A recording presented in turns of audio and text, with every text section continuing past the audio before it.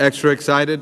We're going to go ahead and start the meeting this morning for Legislative Finance Committee. Want to go ahead and invite up County Commission Chair Shaljo, our superintendents. Thank you so much for being here. Come on up, please. And Mayor Enriquez, want to invite you up as well. And just as a quick reminder, committee, we have from now until 9 for opening remarks, which will be remarks and then questions. Commission Chair will invite you up along with Mayor Enriquez. And perhaps we might, and it's great to see our district attorney. We'll go ahead. I know since time is short, we'll perhaps go ahead and maybe we'll start on the school side. Superintendent Ruiz, if you might kick us off. Please come on up, Mr. Chairman. Yes, sir. We'll start with our schools. Thank you, Superintendents Chavez and Dempsey, for being here. And we'll start with Superintendent Ruiz. Please go ahead. Good morning. Can you hear? Oh, there we go.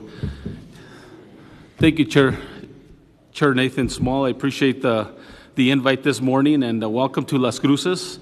On behalf of Las Cruces Public School, it is truly an honor to host you and thank the Legislative Finance Committee for your unwavering commitment to public education across New Mexico.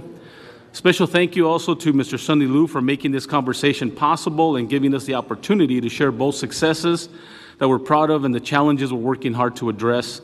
Challenges that I know resonate with districts across the state, and I'm sure we'll hear some more from my colleagues here.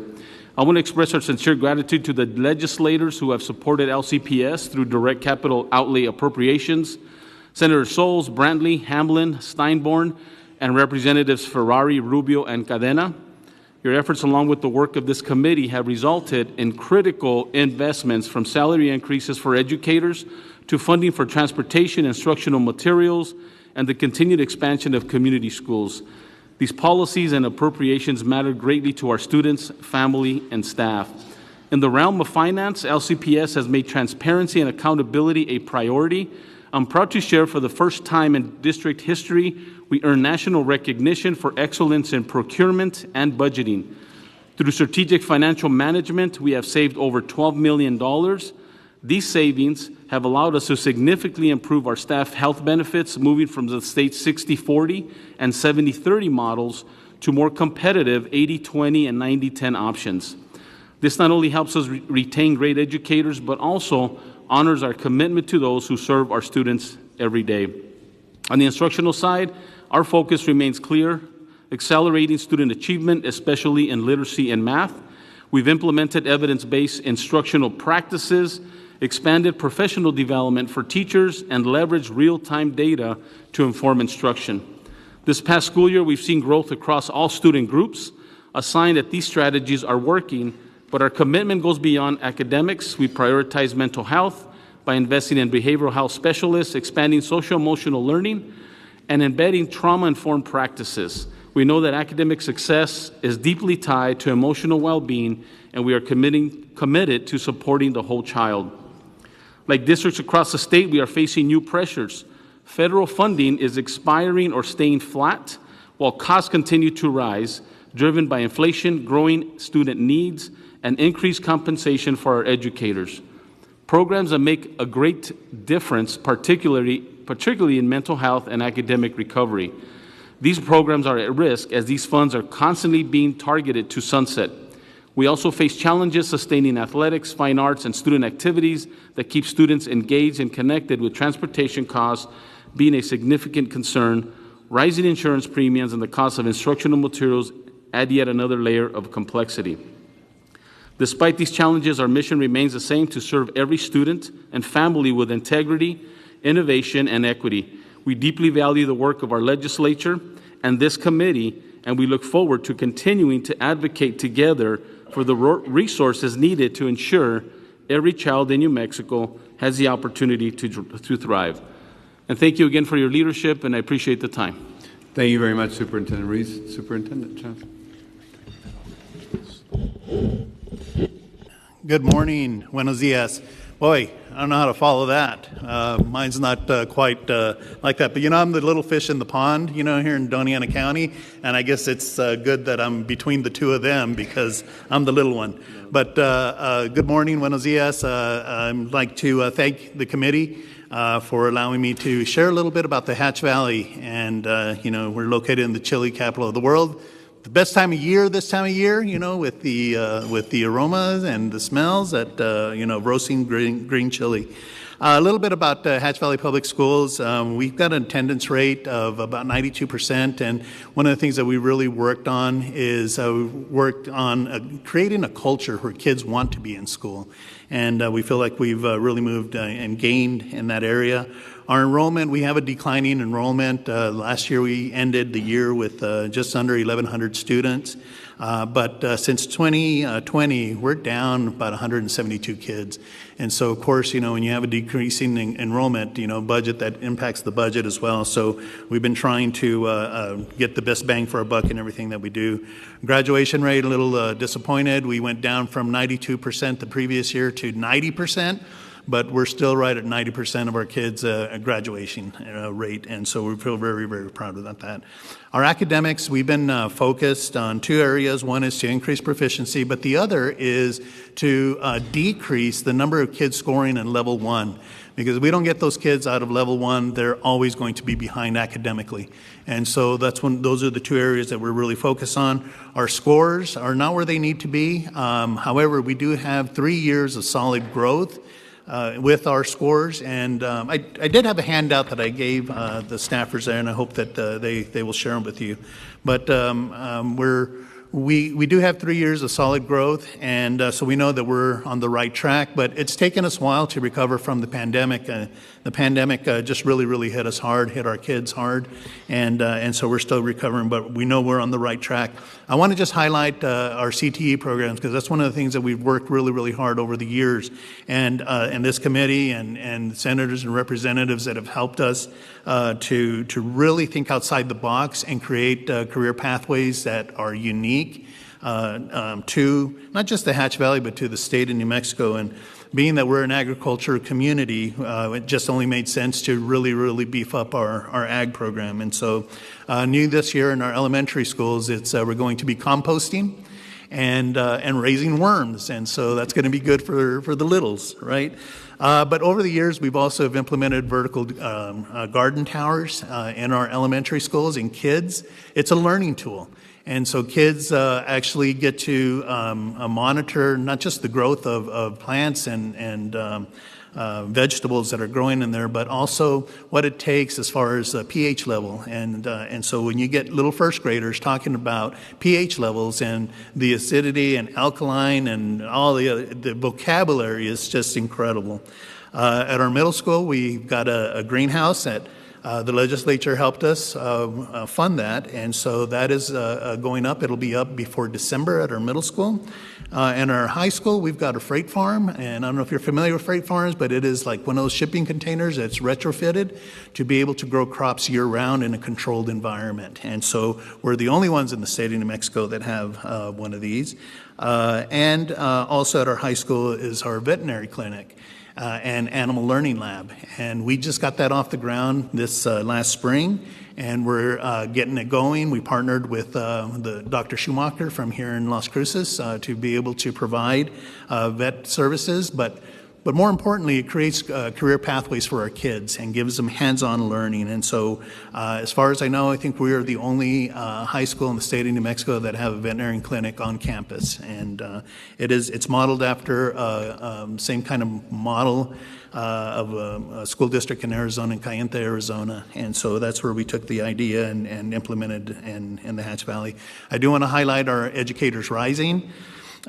We were at one time the only bilingual chapter in the country of Ed Rising, and I don't know that we can still say that, and I don't even know we can say that in New Mexico now, as other chapters have come up with our bilingual. But it was a way for us to take the language and really add value to it. And so we're raising kids, we're growing kids that are going into the education field, but specifically in the areas of bilingual education. I was just sharing with Superintendent Dempsey that U.S. News just released their high school rankings yesterday.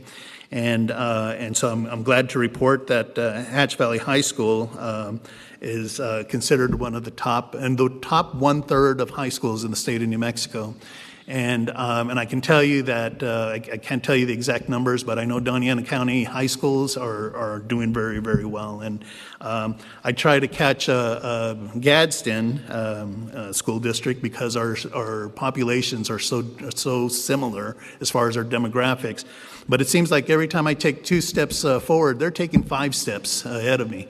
And so we were ranked last year, our high school, at number 5, I believe, and we dropped to number 7 because he had 2 of his high schools that just outpaced us. And so, I encourage you to look at that U.S. News rankings.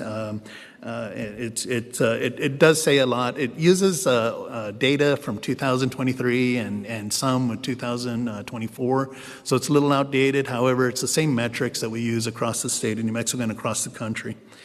Challenges. I just want to bring to the committee's attention some of the issues that we're having with kids that we do have. And I'm going to say that we have the best students in the state of New Mexico. No offense to Gadsden or Cruces, but, we do have the best kids. And but just like any other kids in any other districts, and as I talk to superintendents across the state of New Mexico, one of the things that we're seeing that is very, very troubling is the amount of vaping that is going on with kids. And specifically, we're seeing more and more kids that are vaping THC. And so that should be a concern for everybody as we continue to move forward. Funding, areas of funding, some of the things that Ignacio had already talked about, federal funding and the decrease in federal funding. But I do want to bring up, the SEG and the 910B5. We have, even though we have a declining student population, we have an increasing SPED population.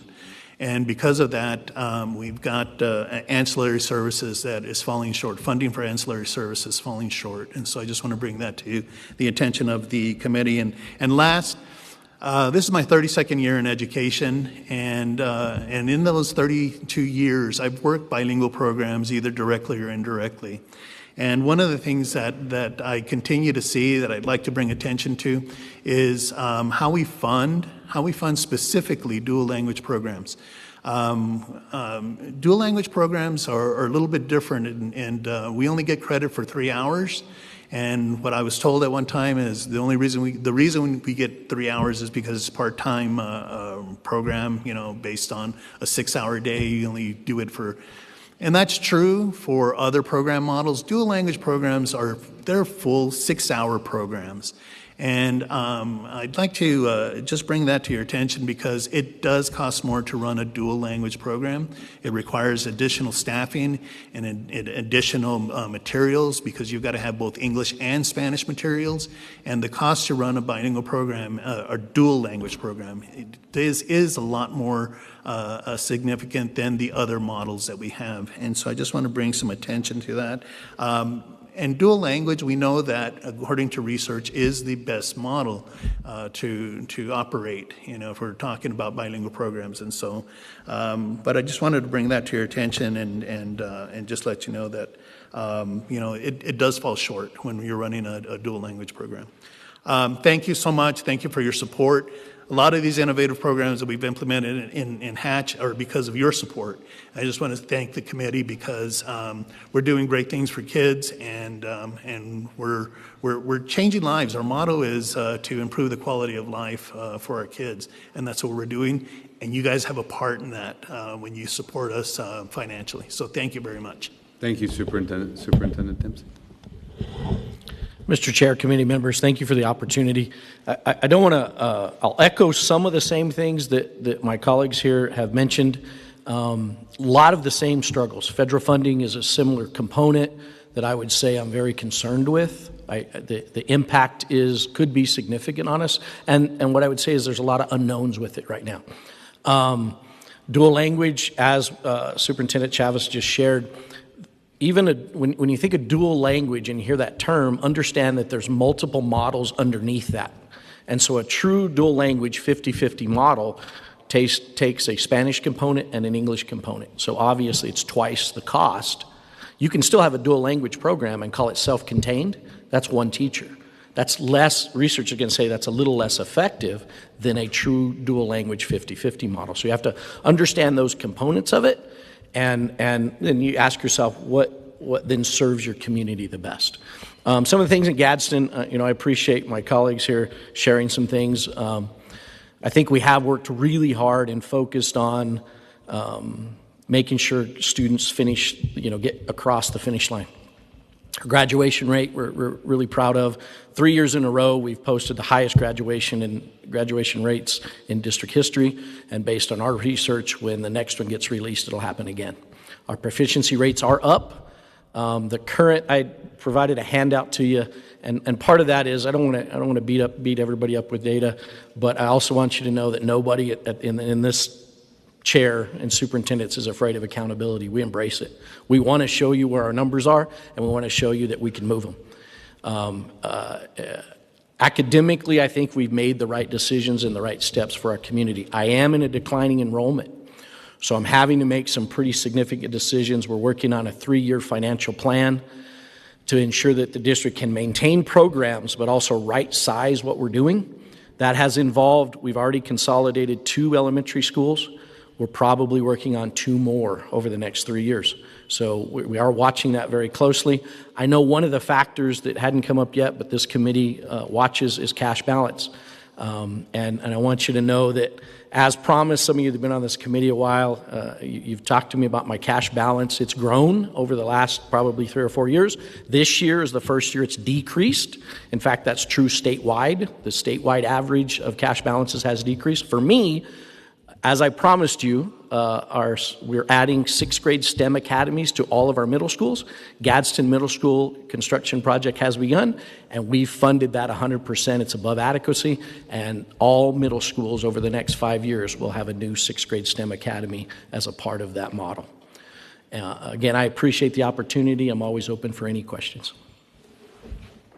Thank you very much, Superintendent Dempsey, and thank you to the superintendents for being here. I know we'll have some questions, and Chair Souls, thank you for being here today.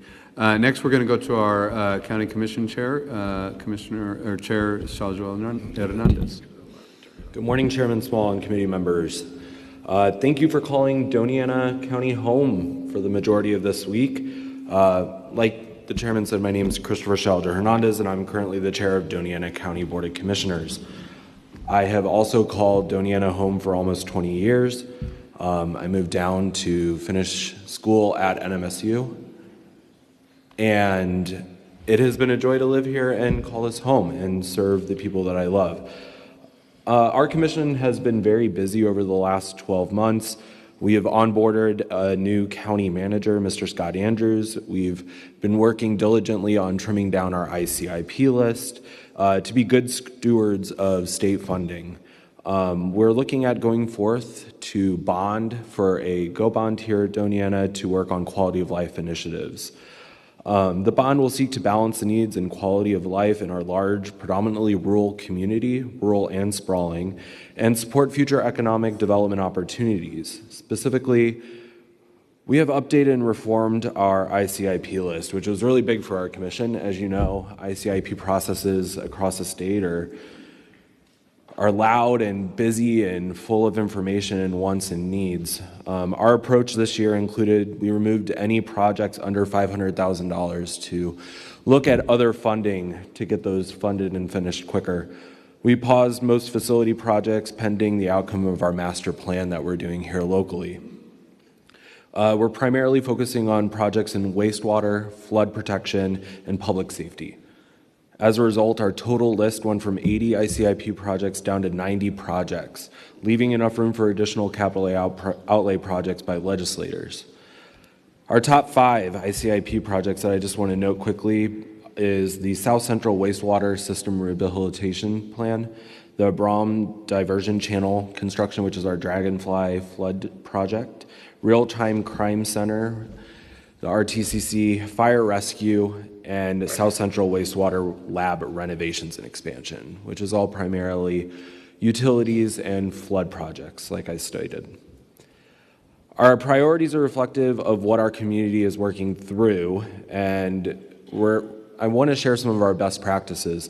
In November of 2023, we adopted our county strategic plan, which is what we're funding, and what we're finding is that we're basing everything that we're doing here with our budget at Doniana, as well as our projects in the future, based off of this strategic plan, which used vital conditions, which are kind of best practices, if you will.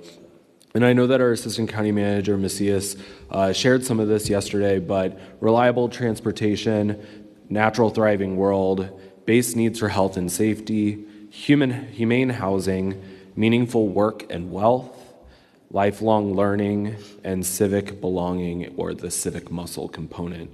I myself chose humane housing and natural thriving world. So natural thriving world is going to be that clean air, access to water, soil, healthy ecosystems, and housing. We're looking at adequate space for you and your family, safe structures, and the affordability concept or component of that as well, without gentrification, segregation, or concentrated poverty. Some other things that we've been doing is we've had a couple disasters in the last few weeks. July 2024, the BOCC put out a declaration declaring Vado flooding a disaster, but we did something really unusual and really unique. We put a monetary relief portion on that disaster proclamation, which brought money to people that were displaced, whether it was for a short time or a long time. And by doing that, it helped. We saw people needing that assistance right away. And as far as I know, it was the first one done in the state where we actually were able to set aside money to take care of the situation right then and there. We weren't waiting for the state assistance. We weren't waiting for FEMA to come in. We were able to give people that relief, and it was huge. And we're very blessed to be in that point that we were able to do that. We had money out within the next week to make sure that people had somewhere to go. Some really great news is that FEMA moved into our Vado del Cerro Community Center yesterday. They are starting that process, meeting with constituents, meeting with property owners down there to make sure that they're being taken care of after the Vado floods. And when you think about it, that was 600 homes that were touched by this disaster. So we have a lot on our plate, and we're doing it as best we can. Talking about the $140 million bond referendum that we're putting out, and we'll be making big strides. I apologize, I'm tired today. We've been doing our community meetings, and I was in Mesquite last night, meeting with residents, talking about the bond, talking about how this is going to affect their community and lift up what they've been working on locally. So some potential investments from that GO bond, which we tied directly to our strategic plan, is going to be quality of life. And when you uplift quality of life, economic development kind of surrounds those projects. So we're looking at improvements to our current community centers, our current facilities that we have, bringing more life, culture, and diversity to those centers, looking at doing more outdoor and indoor recreation, maybe some regional centers. I've been really interested in what Hobbs did with the core facility. It's fantastic, and I would love to see maybe one or two of those here in Doniana to bring that indoor recreational, that center of excellence, having a space for you and your family to grow and thrive here in Doniana County. We've also looked at doing some improvements to our Doniana County Fairgrounds. Southern New Mexico Fair is huge for us down here, and we want to kind of bring and uplift that experience if possible as well. But not only that, we're also looking at some major improvements and investments into our road infrastructure, our water and wastewater infrastructure, as well as those flood projects that I mentioned earlier. This bond kind of started several months ago, and after everything that's been happening in our community, we are having to shift a little bit our priorities to really meet the community where they're at and what they're needing right now. At our next meeting, our commission will take action on this GO bond to put it on the ballot for November 7th. With that being said, I'm really excited to share these exciting things with you all. I think we're moving in the right direction. We're thriving here in Doniana, and I want to say thank you for coming down and thank you for spending the week with us. I appreciate it. Thank you very much, Commission Chair. And I want to recognize our District Attorney, Mr. Fernando Macias. Thank you for being here, and thank you for your work. And now we'll turn over to Mayor Enriquez. And I also want to give a special thank you to Mayor Enriquez, to City Manager, and the entire team, but especially Mayor. Thank you for allowing us to use this facility and for the city really supporting it. So thank you very much, Mr. Mayor. And with that, we'll go to you. Well, thank you, Chair Small, and good morning to everyone, and welcome to the City of Las Cruces. We're so happy that you're here. And as I mentioned on Monday when we talked to the Water and Natural Resource Committee, and Senator Campos reminded me, here in Las Cruces, the Mesilla Valley and Hatch Valley, we have 5 seasons. We have our normal spring and summer and winter and fall, but we also have chilly season. And you're here right now in chilly season, the best time to be here in this area. So I hope you enjoy. I hope you have a great visit and a great time. Here before you today with an attitude of gratitude. We thank you for all the support. I believe last year we got close to $7 million or so in capital outlay funding that we use for infrastructure, for housing, for public safety, and we'll continue. We'll continue to move in that direction and everything else. You know, the City of Las Cruces has a theme that we say, moving forward, adelante con cariño. Cariño is a term of endearment, love, and affection, and I hope we've demonstrated that with the hospitality, with the convention center, and with the swag that was provided that hopefully you all enjoy. And that, again, thank you to the city manager and his staff for providing those giveaways and goodies for you all. But moving along with Cariño, we've partnered with the Las Cruces Public School.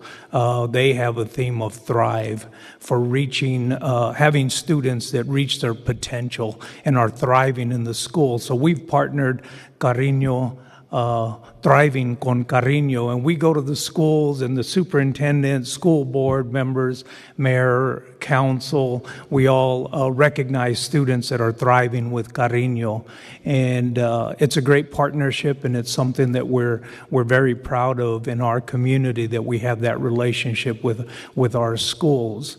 Back in March 21. It was a tragic day for Las Cruces. We had an incident at one of our local parks where 3 juveniles were killed in a senseless killing with firearms, and it really shocked our community, and it was devastating. And one of those things is partnering with the schools. You know, attendance, the CTE program that I know they are advocating for a career technical education facility and program. That is something that we totally support here in Las Cruces because we care about our youth. We care about our youth in this community, and this is a great panel to hear what superintendents are doing throughout our city and our county. And knowing that we can all partner together, but we need some help, we need some support, we need some funding, especially for that CTE program. And here with the City of Las Cruces, we increased our GRT 0.32% for public safety, critical infrastructure, so that would help us. And we're moving in that direction, and we'll continue to move there. But we always need the support, and we're very thankful for the support that you give us. And we look to see how we can help the schools and the youth in our community as well. So again, thank you all for being here. We're happy you're here. Enjoy your visit and your time, and thank you.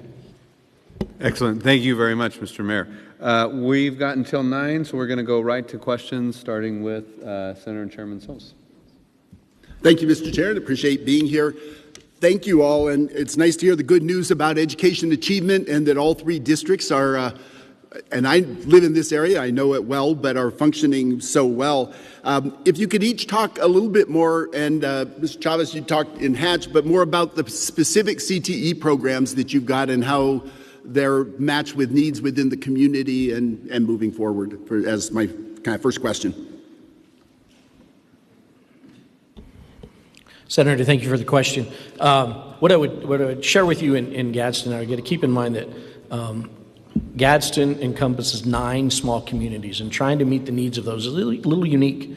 So the northern half, which I would call the Gadsden feeder, that is going to be very traditional.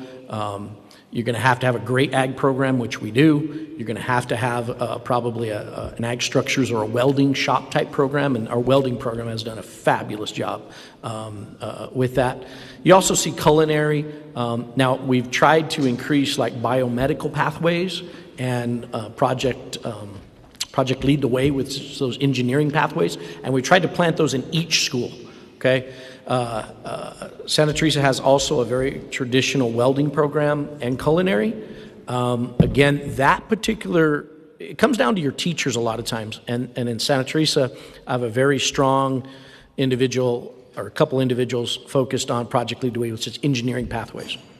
Okay, and at Chaparral, we have a fabulous journalism type program that allows those kids an opportunity in multimedia and all kinds of pieces of that. So that's what I would share about Gadsden and our CT pathways. Yeah, and thanks. I know we don't have a lot of time, so just kind of very quickly, and Hatch, you kind of shared the two that I'm aware of, the container farm type of thing and the veterinarian program, but Superintendent? Senator Souls, one thing, we have very similar programs that Travis just mentioned, but one unique one that I wanted to mention is our aviation program, where it offers an opportunity for our kiddos to be able to graduate or a pathway to a pilot's license. And again, thank you to your support for that program, and it's offering some, just a unique opportunity for our kids. And the last thing I'll add to that is our goal is also to be able to focus in on the building trades, to be able to offer that opportunity across the district. Right now we have a program at Organ Mountain that's very successful with the building trades. We partner with the Builders Association. At the end of the year, we actually participate in building a home, like a Habitat for Humanity type of project. But we want to offer those opportunities because we know that is where the growth is going to happen and the need for employment or employee opportunities. And that's where, as Mayor Enriquez mentioned, being able to support a CTE center here in Las Cruces to offer those opportunities across the community. Thank you. Mr. Chair, and panel kind of still on education, but it also pulls in the city and stuff. Did you talk about the summer intern program? There were a couple, it had been going very well, little glitches this year, but the plans for that moving forward. I can speak a little bit, and then I'll turn it over to our county and city partners. It's just a great opportunity for our kids to be able to get those work experiences. The county has been a great partner in being a fiscal agent with the support of our legislature. And the one thing that I would ask for support and advocacy is to be able to expand and utilize those dollars not only in the summer, but to be able to provide opportunities for our kids throughout the year. And so that we can offer those opportunities not only for the 2.5 months, et cetera, that we're limited to, although it's a very valuable experience, and appreciate also our business community here in our city, but also to expand those programs or those resources in the budget to be able to utilize that throughout the year. I'd just like to just add that I just want to recognize Fernando Macias because under his leadership, we were able to grow that program. But one of the things moving forward and some of the hiccups that we had this last year that I would like the county to understand is that in Hatch, it's going to look a little bit different because we don't have the industry, the traditional industries. We don't have, industry where we can do these career pathways. And so a lot of times with our kids, even we're placing about 50 to 80 kids. It just depends on the year. However, our work experience is going to look a little bit different than what's offered here in Las Cruces. And that's something that we have to take in consideration. And so our focus is really focused on work ethic, soft skills, and that type of thing, hands-on. And it's going to look different because a lot of kids are out in the fields, they're working agriculture, they're working the sheds, they're working some of the businesses that we have in the village. But we don't have, some of the big industry that Las Cruces does. And so it needs to look different. We need to have some flexibility to be able to run it in the Hatch Valley a little bit differently. I think, Senator and committee members, what I would add to that is we had this last year, if we're all being clear, we had a significant reduction in the amount of students we were able to employ. And that was unfortunate. And under Mr. Macias's direction, and really it was his desire to see that grow and expand, and the opportunities there. I believe yesterday the committee got to take a little field trip down in my area, and you see the potential of what might be there. And I would encourage everyone to see this as an investment in our youth, and the hope is then our youth during the summer or throughout the school year, they don't have the time to be doing things out in our community that aren't good. We want them doing things in our community that are good. And so if we all see that as an investment and the amount of time we can spend on it, I think that's important. Thank you. Mr. Chair, I don't want to take up too much of the time, but just one last question dealing with affordable housing, which the latest things, we have somewhere around several thousand of our children that are unhoused at this point and struggling with that. What kinds of things do you need as far as help from the state to help leverage affordable housing construction and things in this area? And that maybe, I know the county is looking at that with your GEO bonds, so that's more of a city-county. But what are we doing to ensure we've got affordable housing for people, which is so much of a root of other social problems when people are unhoused? Thank you, Mr. Chair, Senator Souls. The county is definitely starting to get better at getting in the housing game. In the past, we haven't really done that. We've been working with our community partners like Tierra del Sol, Mesilla Valley Public Housing, and others and the city of Las Cruces as well as of late to help with that housing issue in our community. The county is now listening more so to community at what the needs are, and I think we're making the right steps in the right direction to start leveraging those private public funds as we did with Tierra del Sol. And I think when we're looking at Vado in the future there as well, we're really thinking about what the future of housing is for our communities. So it's something new to the county that we're getting involved with, but we're excited to start looking at that through the GEO bond and our community partners.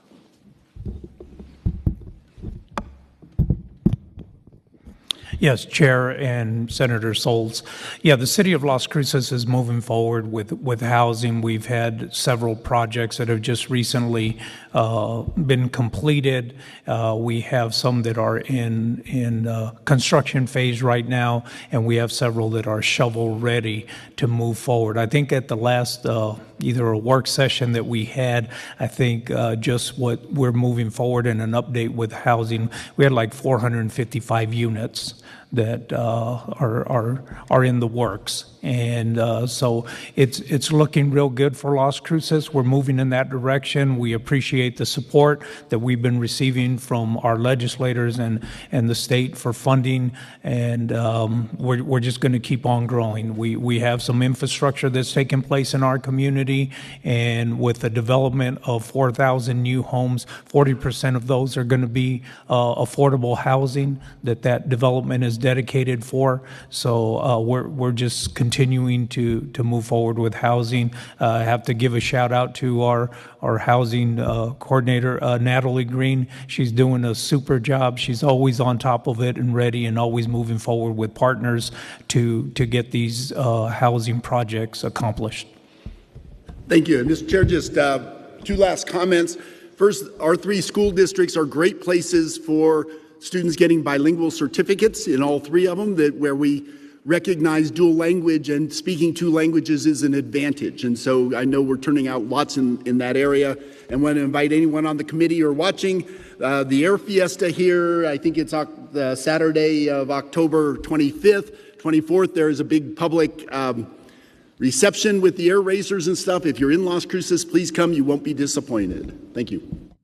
Excellent. Thank you very much, Senator Souls. Next, we've got 5 more folks. Senator Woods, Representative Silva, Representative Garrett, Representative Dow, and Senator Tobiasen. Senator Woods. Thank you, Mr. Chair.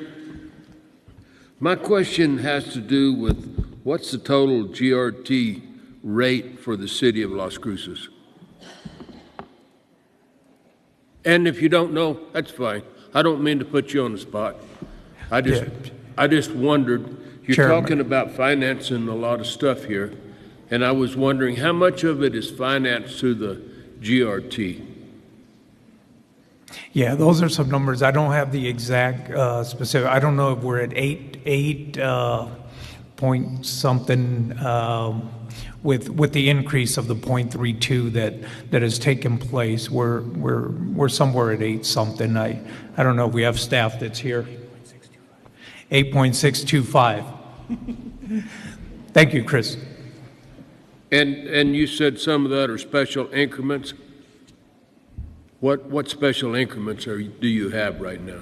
Well, with that increase that went to the voters for an increase, it was for public safety and critical infrastructure, and that's what that 0.32 is, which is estimated about $11 million a year that it would generate for the city of Las Cruces.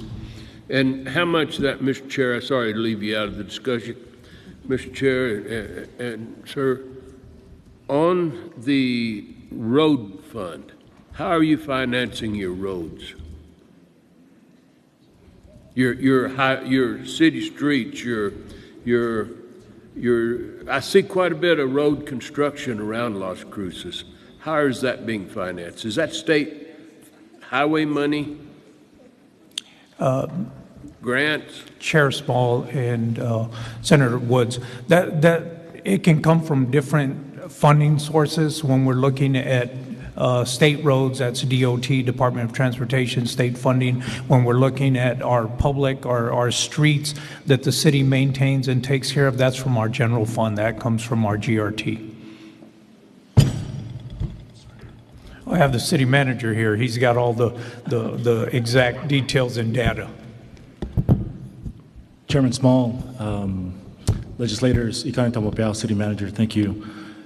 Mayor, so we have a mixture of funds. As the mayor mentioned, we have a GRT bond that the legislators, our elected officials approved, and then it went to the voters, and that was passed this past year. That raises about $180 million for us. Every year, it's about $11 million that we accrue, but we can use that to bond for $180 million. These are one of the things where we come to you as a city where we don't want to come with full open hand, but we want to do our part and do what we can for critical infrastructure. In this GRT, it's only for critical infrastructure. There is no personnel cost that it pays for. So this is critical infrastructure, as the mayor shared. This is for roads. But in addition to that, even before the GRT bond, we had something which all cities have. It's the SSGRT. So this happens. This is a cycling bond that we're afforded to as a municipality. We get every 2 to 4 years a certain allotted amount that comes to about $10 million, in addition to what we get in our regular tax revenues from property taxes and GRT. So this is something that we're able to sustain along with other municipalities in the state. Thank you. So with that, Mr. Chair and sir, how about your water rights? Have you got adequate water rights for your growth? Our water rights, Chairman Small, legislators, our water rights right now are threatened. We have we have. Don't worry about it. You don't need to. That's a complicated issue. And if you don't want to answer it, that's fine. Okay. Okay. On your on the county, what is the difference in the GRT in the county and the city? How much difference is there in the two GRTs? I would have to look at the exact number. It is a lower GRT than the city. We also encompass a lot of other municipalities as well. And how is your funding from the State Highway Department on your roads? Are you getting enough local money, state money from the road department, from DOT? Do you want the political answer, or would you like the factual answer? We have great working relationships with the state DOT. We have a lot of ongoing projects here.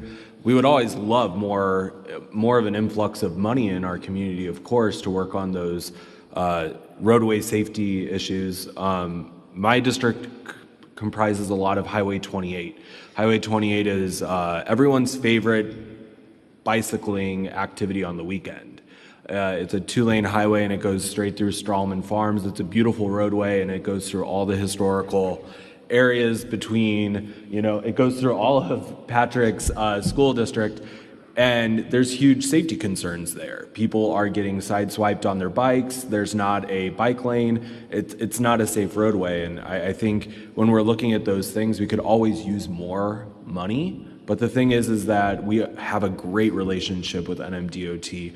We are able to go to them with our comments, questions, and concerns. They're in community getting that feedback, and they're responsive to us. So I have to say, we're in a good place with that, but we would love to see more investment in our bigger projects. Okay, one last question, Mr. Chair. In the county,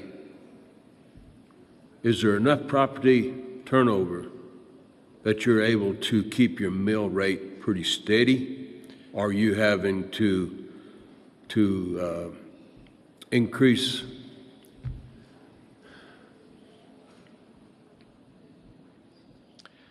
You look to be a very much growing county.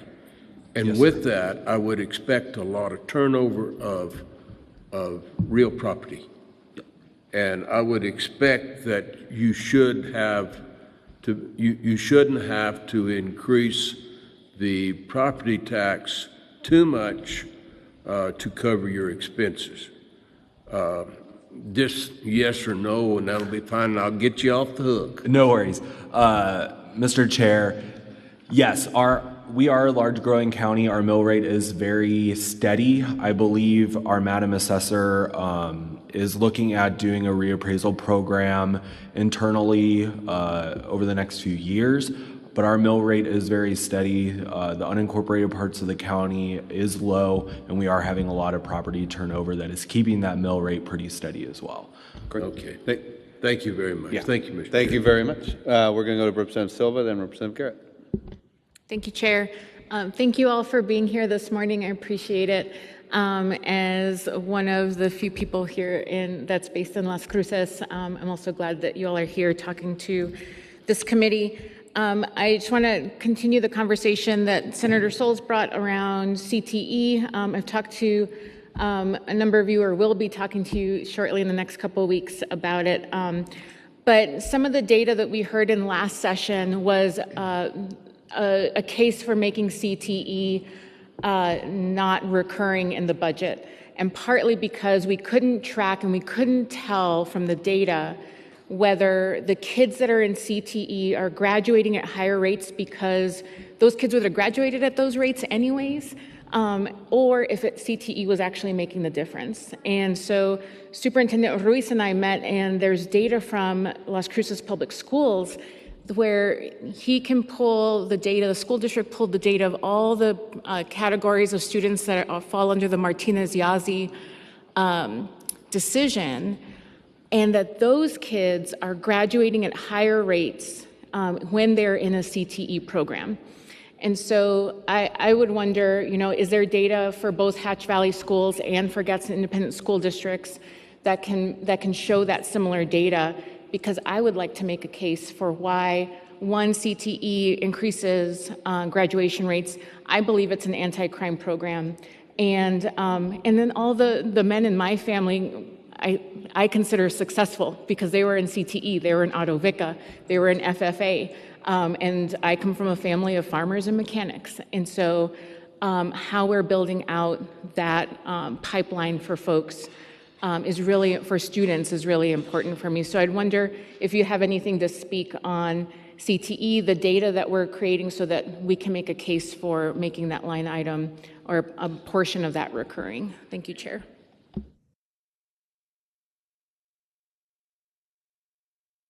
Thank you, Representative Silva. And definitely, as we pull the data, and the research shows across the country the success of CTE programs and graduation rates. I know the state, there was a report also here in the state of New Mexico that showed that we took a little further in Las Cruces public schools and analyzed our underserved student groups, such as you mentioned with the Martinez Yazzie. And our data also shows that kiddos that participate and at least complete two, we call them completers, which is at least 2 courses of the CTE pathway, are graduating at a higher rate than the kiddos that are not in that program. And so our goal is to increase that participation. Part of that is also the work experience that I spoke about earlier. That's another huge piece in the summer, and again, having that opportunity to expand that throughout the year. And so, I spoke about the CTE Center. It's not just about the center.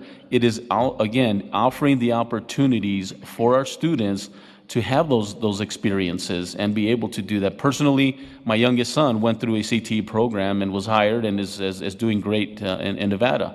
And so I truly believe in that, but not just that, the data speaks for itself. Mr. Chair, Representative Silva. I just want to say, I started working CTE programs back in 2012, and one of the things that stood out as far as data and what you're talking about is we were receiving Perkins funds way back then, and we continue. This was back in the Deming district, but now I'm in the Hatch district, and it's the same thing. We're required, if you receive Perkins funds, you're required to track the data, to disaggregate the kids that are directly involved in a CTE program. And as Superintendent just mentioned, the more that the kids do, the completers, the more successful they are. And so since 2012, I've been tracking that data, and it does, kids do have a higher graduation rate. They do have higher proficiency scores. And all around, it's a good program. Student success, that's one of the areas and that's why I became so involved in CTE, because from way back then when I started working CTE, I saw the benefits and the impact that it was having on our kids. Mr. Chair, Representative Silva, the only thing I would add is, and I would encourage you to spend time with Mr. Chavez. He's a very humble gentleman, but he is truly a CTE expert. And if you need to pick someone's brain about it, he definitely is the person to talk to. But like he mentioned, every one of us track those, and we call them completers. That data is very easy to access.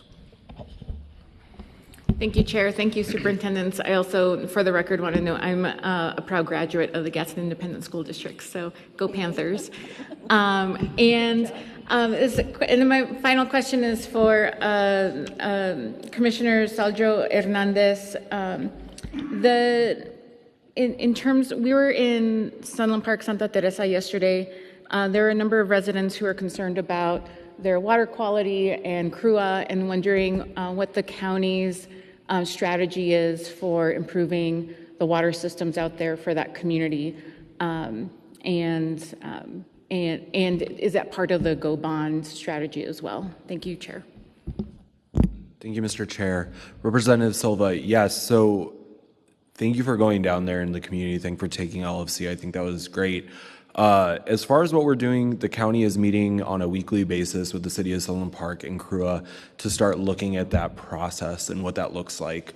As you know, the county started the process earlier this year to separate from CRUA and to relook at that water system in the way that we can best serve those residents.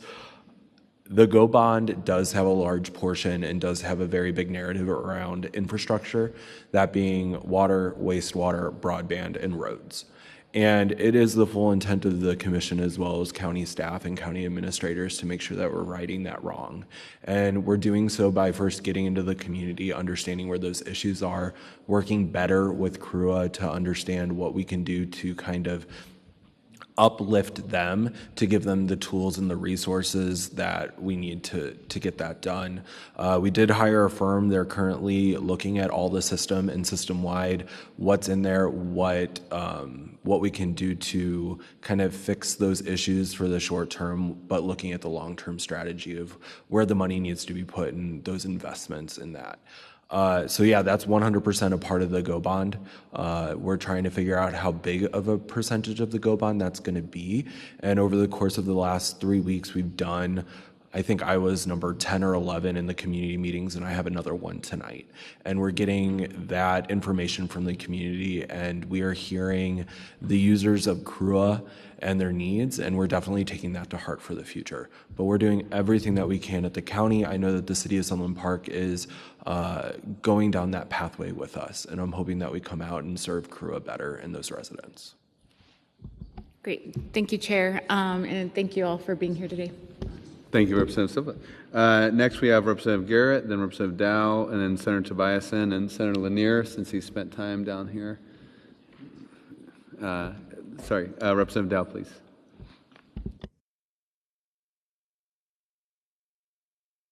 Mr. Chair, isn't it me? Aren't I next? Yes, sorry. Apologies, Representative Garrett, and then Representative Dow. Apologies, Representative Garrett. Thank you, Mr. Chair. Thank you all. Superintendent Chavez, you had me at worms. I bought thousands of worms for science projects, and that's very profound what you shared. My first question is, all three of you mentioned the intricacies of dual language funding. So I just want to say several of us here are on House Education, Senate Education, LASC, and shortly I'm going to be, when you see me texting, it's not social. I'm going to text John Cena and Jess Hathaway at LASC to take a deeper dive, because those programs are vital. And my other question is for Superintendent Dempsey. I know that there's a lot of Taiwanese people moving into Santa Teresa and that they had asked if a school could be started. Has there been any talks of a dual language Chinese language program? Sorry, Mr. Chair, Representative, there has been some preliminary conversations around that. And just like anything, we've got to figure out, as I mentioned, our student enrollment is dropping. And so I've got to figure out the financial forecast or guess at the financial forecast of this. Typically in public education, we look 1 year out. I'm trying to look 3 and 4 years out, and this is going to be a trick. And as you mentioned, funding any form of a dual language program is expensive, and it depends on the model. And with a declining enrollment, I've got to be very thoughtful around it. So there is definitely consideration. We have great partnerships with the Santa Teresa Charitable Foundation, and they do some terrific stuff for our kiddos. And we always want to do the work to serve them and serve our communities. Thank you. And just, I mean, it's an indication of our world is small, and New Mexico's connected to East Asia. A friend of mine from Phoenix, who's Korean, bought the old school in Rincon, which is in Representative Dow's district. So it's interesting what's happening. Thank you. Thank you very much, Representative Garrett. Let's go to Senator Tobiasen, and then we'll come back to Representative Dow. Senator Tobiasen. Thank you, Mr. Chair. Superintendent, I'm really intrigued by the 6th grade STEM Academy. Could you explain the structure of that and who attends and just a little more information about that program? Mr. Chair, Senator, absolutely. So what we, the way we've tried to grow this and we've tried to build it to where currently we have our elementary models as a K-6. I spent a lot of time as a middle school teacher. I really wrestle with 6th grade being in elementaries. I'm not sure it's the right fit. So this would give us a chance to change that model to a 6-8 model with our middle schools. Now the STEM Academy, the pieces of this is we definitely, anyone that's actually assigned to 6th grade, to the academy, has to have some form of a STEM endorsement. So we're going to have to build that out, and we're already working on those pieces. We want it to align with our Project Lead the Way. And so what we've done to try to build that is we're partnered with Lego Education, pre-K through 6, to make sure we're getting some of those hands-on pieces, but some coding components already built into that. We have a drone program that starts at our upper elementary and would then tie right directly into our middle schools. And so those are the kind of the pieces that we've tried to use the hooks for the students, and we want to make sure we put the right staff in front of them. We're looking for hands-on type projects, more project-based learning, and that takes a little bit of work in terms of professional development and a tremendous amount of planning for our teachers. So you can't assume teachers can naturally do those type of things, and we don't want to make those assumptions. We want to plan for it. Mr. Chair, Superintendent, so are you telling me this is a separate academy? Children have to choose to go to this academy, or is it all sixth graders? Mr. Chair, Senator, all sixth graders are going to get this opportunity, so we're very excited. We're going to do it in clusters. So Gadsden Middle School will be the first middle school completed, and the elementaries that feed that pattern will be the first grades, the first ones in STEM Academy. Chaparral Middle is in design process. That'll be next, and then Santa Teresa will be the third. Thank you, Mr. Chair. And Superintendent, if you would give me your card before you leave today, I'd appreciate that. Thank you. Excellent. Thank you very much, Senator Tobias. And we'll go to you, Representative Dow, and then we'll conclude with Senator Lanier. Thank you, Mr. Chair, and thank you for the presentations. I have to brag a little bit, committee, on Hatch Valley. They are a designated agriculture is your focus. What is the official name of what you've adopted for your school designation? I don't know if we have an official designation or anything like that. We did get the branding of New Mexico True for our freight farm and the lettuce that we've been producing in there, but we're also looking at other crops. Thank you, Mr. Chairman, and thank you, Superintendent. It's very, very impressive. Particularly the veterinarian clinic. Can you give us an update where you are on that, and if you've gotten to the point where you're able to address the stray domestic animal, or I guess chickens too? I don't know if they're a domestic animal, but are you being able to partner with the city or the village of Hatch and resolve some of those issues that are kind of left in the dust with their remote locality in the county? Yes, I just want to say it's been a vision. It's been something that we've been working on. One of the things that I truly believe in is how do we bridge between the schools and your community? Because I believe it needs to be a partnership. And so one of the things that we did have is we had a lack of veterinary services. And so anybody that needed to have their animals looked at, they'd have to drive either to Las Cruces, Tier C, Deming, and if it was an emergency, over to El Paso. And so what we did was we looked at this as an issue because there was a lot of stray animals, stray dogs, cats, that sort of thing. And so we thought, well, okay, if we could create this center and be able to create career pathways for our kids, but also benefit the community. It's a win-win situation. And so we did open up in the spring.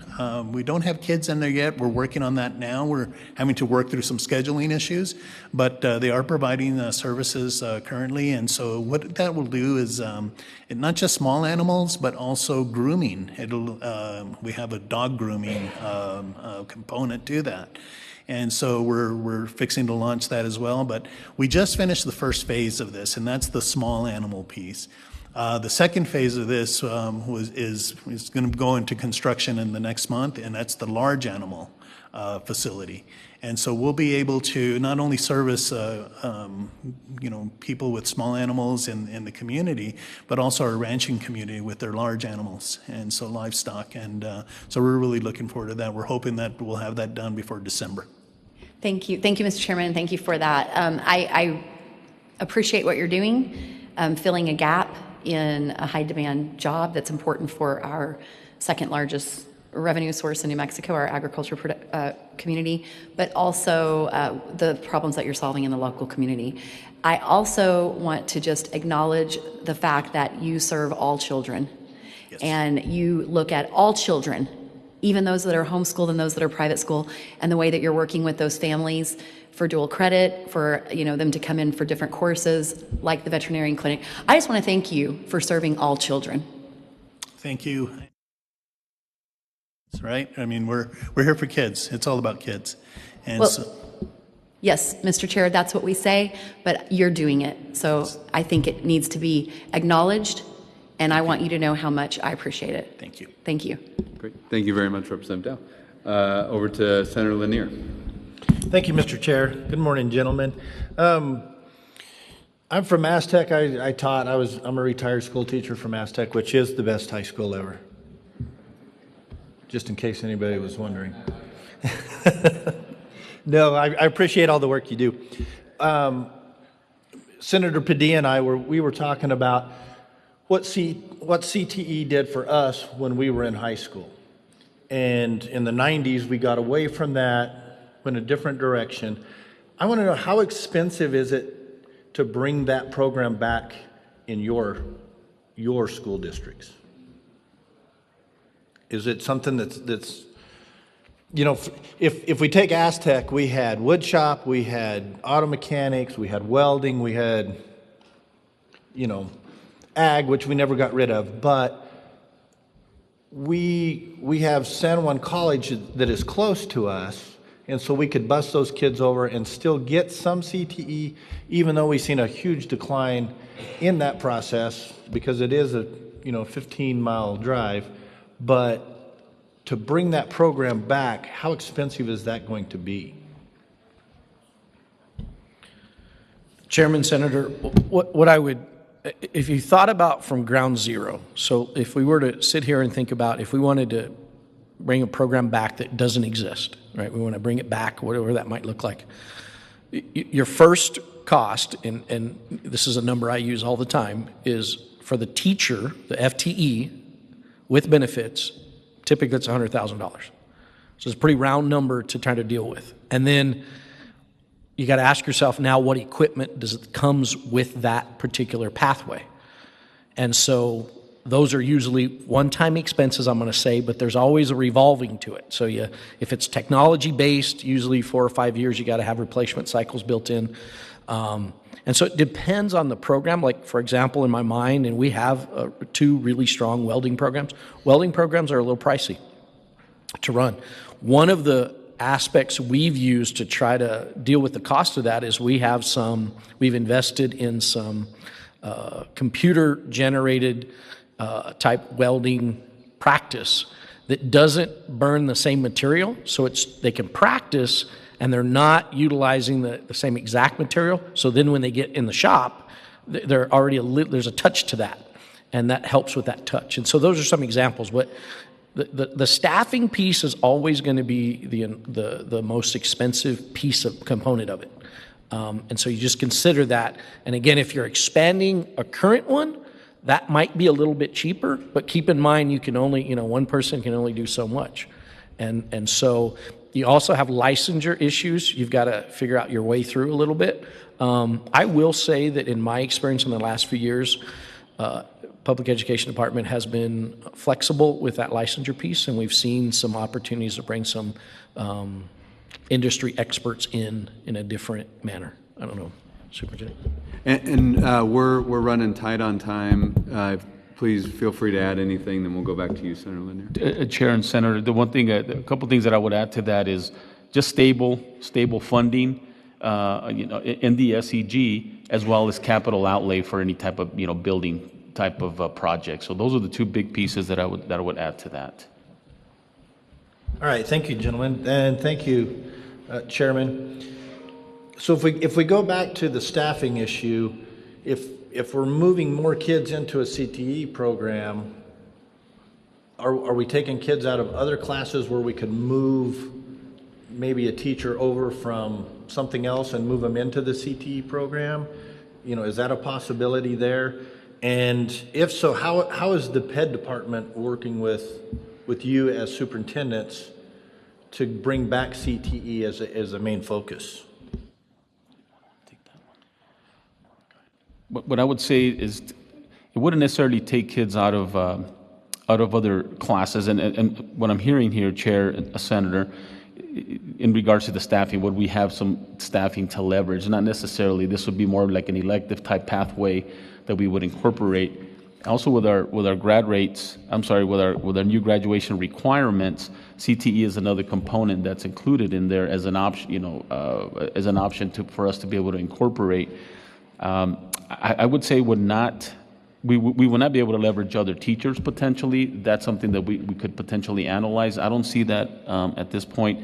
What was the second part of your question? I apologize. Just Mr. Chair, how the PED department, are you working with the PED department to get these programs started again and up and running? Mr. Chair, Senator, right now these are non-recurring funds, and that's where the challenge comes in, right? So it's not something that we can depend on every year. For us, as far as Las Cruces Public Schools, one of our challenges is a capital outlay. When I mentioned having a centralized type of CTE environment for our kids, that takes capital outlay money that is not accessible through the current model that we have, or funding model for CTE that we currently receive. Okay, thank you. And Mr. Chair, being on Senate Finance and being on LFC, this is a hot topic for us, and if we can help you navigate some of that, please let us know. I think everybody in the room thinks that it's very, very important, and we need to get back to that. I want to make sure that we don't forget the kindergarten through fourth graders. We got to get them to learn how to read and write. Our rates are horrible. I don't want to focus on CTE so much that we forget to drive that reading and mathematics. Chair and Senator, really quick on that. When you say reading and writing, that is incorporated through all your CTE, and actually this is real world type of application to math, real world application of reading, etc. So it actually, the research really shows that it does increase the student outcomes within reading, writing, math, etc. within those programs as well. Yes, sir, and I totally agree. Yes. I think that's the thing that we have been missing for a few years. So, but I appreciate you, gentlemen. Mr. Chair, thank you. Thank you, Senator Lanier. Senator Gallegos, do you have a very quick question? I do. It'll be real brief. Thank you, Mr. Chair. Thank you, gentlemen. I'll start with Eric. Thank you for what you do. We educated him in Lee County, then sent him back home. So we're pretty proud of what he does. But I'm on the school board in Eunice, so I was just going to ask real quickly, talking about the CTE, have you made partnerships with industry? So if you've got welding, and it is high cost, are you looking at, we at the junior college years ago would build the dumpster things for the community. Well, the people would bring in the plate, they'd pay for the acetylene, for the welding rod. We would build them. It was their material, their product, but we used the welders in the class to build them. And I'm just wondering, that was a real benefit for us. We've got the CTE school in Hobbs, and I'll stop there. But all the communities came together to help on that. It has grown so much that Eunice School District no longer has any openings there. So we're going to have to build our own, even though we participated, but there's that much demand for CTE. But I was just wondering on that financial side, if you guys had any partners with any of the industry leaders. You know, and Chair, Senator, here in Las Cruces, what we've done is we have a committee of folks around the community, and specifically our unions. We've met with our unions, the different the trades. They're willing and ready to support and help. Financially, it's a tough piece.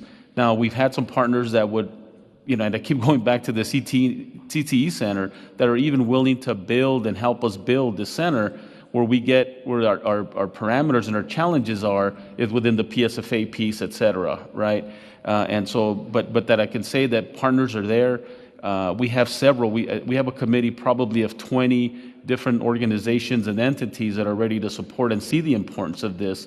It's now on the funding side to be able to get this going, but partnerships in regards to curriculum, partnerships in regards to electricians coming in and working with our teachers and our students and giving them that real world guidance and experience. So that is ready to go. It's just, if we build it, they will come, I guess, sort of a thing.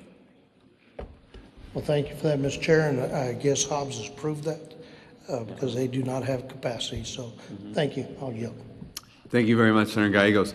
Thank you all panelists. We really appreciate it and look forward to continuing this week, working very closely together. And thank you to the members for really great questions and engagement. With that, we'll turn loose. Thank you all very much. And we're going to go ahead and invite up our Mr. Jorgensen for the funding of performance through the higher education funding formula.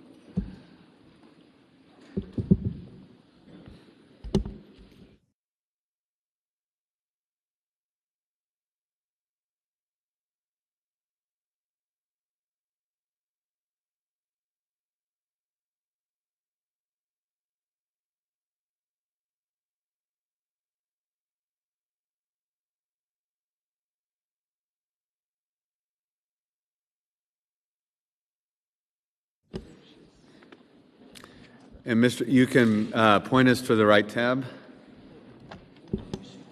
Thank you. Good morning, Mr. Chairman, members. My name is Connor Jorgensen. I'm the LFC analyst for higher education. We're going to be working off of this packet. It's behind tab C in your binders, the title of which is Funding Performance Through the Higher Education Funding Formula. And we'll go ahead, because we have sort of an echo in the room, we'll ask folks to take the conversations outside. And we'll maybe, go ahead and maybe our staff can help guide folks outside. We can continue the collaboration there. And we'll turn it back to you, Mr. Jorgensen. Thank you, Mr. Chairman. So, if you'll turn to page 2, we can jump right into the mechanics of the higher education funding formula. So I want to just make a couple of points before we get into actually how the funding formula works. The first point that I think is important is that the funding formula is a base plus allocation methodology. That means that it's always going to protect the current year base funding and add to it.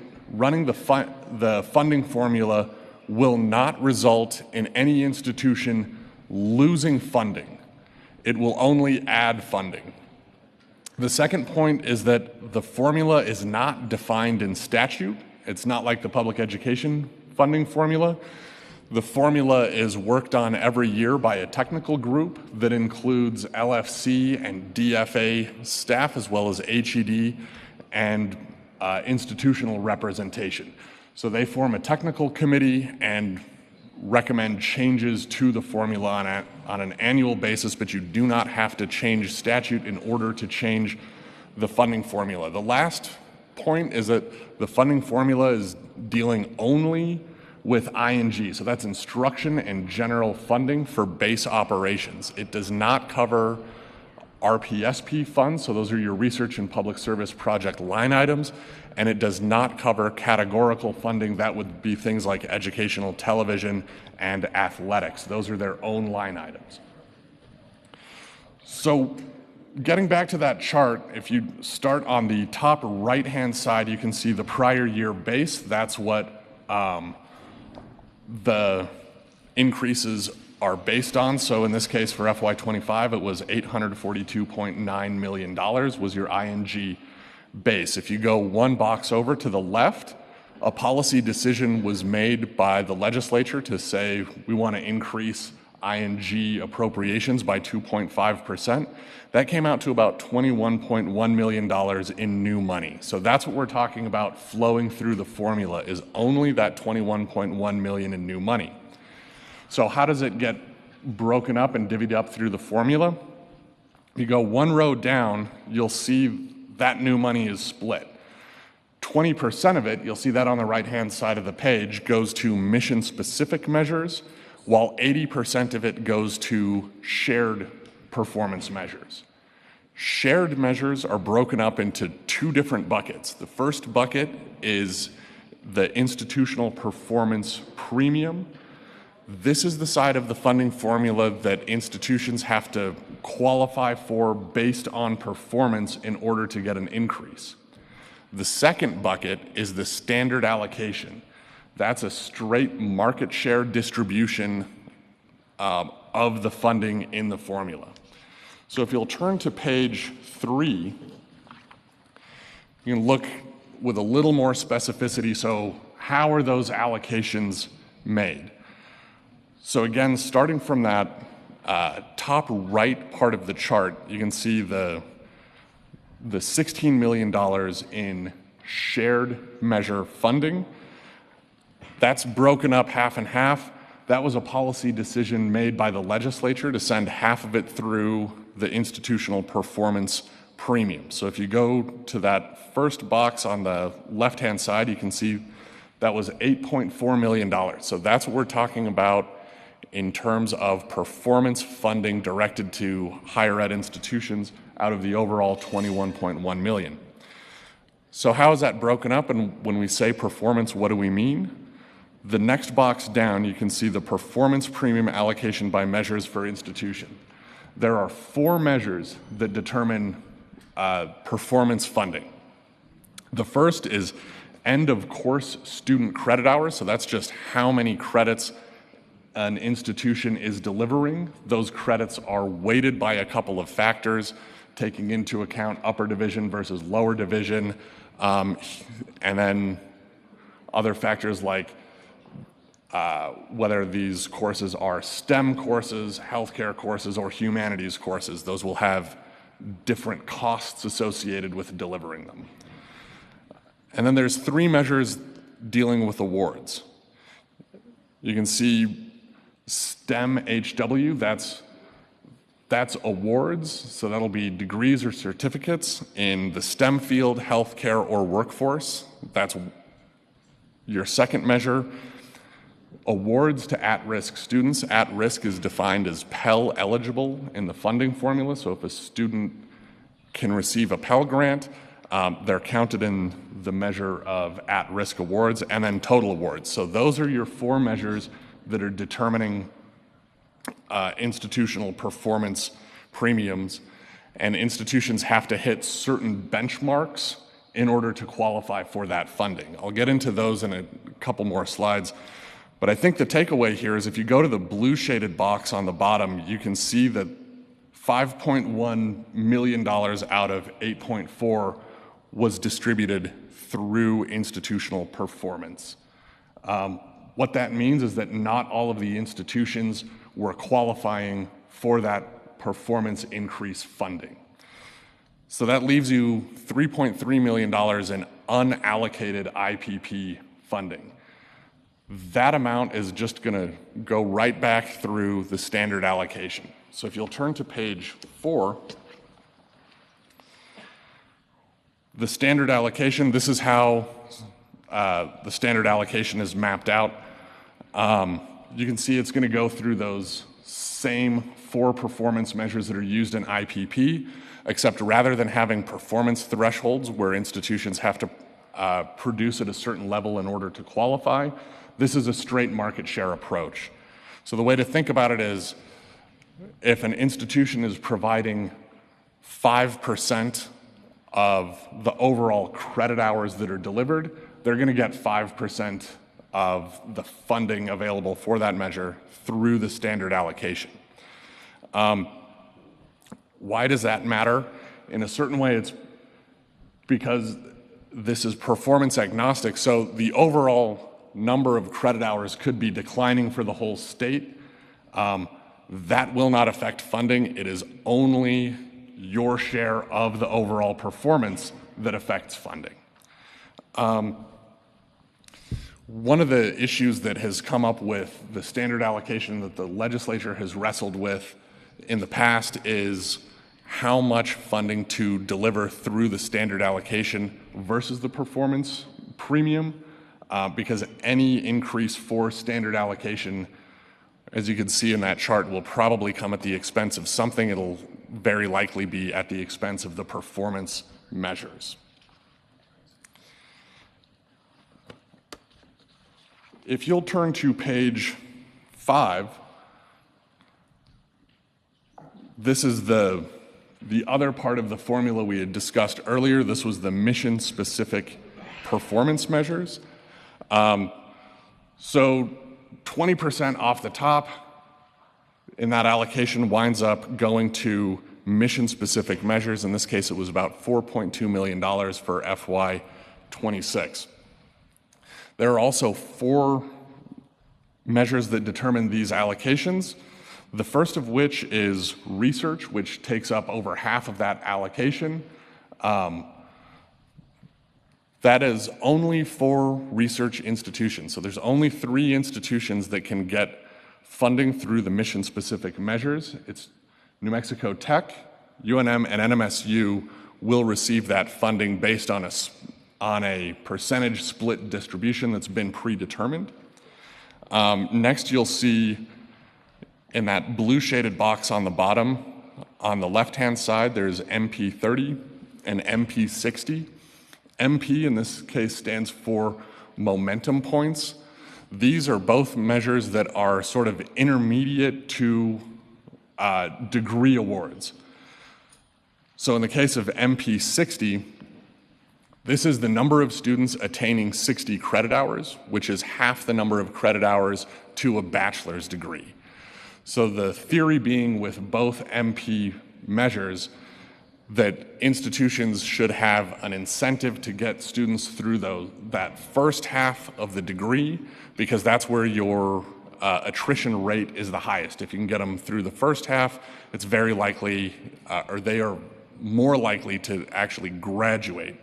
So that's what you're seeing is MP 60, which applies only to comprehensive colleges and universities, and then MP 30, that's the 30 credit hours, and that applies to 2-year colleges.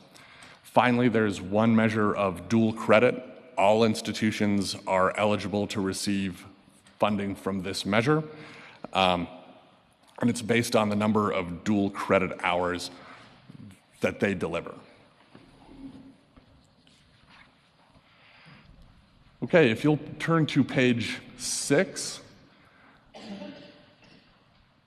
like to talk about the performance funding on the for those IPP measures. So how do we define performance for the funding formula? So when we say that an institution has to compete for eligibility, what does that mean? On the table on the left-hand side here, you can see there's 4 qualification tiers that an institution can hit in order to bring down additional performance funding. So the way to read this table is on the left-hand side, level 1, there's a criteria of greater than 95%. Greater than 95% of what? That's your benchmark. So what we're comparing the institution to is their highest output in a given measure over the last 5 years. So take student credit hours. We look at the annual production of student credit hours over the last 5 years, what was the highest number they had. That becomes the benchmark. If an institution produces 95% or more of the credit hours in that measure, then they qualify at a level of 100%. It's the same for all of the institutions. One thing that I find notable here is if you go down to tier 3, institutions can still qualify having produced 85% of the benchmark. So that, in other words, they can present or produce 15% fewer credit hours than their benchmark and still qualify for funding. So this isn't necessarily a super high bar for the performance funding.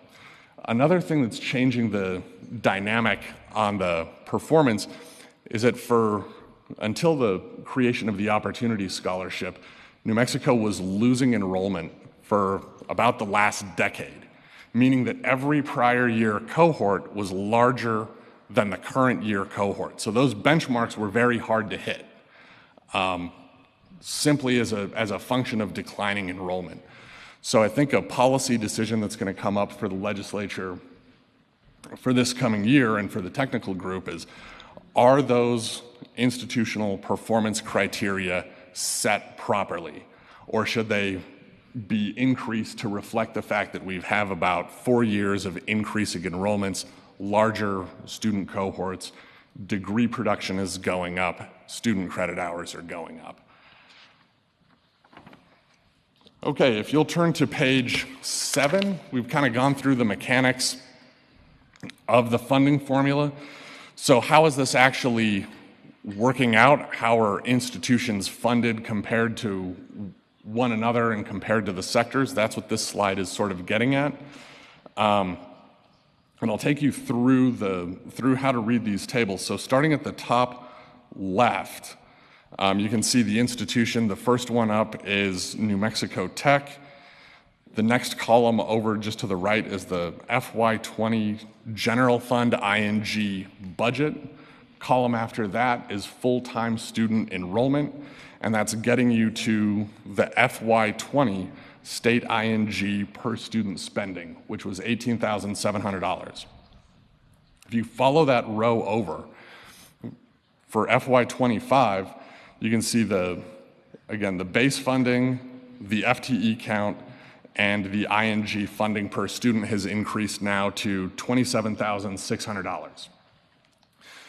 Every institution, as I said earlier, has had a budget increase over this FY20 to FY25 period. However, those increases on a per student basis are going to change very dependent on your actual student enrollment. So in the case of New Mexico Tech, they outpaced the changes at UNM and NMSU because their enrollment actually went down over this time, which drove the per student spending up. That sort of brings me to another point that has come up multiple times on redistribution in the formula. It used to be that the funding formula had what was called a redistribution mechanism. It would take current year appropriations, claw them back, and then redistribute them through the funding formula. There were a couple issues with redistribution. The biggest one is that it does deliver cuts to certain institutions, so it makes financial planning very difficult. The downside with getting rid of something like a redistribution mechanism is when you lose it, if you have, say, persistent enrollment downturns, what winds up happening is you fuel inequity as certain institutions are going to grow faster than others, but their funding isn't going to keep up with those enrollment increases. At the same time, if you're having declining enrollment, your funding is not going to be reduced to reflect that workload. Okay, so if you'll turn to page 8.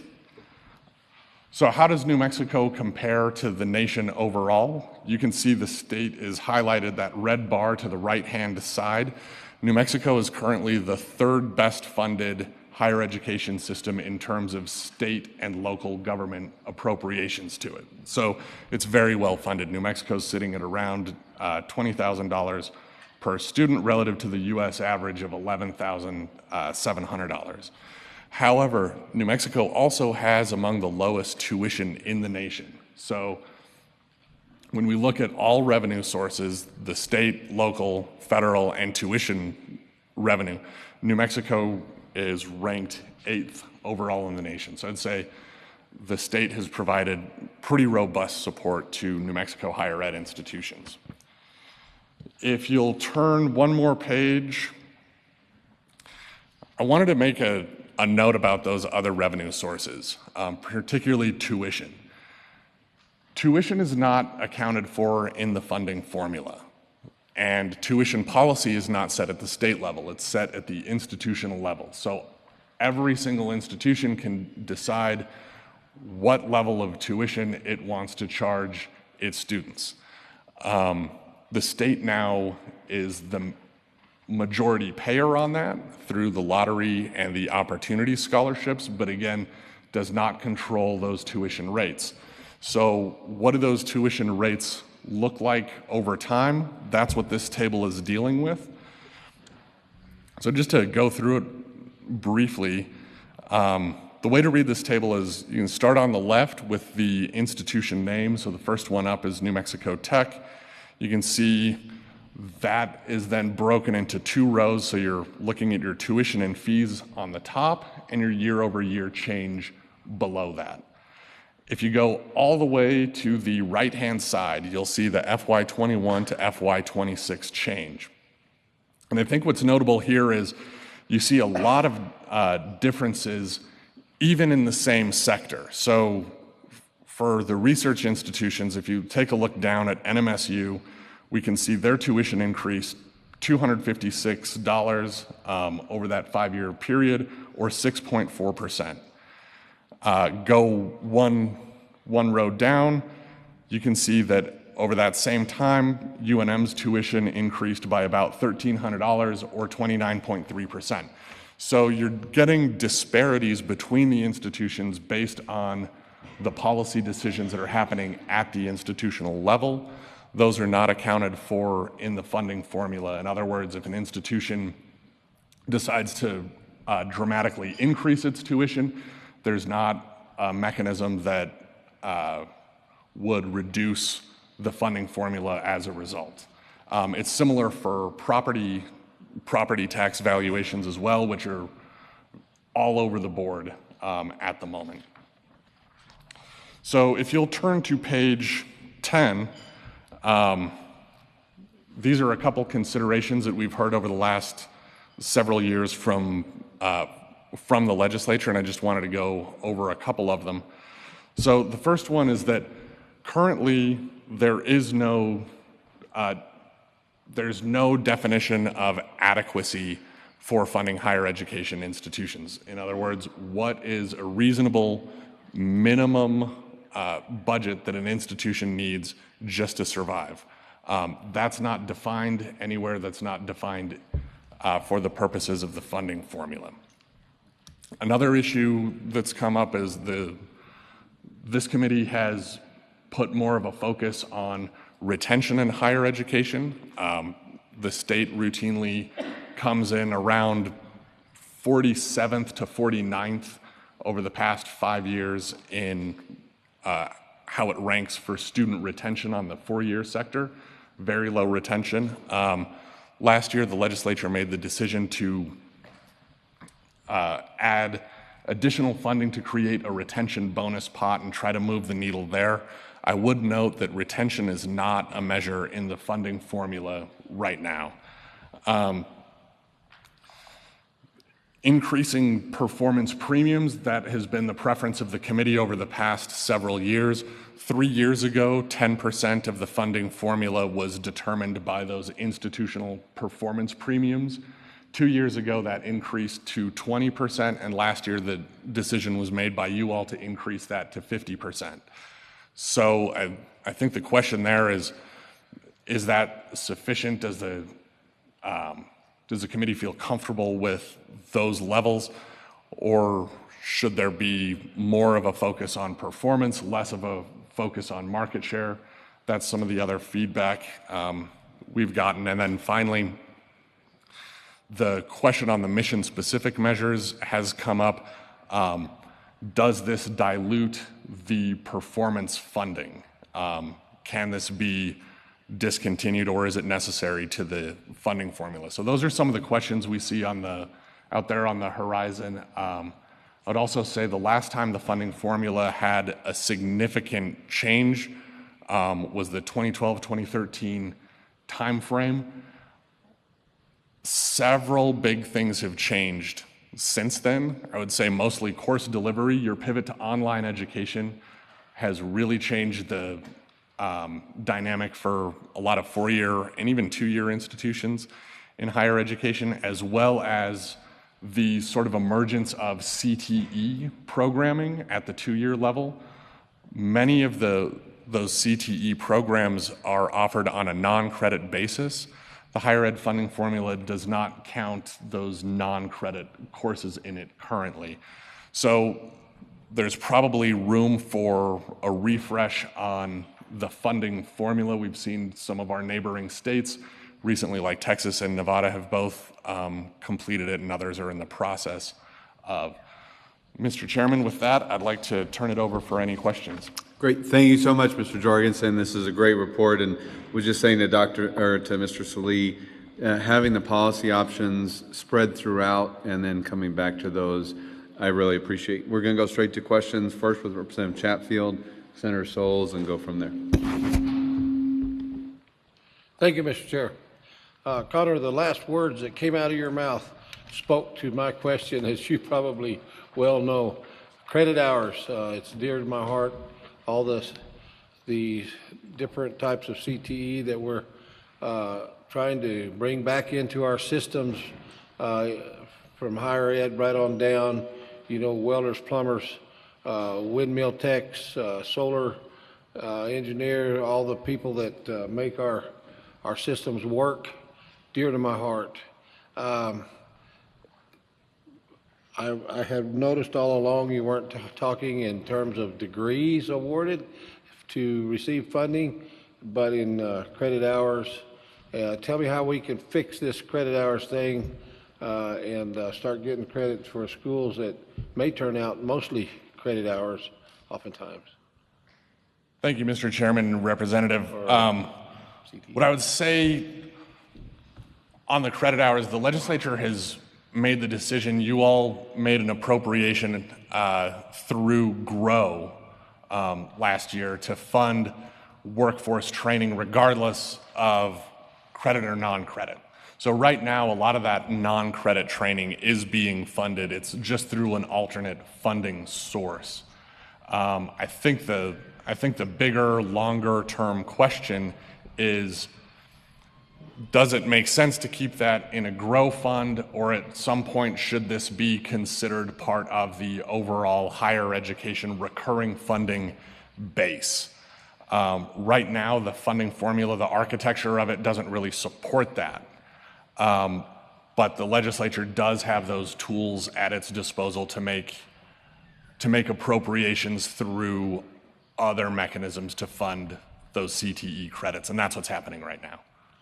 So, Mr. Chair, GROW is 3 years? Mr. Chair, yes. So I think it would behoove us in 3 years to have a formula change that allowed us to to move that over into our normal funding stream if we deem correct. If we decide that we don't need any plumbers, welders, solar people, then we'll just go right on without them. But otherwise, I think we need to look at how are we going to incorporate this into the main funding stream. Thank you, Mr. Chair. Thank you, Representative. Senator Souls. Thank you, Madam Chair. Connor, you said several times through here, policy decisions made by the legislature. Where are we voting on those policy decisions, like the 2.5% of new money is going to be spent on that, 80-20, 50-50? Where is that being made? Mr. Chair and Senator, those are made through the General Appropriations Act. The changes to the funding formula ultimately determine what's going to be in that ING line item that's then put into the GAA and acted upon by the legislature. Thank you. Part of it is, again, I looked through very closely on both the education and the higher ed, and I don't recall that, those particular things that are put in there, other than those are policy decisions that are being made, not financial. I chair education. All the education bills are supposed to come through Senate Ed. None of this stuff comes through there. The policy options, they all should go through the ed committees. You've got a whole set of policy options. Will those now, if we're going to make changes to the funding formula, flow through the education committees, or is this going to be policy decisions made in the budgeting process? Mr. Chairman and Senator, currently the setup is they go through a budget process, and that's what, again, yields that ING line item. I understand, but as I'm talking the policy options here, this is policy, not budget. Those policy options, and I'm kind of putting this out in general, need to go through the ed committees on the policy side. We've dealt with the same thing on the K-12, where there's lots of policy being built into the budget when those policies really ought to be going through the education committees and then through finance afterwards, where I don't think they have been. And so just into the future, I'm going to push hard. Those need to come through here because it matters in higher education. Kind of more of a specific question. I didn't see where you talked about how are the med school, the law school, and graduate programs funded, which are major parts of our research universities that can't really be separated from the undergraduate programs. How are those funded? Mr. Chairman, so the medical school in general is not funded through the higher education funding formula. What you'll see when you look at LFC budget documents is typically if there's a 2.5% overall increase that flows through the formula, the practice has been to match that for the medical school. Those are specialized training programs. In terms of awards, I believe we're counting the awards, and they are showing up in those 3 performance measures. And about the graduate school programs at all of the research universities, and the comprehensives also have grad programs. How are those funded? And Mr. Chairman, Senator, I think the awards matrix in the funding formulas go from certificates to doctoral, and I think that like postdoctoral certificates. So that's where those would be counted.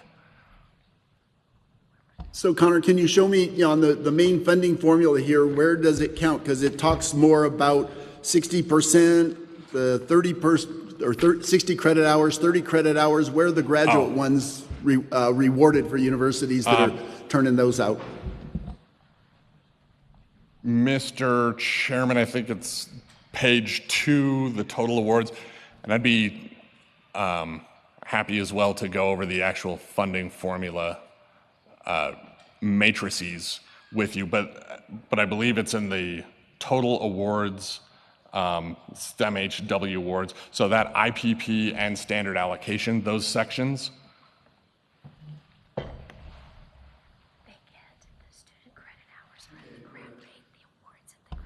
You said, so the pink box down the very bottom, the STEM HW, what does STEM HW stand for? Those are science, technology, engineering, mathematics, healthcare, and workforce. And those are awards. Okay, we have graduate programs in accounting and that don't fit into those. Where do universities get credit for degrees they're turning out in those various different areas? Which little box does that get counted as far as the... Mr. Chairman and Senator, 2 places. One is awards. That's total awards, irrespective of discipline. And the other area would be student credit hours. So that end of course student credit hours, that's looking at all student credit hours delivered. Okay, I'll look through it lots more carefully. Most of the discussion has been about undergraduate degrees and undergraduate programs and things, and those are in universities so closely intertwined with, faculty are teaching in both programs. It's important that, those are all weighted and get credit. Mr. Chair, Connor, again, back kind of the 2.5%. Does this committee vote and say we want it at 2.5%? Do they get an option of saying it's at 4%? Who makes that decision or choice, or is it just handed? I'm not on this committee usually. I'm a fill-in, I think, for Senator Gonzalez this time, so I'm not as familiar. So if you could, please. Yes, Mr. Chairman and Senator, like all the budget recommendations, it's the committee sets those spending targets. Once we have that, then the funding formula is run on that amount of new money. And that gives you the allocation, the per institution allocation. So, Mr. Chair and Connor, you're saying the committee sets that. So at some point they're having a discussion that ought to be 2.5% as opposed to 2% or 3%? That is correct. Okay. I'll watch for when that is set for this next and year. That's excellent. Just as a quick note, we do need to transition again to, we have another hearing, I believe, starting at 10. Yeah. I know we've got a number of other folks. I guess we've only gotten through 2, so back to you, Senator. Thank you, and I apologize I'm trying to learn and understand. Just kind of reiterate the same thing is, I hope any of the policy options go through the education committees, not just the finance committee, because the policy ought to be set there where the budgeting is set here. Thank you. Appreciate that, and appreciate the opportunity to meet jointly as we've proposed, and I think that brings really good opportunities for folks to work together, which we've seen with water and natural resources this time around. We'll go next to Representative Vincent, Representative Garrett, Representative Duncan, and then Representative Dow. And I think we will need to keep it short. There's obviously a lot that we can do offline. Next, Representative Vincent. Thank you, Mr. Chair. I'll be real quick. Hey, Connor, I've read heart attack algorithms, I've read stroke algorithms, and this algorithm is actually more complicated than a stroke or a heart attack. Why do we make it so complicated? Mr. Chairman and Representative, I wish I had a better answer for you. No, in all seriousness, I think when the funding formula changed over, there was a policy decision made that said we no longer want to deal with sort of inputs, and we want to start looking at outputs, outcomes. And so certain things were gotten rid of from the old funding formula. So we think about things like campus gross square footage. So the old formula was sort of rewarding larger campus footprints. And the policy decision was made that we should be focusing in more on student awards and those actual credit hours being delivered. And I think there is also a big drive to want to increase the rewards for improvement. And that's where the IPP came in.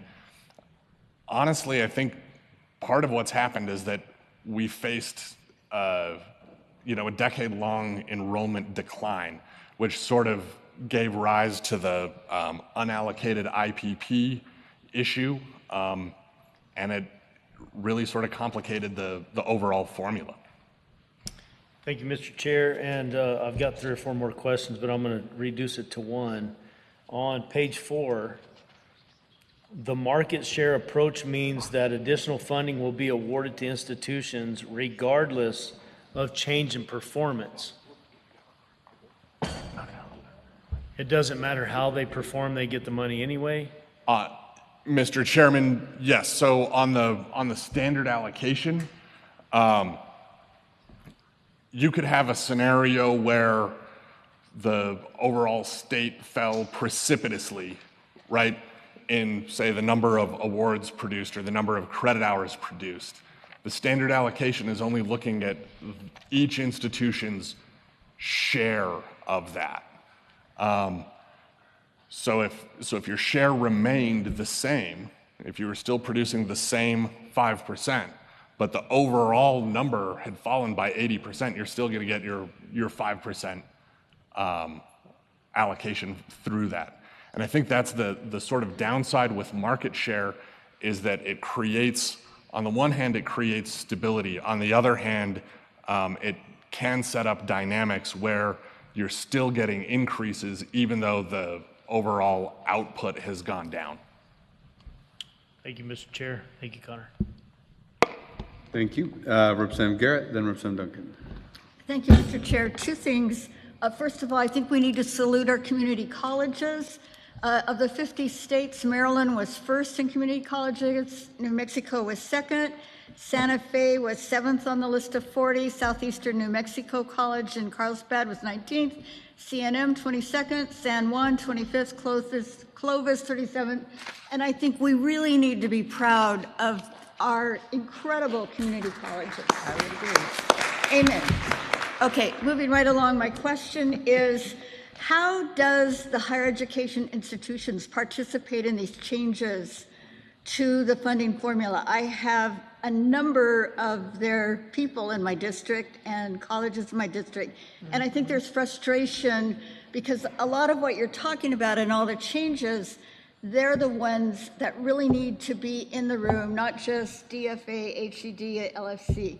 Can you speak to that? And going forward, how will they be included? Because obviously we need to do some work on the formula.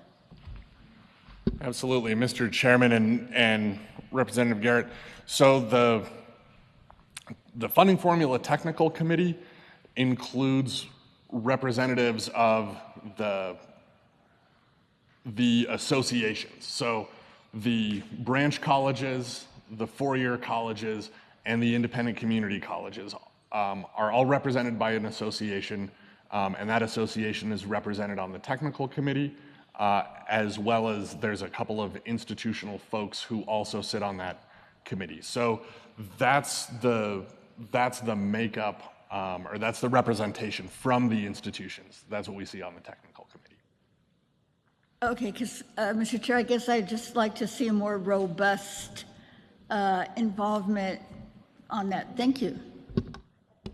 Thank you very much, Representative Garrett. Representative Duncan, then Representative Dow. Thank you, Mr. Chair. Connor, just a quick question for you. You'd mentioned the student completion. Can you just briefly tell me, is that because we're taking underwater basket weaving, lack of funds? What's the cause of that? Mr. Chairman and Representative, do you mean lower student completion rates? Yes, sir.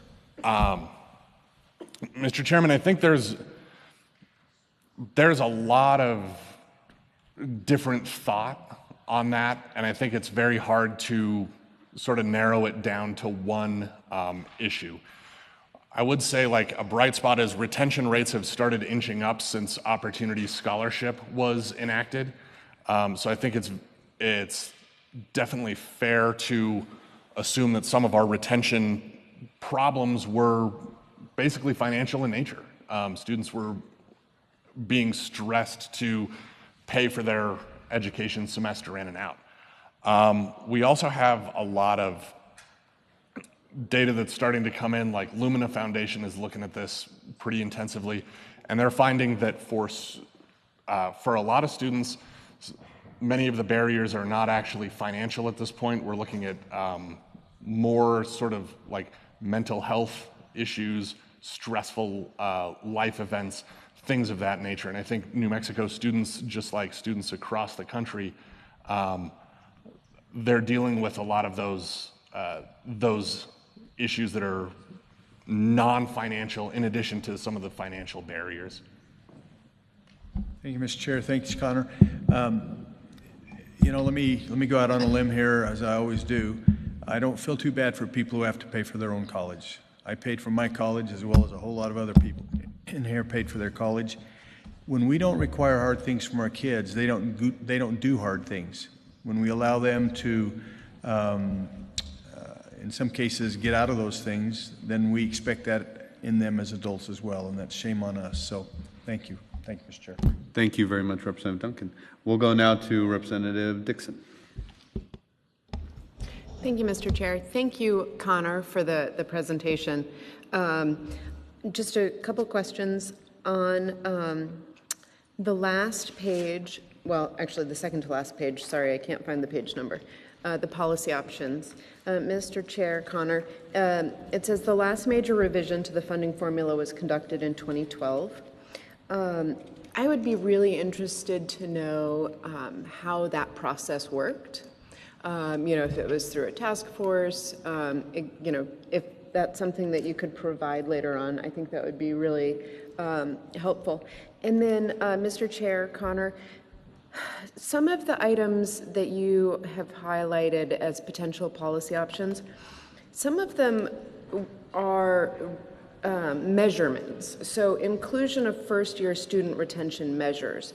Is that something that we would put in statute, or is that more of a performance metric like we do with agencies?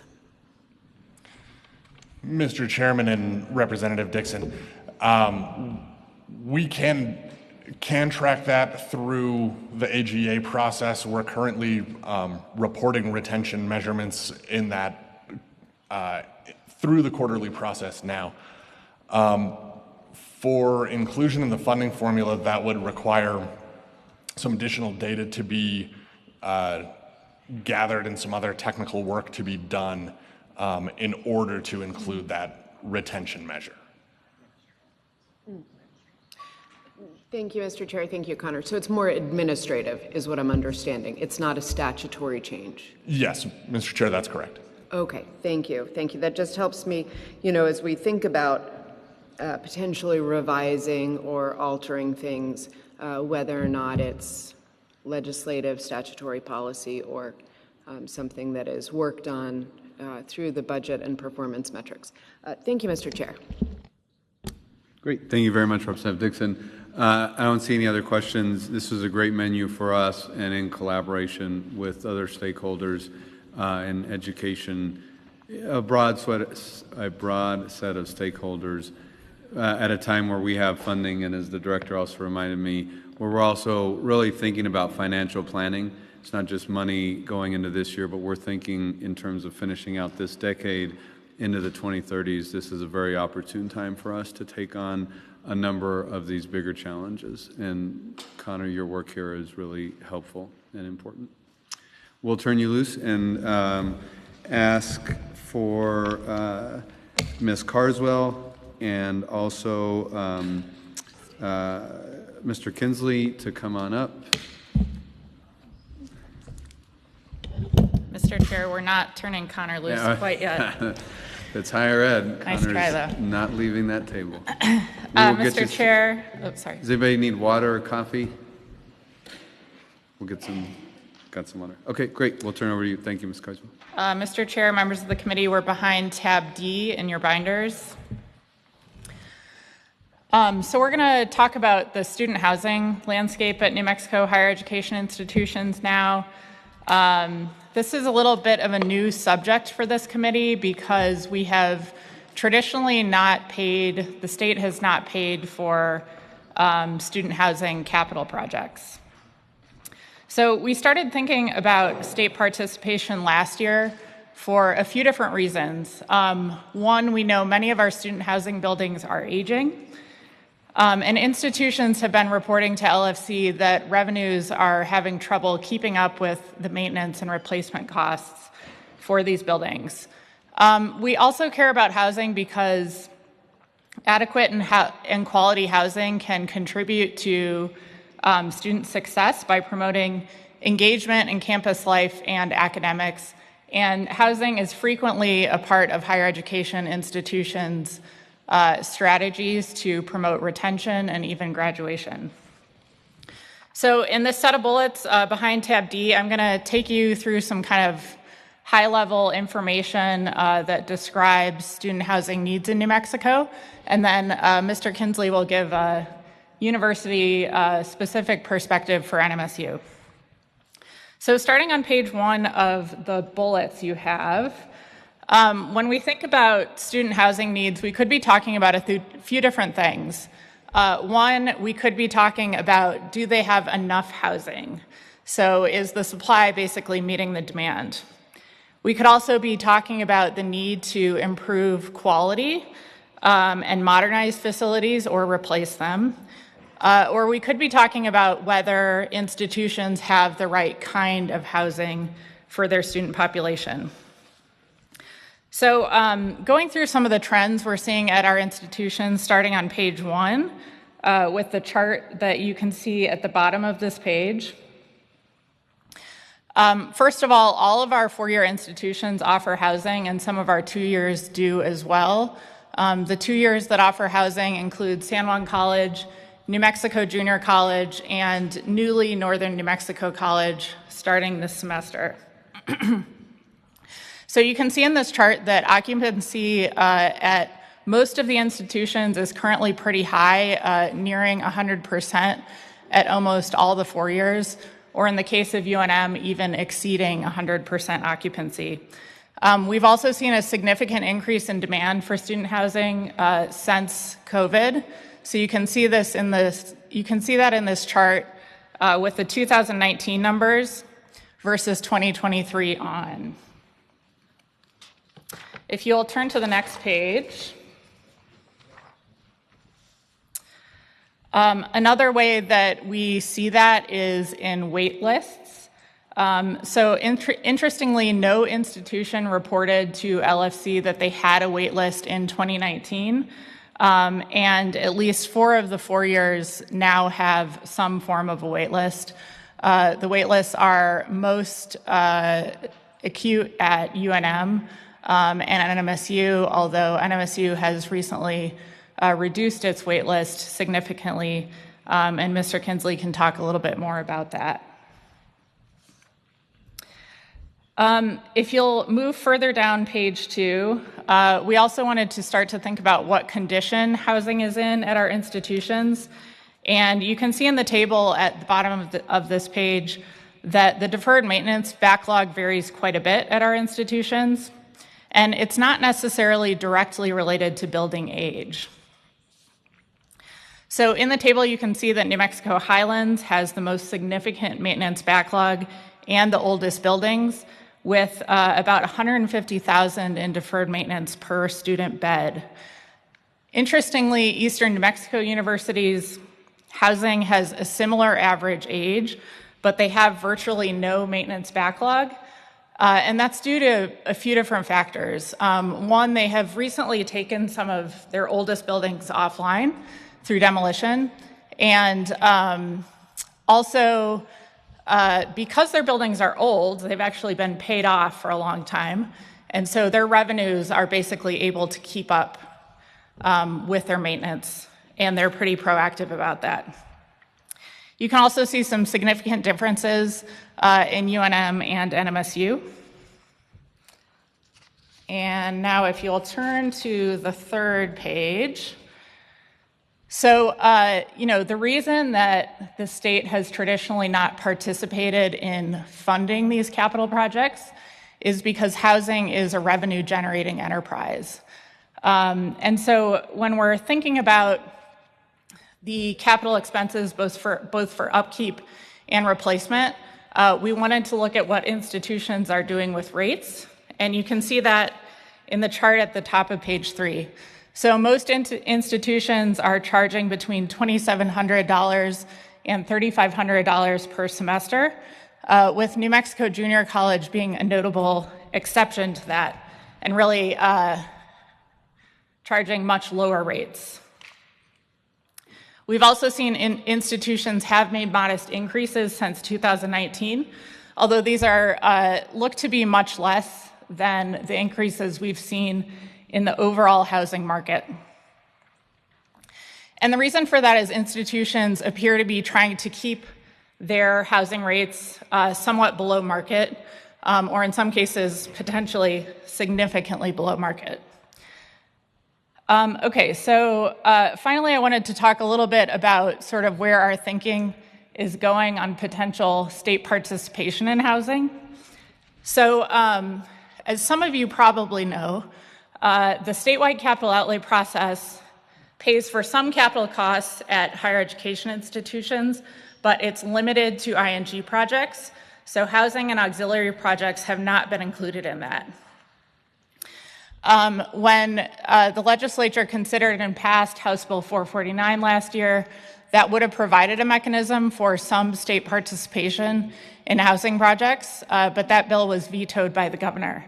So at the direction of this committee, we are working with institutions and the higher education department to kind of reboot that bill, and we'll be bringing it back to you for your consideration. And one thing that we're trying to do is kind of further define what the state's participation in housing might look like. And so we can have more discussion about that today and bring that back to you. I think one thing that we want to think about balancing, particularly when we're talking about replacement of these buildings, is affordability concerns. So institutions should be able to debt finance these projects to at least some extent. And the state's role might be in subsidizing construction costs to maintain affordability for students. And I will turn it over to Mr. Kinsley now, and then we'll all be available for questions. Excellent, thank you. Okay. Mr. Chair, members, thank you very much for having me here today. And I'm Chris Kinsley. I'm the interim vice president for administration and finance here at New Mexico State University. And first, I just want to say thank you to the chair. Thank you, Director Sully. It's been great to work with Ms. Carswell and on this issue because, as she mentioned, this is new, and with all the other many needs, to bring this up, it's really great. As she said, it bears repeating, though. I think this historically has not been an appropriated thing. It's been fully funded by the charges that institutions charge to students, the student housing fees, and that's really I think the interest of all of us on those fees. So I'll go to the next slide. Why does housing matter just in general? It's a key student success strategy. From the beginning of New Mexico State University, we are the premier traditional residential university here. I went back and looked. It's at least since 1909. Maybe we were residential before then, but I couldn't find any records on that. But it's been over 100 years, and it is important. And for all the student involvement reasons that are listed on the slide, really on recruitment, if you're trying to recruit a college student and say, why should you come to a traditional school, that residential experience, the liveliness of a campus is a really critical role. And as Callie mentioned, even some of the two-year schools are doing as well.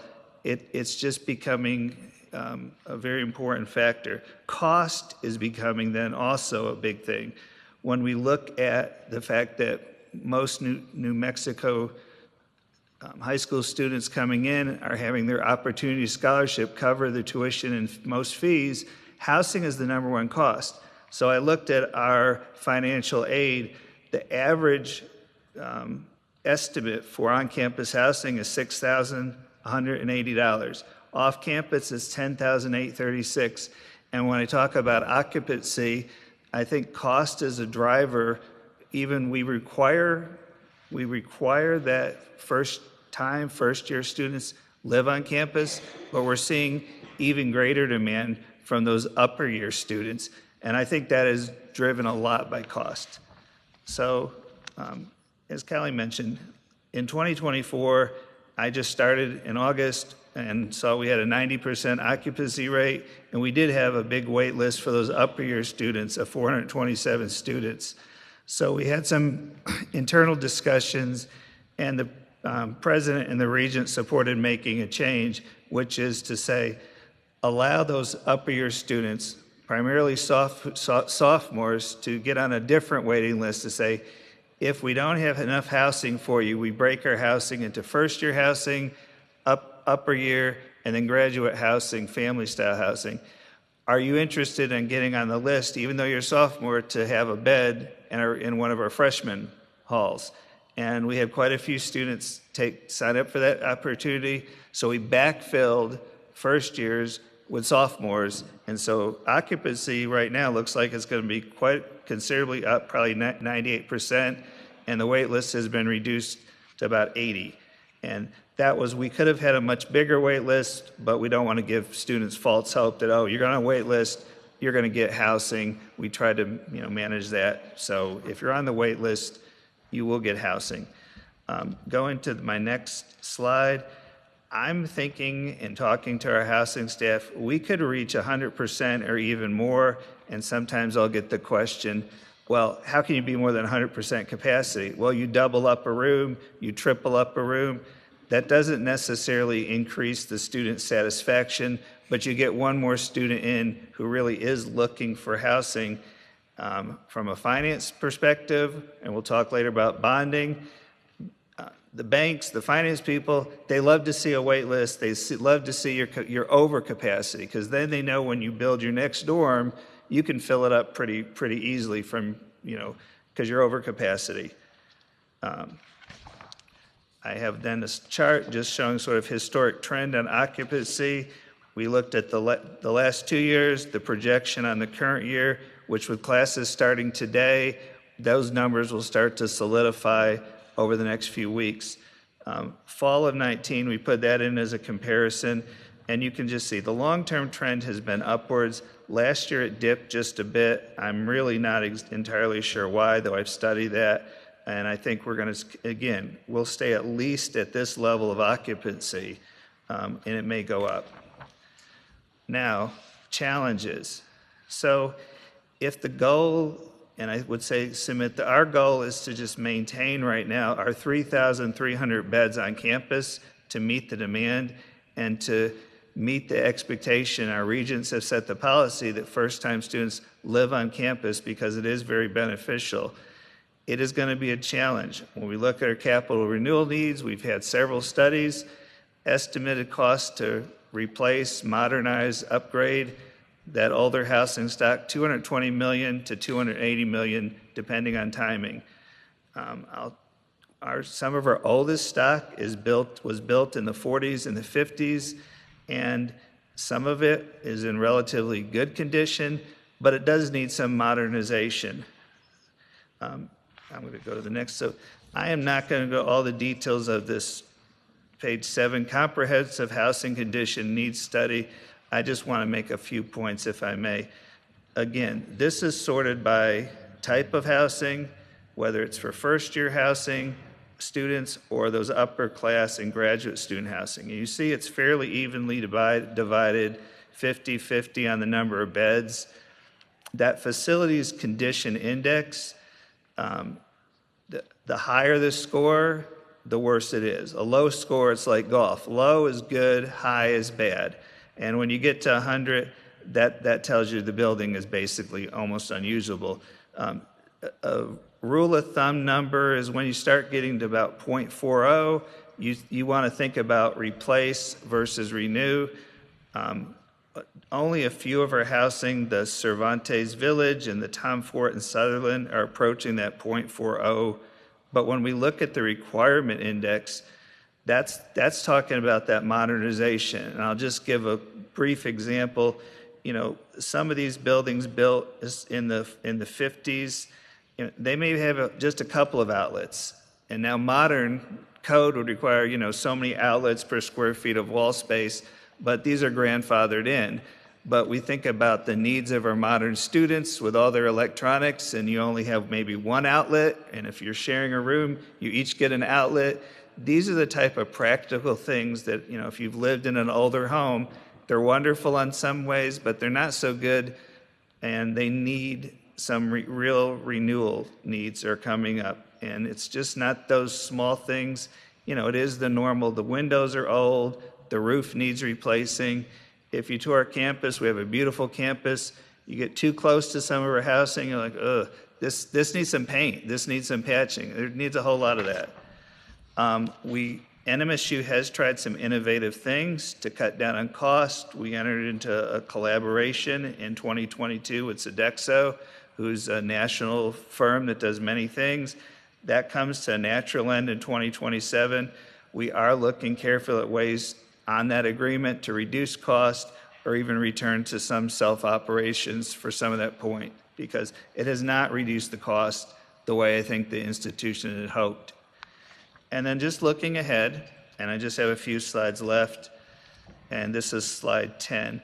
So the key for housing, and I've been in this housing space probably the past 20 years at different institutions and different places. You have to look at the big picture. You do have to balance those charges to the students. You have to look at, do you have the right business model? And, you really, a key is having that right staff to manage it day to day. Both, that's the key to why student housing on campus makes sense. You have those resident assistants, those residence hall directors, those people right there. they're making sure that somebody is caring about those students where they live, especially for the first-time students. They're away from home, and it's really, really an important part. And I think at NMSU we're really strong in that component. Even though the buildings themselves, some are good, some are older, but we really do take good care of our students. So in terms of like options to say, how do we get back on track with our housing? Well, the traditional way would be to do housing revenue bonds supported by student fees. The normal practice there is if you do traditional bonds, you say, well, your newest housing has to cost just a little bit more than your current highest price housing. The numbers just work out that way. And of course, you don't want to charge, you want to charge just a little bit more for your best housing, and it kind of goes down the scale like that. And then P3s have come into vogue probably in the last 15 or 20 years. The traditional approach and the P3 have some commonalities. For both, you have to do a market demand study. In this case, we're going to have great demand here at NMSU because we know it from the waiting list, but you still do the study and see what's going on in the market, where are the private businesses, where are they setting their apartment rates. They try to look for comparables.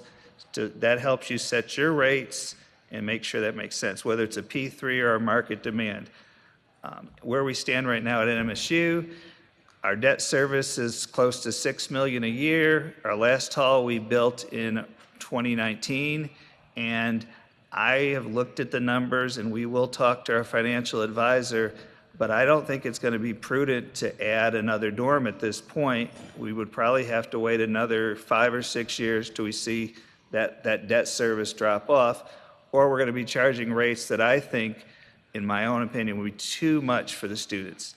So, and if we look at a P3 approach, it takes a little bit longer. You have to negotiate with the partner. Now, once you get the things negotiated, they can build a little quicker.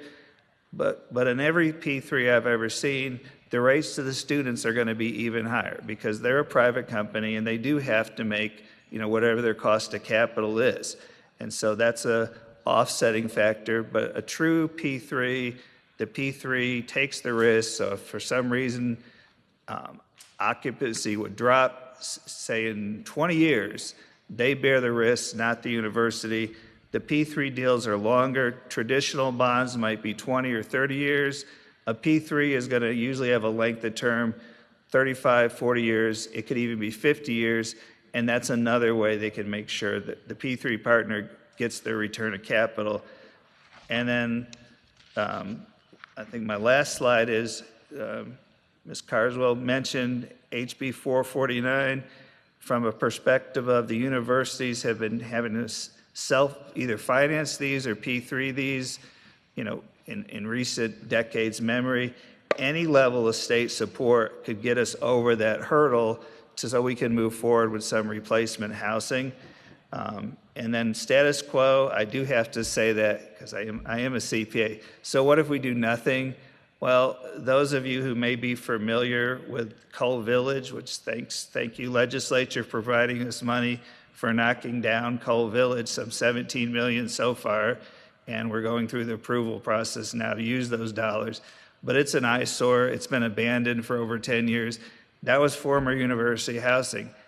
The housing auxiliary has nowhere near $17 million. It may cost $30 million ultimately to demolish it. Other buildings we have been in better shape.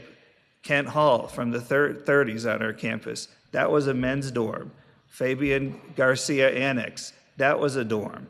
We also have Breland Hall, Governor Carruthers, that was his dorm. Now it's an academic building. So this is not a new problem per se, but I think it's just particularly acute right now at New Mexico State. So I do, again, appreciate the LFC considering this, these problems, and I'll stand for questions, or I'll turn it back over, Kelly, if there's others. Okay. Great. Thank you, Ms. Carswell. Thank you, Vice President Kinsley. We'll go straight to questions, starting with Representative Adetta, Chatfield, and then Representative Dow. Representative Adetta. Thank you all for your presentation. I'm just curious, years ago there was evidence-based study that said that students who remained in college dorms for 2 years had a higher graduation rate. Is that still true? So, Mr. Chair, Representative, I believe it's true. I have seen some of that data from other institutions, and it can be range between 5 and 10%. I was asked that question. NMSU has not conducted that study. I hope that we can.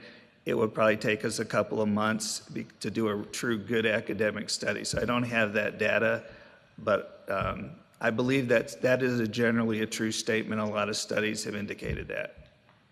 Thank you for that. And I want to understand this sentence in this study that says, let me see, New Mexico Highlands University has the most significant maintenance backlog and the oldest buildings with 157,000 in deferred maintenance per student bed. Could you explain that sentence to me? Sure. So in general, what we're trying to quantify here is the cost of the maintenance that these buildings need that has not been done. So in the first column of that table, those numbers you see, the higher it is, basically the more investment that is needed in those buildings just to keep them kind of to maintain them in good shape. And then in the far right column, to try to get a better sense of scale between the institutions, we divided the total deferred maintenance cost by the number of beds they have. So that gives you a sense of like who has kind of the most deferred maintenance relative to the number of beds that they're actually supporting. And Highlands is at the top of that spectrum among our institutions, followed by NMSU and then UNM. I hope that answers your question, Representative. It does explain the chart, but that isn't the cost of what Highlands needs to do their to refurbish these buildings, right? Mr. Chair, Representative, that is the cost that they need to refurbish the buildings. Replacement costs could be different than that, however. Per bed? Yeah. Per bed we're talking about? And yes, and sorry, so the total cost for that institution is $86 million in deferred maintenance. Okay. I look at Highlands and Northern because, they're close to those are the two that serve my district. And I knew that we did the refurbishment at El Rito with just capital outlay. It really didn't take that much to fix up that dorm in El Rito because there had been several work before. I guess I'm just looking at tuition costs and 20 years ago it was like $6,000 a year to put my son through, and living in the dorms through UNM. So now it looks like that cost has doubled, about $12,000 a year. I don't know what the food costs are. If you have a cafeteria plan, how much is that a semester? Does anybody know? I'm trying to get the overall cost here of food and housing. What does it take a student to get through a university? And Representative, I don't know offhand. They have a cost of attendance is federally required for all institutions, so it'll vary. But that data is public. I can get you. It's okay. I can get it too. You don't have to come. I'm just saying it's going to cost at least probably $12,000 a year for a student. I don't think salaries have doubled in 20 years, but maybe they have. But I'm just trying to get a measure of how much it costs our students, certainly our students from low-income households, to go to college. And I know we have free tuition, but we also have fees, housing, and food that they have to pay for. So I'm just trying to get an overall cost to see how we're going to help work these things out. So Yes, That's ma'am. all. That's all I have, Mr. Chair. Thank you. Great. Thank you very much, Representative. Representative Chatfield and then Representative Dow. Thank you, Mr. Chair. Mr. Chair, I apologize for not knowing the names of the various housing units and villages, so I think you may have spoke to this a little bit, but I'm going to ask it anyway. When we left on a tour yesterday, someone pointed out the window at some housing units that were very old and boarded up, and they said this is some of the units that New Mexico State has been wanting to tear down. And we talked about it a little bit. There was asbestos in the floor tiles, which is not all that hard to get rid of. What's the cost of tearing them down?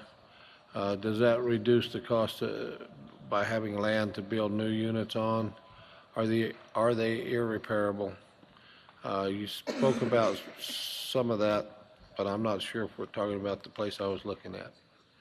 Mr. Chair, Representative, yes, that is what I was. Coal Village is exactly what you're referring to, and they are 100% irreparable after having been abandoned for so long. They were boarded up. People broke windows.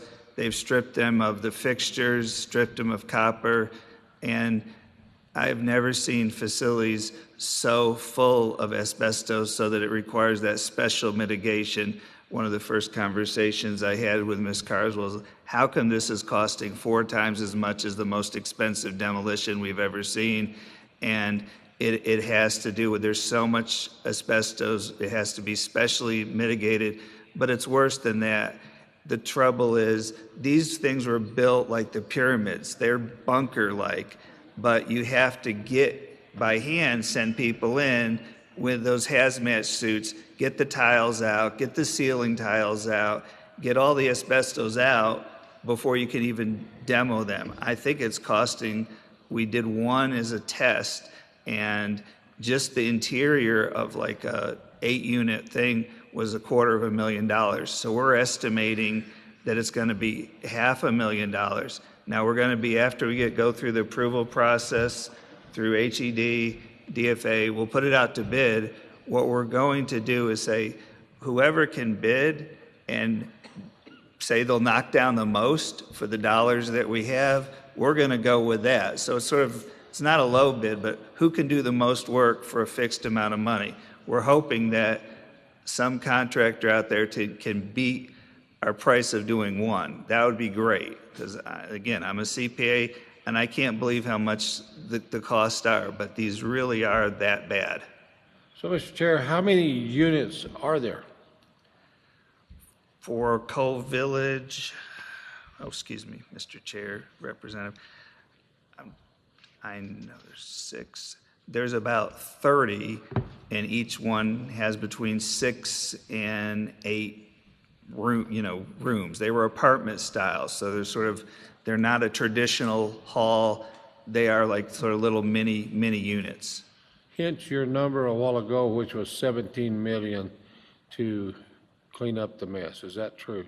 $17 million right now we're estimating will get us a little more than halfway. We've gotten a third-party estimator that says in total it's going to be about $30 million to take it all down. So, Mr. Chair, other than the legislature, what are the options?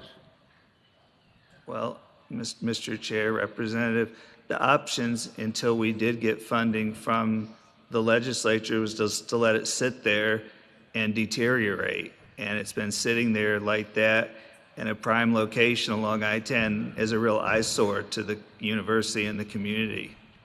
So, Mr. Chair, how much funding do you, and I'm sorry if I'm rehashing something, but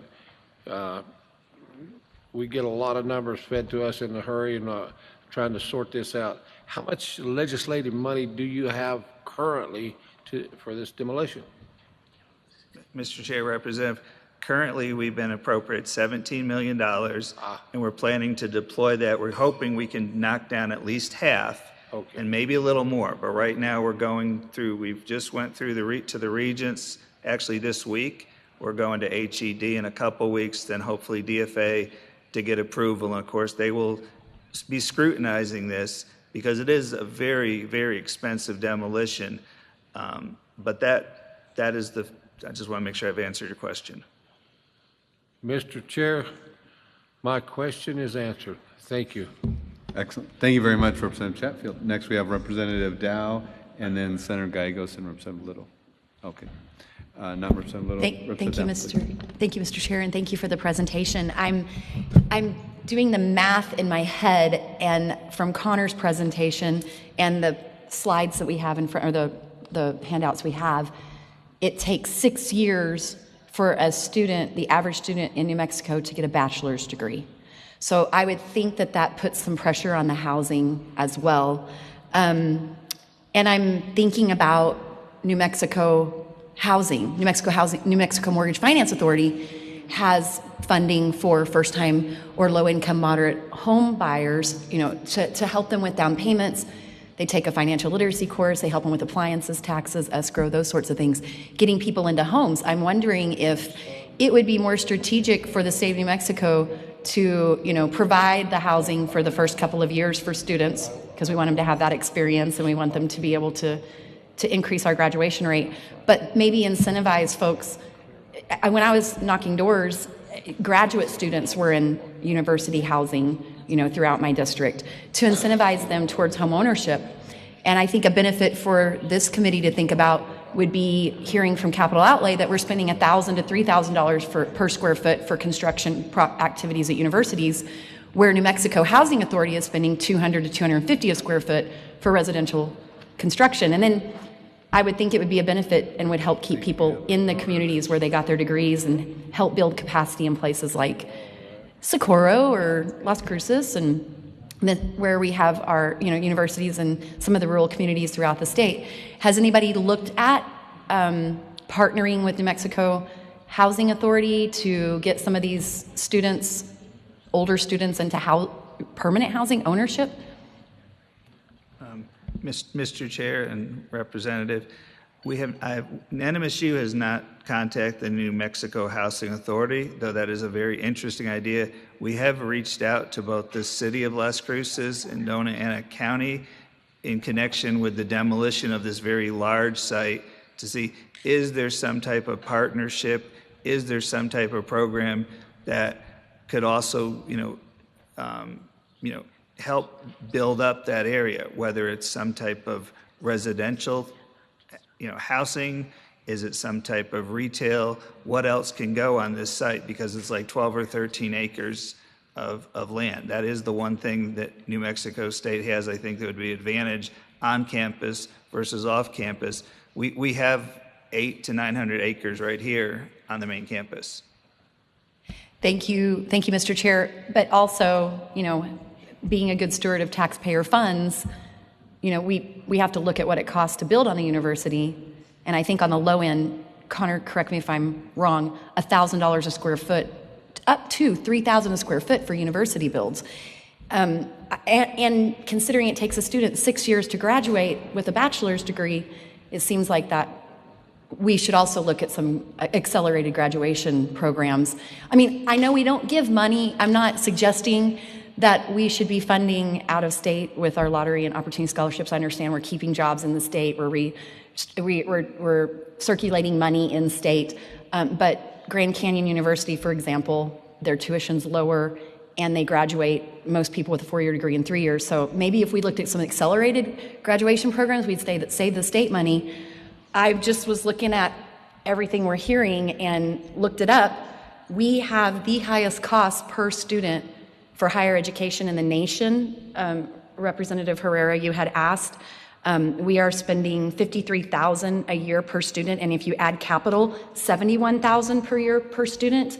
And it's not tied to workforce development because opportunity and lottery is free, with no requirement for a high demand job or service or work in the state even, or where you get your degree. So I think we could have higher outcomes, build our workforce quicker, and answer the housing problem if we put our heads together and worked between agencies.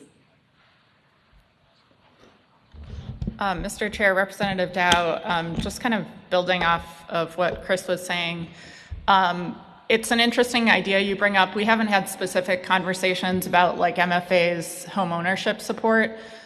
We have had some very, just brainstorming conversations with institutions as we start to explore this program about whether, sort of satisfying the demand for student housing might both include on-campus housing as well as kind of near campus housing that was purpose-built for students, but maybe multi-use, that could draw on some of the other investments as well as local strategies that you guys have made to support housing development more generally. Thank you, Mr. Chair, and thank you for that. And I think about student housing, they're going to pay for that, or their parents are going to pay for it, or taxpayers are going to pay for it, versus a partnership where we can promote home ownership, build our communities. I would love to see New Mexico Tech have some of their graduate students stay in the community after they graduate. I'd love to see some of these graduate students in Socorro County owning homes instead of staying in aged, campus facilities. But I know I'm taking a long time on this, but I just had one question from Connor. And on the money could you tell us if we've lost anything on research and development? It's not part of your presentation, but have we lost anything in the Federal Reconciliation Act on research and development, and what are we doing to backfill it? Thank you, Mr. Chairman and Representative. So the federal funding question has come up a number of times. What's made it a little bit of a moving target is that we've had a whole lot of grants get frozen and then unfrozen. A whole lot of programs have been in that predicament. So we're working to try to track where we're actually losing money versus the announcement of funding loss. And I don't have the actual, like a dollar amount answer, and I can't really speak to what programs exactly would have lost. It is something we're tracking, and we will have that information by the December budget recommendation. Thank you, Mr. Chair. Thank you. Great questions. We're going to go to Vice Chair Munoz and then Senator Gallegos. Thank you. Real quick, we gave $16 million to demo these, right? Connor, 17 million in this last year, and they're 200,000 a unit to demo, right? Just asbestos remediation, right? Mr. Chair, Senator, it was over a couple years, but yeah, 17 million total so far. I mean, you're going to have to get rid of them at some point, right? And the cost today is probably cheaper than the cost 5 years from now. So you may have to just look at that. But I mean, being an entrepreneur that I am, here I pulled up realtor.com, right? Here's a 10-bedroom unit, 2 and 3 bedroom units, 7,000 square feet for $950,000. I mean, there's alternates out there for the university to explore. Maybe it's not on campus and it's not ideal. I don't know where 1293 Mission Nuevo Drive is, right? That's under $1 million for a 10-unit project. You're not going to build a project like that on campus, but you got to figure out how you're going to do that in the intermediary of demoing those and rebuilding them. And so there's options out there. I don't know if you need to loosen the language on the capital for you to explore that. There's a couple other units. I don't know Las Cruces that bad. There's another one with 10 units, 1 bedroom for $1,040,000. So there's options out there for housing, it seems like, in Cruces. It's just whether the university wants to own them. They were built in 2009, I think. And so there's options out there. But no matter what, you're going to have to demo those. So today's dollar is going to be less expensive in that than tomorrow's dollar. And then you got to decide what it's going to cost to do that. And I don't know if you form a public-private partnership to rebuild those and manage it and build a high-rise or how you do that. But you got to get that change, because what did we say? The housing in New Mexico has not been, student housing hasn't been done since the 60s or the 70s. And you go anywhere else, we were on a New Mexico businessman's trip and we looked at ASU's high rises and everything they have for their students. And it's a completely different scenario. And it changes the students' mentality when they have better living quarters and a nicer place and media rooms to sit in and socialize in. So You guys got to figure it out, but you got to come with some good numbers in Capital Alley, because according to what I was told, and Kelly, correct me if I'm wrong, we gave them the money and then it's going to be double of what it was. And so don't give us a guess. Get us some good numbers so we can base our numbers and we can move projects along, because now we underfunded you. And if you demo them, then you're going to be looking for more money. But we need accurate numbers as you come forward to do the student housing. And it's needed everywhere.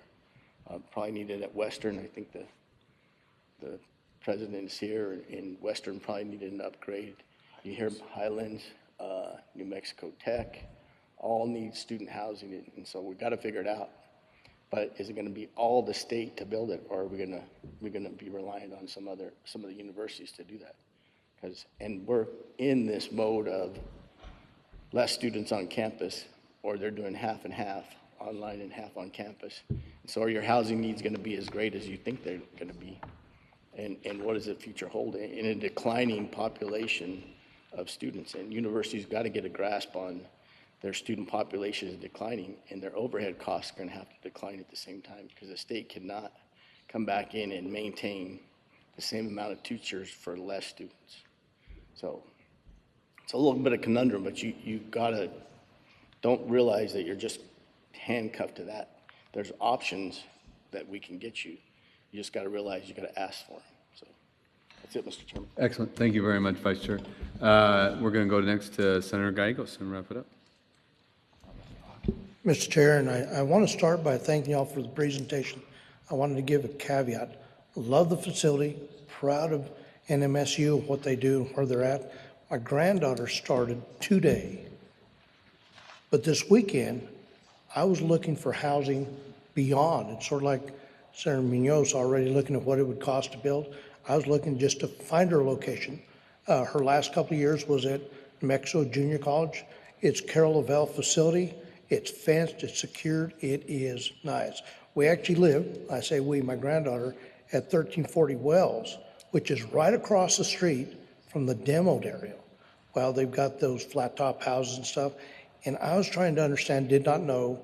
I've been on the school board for way too long. I do horizontal construction, I don't do vertical.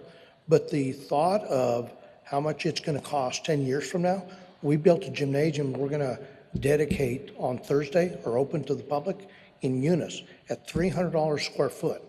And it is over $1,000 square foot. So my thing is having a 5-year, 10-year, 20-year plan. I would hope that you guys would address this as soon as you can, even if it's one building at a time, to use that $17 million, because it is an eyesore from the highway. I didn't realize it belonged to us as far as state. I thought it was probably a secondary housing facility, but it's one of those things we would love to help you find a way to do what's right. There again, I was looking for an alternate place for my granddaughter to live while she was here, except I got outvoted. It's one of those things. I was actively on the web looking at that, trying to find an apartment complex that I could see her in, but it's one of those things. She wants to be on campus. And so the kids love the opportunity you guys have here. The facility that we're in now, the Wi-Fi is not very good, and it's really, really close quarters, and then just the overall aesthetics. But I just wanted to say that I feel for you. I see the asbestos. We've got an asbestos demo guy in the Lovington area. I don't know if he travels as far, but we've had that in Eunice schools. Every time we do an upgrade, we have to remediate the asbestos. But just wanted to let you know that if there's anything that I can do to try to help, I was trying to think through who else in the contracting area that would come this far from where I live. Because a lot of times it gets to, can your locals handle it and at what cost? So just want to tell you, proud of the facilities, minus my granddaughter's room.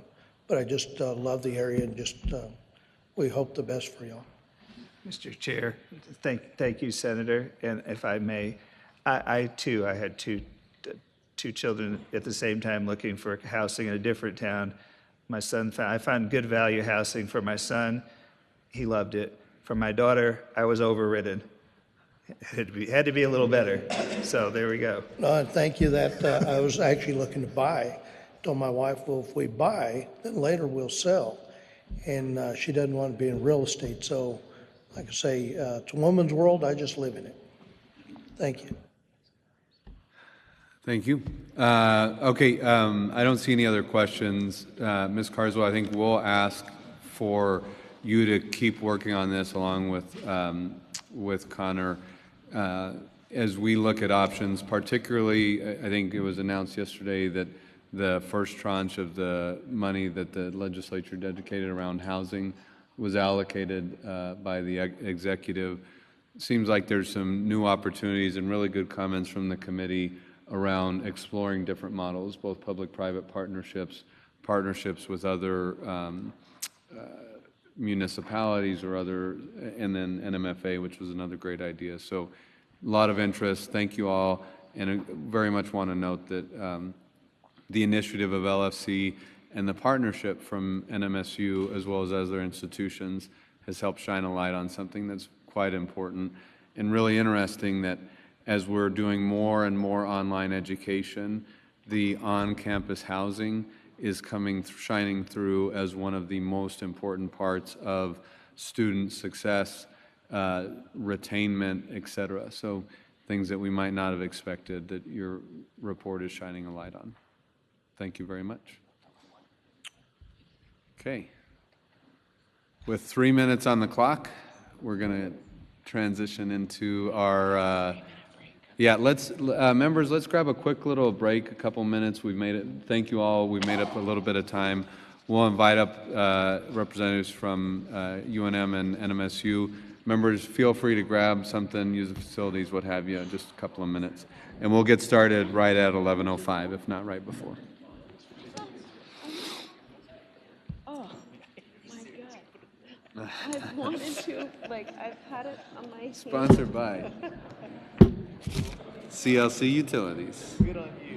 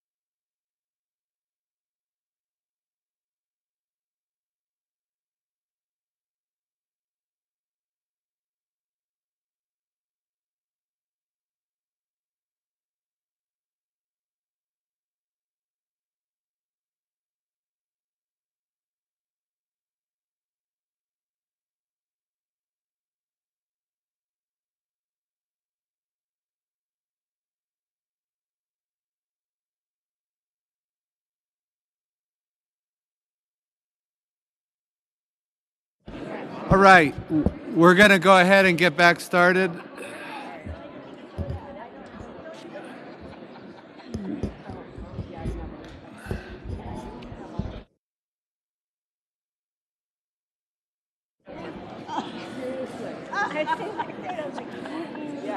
It's great to see you. We've got the presentation. We'll ask everybody to grab their seats. That's right. We got the...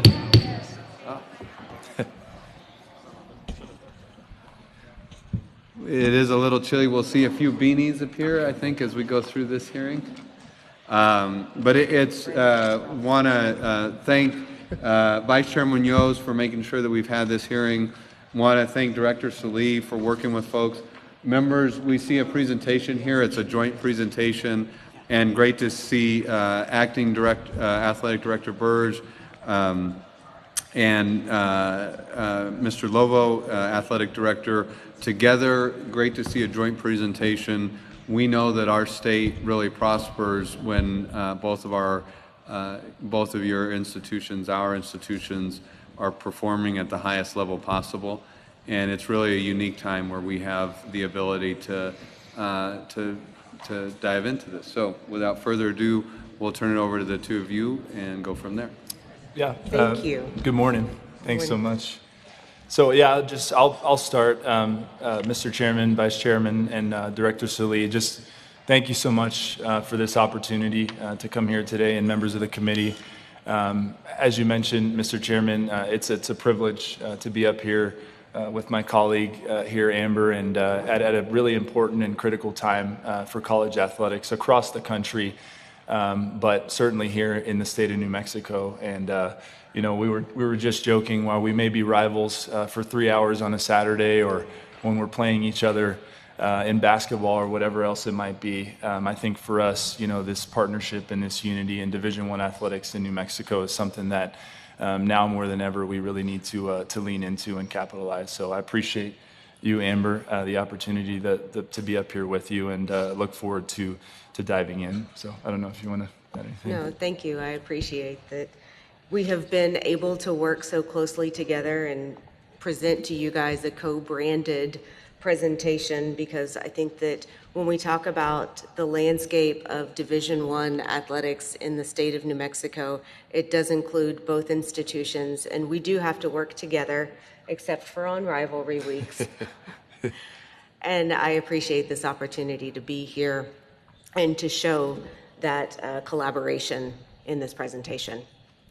Great. So just as you mentioned, Mr. Chairman, we provided a copy of the presentation, so we'll try to do our best to guide you through as we move along. But just a high-level overview of what our plan is today. So the first, and we've split it up, the first thing we'd like to do is we'd like to take the members through, at a high level, just the changing landscape of college athletics.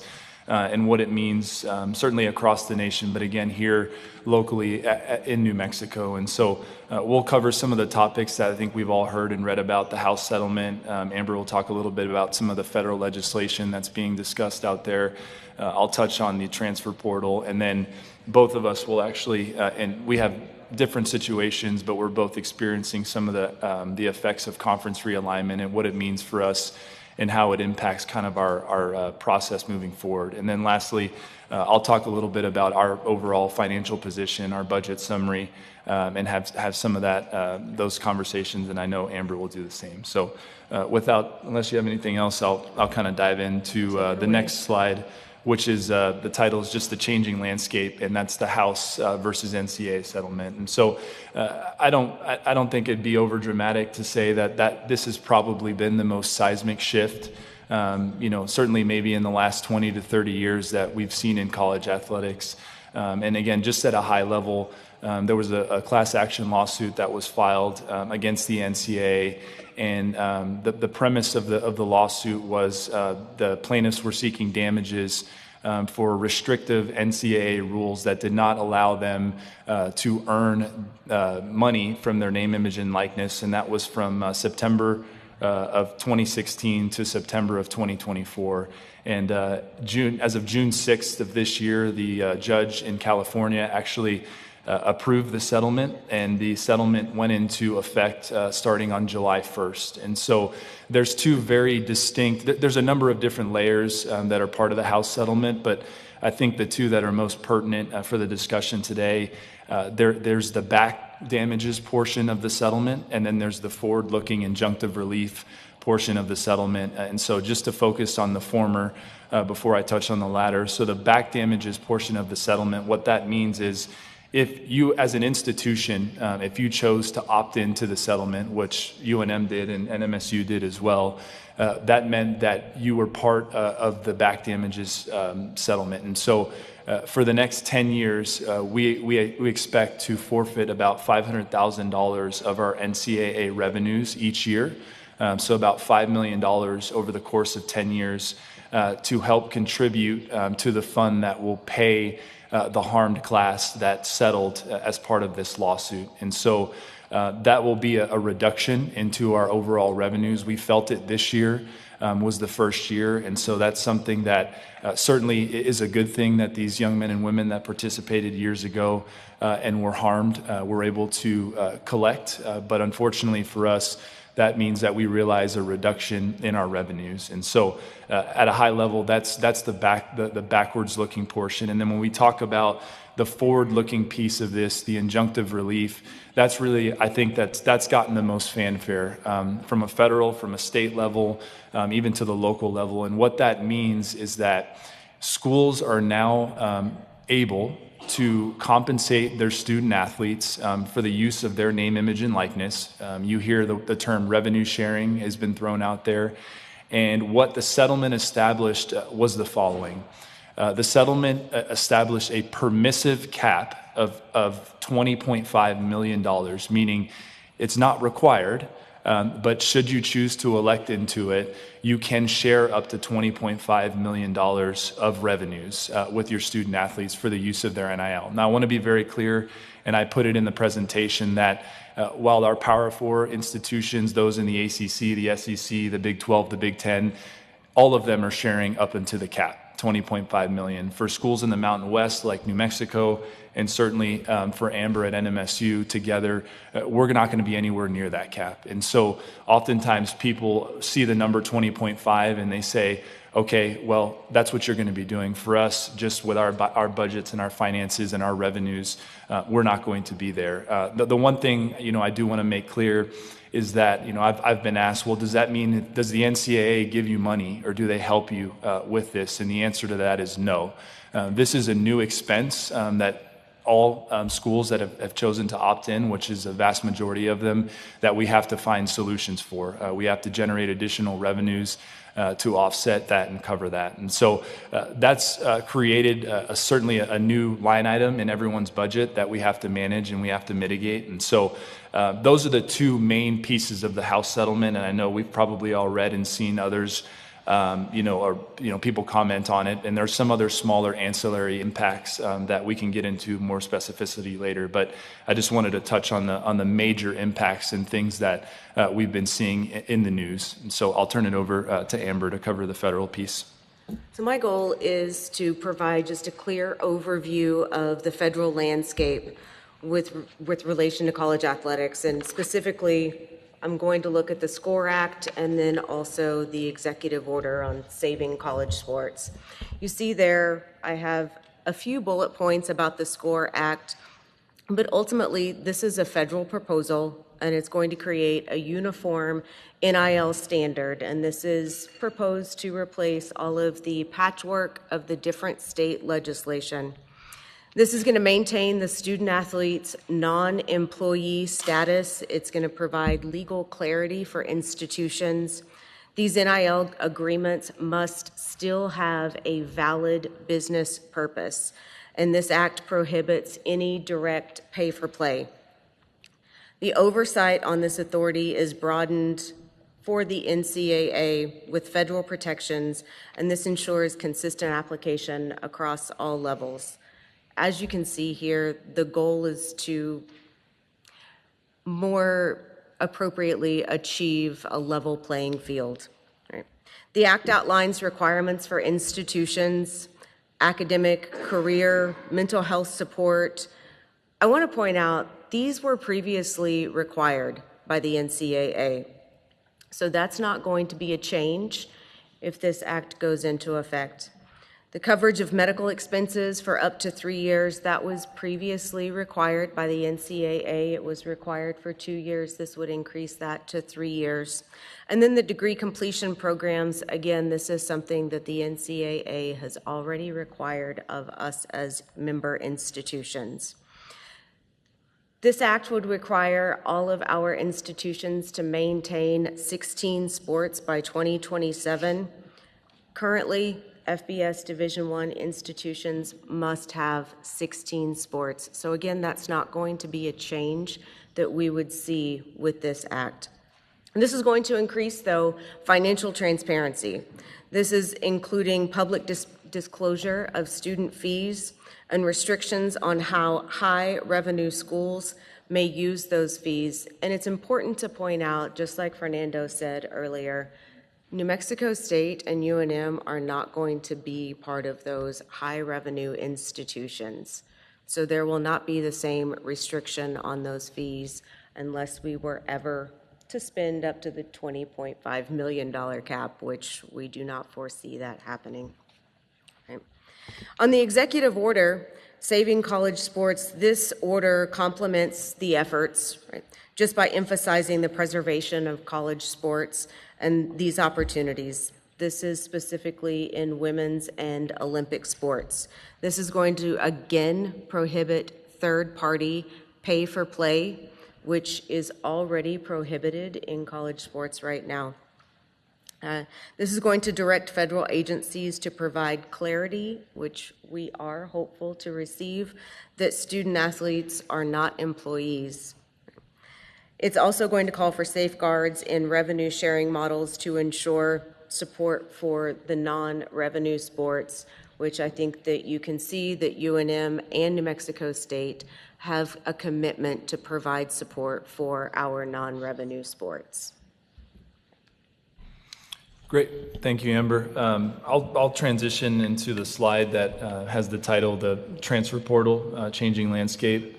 So just to talk a little bit about that, if we think maybe 15, 20 years ago, it was very simply this. If you transferred, you were going to have to sit out, right? So it really limited the amount and the frequency of it, and we've since changed, as you see in the chart that's on that slide, to virtually it's become free agency now. Since 2018, the restrictions have really been loosened, and which is, we're in an era of student athlete empowerment, which I think is wonderful. Our student athletes do so well for us, but because of that, the guardrails have really been loosened. And at UNM, we experienced that this year. We had transition in our men's basketball program. We had a wonderful season, and we lost our entire roster. All 15 student athletes that were on our team that won a championship last year were no longer on our roster, and that's the reality. That's the reality that we face at our level, but across the board. And so, for us, as you can see, what does it mean for UNM and NMSU? Now that student athletes have the freedom to transfer and to be eligible immediately, and it's turned into free agency, for lack of a better term. Retention is as important as recruitment now. The days of recruiting a student athlete and having them stay for 4 years is something that, to be honest, has become unusual. You don't see it very often.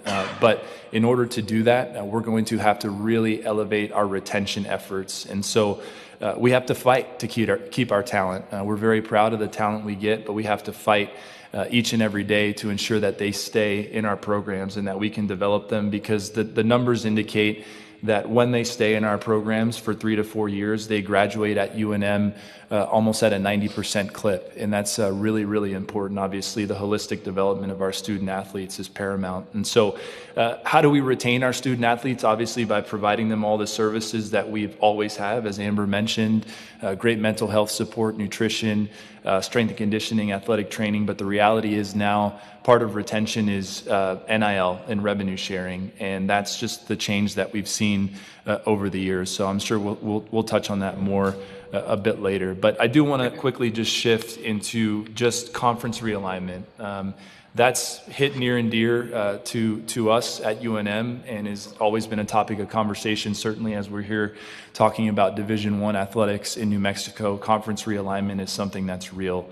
And so I think at a high level, what I'd just quickly like to do, and you'll see it on the slide, is just answer the question that I get quite often is, what drives realignment? Why are schools looking to leave, and why has it impacted a conference like the Mountain West? And so very, very high level. So TV revenue is without question one of the biggest drivers for our budgets in college athletics. And so the way it works is conferences actually aggregate all of their memberships' TV rights together, and they take those rights out to the market and they sell that. And partners like Fox and CBS and ESPN, they purchase those rights. And so a big majority of what our budget is made out of is because of those rights. And so when those contracts expire, that's when schools start to shop their rights around. And that's exactly what happened in the Mountain West a little over a year ago. And I'll touch on what the results of that were. So conference realignment is really driven exclusively by TV rights and media rights. As I mentioned, those are huge parts of our budget. And so if you go to the next slide, it talks about conference realignment and UNM and what does it mean for us. So about a year ago, actually I think almost to the date here, 5 schools in the Mountain West decided that they were going to leave. That was Boise State, San Diego State, Utah State, Fresno State, and Colorado State. And the reason why they chose to leave was simple.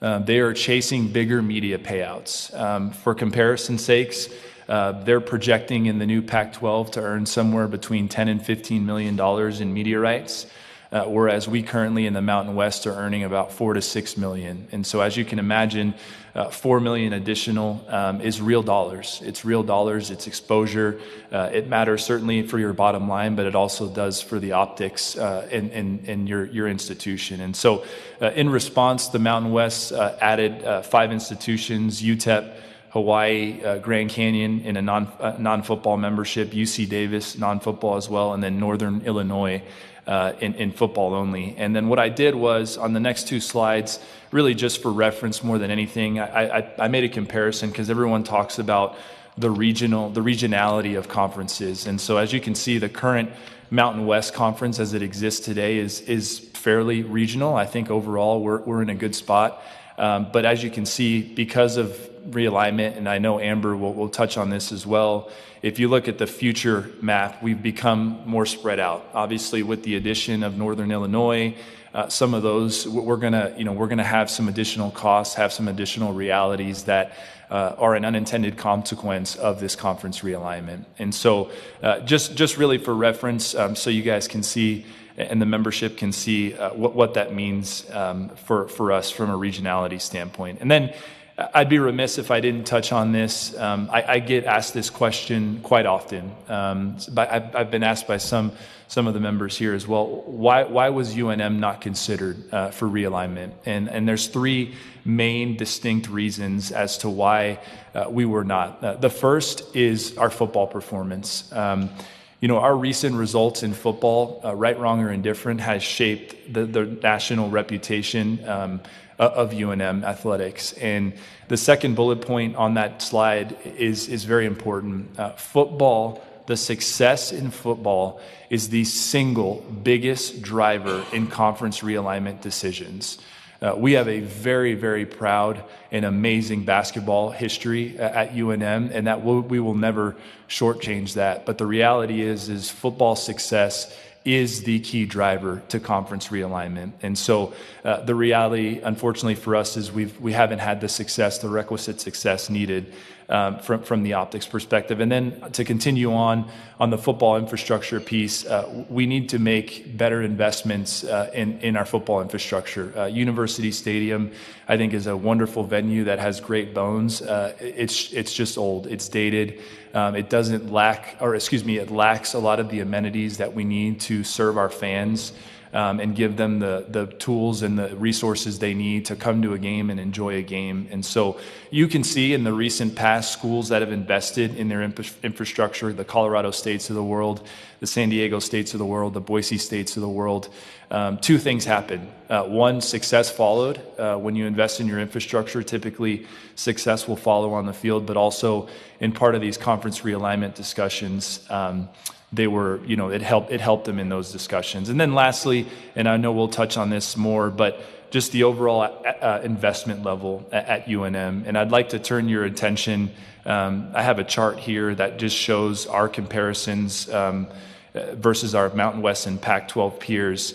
And the reality is that the decision makers that were looking at who was ripe for realignment and will continue to do so, when they looked at our peer comparisons, as you'll see on this chart, we have about a $15 million gap from our operating budget this year, $54 million, to the average of our peers in the Pac and the Mountain West. And the reality is that's not going to be solved overnight. But for us, it's clear that if we want to advance, if we want to be part of the discussion when this next round of realignment happens, we have to put our pedal to the metal, and we have to make sure that we're investing at a level that's commensurate with our expectations. Right, our expectations are to win championships, to make New Mexico proud, and to graduate our student athletes and set them up for success after sport. And so this gap affects everything. It affects student athlete services, obviously our competitiveness, but everything else beyond that. And so I just wanted to point that out, and I will turn it over to Amber to cover a little bit about her perspective on it. New Mexico State doesn't necessarily have the exact same story when it comes to conference realignment, but you can see here the travel that our student athletes are experiencing in our current Conference USA. I've placed that landscape there for you to take a look at. You can see on the left there's highlighted two institutions that are leaving Conference USA. They've made that announcement, and they'll leave in 26 and then again in 27. What we're aware of is that, this current wave of conference realignment has, to an extent, settled. But there will be another wave, and that's what we are all preparing for, is that next wave of conference realignment. We want to be prepared in terms of our football success, in terms of the infrastructure for our facilities, that we are exactly where we need to be in that discussion. Right. Now, the institutions that are leaving Conference USA, they're leaving for a little bit of a different reason. UTEP will get that larger payout. They're heading into the Mountain West, so they're going to see a larger payout when they head into the Mountain West. But they're also going to see a bit of a more regional travel schedule, which when you look at the next slides that we're going to go over, when you look at travel, you're going to see that our travel and UNM's travel is not that dramatically different. What does that impact? That impacts the student-athlete experience, and that impacts our student-athlete welfare. So I think that that's important to point out, where UTEP is going to experience that increased media rights payout. They're also going to experience an enhanced student-athlete welfare experience, because their student-athletes are going to see a little more regional travel. Louisiana Tech made the decision to leave, and theirs will be in 27, but they will go into the Sun Belt Conference, where they will have, I believe it is 4 busable regional competitions within their conference. They will save around $1 to $1.2 million a year on travel, because they will have that regional travel. And when you're looking at travel and you're looking at your budget, the $1 million price tag is not an enormous price tag, but it does make a difference in other areas that you are able to invest in your student athletes. New Mexico State, we've had institutional support. We've invested in turf for football, the practice field with your support, football locker room. Aggie Memorial Stadium, though, needs continued investment and upgrades.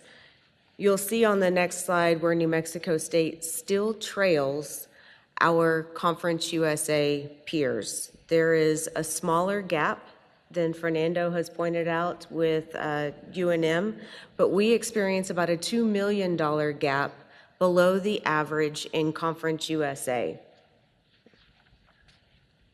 I'll turn it back over to Fernando. Great.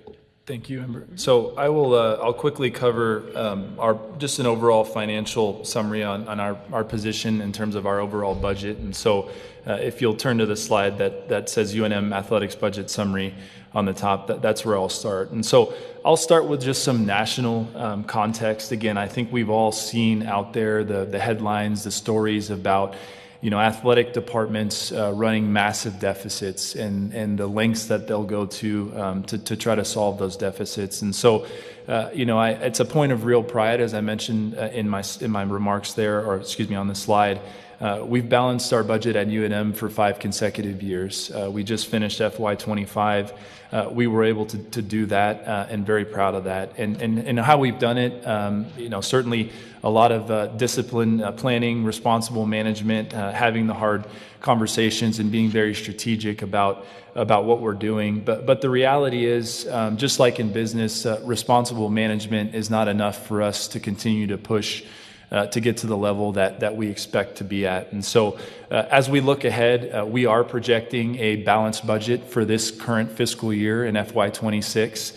And as I mentioned about conference realignment, we expect that there's going to be some shifts in our revenue sources and numbers associated with that as we look at FY27 and beyond. So we'll have to certainly evaluate that as we look forward. So as I turn to the next slide, I'm looking at the pie chart of our revenues. And this is from this fiscal year. This is our budget that was approved by the Board of Regents this year, just a few months ago. And I want to point out, before I get into the specifics, there's a chart on the side that breaks down our revenues by percentage. And I think there's a couple of really important points in there. Number one, we are extremely proud that we support our budget with 55% of self-generated revenues. That's conference distributions, that's ticket sales, that's our licensing, our parking, our game guarantees, our fundraising amounts. And so we're supporting over half of our budget with self-generating revenues. And I also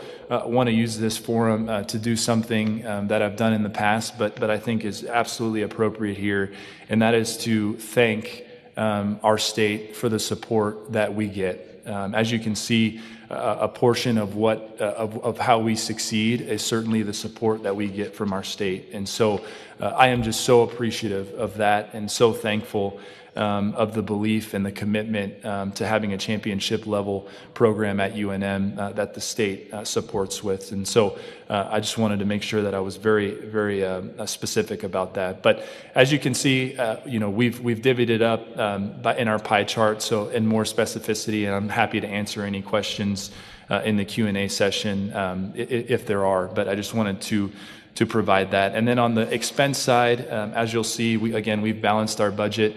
We're projecting $52 million in expenses against $52 in revenues. And for those of you obviously that run business, our businesses, our main expense is our labor, right? Our people that make the engine run. We invest in our people. I think we have great coaches, great staff, great support for our student athletes.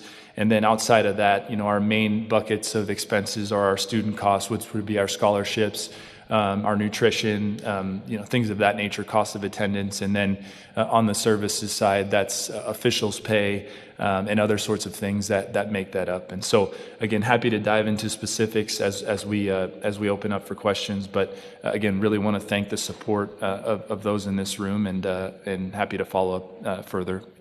Amber? As Fernando pointed out, a lot of athletic departments are facing financial deficits, but I listed here a lot of those athletic departments across the country are operating in multi-million-dollar deficits.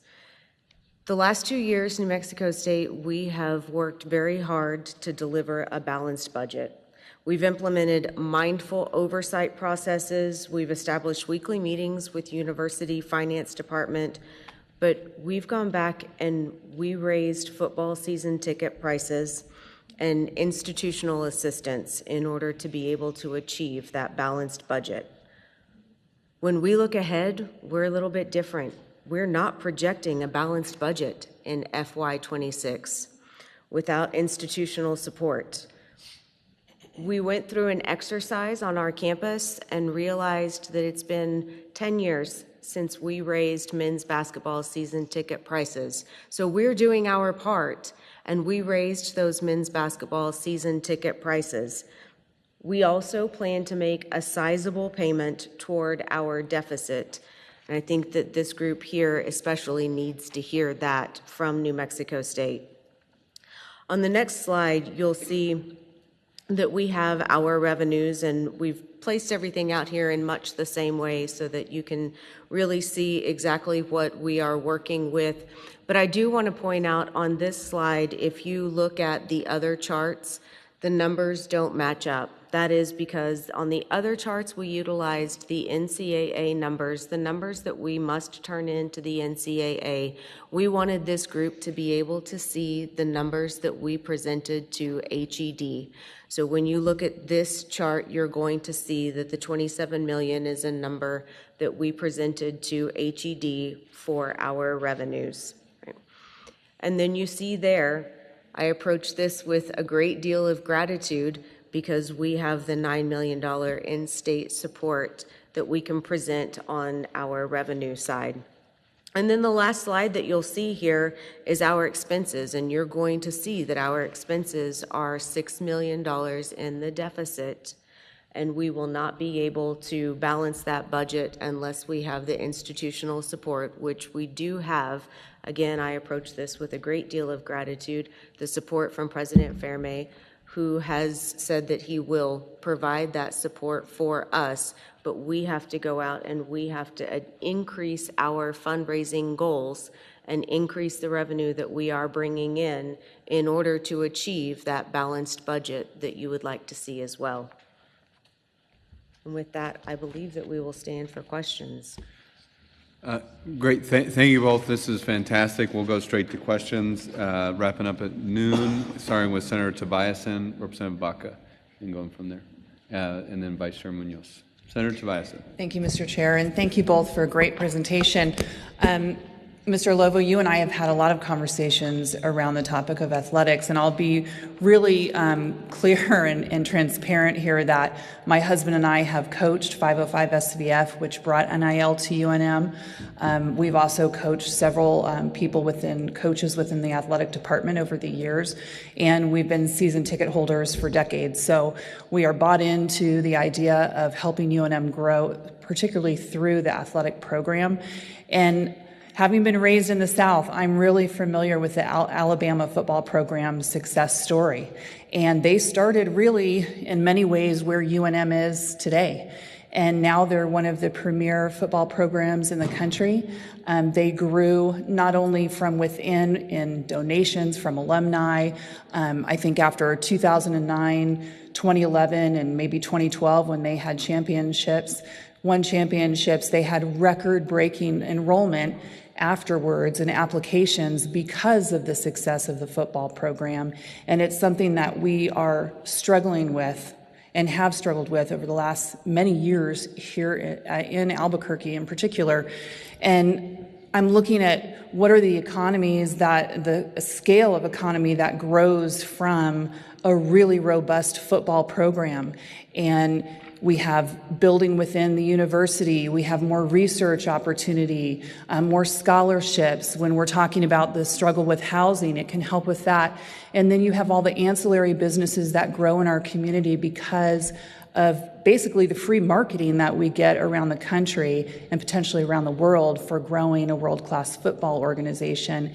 And while we have an amazing culture here, especially centered around basketball, that's my family's love, but if we don't step forward and really take this football program to the next level, we will continue, I think, to slide down that scale. When you say we have a $15 million gap, I think over the next several years, that gap will only continue to grow, and we will struggle. And we have one of the best universities, I think, in this country with such an amazing and rich culture that we deserve to really take a deep look at this topic and figure out how do we support UNM athletics, specifically football, and the same with New Mexico State.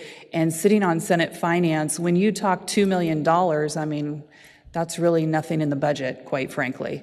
I mean, that's a very low number for someone to come forward and ask for, and $15 million actually isn't that big of a nut either. And if that's what it takes to take your programs to the next level, I think we owe it not only to our students and their future opportunities, but to our communities at large. So it's really more of a statement, but if you have anything you want to say in response to that.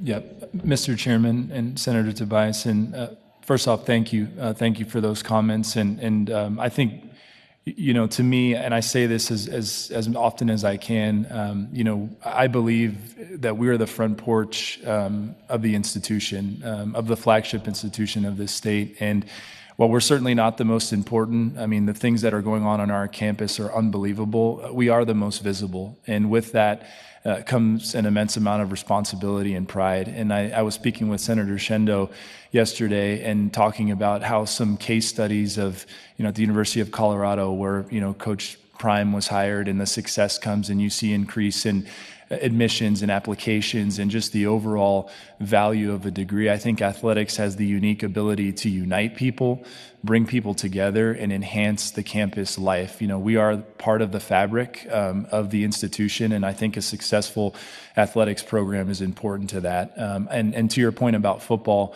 you're absolutely right. We have a built-in advantage with our basketball program. Our basketball program means so much to so many people in this great state, and we will never sacrifice that. But strategic investments in our football program are necessary for us to advance our mission and to continue to move it forward. And that means getting people in the stands. Last year we were over $4 million in basketball sales and ticket sales. In football, we were a fraction of that. And so some of our biggest opportunities for growth on the revenue side is through football and making that more accessible and more appealing to our fans to come for us to help, but also from an optics perspective. We need people in the stands at University Stadium, so when people turn on the TV, they think, wow, there's something really good going on there. And so I really do appreciate what you said and your perspective on it, because I take an immense amount of responsibility to ensuring that the athletic department serves as a good front porch to the institution. So thank you, Senator Tobias. Mr. Chair, Senator Tobias, thank you for those comments. I appreciate that. And when we look at what it means to be an Aggie and the grit that it means to actually succeed as the underdog, I think that for us as a land-grant R1 institution, that represents exactly where we are as the front porch for our institution. In 4 of our sports, we are top 3 in Conference USA for attendance numbers. And that really says a great deal about what we are doing to promote all of our programs. But in football, we're 6th. So we need to increase what we are doing at Aggie Memorial Stadium, and we can see what happens when we invest in our football program. When we have a 10-win season and we experience success, we see the investment pay off. And I think that that was a great deal of investment from the state, and that payoff was a big-time success for New Mexico State University, and we appreciate that, but we have to do more. Great. Thank you, Mr. Chair. Excellent. Thank you very much, Senator Tobias. We'll go next to Representative Baca. Thank you, Mr. Chairman, and thank you for your presentation. As a former college athlete myself, football player at UNM, I definitely have benefited from my experience of playing there. So, Mr. Chairman, and those that are there, I do think that we need to look at an investment to our athletic programs as a investment into economic development. When we talk about the 2 positive benefits that come on as far as with the community, it builds community, it builds pride. And as we're talking about, especially in certain areas of Albuquerque, we want to create that sense of pride for among our students and for our communities. I also think that it's going to support local businesses, right? When we're talking about it, when we're looking at on a Saturday or afternoon, when we're talking about getting 10 to 15,000 people to fill these stadiums, how we can benefit from our local restaurants, our hotels, and by working and investing in this, it's kind of similar to when we invest in these small private-public partnerships. And so I think that we need to do this. Mr. Chairman and committee, I also think that we need to look at a funding mechanism so that we can support these programs with funding and it not be at the expense of increased fees to the students. I don't want it passed along to our students and these other types of things. I think that we need to look at this, to take a look and see how we can fund these types of initiatives. You know, as the two flagships of New Mexico, NMSU and UNM, I think it's important, but I also haven't forgot about Highlands and Western and Eastern. And as we begin to build these programs, I think that the rest of the state will benefit from the investment that we make into our athletic programs and specifically our football programs. Mr. Chairman, my last question, and this is a question. Mr. Lobo, what kinds of activities are you doing to basically increase as far as attendance? You know, because I want it to be that if a family has an extra $100, that they, think that attending a Lobo game or a Aggie game is a great way to spend that money. And I want it to be more than just a game. I want it to be an experience in people spending quality time together. So, Mr. Chairman and Mr. Lobo, can you talk about what we're doing? And if NMSU would also like to respond about what we can do to increase and bring folks to our stadiums. Mr. Chairman and Representative Baca, first, before I answer the question, I do want to echo your sentiment that two things. One, that an investment in athletics is an investment in the economy. Certainly when people come to our events, that's hotel rooms that are filled, that's restaurants that are being people are visiting and all of that. And so I do want to echo that. And I also do want to echo your sentiment, we're here speaking on behalf of the Division I institutions in this great state. But I firmly believe that, our Division II institutions, everyone, a rising tide raises all boats. And so I think a healthy athletics programs across this great state, I think will have a meaningful impact to the quality of life across this state. And so to answer your specific question, Mr. Chair and Representative Baca, we've taken a really unique approach specifically for football to try to drive engagement from our fans. The reality is there's the old adage that the definition of insanity is repeatedly performing the same actions, expecting different results. And so I've challenged my team to how do we look at things differently? And I think some of you may have seen in the last 2 or 3 weeks, we've looked at 2 different initiatives to try to drive attendance. Number one, we took a section of seats in our stadium that we weren't selling. Inventory wasn't moving. And so I asked my team, how do we make this more accessible to creating the next generation of Lobo football fans? And that was by allowing someone to purchase a general admission ticket. They can now bring their family. They're 12 and under. You can bring your kids to the game. And then to take that one step further, we also looked at our concession prices. You talked about someone having $100. If we're charging $13 for a bottle of water, that doesn't work. That doesn't work for the community. And so we've looked at how do we make our events fan-friendly, family-friendly, to be more specific. And so we've looked at our concession prices by lowering a bottle of water, and it's no longer that, right? You can buy a hot dog for a reasonable price now. And we're really targeted that so we can get the next generation of Lobo fans in. And I believe accessibility is critical. We have to open our doors to people that have not been to our games in the past. And once we do that, and they come, and we've talked about it, Representative Baca, we got to make sure we're doing our part, right? We can't have lines that are forever. We've got to serve our fans, and we've got to do things outside of our stadium so that when people wake up on a Saturday, they think coming to Lobo football game is what they want to do. So we got to get them up out of bed. We got to get them into our stadium by activating it. And then we've got to do some of the initiatives that we're doing this year to make their experience really great inside the stadium. Thank you for the question. Mr. Chair, Senator Bach, thank you for the question and the opportunity to respond. I think that I echo a lot of what Fernando is saying in terms of addressing the lines with the concession stands, making sure that the fan experience is what the fan experience needs to be in terms of providing someone the best experience that they can have when they come to a game at Aggie Memorial Stadium. But we are also partnering with the Hispanic Chamber of Commerce for our Hispanic Heritage Game.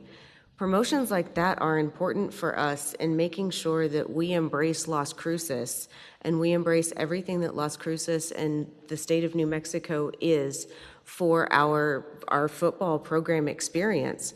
We're opening our gates earlier, and when we open our gates earlier, we're hoping to cut down on the lines at the concession stands, and in an effort to encourage folks to come into the gates earlier, we are offering concession incentives when they come in. We've got family-friendly pricing. While I did mention that we have increased our season ticket prices, we've still had to keep our families in mind and make sure that we were accessible to everyone in Las Cruces in the state of New Mexico.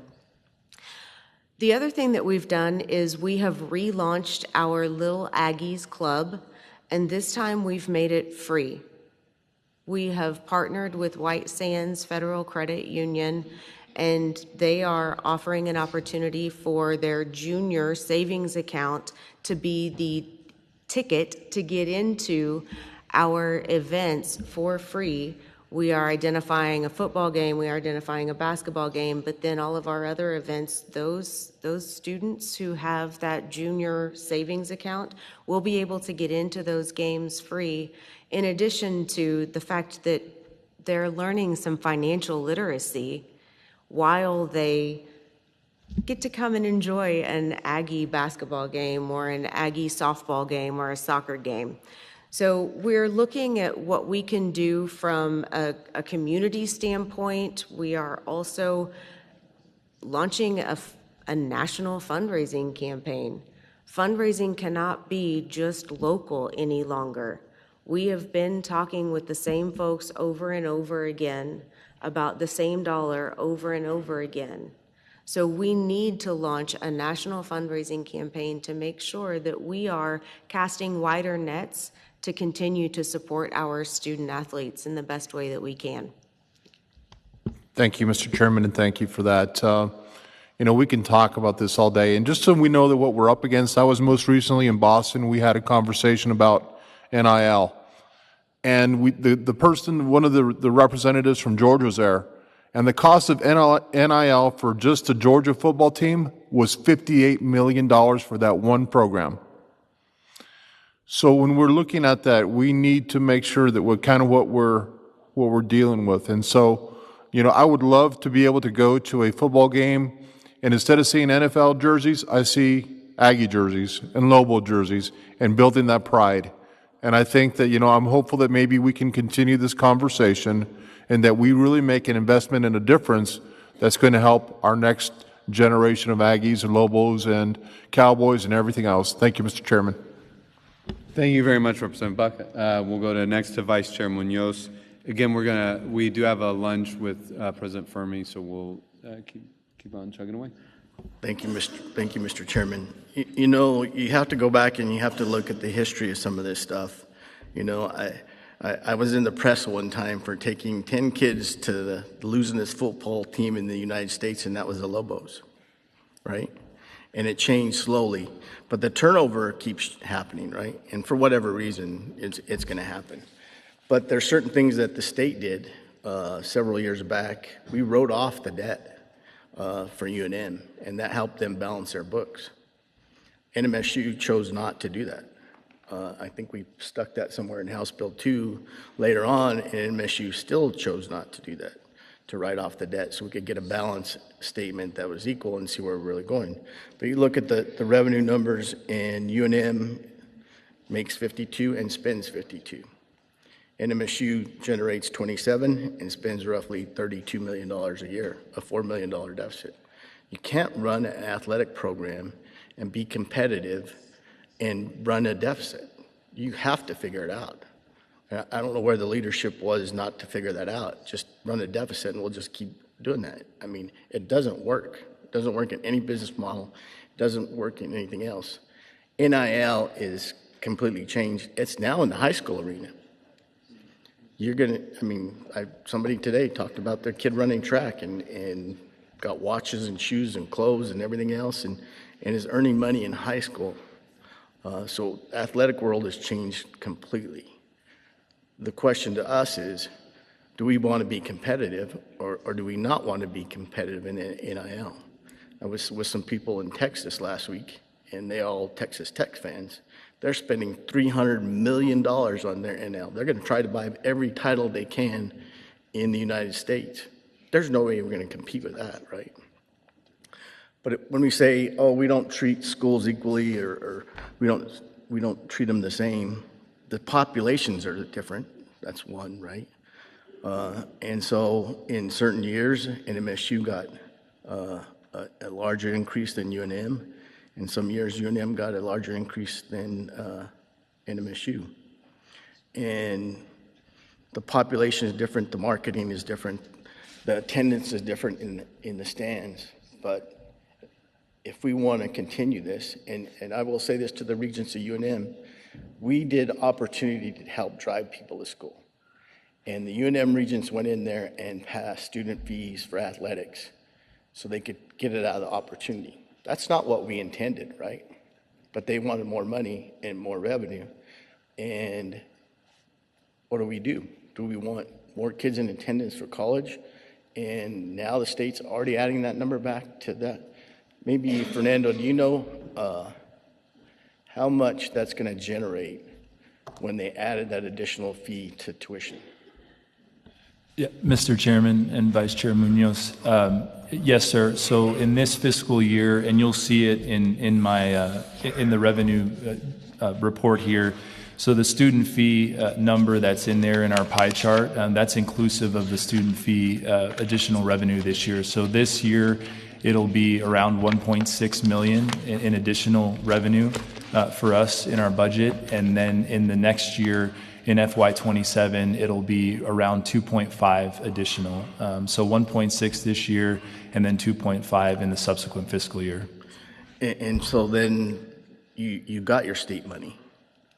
You actually got 2.5 million if we average it out over the next year, right? What it's really going to be in additional money, because you took the opportunity dollar amount for tuition and you added that as a fee.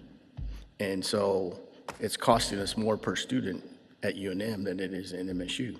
Now, should NMSU do that? I mean, that's up to them. But if you're running a $4 million deficit every single year, you better figure out how to get yourself out of the hole, or just buy a soccer team and call it good.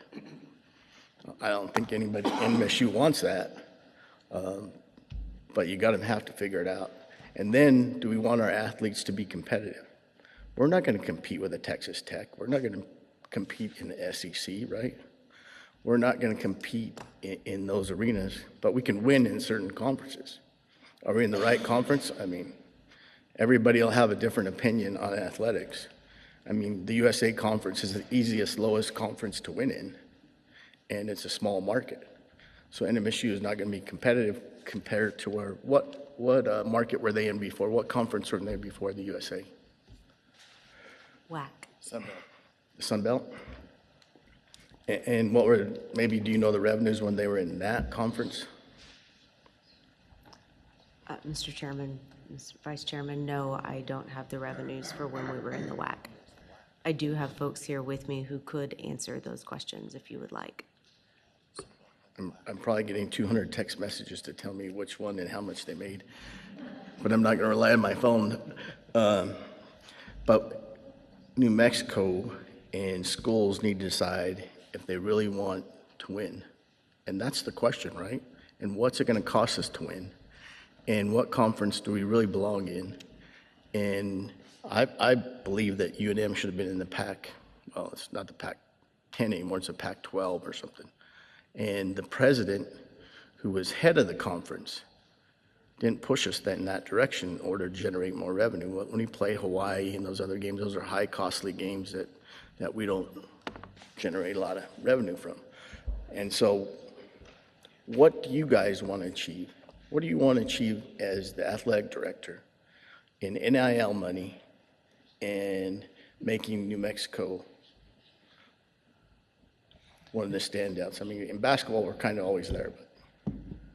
Yep. Mr. Chairman and Vice Chair Munoz, great question, and the timing is certainly appropriate because when I look at the future specifically for the Lobos, I firmly believe, and Amber mentioned this in her remarks, that we're in a 5-year window right now where, frankly, I like to call it an audition because in 2030, 2031, 2032, there's going to be another round of realignment and consolidation. That much is a certainty when these TV deals come up for the bigger institutions and bigger conferences. And so I think for us, while we're in this period, what does being competitive mean is exactly what you were alluding to, is will we ever be able to compete with the Texas Techs of the world and all of the, in Georgia, as Representative Baca said, we won't.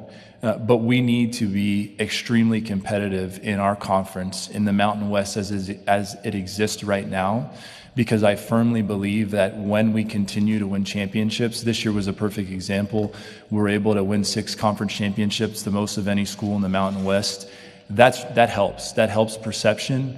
It shows that the investment is paying off, that we've got the right processes in place. And I will say, what do we need to pay for NIL or rev share? I think really is dependent on a lot of factors. The benefit for us is that because we're not sharing up to the cap, if and when we generate more revenue, we can pour that into our programs, and we will do it strategically. And oh, by the way, we will certainly never shortchange our Olympic sports. That of the 6 championships we won this year, 4 of them were from our Olympic sports. So we're very proud of those. And so we'll continue to be strategic about it, but we need to seize this moment right now. You use the word competitive. We have no option other than to be competitive. We have to do it resourcefully, responsibly, collaboratively, and if we continue to have this, build on the success we had this year, I'm confident that where we'll end up is exactly where we need to be in this next round of realignment. Thank you. Mr. Chair, Vice Chair Munoz. If I may, New Mexico State was in a little bit of a different situation in that we didn't get left out of the conference realignment. We were able to capitalize on the success that New Mexico State had in the WAC conference in order to jump up to Conference USA. So that is a direct representation of what we can do as we continue to remain competitive in the Conference USA and the conference that we are in right now, in order to make sure that we are best aligned for what is the most appropriate next move for us, if there is a move that's appropriate for us when that next wave of conference realignment comes around. I will say that our coaches have expressed to me, to our president, that they're happy with where we are with NIL right now, but we all recognize that we're going to need to continue to increase what we are doing with NIL to keep those coaches happy and able to compete within Conference USA. I think that we've seen the increased level of competition in Conference USA in that we were not able to step in and win the same number of championships that we were able to win initially in the WAC. So while we continue to increase what we are investing in NIL, we're going to have to continue to invest in each and every one of our sports so that we do maintain the success that our Olympic sports have experienced in other conferences, while we are mindful that we need to invest in football because that will drive conference realignment. Well, I'm not just talking about football, right? It's across the board. I think NMSU's soccer team won a national championship 2 or 3 years ago. Senator Scholes, didn't the soccer team win the national championship 2 or 3 years ago? The women's? I thought they won the national. Maybe you know, tell us. They won the WAC championship. They won the WAC, okay. Yeah. But I mean, they're going to be specific things you need to do. But revenue generation is all football and basketball. That's where your money comes from. There's very clear, if you want to have the other sports, those sports have to lead off with it. But I mean, you're going to have to come back and tell us, okay, what do we really need to do to be competitive, right? We don't have a billionaire like Texas Tech had, we gave them $300 million. We don't have the corporations like Georgia does to donate to get NIL money. And we got to figure it out because we all want to go win. We don't want to go watch a losing team. I think NMSU had made some mistakes when Kill left and they lost some Diego and some other players. That was their mistake. And then we can talk about the background of it, but you guys caused that system to fail. When you had a coach that took you to 2 bowl games and hadn't been that successful in I don't know how many years, those are some of the costs that you guys self-inflicted by doing that. And we don't want to play in that. If you want to be self-inflicting, it's a waste of our money, and it's a waste of our time. If you want to go try to win, tell us what it's going to take and tell us how to help you structure it correctly. But the UNM regions need to make sure that students aren't in student athletics that want to go to college and just want to go to college and want to get free tuition to do that. You can't increase the cost of athletics for us trying to get students to succeed and through free college. That's a completely different program. We got to figure it out, but you're going to have to lead us in this direction. It's a moving target, and I'm not an expert in it. You guys are more experts than I am, but we got to figure it out, and we got to figure out how to recruit players. We got to figure out how that works. An interesting conversation last night and today in talking about NIL with one of NMSU's biggest donors is why don't we create farm teams for these other universities? Why don't we create a farm team for Texas Tech and make them pay the NIL and let the players advance and see how it rolls out in the conference? It's an interesting scenario, but just something to think about. So, Mr. Chairman, thank you for your time. Appreciate it. But please come back with some more detail now that we've kind of divulged in it and how NMSU is going to not run a system in debt. That's what NMSU needs to figure out. Thank you. Thank you very much. We've now entered overtime. We're a little overtime. But we'll go to, and again, thank you to Vice Chairman Munoz for making sure we've had this conversation. I think it is one we very much want to continue. We're going to go to Representative Dixon, Senator Lanier, and then Representative Garrett will close us out here. And Representative Dixon. Thank you, Mr. Chair. I was going to have a response in alignment with your overtime, but I'm not that savvy. So, Chair and directors, thank you very much for the presentation. I appreciate it. I hopefully just have some quick questions that won't require a lot of, hopefully they're short and sweet. When in the pie charts, what is institutional support comprised of? Mr. Chairman and Representative Dixon, so direct institutional support is a number of different factors, but mainly those are transfers from main campus that help us support various operational needs, and so for us, that would help with some of our grant needs, some of those items. There's a number of different categories. There's also debt service, right, that we're working together with campus on to pay back our debt service on the pit, for example. And so when we make those payments and those transfers occur, that's what gets representative in the institutional support category. Thank you, Mr. Chair. Thank you. So is part of institutional support, is part of that funding, though, directly from the state? I mean, does it come from the state to a different part of UNM and then end up, is what I'm wondering. Mr. Chairman and Representative Dixon, I believe I would have to clarify with 100% certainty, but I do know that as part of at UNM, part of our process when we talk about institutional support, we go through our budget leadership team, which is chaired by our president and deans and others. And so the transfers for that do come from campus. Where the source of those funds reside, I'm not 100% certain on that. Okay. Thank you. Mr. Chair, directors, the student fees, what % of the student fees are paid for out of pocket by students? And what is covered through scholarships and other means? Mr. Chairman and Representative Dixon, so for our graduate student population, they will pay for the athletic fee and all other fees out of their pocket. And then for our undergraduate student population, those that are on opportunity scholarship, I don't have the exact percentage on me.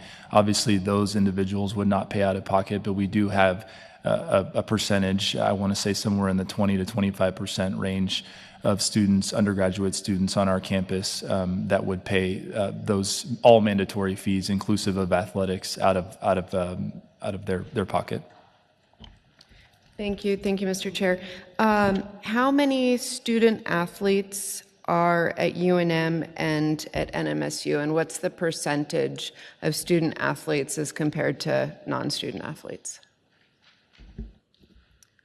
Mr. Chair, Representative Dixon, we have just about 400 student athletes at New Mexico State. So I would have to do some quick math to tell you what that percentage is, but we have just over 14,000 students at New Mexico State.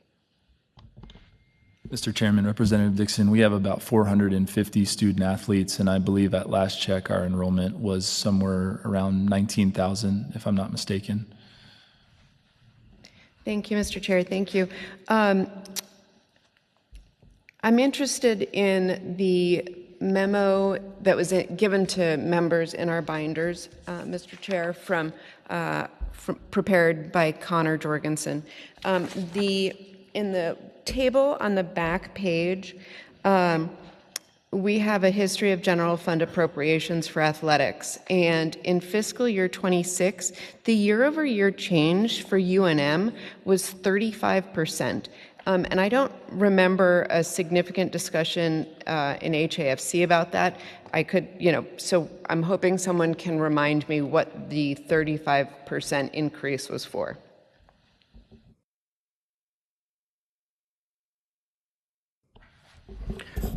We'll get that. There was an increase in their recurring budget of $3 million that was added in Senate Finance and ended up in the final House Bill 2. Thank you, Mr. Chair. Thank you, Director. Can I get more information, though, on what the $3 million was for? There were appropriations coming out of the House to help offset in non-recurring for 3 years for both schools to help offset the need for their coaches and other people to help with outside fundraising for their basic operations. And that was a kind of an attempt, a grow type of attempt to get them out of the need, to get them out of the hole. And the Senate chose to make $3 million of that permanent and recurring.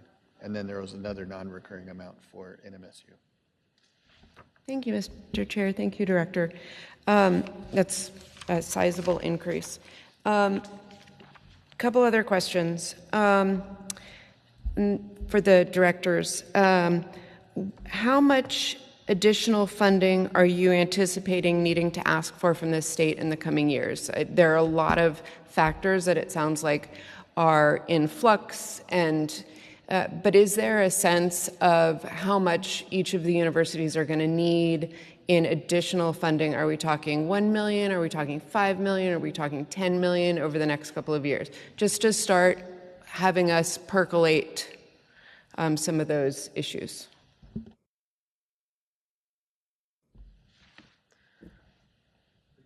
Mr. Chair, Representative Dixon, I think that as Senator Munoz, Vice Chair Munoz pointed out, we're operating in a deficit at New Mexico State. And so when we have that deficit, we're going to need to increase that revenue by $6 million in order to just say that we are going to be flat.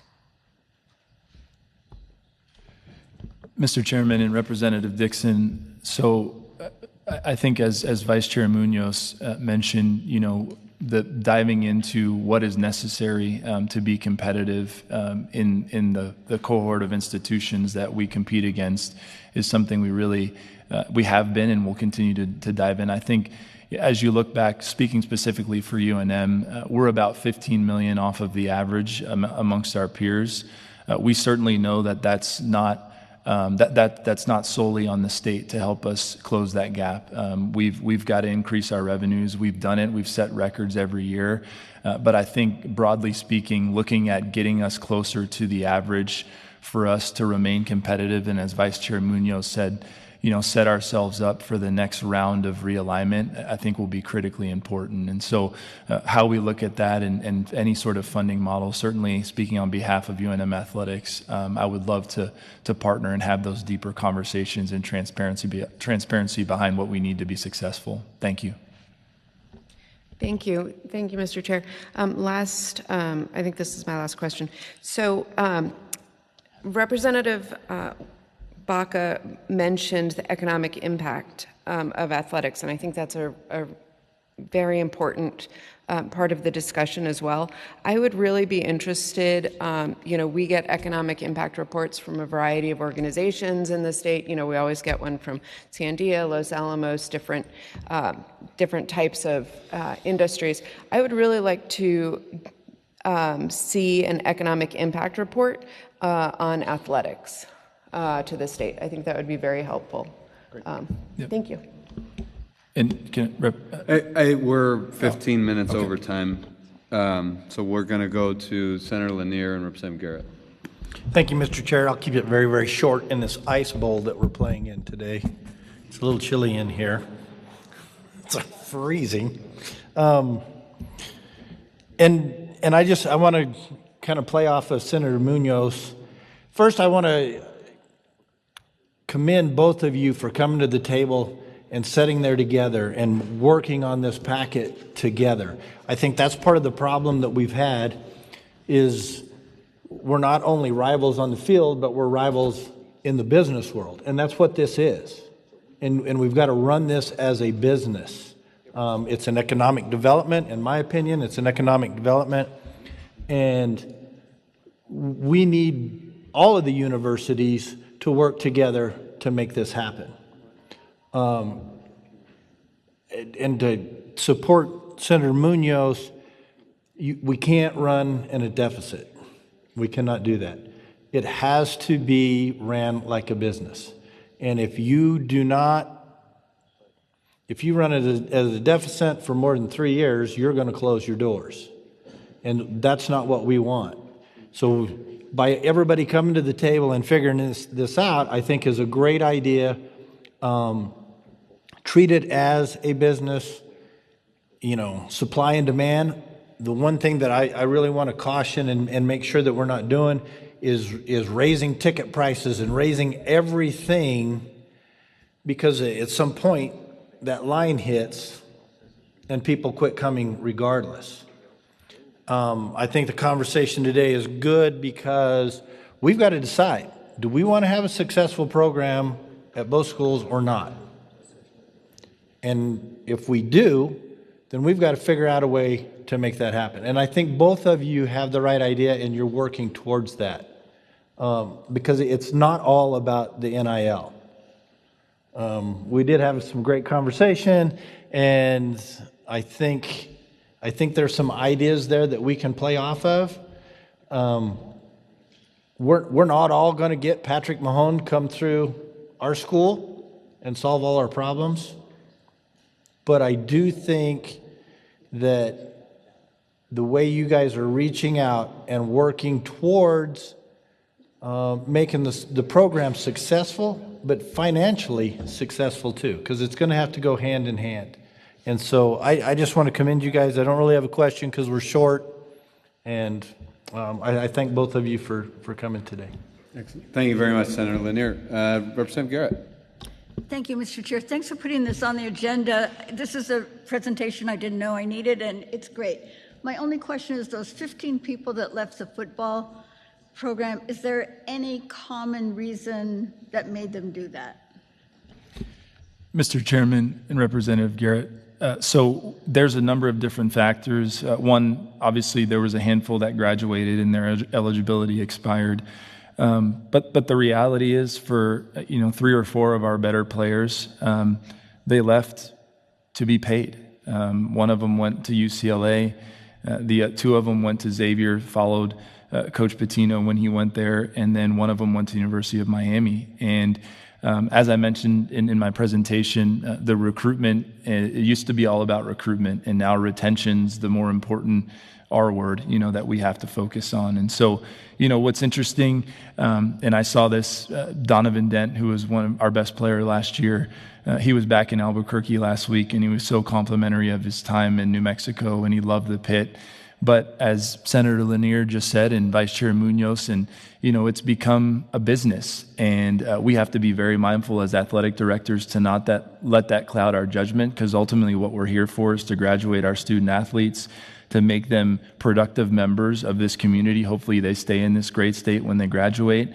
But we do need to be mindful that in order to keep our players, we have to have the resources, which is now money, to be able to compensate them. But it's not always going to be perfect, and we may still get beat, but we're going to try our best to be competitive within the resources we have.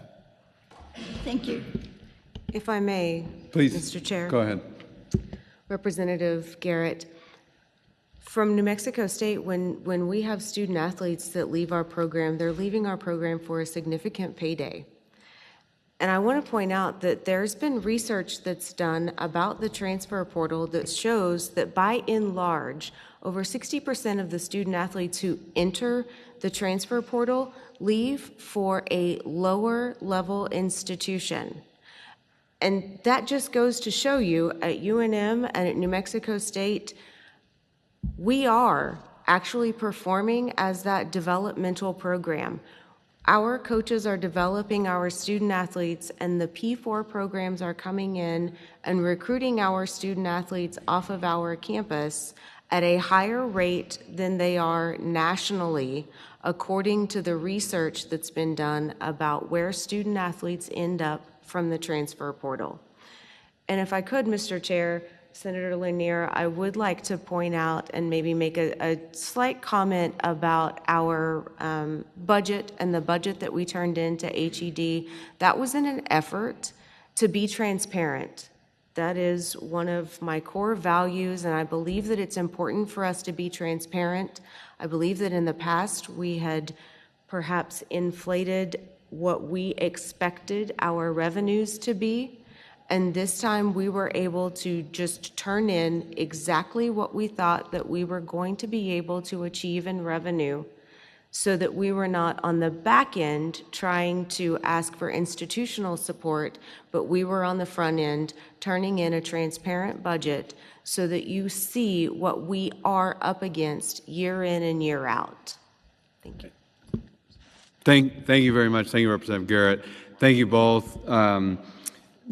Great questions from the committee. Clearly a lot of interest.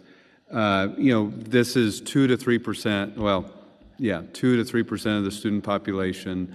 I think these are, and we've gotten a clear sense of the interest from the committee, the importance to the institutions and to the state at large. It is great to be here today. We have to do this together. Particularly, and Acting Athletic Director Burge, I appreciate very much sort of that perspective.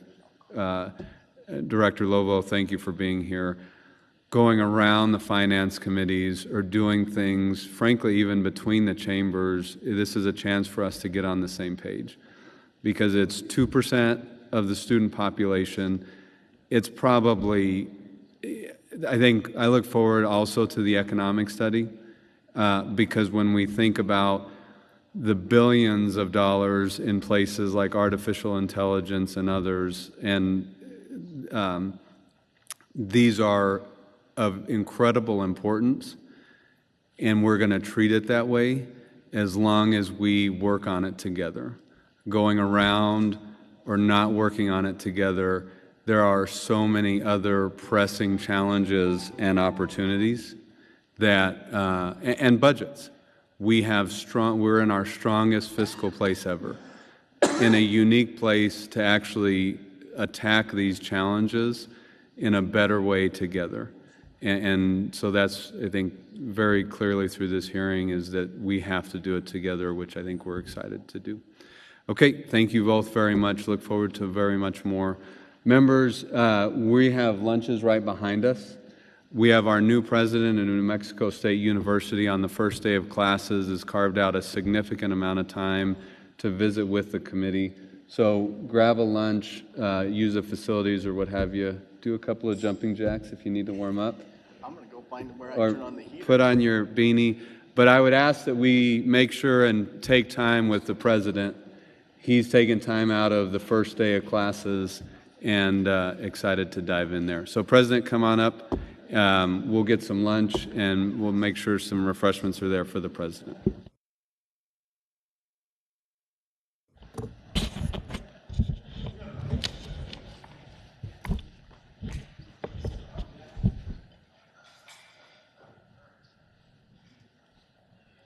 I'm ready to go. Yes.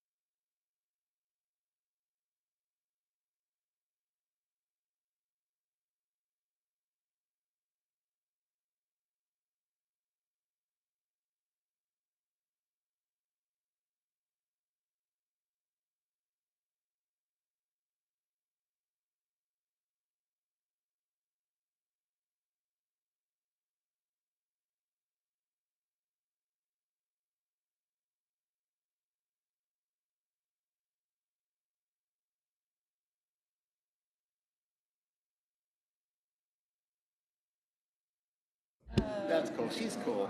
It's great that All right. President, thank you so much for being here. We'll ask everybody to grab a seat or take the conversation outside and take it away on the first day of classes. Thank you, Chair Small. I appreciate it. And with no disrespect to the people who are walking around, I'm just going to start. I have a little bit of a prepared speech for like 7-8 minutes. And then, I hope that will generate some interest in asking questions. I'm much better at the Q. I prefer the Q&A to going into a little speech, but I think it's also useful to give these a little bit of background to what is happening. So, first of all, I do want to thank you for having us here today. I want to begin by saying that one of the pleasures of my last few months has been to actually go on our impact tour to all of our extension offices in 33 counties. So I've been in each one of your counties.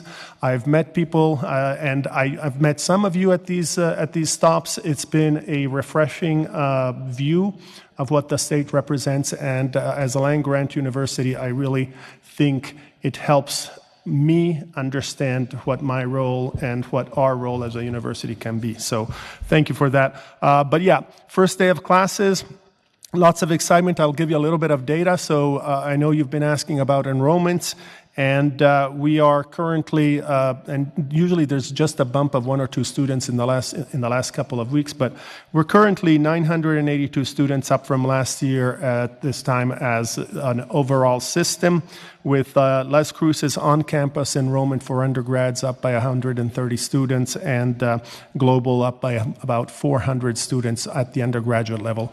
All of our colleges, so our community colleges, are also up. The only place where we've seen retrenchment is graduate students, and that is mostly international graduate students who have had, so we're 60 students down in that. But very good trend. Also is, and I wasn't here, but I think our CFO did address that our campus housing is almost at capacity right now, which is a really good sign. It tells us something about, how students really want to come back to campus. And for me, that is a plus. It's also it says something about NMSU as a university, that we truly value the campus experience, and we have, as I think Representative Herrera mentioned earlier, we have extended on-campus housing to second years, and those numbers, as you suggested, do also help increase our retention, which is something that we are pretty attentive to right now. Just giving you another detail that I'm very excited about. Over the weekend, we had our largest participations of freshmen in our convocation and first-year walk at over 1,000 students. That's about 40% higher than the previous high, which for me is exciting. And as Senator Soules knows, we just launched the 1888 Leadership Initiative for the freshman class. This is something that we started this year to prepare our students to develop and learn the qualities we believe are going to be necessary to succeed in their postgraduate careers. We are going to do more programming throughout the year. We invite leaders from different areas of our economic spectrum, and also political and industrial leadership, to talk with the students. And the idea really is to build it up so it becomes part of our curricular and expectations for students, where actually we're going to have slight modules that are inserted in their educational careers. So literally, in my view, we're putting the college campus back into our strategy. And I do think that this is going to be one of the main goals that we have. I don't want to say anything about anybody else, but I do want to say that this university is the premier, in my view, residential campus university in the state. And we want to double down on that, because we think there is opportunities there to give students a different kind of experience. And as you probably have already heard, This is probably some of the impetus behind wanting to create a multidisciplinary hub at the center of campus with classroom and research activity that emphasizes both creativity and future trends in learning and education. And I'll give you a little bit more to that in a few seconds. Incidentally, we're also beginning to formulate our new strategic roadmap because we just completed the Leads 25 this past year. So you might want to know what direction I'm going with and how we are going to do it. We're going to do it collaboratively. We are planning to do stakeholder and shareholder meetings throughout the next few months to get indications, especially from our partners outside of the university, for what they think we can provide in terms of our service. But let me come back to our mission, because I think that still gives us the North Star of the direction we want to go. So we have three fundamental goals as a land grant: to educate the citizens of the state, to produce research and innovation that has impact and advances the economic well-being of the state, and to provide public service to our citizens by making that knowledge available to everyone across the state. So education of our citizens. Aside from the already mentioned 1888 Leadership Initiative, which, as I said, we'll embed in our university practices, we're doubling down on student success. I heard the committee loud and clear last year when it asked, how come we have not improved our retention and graduation outcomes over the past few years despite all the investments? Well, my message to the campus in yesterday's convocations and in meetings with the college has been, we need to obsess about student success in the next few years. We cannot be satisfied with the current status, nor can we continue to apply the same methods to how we support our students.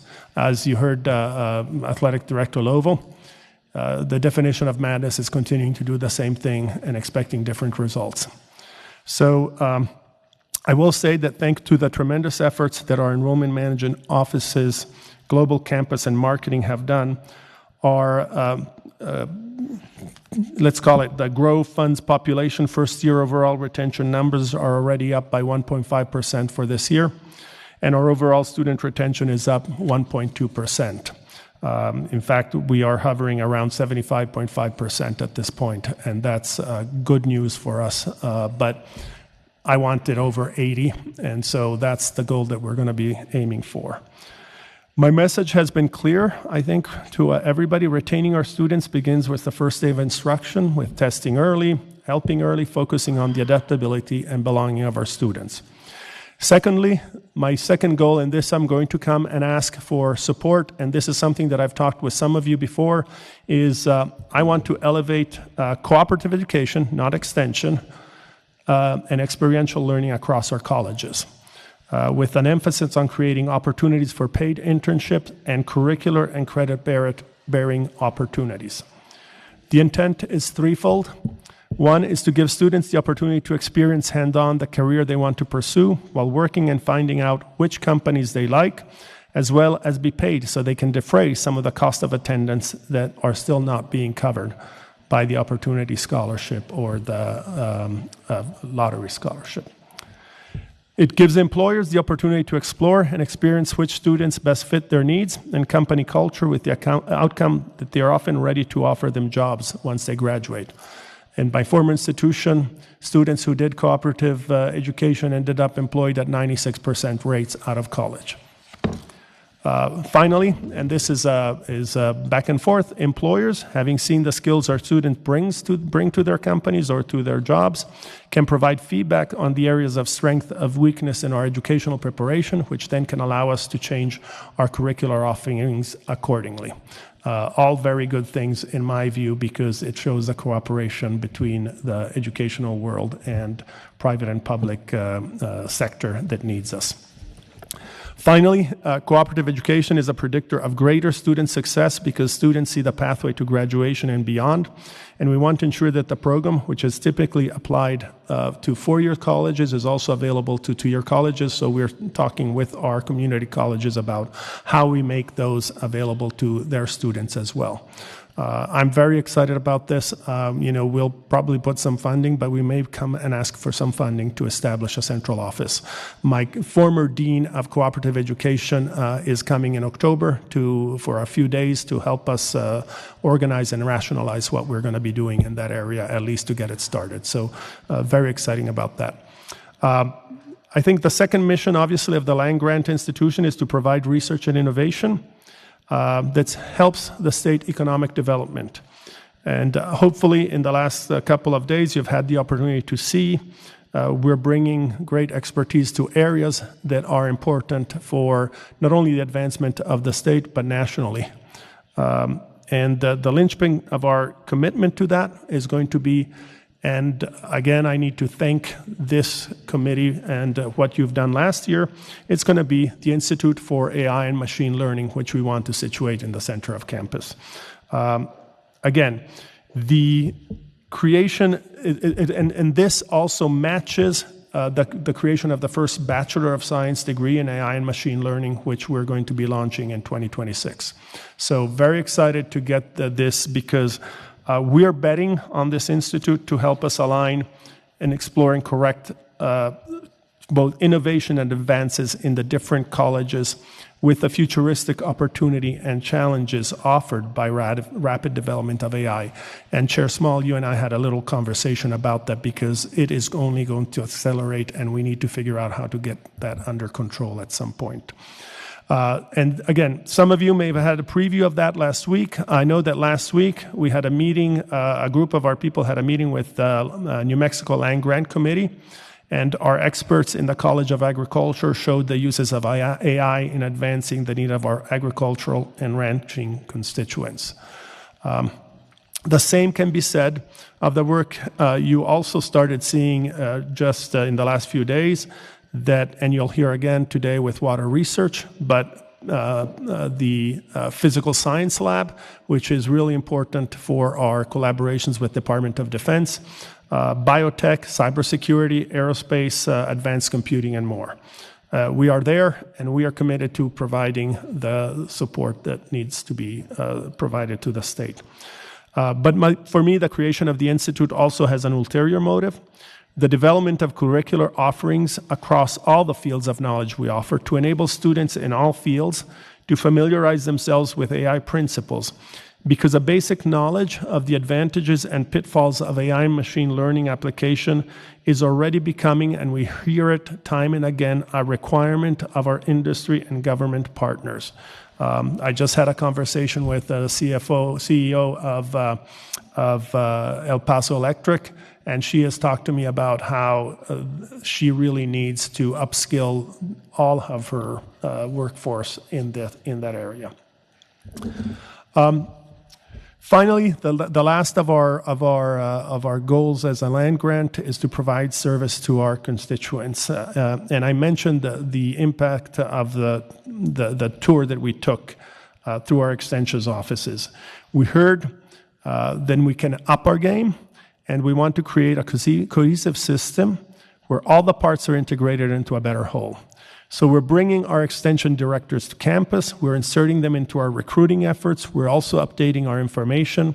And with collaboration from the colleges, we're beginning to get engineering, allied health professions involved in partnerships that also allow us to leverage our 4-H and FFA to expand the opportunities for learning away from campus.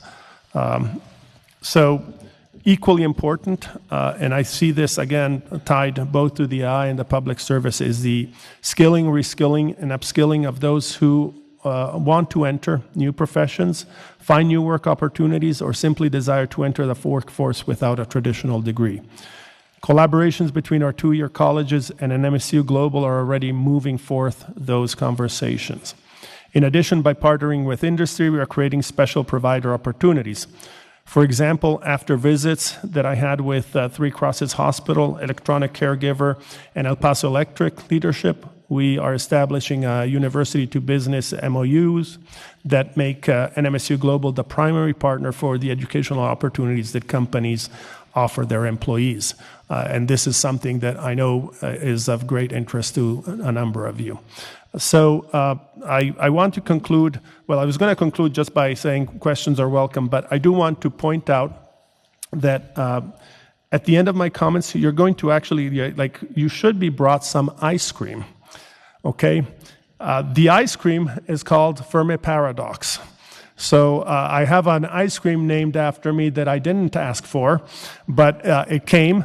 And the paradox apparently is in the matching of biscotti with pecans in the ice cream. So I do want to thank our student ambassador from the College of Agricultural Consumer Environmental Science, who, along with the ACES student recruitment specialist, Leandra Barreras, are going to be serving that ice cream to you. And with that, I conclude my remarks, and I'm open to any questions. Thank you again, Chair, and everybody in the committee for allowing me to speak about NMSU. Excellent. Thank you so much, President Fermi. And again, on the first day of classes, we really appreciate you taking the time to be here. We'll dive right in, starting with Vice Chair Munoz, and then as there are other questions. Thank you, Mr. President. In case you haven't noticed, we already are in the ice box.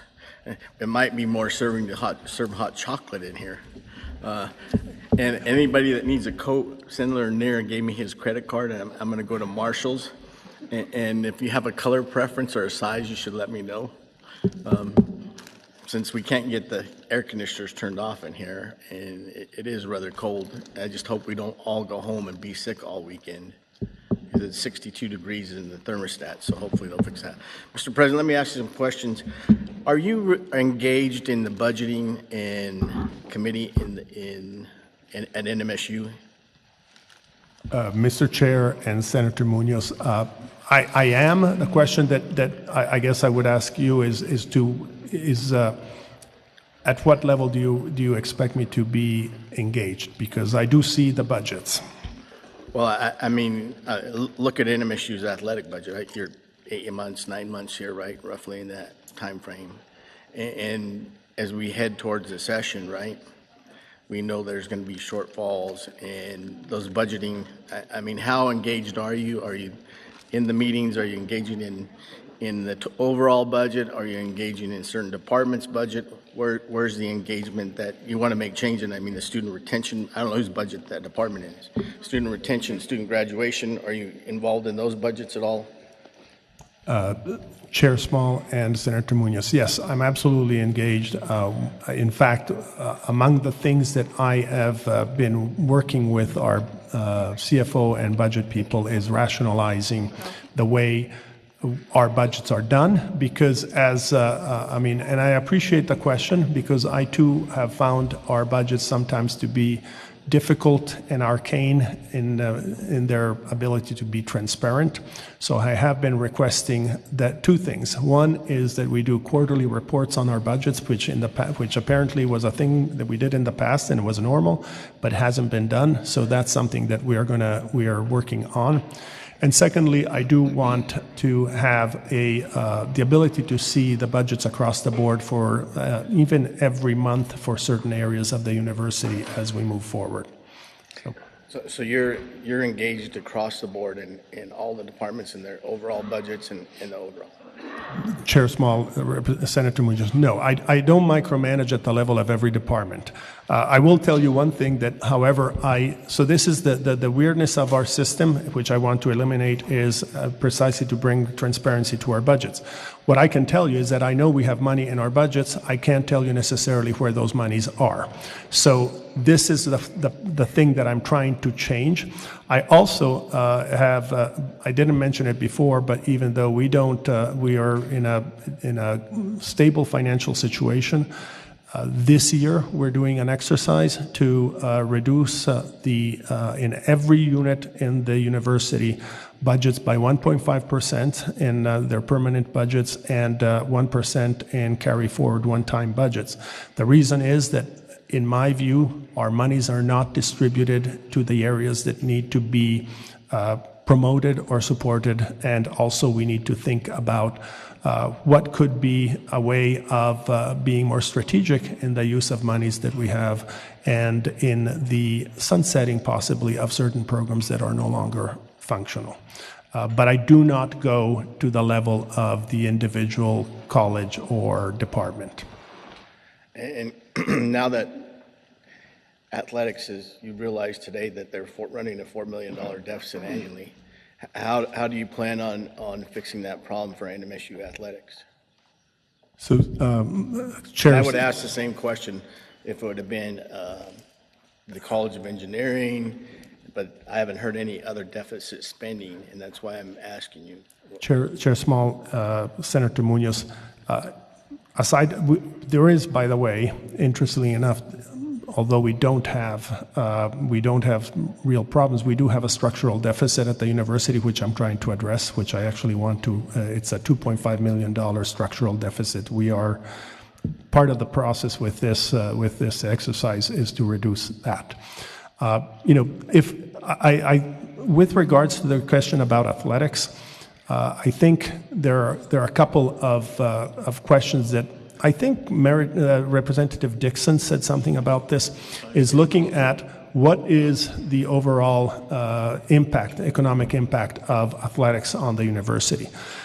Interestingly enough, we are looking at a program that at the level of Conference USA even suggests that we are underfunded by a couple of $1 million. Should we have additional support, that would cover a lot of that gap. But at the university, we are. I mean, I have been engaged in. We got $1.5 million from this committee last year. I am putting up another 1.5 million to close the gap for this year. And obviously, we need to think about how are we going to do better in the future. The one area where I am intervening, and this is something that is common now at the level of universities nationwide, we are going to separate, pull a 501c3 that is going to be focused solely on athletic moving forward. In my estimation of our fundraising efforts, although I can't speak for the foundation, I believe that we are under fundraising in that area by 2 or 3 millions, and that's probably how we could close most of those gaps right now if we did. We had zero fundraising development officers that were fully dedicated to fundraising in athletics. At my former institution, which was a bigger program, there were 8, and they were moving to 13. If I was just doing the numbers games of proportionality, we should have 3.5 fundraisers in athletics. So yes, you put another expense there, but also your expectation is that you're going to be able to cover much of that gap that way. Trying different things is really important, and also the other conveniency of this is going to be able to do the NIL and the cost separate and avoid certain costs. Well, I know UNM did an economic impact study on athletics, and I don't think the AD got to answer that question. I don't know if NMSU has done one or not. But now you're telling me you're about a $6.5 million deficit, right? Between athletics and the other 2.5. Those are the things I want to see how, if you've got financial control and been in the financial meetings in the university to see with what other structural deficits or problems that we have in order to let you do your job and target money where you want it to grow and where your needs are. That's where my question has come from. But if you're in the budget committee and you're monitoring the overall budgets to see if there's deficits in the ag department or something that have to be managed, that's what I wanted to ask. And so that's where my question was. I don't want to drag it out too long because there's other people that have questions, but that's where we got to figure out where you're at and do that. Athletics brought it to light. You're going to have to fix that because we're not going to give you $4 million every single year to fix your structural deficit, because then they'll just overspend again. We'll be in the same boat again. They got to figure out how to do that. Well, sorry, Chair Small, Senator Munoz, I am aware of these issues. I am actually, as I said, moving some funding in the direction of support for athletics. And as I said, my request is really that everybody ups their game with regards to fundraising, to greater revenues. So that is something that, will help, and I'm hopeful that when we come here, we won't have another conversation like this. The other thing, real quickly, is the endowment money that we sent to the institutions. And the institutions, and I think NMSU was one of them, that took that money and put it in the foundations. I want a full auditing of those foundations now that you mix state money with it, because that money was supposed to help hire new professors, get new nursing scholarships, get all that done, and now it's gotten blended in the foundation money. But I want a full audit on the foundation money. I want to see where every dollar of that went. And now that we're going to be able to look at the foundation, we'll look across the board and see where they're spending their money. And they did it to themselves, and you may not have been here when it happened, but I will expect that maybe within a month or so. Chair Small, Senator Munoz, I actually have a pile this big of all of the things that you're asking. I could actually take all the time to explain to you this. These were COVID money that the state gave to HED.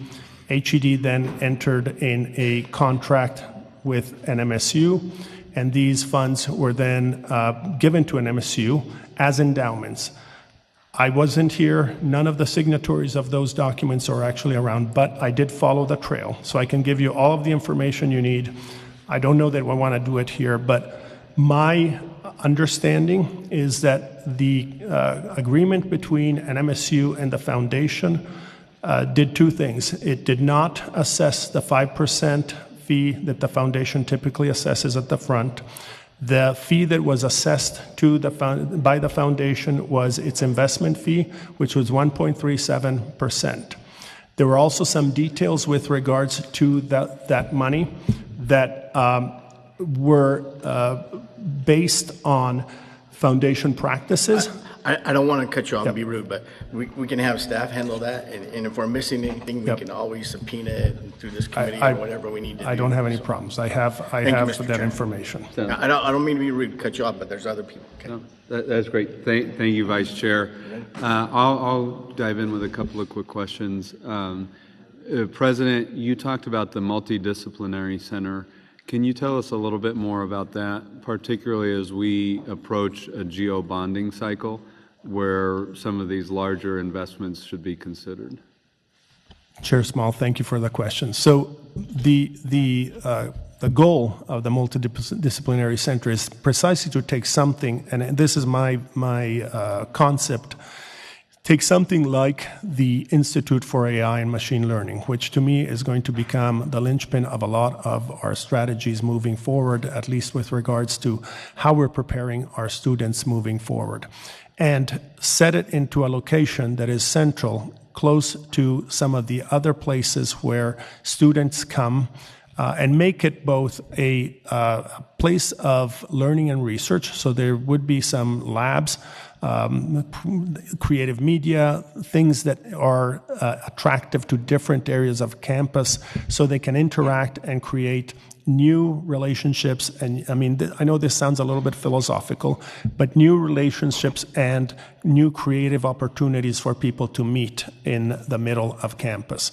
At the same time, we want it to be a learning environment. So classrooms and lab spaces, no wet labs. Wet labs are problematic, but classroom and lab spaces that are functional and that are movable, because we know that things will change. So we don't want a structure that is a traditional structure in terms of its format, because those then cost money to change around.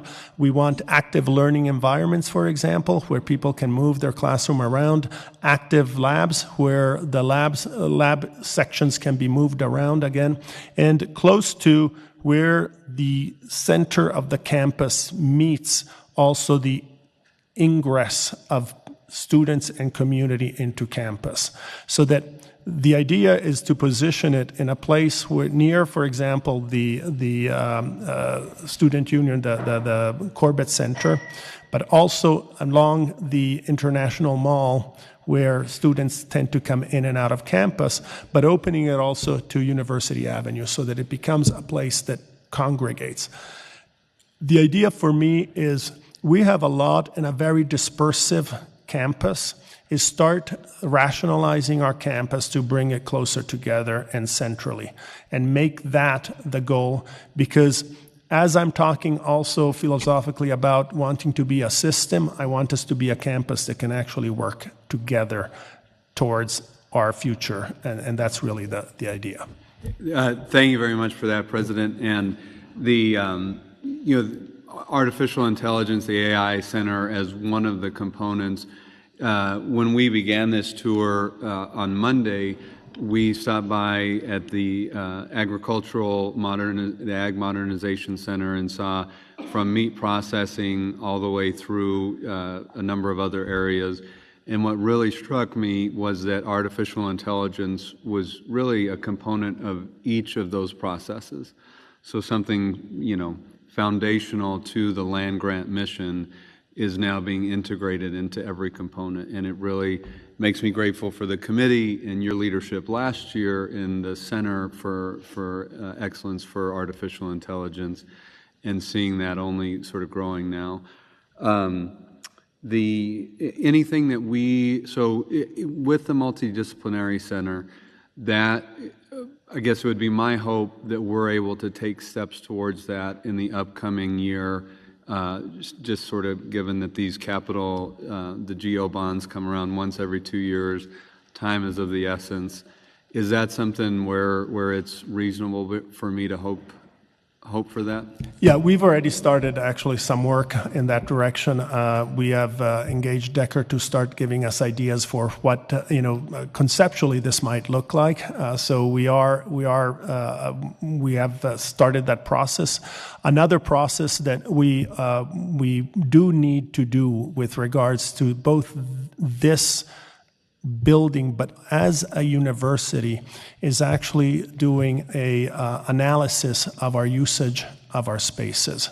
That's something that we're way behind in doing, because in my view, when we start seeing a heat map of utilization, of space utilization, we're going to be able to sort of say, okay, if we bring this in, what can we bring out? And that is, my view is that there's too much that is not used for the right reasons, and we want to be able to use this building for the right reasons. So figuring out where does this building take away, I actually mean bad practices in our campus, and sort of diffusing things around and not focusing on things. The third thing is that we had a master plan that ends in, I think, 2027 that we started, I guess, 10 years ago, and it was a 10-year master plan. We can't wait to start revisiting it, and that's also part of the project. So looking at the area, looking at what the concept of the new building would look like has already started. We want to bring a consultant, which we're happy to do, to analyze the use of space currently, both office space, lab space, and student space, and then redo the master plan, because a building by itself is not going to help us sort of figure out who we want to be moving forward for the next 10 years. So I think that's the plan, and we're moving on all of those. My hope is that when we come up for the legislative session, you will see a much more complete and detailed plan for what we want to do. Great, that's wonderful. Thank you for that. Excited to see and to help as we go through that.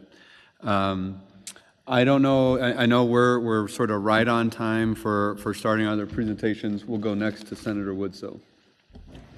I just want to put out a PSA on you, sir.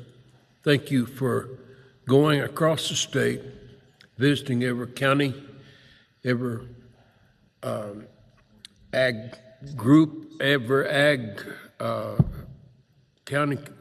What do you call them? The Extension offices. Extension offices. Extension offices. And that was such a fine thing for you to do as the president of a university, to go out there and spend your time with those people and show them who the boss was and let them have some feedback. And you made them feel awfully important, sir. And hopefully you got some feedback from them that showed their importance to you. And I'm sorry I couldn't make that whole tour with you, but I did enjoy the time that I did spend with you and with your group. So thank you for that. That was stepping out, and I appreciated that. Chair Small and Senator Woods, thank you for those remarks. It was a pleasure, and I do want to give credit both to our Extension Associate Dean, but also to my team that stepped up as well. I mean, there were 16, 17 people who came at every one of those stops, and we did hear a lot of good information. We, as I said, it really is helping us integrate ourselves better, because my feeling was, and you confirmed it as well, is that our extension offices sometimes feel they're out in the frontier and no one is paying attention to them, and we do need to pay attention to them. That, Mr. Chair, that shows that research we do here goes both directions. The dissemination of research out in the field is so important, and agricultural is still a big part of this state, and they need that contact both ways. Thank you, Mr. Chair. Thank you, Mr. President. Thank you very much, Senator Woods. Okay, that's a wonderful way to wrap up this opportunity to share. I don't know if I don't see any other questions. Oh, sorry. Representative Etta, I apologize. Please. Thank you, Mr. Chair. I just wanted to echo Senator Woods' comments. Our extension agent, Don Martinez, is a real leader in Rio Arriba County, and the Extension Office is a really important part of our agricultural community in Rio Arriba County. And I couldn't say enough good things about him and your offices. And I too agree, for you to go out and visit every single one of these extension offices, and I think there's how many, 26? 33. Oh yeah, it's in every county, 33 over the state. It's extraordinary, and was recognized by our community. So just a shout out and a thank you for your leadership. And that's hard. That's a hard job to do when you're an incoming brand new president. So I really, truly appreciate that. Excellent. Thank you very much, Representative Etta. Mr. President, I think we'll turn it back to you. Oh, Representative Dow, please. Thank you, Mr. Chair. You guys stole my thunder, but truly, it meant a lot. People were very impressed, and most of all, they felt heard. I think it was really critically important, and I hope that, you're new to the state, you got to go to all 33 counties, and, Representative Small, Chairman Small, we are hosting the Hatch Chili Festival the end of this month, so I hope you'll make it down there, because people are going to ask you red, green, or Christmas, and you'll get a chance to really solidify your choices there. Chair Small, Representative Dow, can I just say one thing? So I do like it spicy, so I will take the heat, and I'm ready for it. So thank you very much. Awesome. Thank you very much, Representative Dow, and thank you for your leadership, particularly around our green chili industry. And I think that wraps it up. President, anything? We've said it. This is a great opportunity to visit. I'd turn it back to you for anything you'd like to wrap up with, and then we'll go to our next panel. Yeah, Chair Small and committee. I'm always really grateful to be given the opportunity to speak on behalf of this institution. When I came here, I think I could feel a lot of sort of disarray, confusion, but we're really getting a hold on this. I think just even the last few days with the students, the enthusiasm that I see around is infectious. I believe that we're moving in the right direction. We're doing a lot of good things.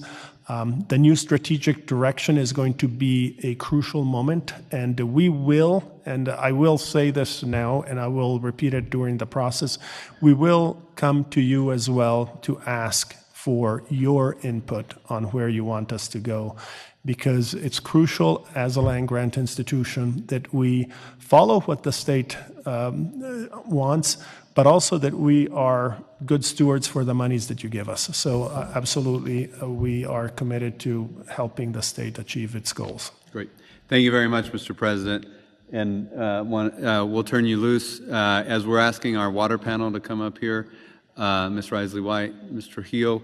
Also want to recognize Senator Steinborn, who's done a great deal of work, particularly in Hatch and other areas that he represents. In fact, there's some signs that as you're driving by one way or the other on I-25 that the senator was instrumental in making sure is there, in addition to many other things.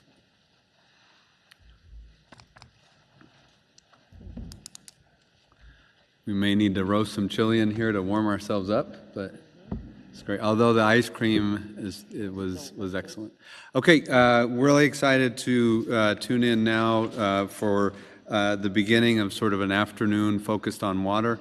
Of course, as folks know, as a legislature, we've been proud to make really the most significant investments in our state's history on water the last several years.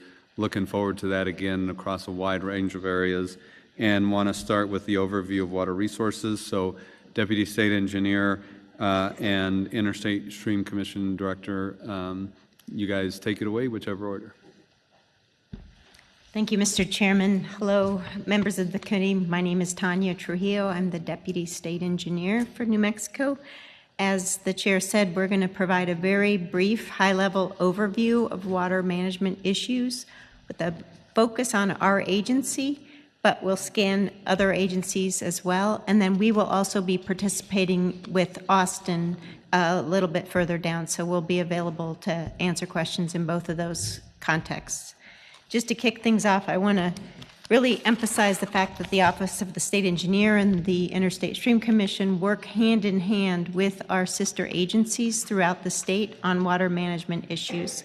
You'll hear more details from the Environment Department in a little bit, but we also work closely with the Agriculture Department, with MNERD, and with entities like the Water Trust Board, which brings over 16 different agencies together to manage the applications and the Water Trust Board financing process that you're well aware of. Our offices intersect with 8 different interstate compacts, and we manage the waters collectively and collaboratively with our sister states. We are also involved in numerous adjudication processes, and many of those are in progress. Many of them involve Indian water rights settlements, and want to just provide a little plug for our teams that have been working on those settlements over the past few years.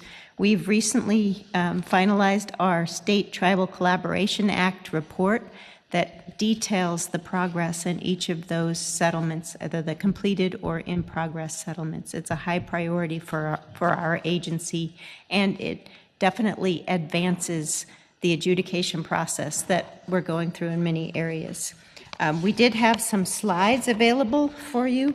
You know, the first page of our slides, we always start out with the snapshot of the drought reality that we're facing. And, this is what we've seen over the past several months of this year, but it's actually what we're predicted to see over the next 50 years. And the planning process that we're going through is what we'll go into more details on.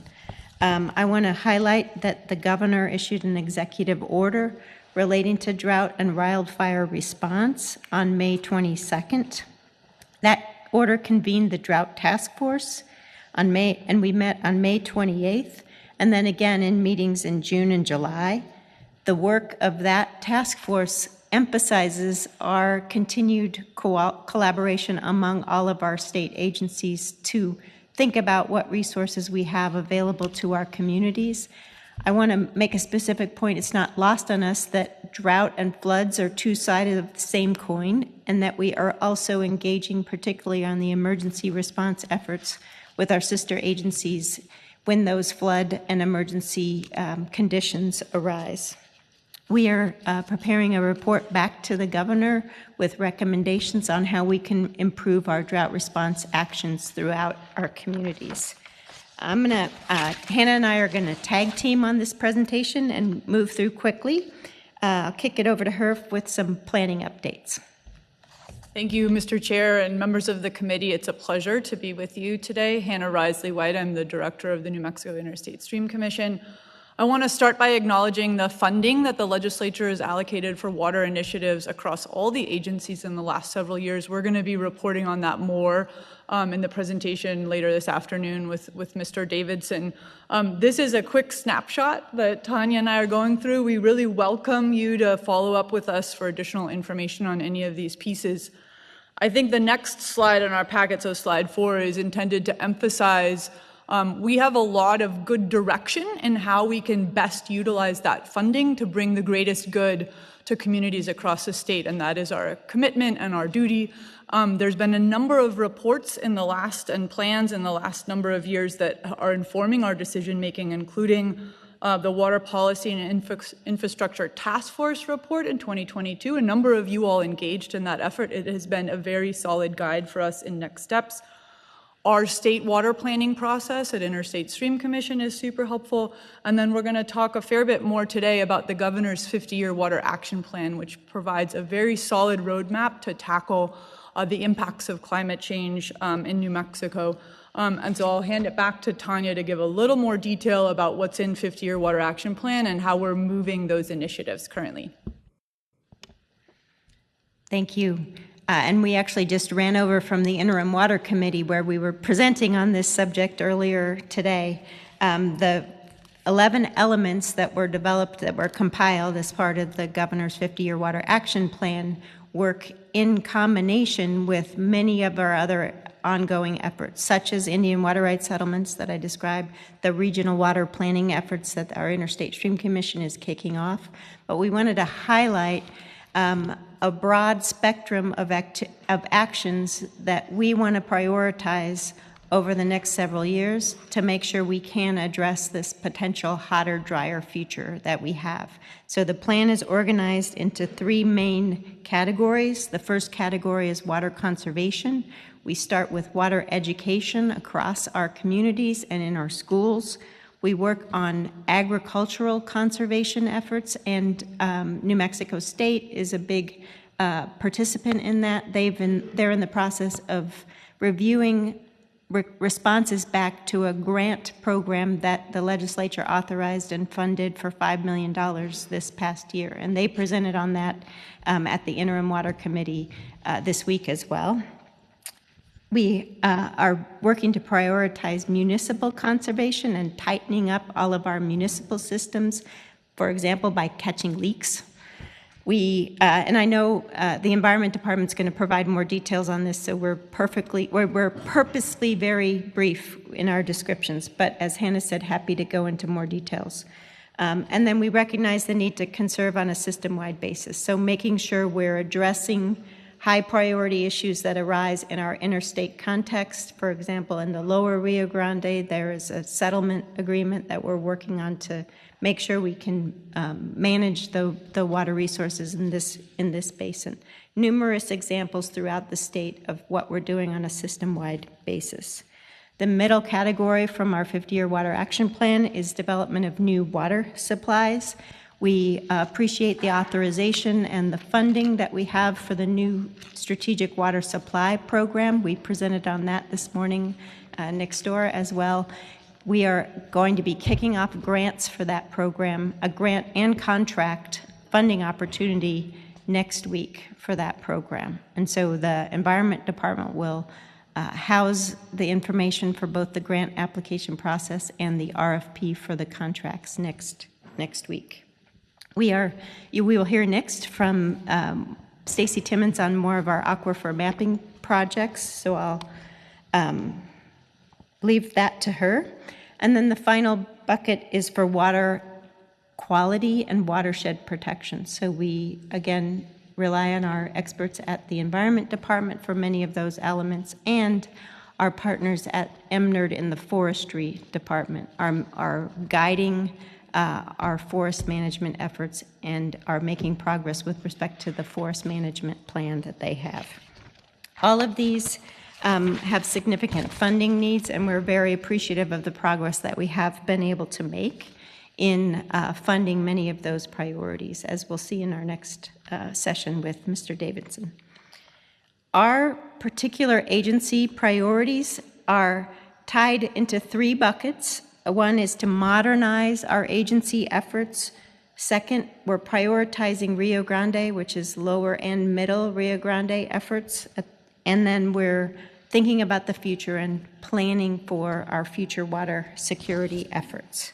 With respect to water management modernization, we recognize the need to do things like meter, monitor, actively manage our water uses throughout the state.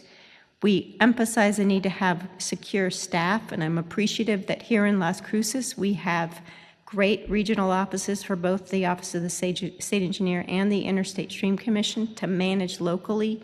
We need to improve those resources in all of our offices throughout the state. And one of the other priorities we have is to increase our enforcement capabilities, and that was an initiative that we had support for at the last legislative session and didn't quite get it off of through the entire process, but it's a priority for our agency as well. Hannah will provide us more details on the Rio Grande. Thanks, Tanya.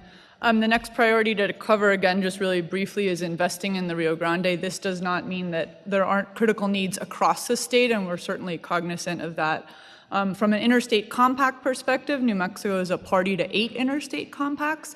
Obviously, the Rio Grande Compact is of particular interest and particularly important to this area of the state. We're hoping that at your next meeting, we'll be able to provide more of an update on the potential settlement in Texas v. New Mexico here in the Lower Rio Grande that will invest in the communities down here for a long-term sustainable plan. But we also are investing heavily in active management in the Middle Valley, and that's going to take additional resources. But it's critical to both ensure our continued compliance with the compact, but also get more water to Elephant Butte Reservoir, which also gets more water to this part of the state. So this is a significant effort on our part and something that we're investing in heavily, including, as Ms. Trujillo mentioned, enhanced enforcement, metering, and measurement. And then the last priority on slide 9 there is planning for our water future. We feel that it's very critical that we not wait until the train wreck of climate change and increasing aridification happens, but we really plan ahead in a way that makes sense to our communities and the values in our communities. You all passed in the 2023 legislative session what's called the Water Security Planning Act. That's a complete re-envisioning of New Mexico's regional water planning process. I'm pleased to say we've made great progress in implementing that act. We've kicked off the rulemaking called for by that act a couple months ago. That process, including public comment on the proposed rule, is open through late September. So if you're interested, I highly recommend that you take a look at that. And then once we complete the rule and the guidelines called for by the act this winter, we'll start standing up those future regions beginning early next year. And I should also say this slide highlights Indian water rights settlements. I think resolving those Indian water rights claims is critical not only for those tribal communities, but for all the other water users in those basins. The funding brought in by those settlements has significant implication, both state and lots of federal funding, for not only the tribal communities, but everyone who shares in those resources. And then just the last slide here shows the timeline of implementing this act. I think what I would like to most highlight for you all is that what the act calls for, in addition to sort of more dedicated and ongoing regional water planning, is that the state work with the regions to prioritize projects for funding. And the reason that we're excited about this, and particularly relevant for this committee, is in the past our regional water planning process and state water planning process would often end up with a list of thousands of potential projects without any way for you all to know which are most important, which will be most impactful. So one of the things we'll be working with the regions on is prioritizing projects, and then we are required by the statute to report annually to the legislature on not only the progress of the planning process, but those priorities for funding. If you're interested in that process, I highly recommend you check out our campaign website. That's mainstreamnm.org if you haven't already. There's lots of updates there related to the planning process and how to engage, and also opportunities for water education. It's where we're implementing part of the water education campaign called for by the 50-year Water Action Plan. And then last, I would just make a little plug for the next panel as well. That planning process is really going to depend on aquifer mapping. More than half of the water used in the state comes from groundwater. Some of those aquifers are really well known, some are not very well known, and so in order to support communities planning for their water future, understanding what they have in terms of groundwater is going to be a critical component. And I think with that, unless Tanya has something else, I know we're short on time. We would love to talk to any of you more about any of those components or anything else you're interested in at any time. Thank you so much, Mr. Chair. Thank you both very much, and we'll look forward to both being here and as we go through the panels. We're going to go straight into our next panel. This was just sort of the overview, and then, of course, be able to take questions. So we'll invite up Ms. Timmons.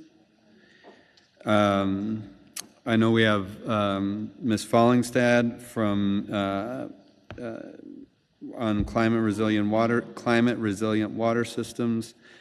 I don't think we're going to have Mr. John Sylvia. I understand it from Blue Brine. Jealous of everybody who got to do that tour yesterday. And then I don't see yet, and it sounds like Dr. Hsu will be here shortly from NMSU. So maybe we'll go ahead and start, Ms. Timmons, with you, and then go to Ms. Fallingstad. Great. Thank you, Mr. Chair, and members of the committee. I really appreciate the opportunity to be here today, and I come to you with extreme gratitude for all of the support toward building the state's new program for aquifer characterization. And I'm happy to provide you updates whenever needed. We're just getting started right now, and appreciate the trust that you have in us for this long-term process. So I'm here from the New Mexico Bureau of Geology and Mineral Resources. Sorry, I think particularly for all of us and for the audience, if you can explain the investments that have been made, particularly this past year, I think it's quite helpful. Sure, yes. And there's a packet of slides coming around which we'll talk toward the end about the financial capacity of that in particular. And I'll hopefully hit on all of those points.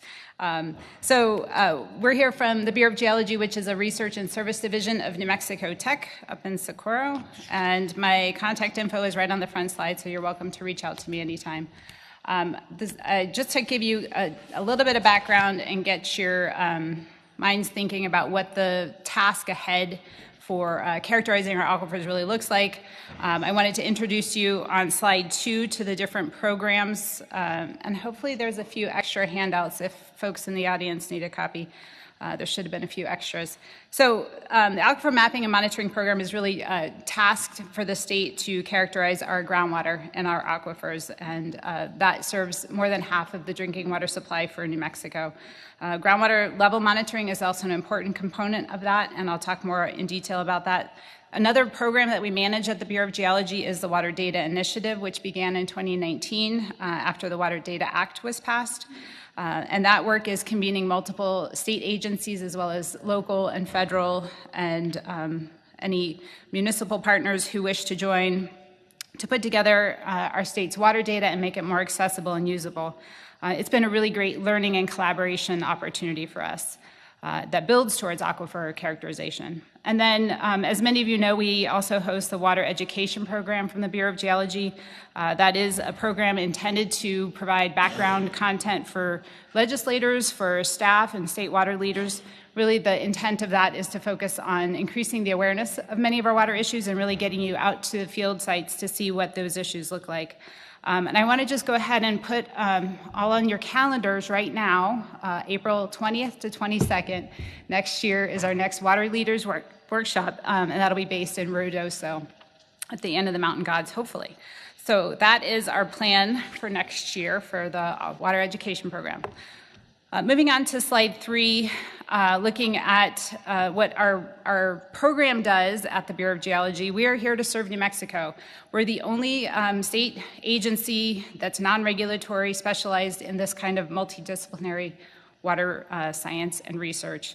Our program officially began, the Aquifer Mapping Program, back in 2006, and we've been working under a combination of funding sources that includes federal, state, local, regional projects, and philanthropic sources.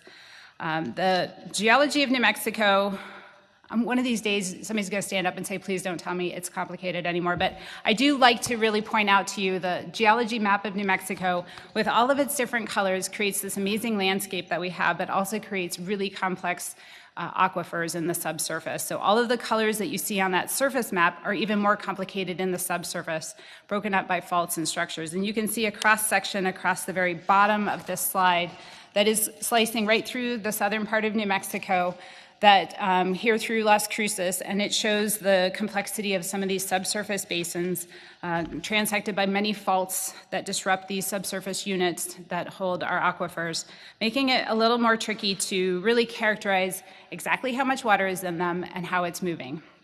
So that's just kind of the context of what we're working with here. And as you've been hearing in the panel before, moving on to slide 4, the governor's 50-year water action plan specifically asks the Bureau of Geology and New Mexico Tech to work on characterizing our major and minor aquifers, both the fresh and the brackish water, to characterize all the major aquifers by the year 2032, and building a statewide groundwater monitoring network, which includes at least 100 dedicated monitoring wells by 2037. And that works towards improving the groundwater mapping and monitoring efforts for the state under the new water supplies section B3 of that water action plan. And I think that what I want to highlight from this in slide 5 is that this 50-year water action plan really highlights two of our biggest challenges around groundwater. One of them is that many of our aquifers here in New Mexico have not been fully characterized. For the past several years, we've been working with existing data. We've been working with private domestic wells and ranch wells and irrigation wells to get information about groundwater and do water sampling. And many of the funds that we've had available to us have been small grants, often focused on very specific regional questions. And so when you look at the map on this slide 5, the polygons of coverage show that we've done some work in those areas, while not complete total aquifer mapping in the context of how I consider it. There is work that we can build from in all of these polygons. And so what a complete aquifer map really includes is the geologic and hydrogeologic unit characteristics. That helps us know how well water moves through some of these formations. Not all of them are good aquifers. We'll know how deep the water is below the subsurface, so we can plan how deep we need to drill wells and which way groundwater is moving in those aquifers. Knowing more about our aquifers also helps us quantify exactly how much water there is by knowing where the boundaries of the aquifers are and what are the impactful structures, as I mentioned, faults in that cross-section, as well as where does recharge happen. In some places, there's very, very little recharge, and in other places, we have substantial recharge happening. And that's replenishing the aquifers. So then the last part that really makes a complete aquifer map is knowing in detail what the water quality looks like, what the full composition of that water is. And hopefully when Dr. Zhu arrives, we'll hear more about that. And this really matters, I think, when we think about water planning and water for communities. We want to be able to carefully manage what limited fresh water we have. We need to have this aquifer mapping complete. In order to protect the water quality, we have to know what water quality we had to begin with. If we want to explore alternative water resources and potentially areas where we want to do aquifer recharge, we need a detailed map of where that would work and what units are receptive to that. And so basically having this project underway, I think, really puts New Mexico at an advantage among many other states that already have this work done. The second big thing, moving on to slide 6, that the 50-year water action plan highlights is that one of our other big challenges is that we aren't actually monitoring groundwater changes enough across the state of New Mexico. There's huge gaps spatially. The map in the center highlights that. A lot of places in rural New Mexico that we have no information on what's going on in those aquifers. The symbols on that center map are a time slice looking at a set time frame and if the water level over that time frame increased or decreased. So any place that you see orange is a decreasing groundwater level, and little blue triangles are increasing water levels over that about a year time frame. And a lot of the places that we might have water level measurements, we maybe aren't measuring frequently enough. So if we want to know what the trend is, we actually have to measure it at a certain frequency, at least annually, ideally more frequent than that in certain areas where things are changing more rapidly. And as I alluded to at the beginning, many of the wells that we're monitoring are actually reused wells. So there's somebody's house domestic well or an irrigation well. And using those doesn't necessarily capture the full depth of the aquifer. It's drilled to where they got to water and they had enough for what they needed. So if we really want to know what's going on in deeper units or with some of these other multi-layered aquifers, we really need to drill wells for the purpose of monitoring those aquifers and not grabbing somebody's water level after it's been pumping. I just want to highlight the water levels that are shown on this in the Albuquerque area where you can see an increase in the aquifer there. That rise is primarily due to the use of surface water and reduction in pumping in the area. So using San Juan Chama water has helped Albuquerque bring water levels up a little bit. And then that groundwater level there in Clovis area has been dropping for years since 2018. So if we want to manage this groundwater resource, we really need to do more of the measuring of it to do that better. Slide 7, I won't belabor. I think you've heard plenty about this, but the water climate report that the Bureau of Geology compiled really highlights many of the challenges that we have ahead. It's going to get tougher with regard to water. And this report, while a bit gloomy in terms of increasing temperatures and increasing aridity and reduction in surface water availability, this report is really a wake-up call for us and a call to take action so that we can be ahead of that and be proactive on our water resources. So moving on to slide 8, I just want to set the vision for where we're going with aquifer characterization, and that is to have complete regional aquifer characterization. So region by region, we'll work through the state, compiling all of the existing data, reports, and models. Looking at those, we can then say where are the data gaps and work to fill those. Many of the data gaps that we know about are in rural parts of New Mexico and at depth. Most people are drilling wells for the purpose of water supply, and they're probably in the 500 to 800 foot depth. If we want to start to know what's going on at deeper units in terms of water, we need to drill for that purpose. And so that's a big data gap that we know already exists. We will use that data to build conceptual and functional models and then have full characterization of our groundwater basins, both the fresh and the brackish water. And then for groundwater monitoring, I like to think about this in terms of, so we're going to drill wells to hopefully fill these data gaps, and while we're doing that, we're going to collect abundant data. So we're going to be drilling for exploratory purposes and then setting those aside for monitoring purposes with no water rights needed, just using it for monitoring makes it a little bit easier to set up those wells. And so then they'll be set up with telemetry, so we have the frequency of monitoring needed and potential for water quality testing as well. And that gives us data to work from so that we can continue to update models and information needed for decision making and reporting. So we've already started this work. Slide 9 highlights some of the subsurface data sets that we've started to compile. We're leveraging many decades of previous work and also the data that's been made available through the Water Data Initiative. So when you look at the map in the bottom left-hand corner with all of the different colored polygons, you can see that basically what we did was put a bunch of reports together and asked certain hydrogeology questions of an AI engine, and it highlights the areas where we have a lot of information available to us and the areas where we have very little information. And so we're really working from things like this to start to quickly compile the data that's existing and fill in those data gaps. And part of the work that we're doing is also collecting all the relevant borehole data. So all of the wells that have been drilled, whether they're water wells or oil and gas wells, we're using that and making it digitally available so that we can interpret that and build 3D subsurface geologic framework models. Moving on to slide 10. The new data collection is really what we're launching onto right away this year. The big part of the work that we're doing is collecting geophysical data, particularly airborne electromagnetic surveys, and I'll talk more about that and what that looks like here in a moment. We'll be also collecting groundwater levels in many of those areas, geochemical sampling, and geologic mapping, and then hopefully sometime next year, beginning with drilling some new wells. And this is a substantial part of what the new funding that we've received is going towards, is this new data collection component. So looking at slide 11, the project areas that we hope to jump into this year, this has been guided by our, thank you, freshwater.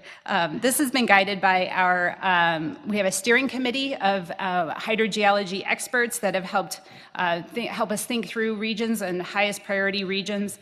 So this map on slide 11 shows 5 regions that we hope to work in this year: the Estancia Basin, the Mimbres Basin, the Lower Rio Grande, the Middle Rio Grande, and portions of the Animas Valley over in the southwest corner of the state. And the goal is to collect a bunch of new geophysical surveys so that we can really start to characterize the fresh and brackish water down to about 1,500 feet. And this is our pilot year, so we're figuring out the right contractors and vendors that can help us with that. We're figuring out the workflow for our team and building the various components that we need to really nail down what those water resources look like. So we're planning these surveys and compiling a large number of data sets. I want to draw your attention to, in the map, the little star that says STA Teresa, Santa Teresa, and Las Cruces, where we are now.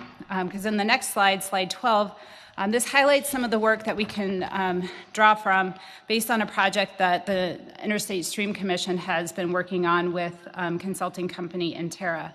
And so the images that you're seeing here are really preliminary results of a Santa Teresa aerial electromagnetic survey. And so flying over this region, this little area with helicopters back and forth, they were able to create these subsurface images that really help us to pin down different zones where the water is found, the water table, and then how it transitions into potentially more brackish water. And so the idea here is that this is giving us better detail and helping us fill in between where we have wells to really start to map out what these subsurface units look like. And this project, while not exactly the same as what we're going to do, it's been a real good learning opportunity for our team to watch how this happens and learn from it and work to refine the surveys that we'll be doing on much broader areas of New Mexico. Okay, on to slide 13.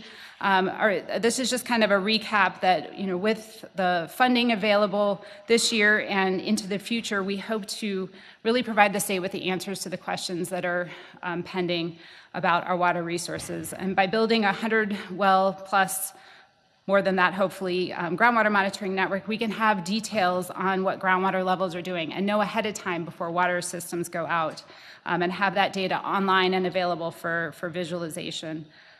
We'll also have detailed subsurface models and various tools that these models can help us work with for water management and water planning purposes. And I see the legislature and various state agencies, as well as the executive office, as our primary stakeholders. The information that we're producing is for you, and if there are questions that you're not getting answers to, I hope to hear from you. We're just getting started, and I do really want to make sure that this is working for the state of New Mexico. Slide 14 is a snapshot of the budget that we've had since 2006 when this program initiated. The blue bar is the Aquifer Mapping Program's state budget under New Mexico Tech, under higher education. And so that hovers around, previously had been around $250,000 to $280,000 of state funding, which we more than matched each year to accomplish many of the projects that we had on that figure earlier. This year, fiscal year 25, we were able to hire 2 new staff, and we're in the process of hiring 4 to 6 more, depending on who accepts our offers. And this year, I'm really excited that we're working with a $7.5 million non-recurring budget, and that has been, as I mentioned, our pilot funding to really help us figure out this workflow so that we can continue this for many years to come to get to the completion, which is basically slide 15, our goal to map all these aquifers sooner than 2037 if I can, but by that year for sure with 100 new monitoring wells. The budget recap here is that this year we have $1.15 million in recurring for fiscal year 26 at the Bureau of Geology. Our target, while not entirely settled yet, we haven't submitted our budgets, I just want to highlight that. This is our target, is to ask for an additional $1 million in recurring funding for this program so that we can finish out hiring the staff needed and various other data challenges that we have to deal with. And then the non-recurring target for next fiscal year, assuming that we continue to go in this direction with non-recurring, would be a $20 million target for our program to continue to build this out. And the table that I have updated, which is our kind of estimates for the next several years to get to 2037, is broken down on slide 16 for you.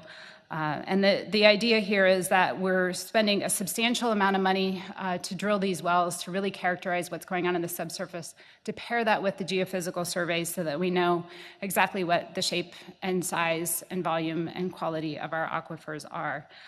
Drilling wells is increasingly expensive, as many of you know, so we expect that that's going to be a substantial portion of the effort for this project. So I think that's all the slides I wanted to talk through. There's a last slide with a flow chart if you get into that sort of thing, and I will hand it off at this point to my other panelists. Thank you. Good afternoon, everyone. Chairman Small, members of the committee. My name is Gretel Fallingstad, and I work for the Environmental Defense Fund as a senior manager of the Climate Resilient Water Systems Program. And I want to start out today by thanking the members of this committee and the legislature for funding Stacy's program last year to the tune of $7.5 million. It's a very important program that EDF is very excited to support. The Environmental Defense Fund is a national NGO, and we basically work on building solutions for communities on the ground with locally driven initiatives. In that vein, EDF helped convene an informal group called the New Mexico Groundwater Alliance, actually stemming from the governor's Infrastructure and Water Policy Task Force report and their call out for the importance of groundwater for New Mexico.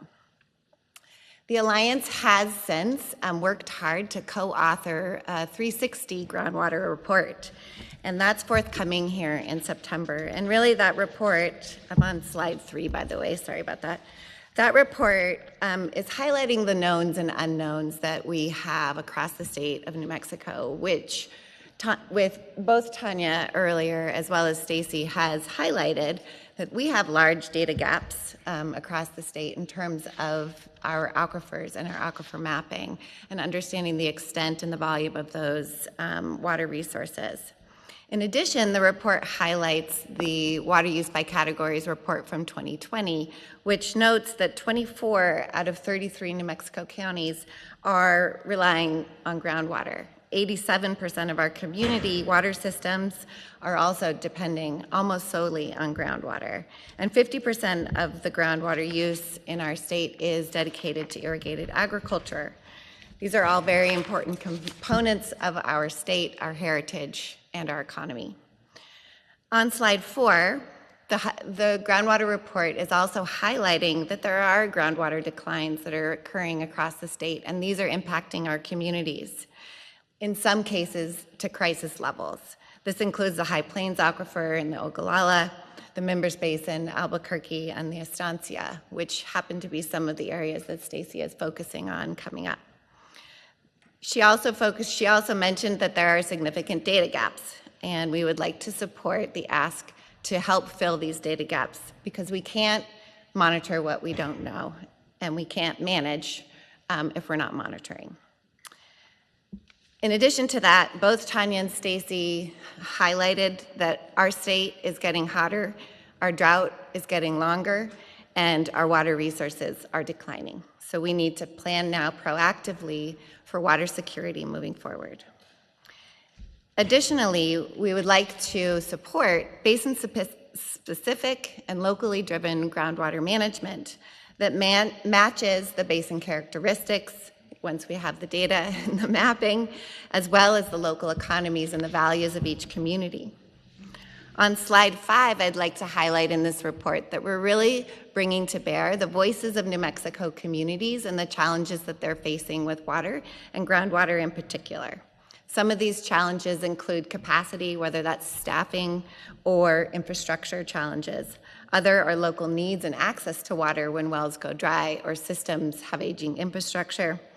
And we would like to highlight that we have traditional knowledge systems in the state for shortage sharing, and tribal and Pueblo knowledge that helps us manage our resources better into the future with these changing conditions.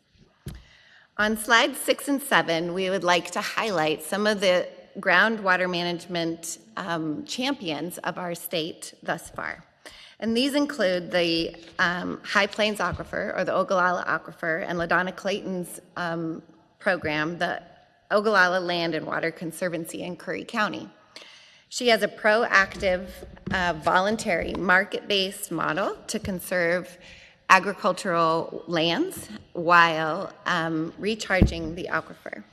We'd also highlight in the report the Pecos Valley Artesian Conservation District and Aaron Bollock's program. This is located in Chaves and Eddy counties. And this is a locally driven groundwater management program that stems from a full adjudication of groundwater rights and ensuring that New Mexico is meeting its obligations to the Pecos River Compact. We also highlight the Lower Rio Grande Water Conservation Program, which Hannah and Tanya both highlighted earlier. This is an important program stood up by the ISC and the OSC, and it's a voluntary grant program that financially compensates agricultural irrigators to stop irrigating to recharge the aquifer and meet compact deliveries. And lastly, we highlight the Cañada de los Alamos Mutual Domestic Water Association.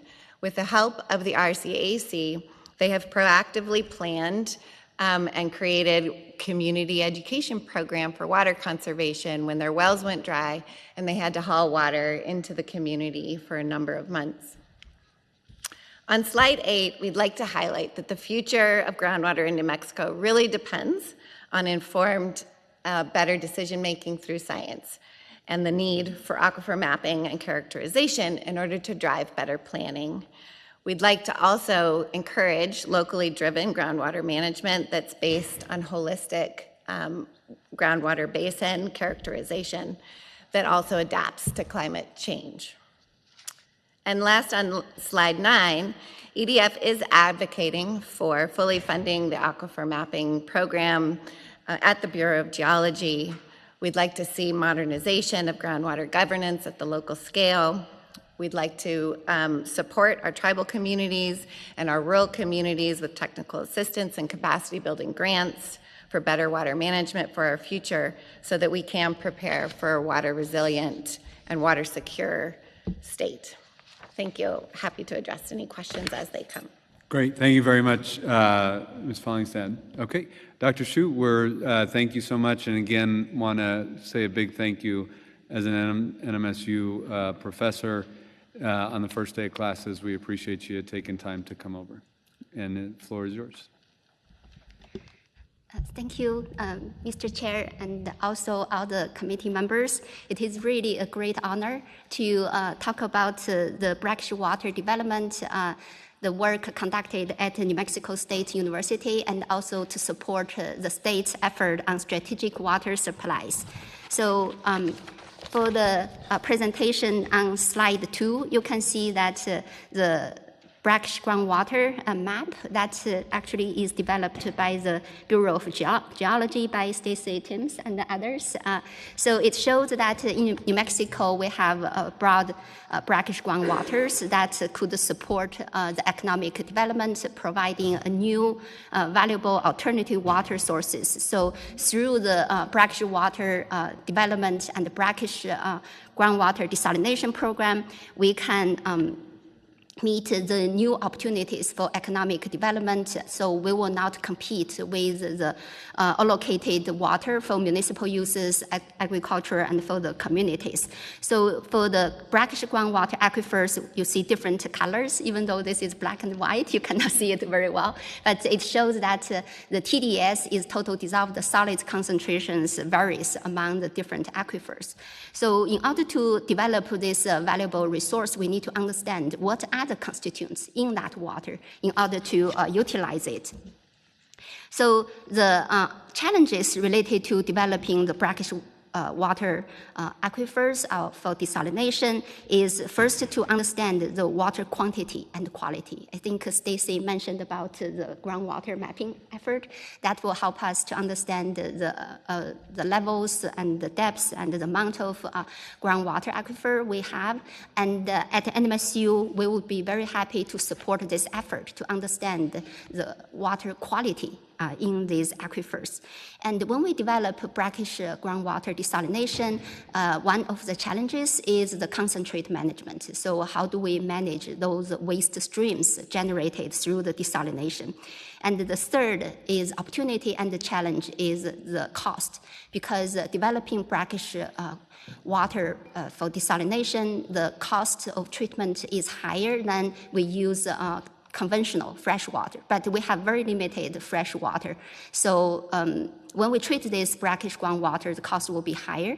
On the other hand, it also generates a lot of values of using this water to support the economic development, the industry, agriculture, communities, and the environment. So there needs to not only consider the cost, but also think about the benefits of developing this alternative water. In 2024 and early 2025, under the NMED and NMSU partnership, we have conducted extensive research to characterize the New Mexico brackish groundwater and desalination for fit-for-purpose applications. This study is led by Dr. Runwei Li and William Baharekasa, and also Simon Scam, and other faculties and students to do the targeted analysis and the non-targeted analysis. So the next slide, 5, in order to characterize the groundwater aquifer, we started with the historic efforts. You know, in New Mexico, what are the data already available? So we worked with the Office of the State Engineer, NMED, and other agencies to look at all the old papers, reports, electronic data, and then to see what are the data available. And actually we found good data, but very limited, because those data are mostly focusing on just TDS, the salinity level, and also the major ions in that water. And it may not provide enough information for us to understand what are the constituents. Are there any emerging constituents in that water? So through this partnership, we identified 19 sites to take the samples from. And this is in collaboration with NMED, with Bureau of Geology through Stacy, and water utilities, and some farmers and ranchers. So we went there to take the water samples from their wells.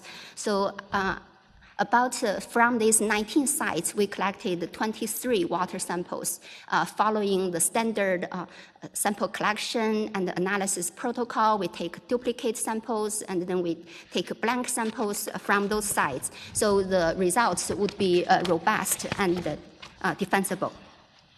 Slide 6 shows that we took a multi-tiered approach for brackish water characterization. We analyzed about 300 analytes. So for the tier 1 is we did a field test. When we went to the field and then we started to measure the temperature of the water, dissolved oxygen, pH, electrical conductivity, oxidation reduction potential, and the turbidity. And after that, we followed the standard protocol for sample collection. We brought back the samples to NMSU. We also sent the samples to certified commercial labs to analyze these constituents. And these include ammonia, alkalinity, total suspended solids, total dissolved solids, hardness, organic, carbon. And then for the metals, we analyzed 24 metals, including aluminum, arsenic, boron, and others. For the anions, we analyzed 7 major anions in the water. We also analyzed 5 radionuclides. Those radionuclides are regulated in the US EPA drinking water standards. And for tier 3, we analyzed 94 volatile organic compounds and also 120 semi-volatile organic compounds. So some of the constituents are regulated in the drinking water standards. We also analyzed 25 PFAS compounds. PFAS compounds are emerging contaminants that US EPA just put the regulations for the drinking water standards. In addition, all these targeted analysis, we know what we want to know, related to the constituents. At NMSU, we also used very advanced analytical tools, LCMS, to characterize non-target analysis, those unknown compounds potentially in the groundwater. So slide 7 are some highlights. We submitted the reports to NMED, very extensive reports, including all the sample detailed information. Due to the time limit, I will just give you some highlights about the groundwater quality.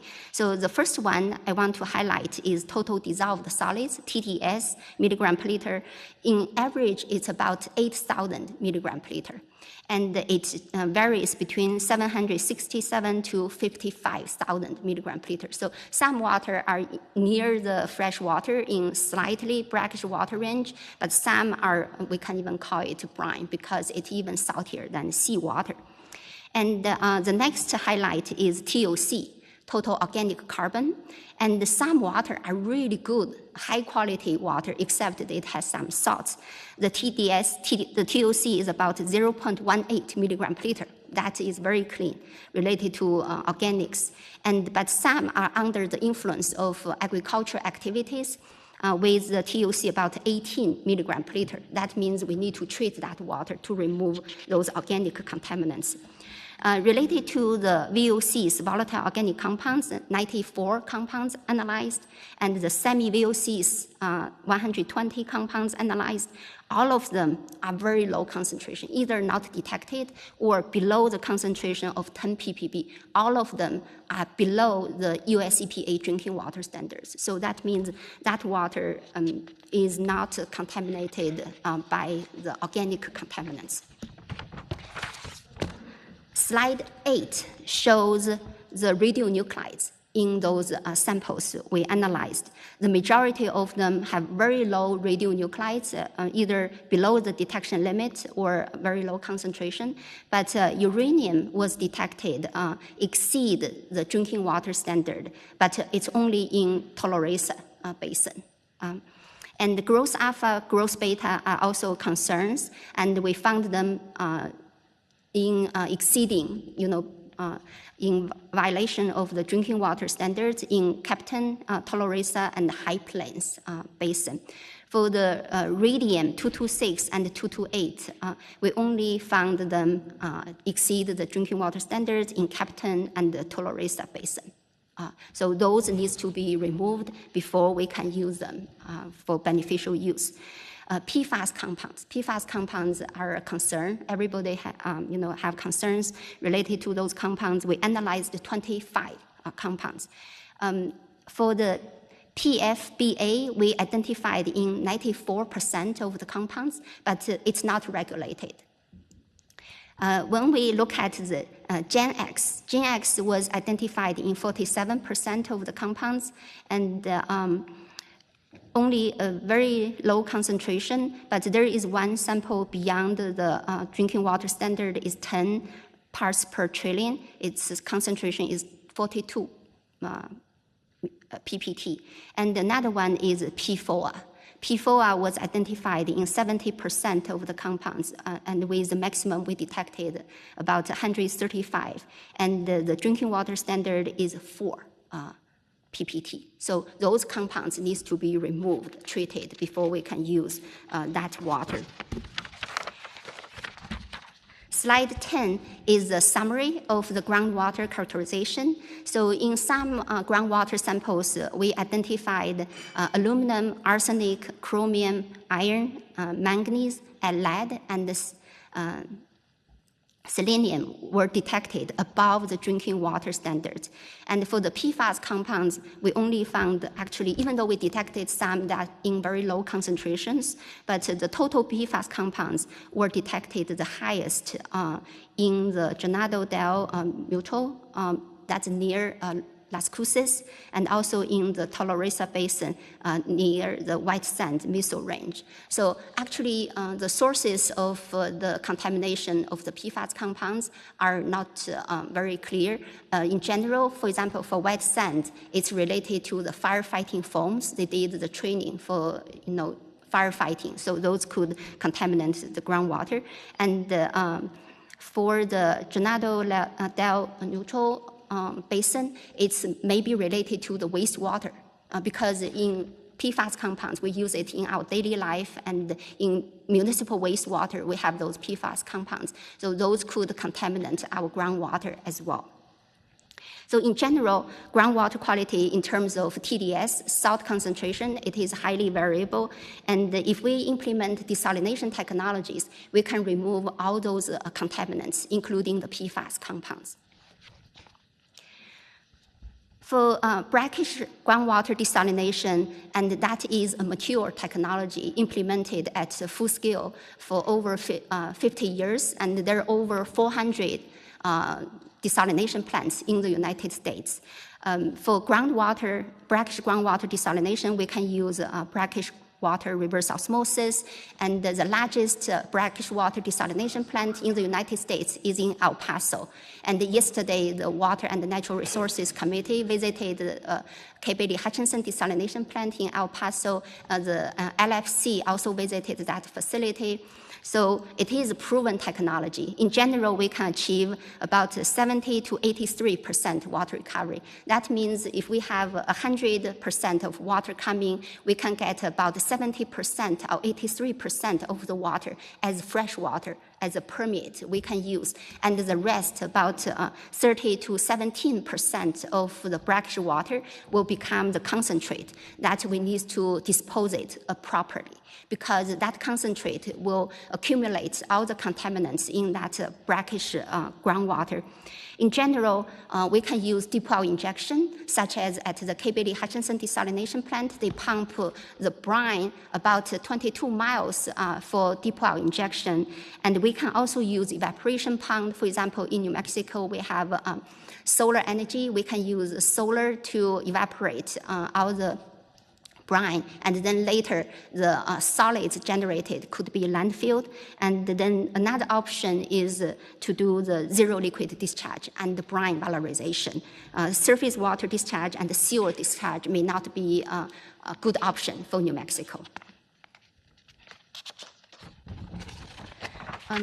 The next slide, 12, shows some current ongoing effort. At NMSU, we are developing high water recovery desalination technologies to recover about 95% of the water, and then we will convert the solids into brine. And we have a currently funded project by the Bureau of Reclamation to recover the calcium, magnesium, aluminum, silica in the brackish groundwater to become cement, because we have significant cement development, and also it requires a lot of calcium in it. So that's one option for brine valorization.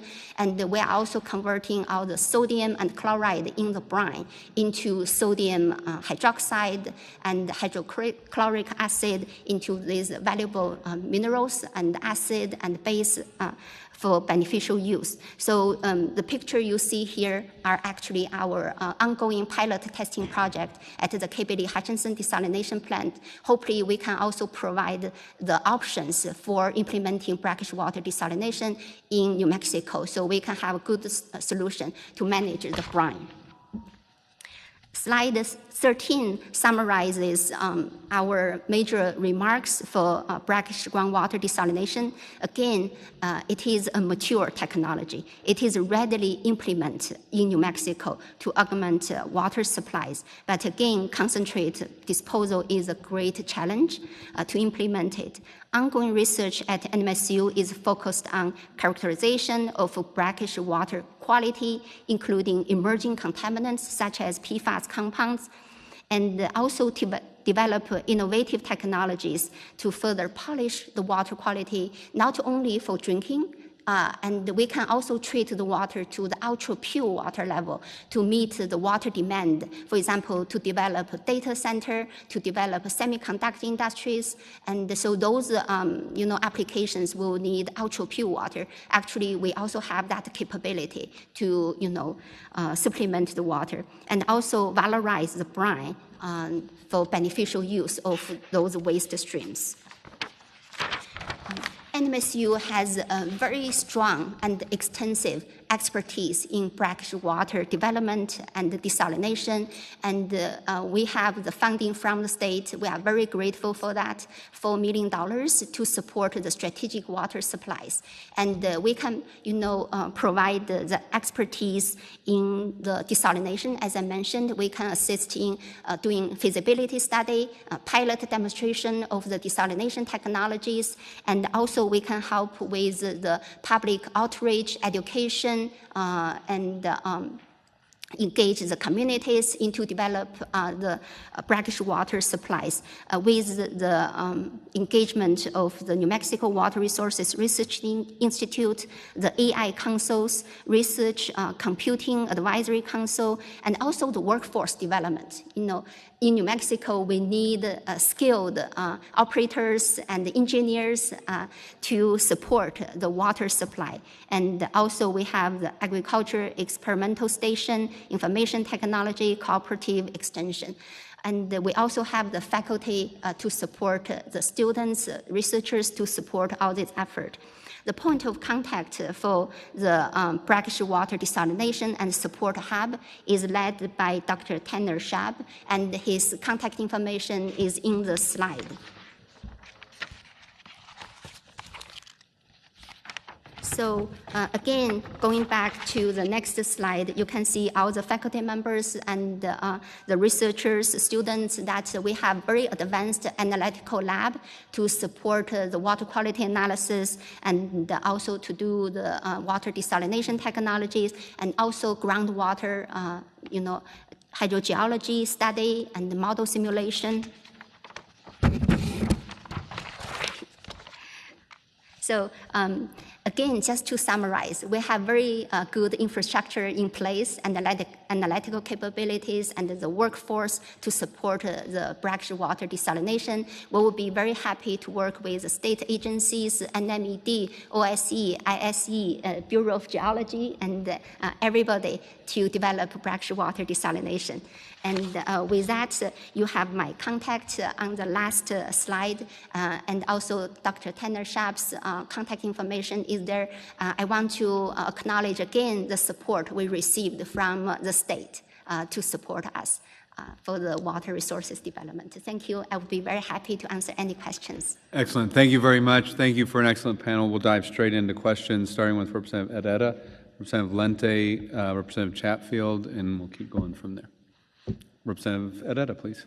Thank you, Mr. Chair. Thank you. I would like to note that all the people who have been presenting are women. I think that's a real change over water management for this state. I guess I'd like to start with Tanya, our Deputy Secretary. In your presentation, I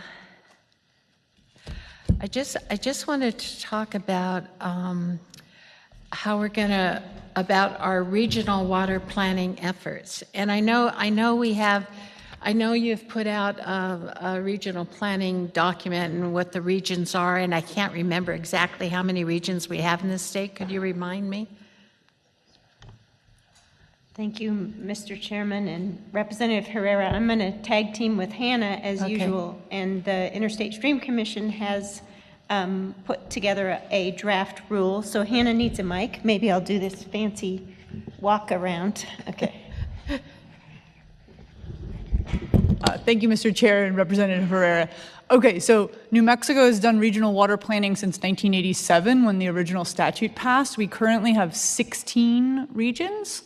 However, in the proposed rule that we are in the middle of rulemaking on right now, our proposed rule includes 9 regions.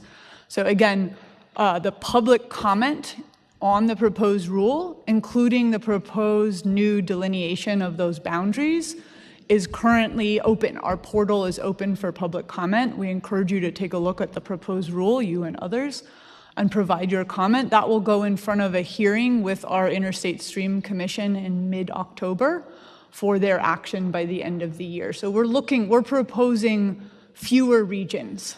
And I should also say those new proposed regions were in part informed by the work at New Mexico Tech related to aquifer summaries, so how to group and report out on the state's aquifers, because we wanted those to be as in line as possible. Thank you. Thank you, Mr. Chair, and thank you, Hannah, for that. And I would just like to add that I know we planned for creating regional, water regions, but we put no money there. And I hope it gets down to 9. So even with 2 people at $200,000 a year dedicated to regional water, that would make a huge difference in how we kind of combine all the silos in our regions, the acequias, the mutual domestic water systems, all the soil and water conservation districts. Is someone was there to be kind of an honest broker in looking at all those perspectives. I don't think it would really cost that much. 9 at $200,000 a year would be $1.8 million on a recurring basis. And I think that's what we're going to need to really strengthen the role of regional planning. Hannah, do you have anything to say about that? Thank you, Mr. Chair and Representative Herrera. I love that suggestion. I think we want these regions to be as empowered as possible, and I think having dedicated recurring funding for those regions, in particular to allocate for priorities within those regions, would make a lot of sense. And again, as I mentioned earlier, we're looking at this process as something that would be much more ongoing and iterative and prioritize resources for implementation. Thank you so much for that. And my last question will be for Stacy. And I again want to thank you for your leadership in aquifer mapping, obviously for all the work that's been done through New Mexico Tech has been invaluable. Just so that this committee knows, when we had that growth funding, $200,000 over a 3-year period, I gave $200,000 to New Mexico Tech to start the aquifer mapping in Rio Arriba County. We knew nothing about how deep our aquifers were. We're still learning. That process is still ongoing, but the new research that you see coming out of Rio Arriba, I think, is because of that growth funding that we were allowed to get. So I thank the leaders of this committee who made that possible. I think it was really important to have 3-year funding. And I know that last year the House did 3-year funding, as I recall, for New Mexico Tech's aquifer mapping. Can you tell me how much the House passed and then what happened in the Senate? Thank you, Mr. Chair. Mr. Chair and Representative Herrera, to my knowledge, the funding that we have right now is we had a small allocation of new funding this year as recurring budget to New Mexico Bureau of Geology. that's been allocated to aquifer water studies in general, and then $7.5 million in one-year funding for aquifer studies, including brackish water topics as well. So it's 1 year only right now, to my knowledge. And Mr. Chair and committee, and what I'd like to say is I think 3-year funding is really imperative in this kind of work, because the problem with 1-year funding is that you're hiring very highly skilled scientists on a one-year contract. And who's going to move from a really solid job to a 1-year contract when you're doing important work? So I would urge this committee, when we look at the future funding for this year's budget, to talk about how we ensure that we can keep a solid staff over at least a 3-year period to look at these things. Stacy, would you tell me how where your hiring is at, and how that's been going, and what are the problems? Mr. Chair and Representative Herrera, you're definitely hitting the nail on the head with challenges that we're having right now. We've been going through the interview process for the last 3 weeks, and several people have commented that they're not comfortable to move to a position that is only 1 year of funding. So it is making it harder, and it's pushing us to have to work in the private sector and hire contractors to do the work that we would love to have staff build a recurring workforce that we can count on for the next several years to do this work. Every time we start over with a new contract with a new vendor, we're basically starting all over with new knowledge base, and it definitely slows us down in the work that we're trying to do. That's a good point. Thank you. Thank you, Mr. Chair. That's all I have. Thank you, panel. Thank you, Representative Herrera. Next, we have Representative Lente and then Representative Chatfield. Thank you, Mr. Chairman. Good afternoon, and thank you for the presentations this afternoon. I want to begin by obviously stating the obvious, that it doesn't matter wherever you go in this state, that water policy and water security planning is extremely important, and that every part of this state, whether it's groundwater or surface water, and those rivers that might be in your district, are extremely important and are all interconnected as we look forward to our future, right? And I'm going to try to keep my comments more financial aspect, because this is not the water committee, I get that, but at the same time, for those of you that drove down the middle Rio Grande, you see a dried Rio Grande for the most part, and the urgency seems to be more important now than ever before, because it's in the media, it's in the print, it's in social media, the list goes on, and people want to know, well, what's going on? Is it global warming? Is it overuse of water? And I have to admit that in my lifetime, that it seems like late 70s, 80s, and 90s were the wettest years in this state's history, right? And we've become accustomed to having that access to water, or abundance of water, during those several decades.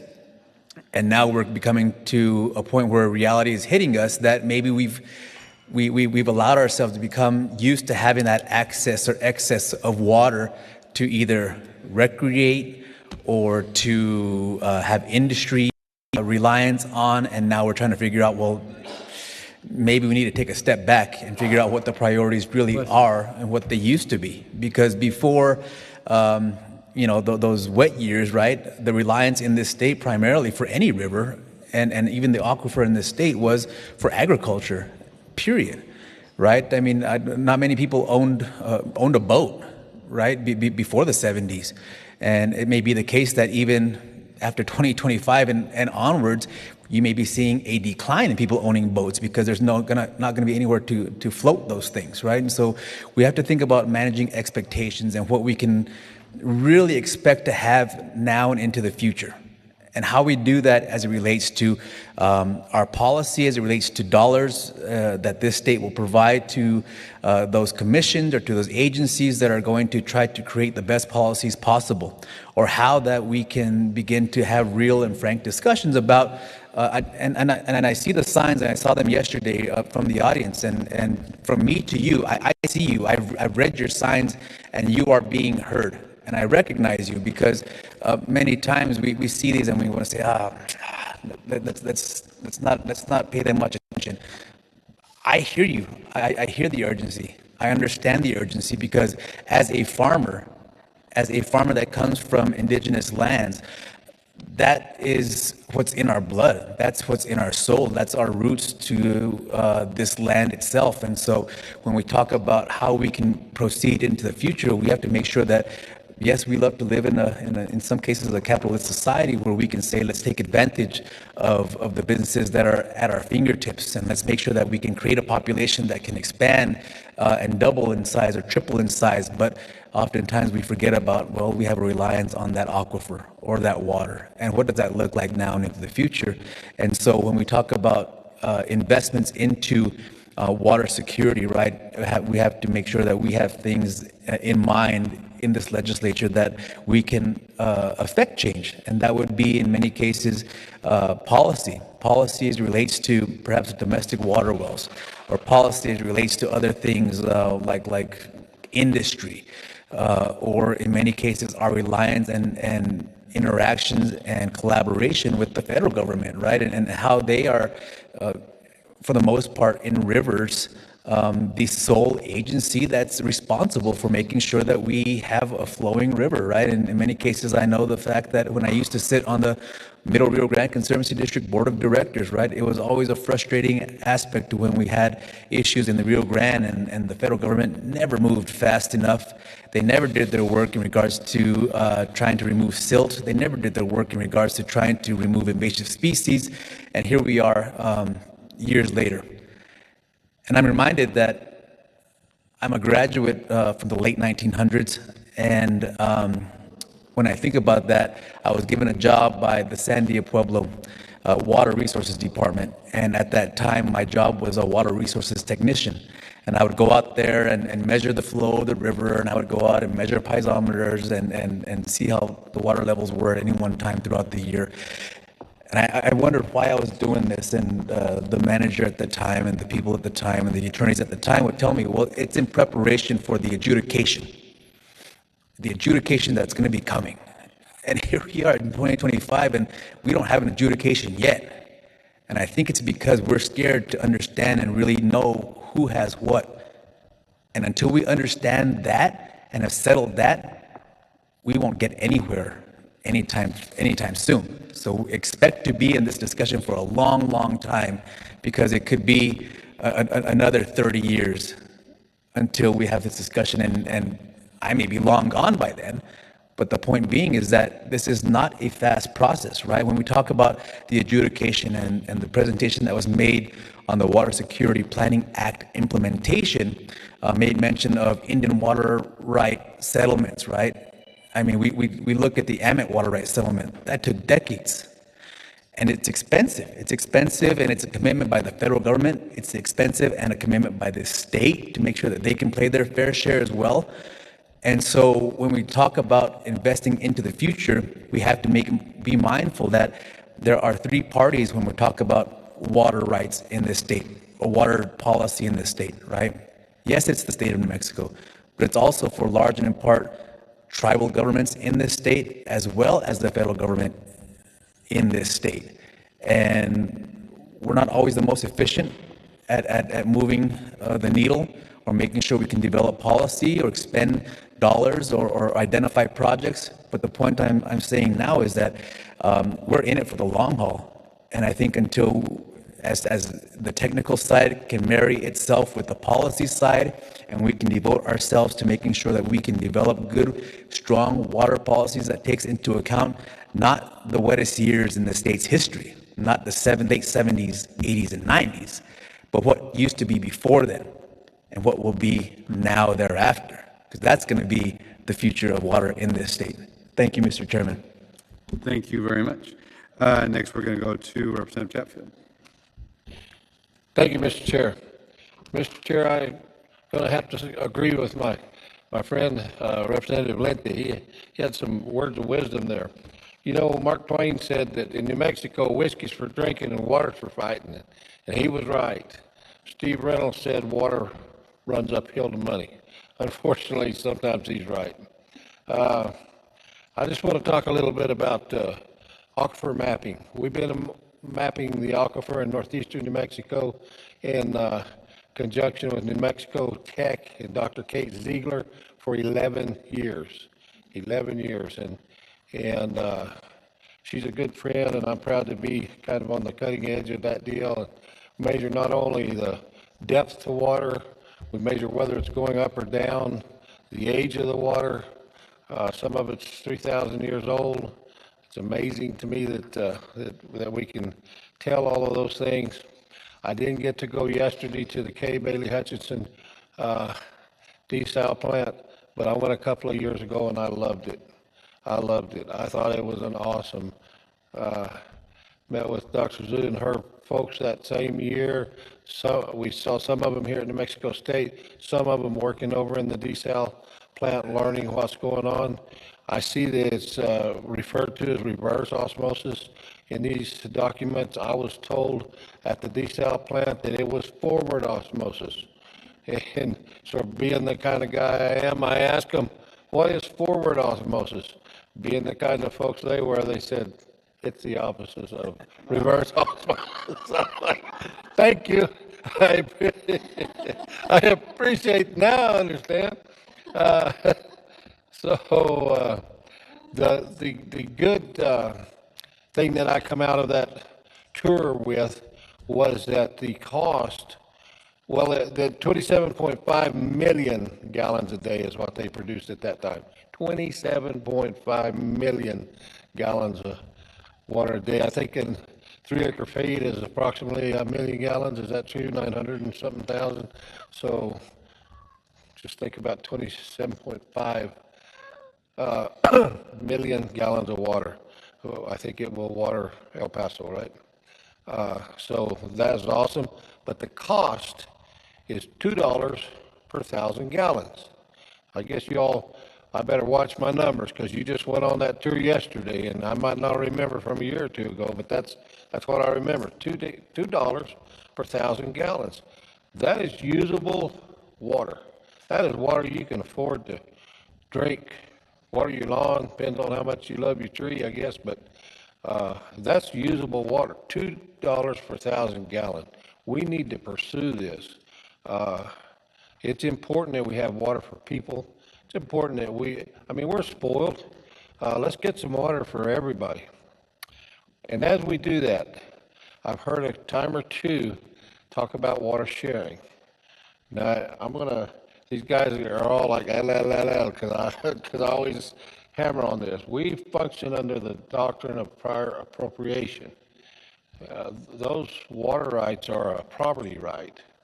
And under the doctrine of appropriation, there's not sharing. There is the highest priority gets all their water, then the second highest priority, third highest right on down the line.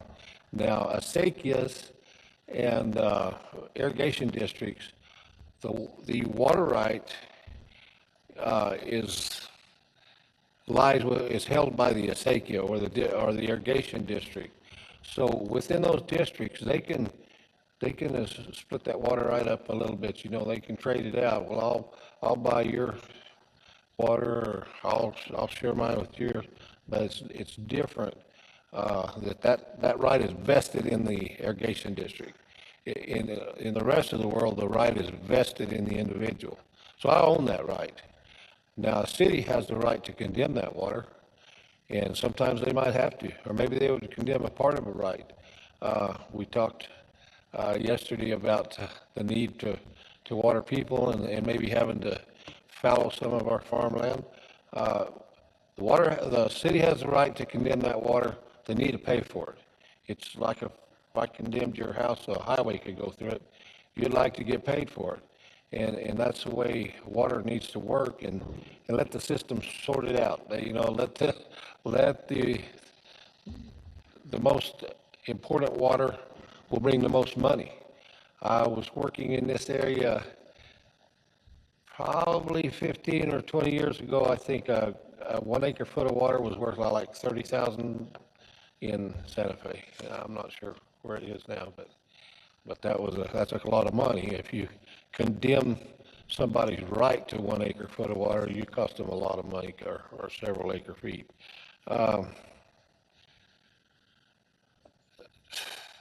I want to know, what is an airborne electromagnetic survey? What can it tell me about where to find water for my cows? And where can I get that information?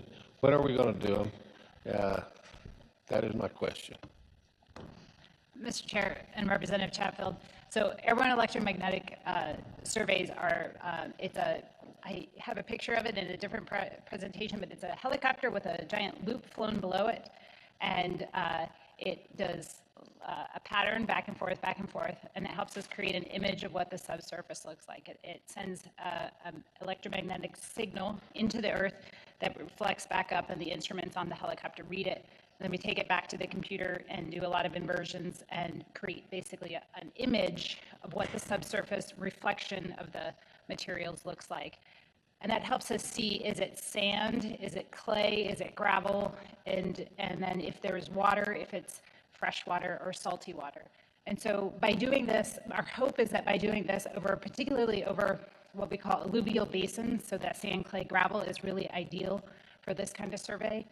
Your northeast part, we're going to try out the Estancia Basin to explore how well it will work on more of the bedrock aquifers. But the idea is that by flying with this over the alluvial basins, we'll much more easily be able to interpret between wells and then drill wells so we can help confirm what we're seeing in that type of survey. So, Mr. Chair, the Water Data Act, it was invented, created, and I worked hard on it to consolidate a lot of these regional water plans, all the multitude of water information that we have across the state. One of the things that we have is logs from oil wells that have been drilled. Now, I live up where CO2 is the king, and I'm told that CO2 wells, they were not required by law to log those wells. I'm curious if that's true or not, and I know that we use satellite to calibrate transpiration towers, for example. Do you use the oil wells, the known existing data from the well logs to calibrate your electromagnetic surveys from the helicopters? I'm curious about that. Yes, Mr. Chair and Representative Chatfield, that's exactly what we do. And I don't know the answer specifically about CO2 wells and if there's log information to go with those, but we absolutely do use any of the oil and gas wells that we can get our hands on. One of the difficulties is that a lot of the downhole data so some of it's available through the Oil Conservation Division of the Energy, Minerals, and Natural Resources Department in a scanned form. What we really need is digitized well logs. So we're working really hard right now to get digital data, and in some cases we have to buy that data because the oil and gas industry kind of uses that as its proprietary information. It's information that they have paid for, and therefore they're trying to protect the resource that they're exploring. The other issue with some of those well logs is that they oftentimes don't start the data collection until much further down, and so what we're looking at is that upper zone and not the very deep, 8,000 feet down is less of interest for water resources. So yes, we're absolutely putting those data anywhere that we have well logs. We are putting that into the picture as we collect the aerial electromagnetic surveys. The other thing that we're also doing is we've started a process to digitize the water well data into a more readable format that we can also put into the models and use those wells as well. So in that project area, in the Santa Teresa area, there's only a handful of wells in that area to explore and to pair with the AEM data. So that's why they're hoping in the future to explore some downhole, drill some wells so that they can confirm what they're seeing on that. But where we have lots of wells, we can use that information, absolutely. Mr. Chair, the drillers always told me, we don't log that first 1,000 foot. I'm like, so I thank you for your hard work.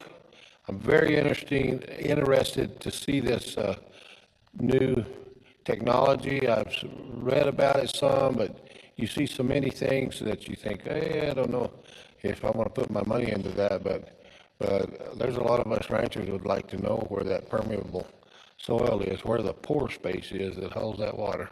Thank you. Thank you, Representative Chatfield. I'll have a few questions, and then we'll keep going with our. We're supposed to wrap up about 2:30, so we're going to have to go quickly. First, Deputy Deputy Engineer, we provided the third largest recurring increase was for the Office of the State Engineer to hire and retain staff. How is that working? Thank you, Mr. Chairman. We are greatly appreciative of the funding that we've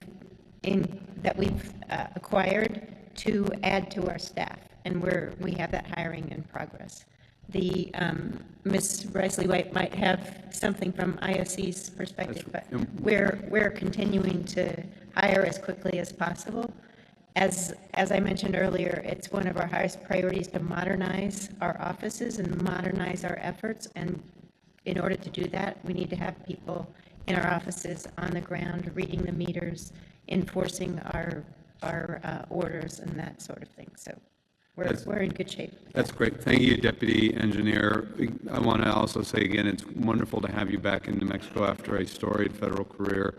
And as we go into our budgeting season, it'll be important to really understand with as much clarity as possible, because again, it was one of the highest priorities that, particularly in HAFC, that we set. It's grateful for our Senate partners doing their work there as well. Secondly, Ms. Timmons, sort of two questions. One, it sounds like artificial intelligence and the really large-scale data and the LLMs to make sense of that data, that's playing an ever greater role in the work that you're leading to understand our aquifers. Yes, Mr. Chair, we're dabbling in it at this point. The fact of the matter is, in terms of our groundwater data, we're still quite limited. So it isn't like the big data that you see in maybe some of the other industries or healthcare sector. It is small data, and we're definitely utilizing the tools that are available to consolidate and make the work more efficient, for sure. But there are still huge data gaps. Great. Okay. Thank you for that. And in terms of I think as we go forward and to sort of be in dialogue with you and all of our stakeholders, we know that there is a mid to high three-figure investment needed to fully map our aquifers. One of our questions as a committee has been, since we have so much non-recurring money now, how much can we front-load that? That is, can you scale up instead of doing $10 million a year worth of work? Is there a sort of a near term where you can scale up and do 20 or 30 or more? We will follow what you sort of tell us. So it's not, we won't sort of fit a round peg into a square hole, but we definitely want to communicate clearly that we can fund on a really sort of for the next couple of years as aggressive a time frame as you can sort of utilize in a field year. While also hearing the point that you've made and Representative Herrera has made, which is particularly on the human capital side, we need multi-year certainty for folks to take those positions maybe. Thank you for that question, Mr. Chair. I think that the table that I provided in the last couple of slides of my presentation has a pretty good breakdown annual budget of what I think we can handle. This year has been a really good test and trial for our team, our staff at the Bureau of Geology and New Mexico Tech to kind of work through this process with the $7.5 million. So I am anticipating that something on the order of $20 million in a year is absolutely reasonable. We could probably go a little more if pushed, and I would also suggest that if we can do something, as Representative Herrera suggested, where we do a 3 to 5 year time window, we can be much more effective in the hiring process and staffing and getting the work done with some long-term continuity of staff members to help us address the issues. So that's great. Thank you very much. That's awesome. Thank you. Moving on, Ms. Folling said, it really feels like many of the things that you've put in there, we are really executing those recommendations. Is there anything around in particular, even around the Indian water rights settlements, even as those sort of languish in Congress, we've appropriated well over $30 million for that the past 2 sessions. to sort of give ourselves a cushion to start really preparing and partnering both with tribes and the nearby adjacent non-tribal communities.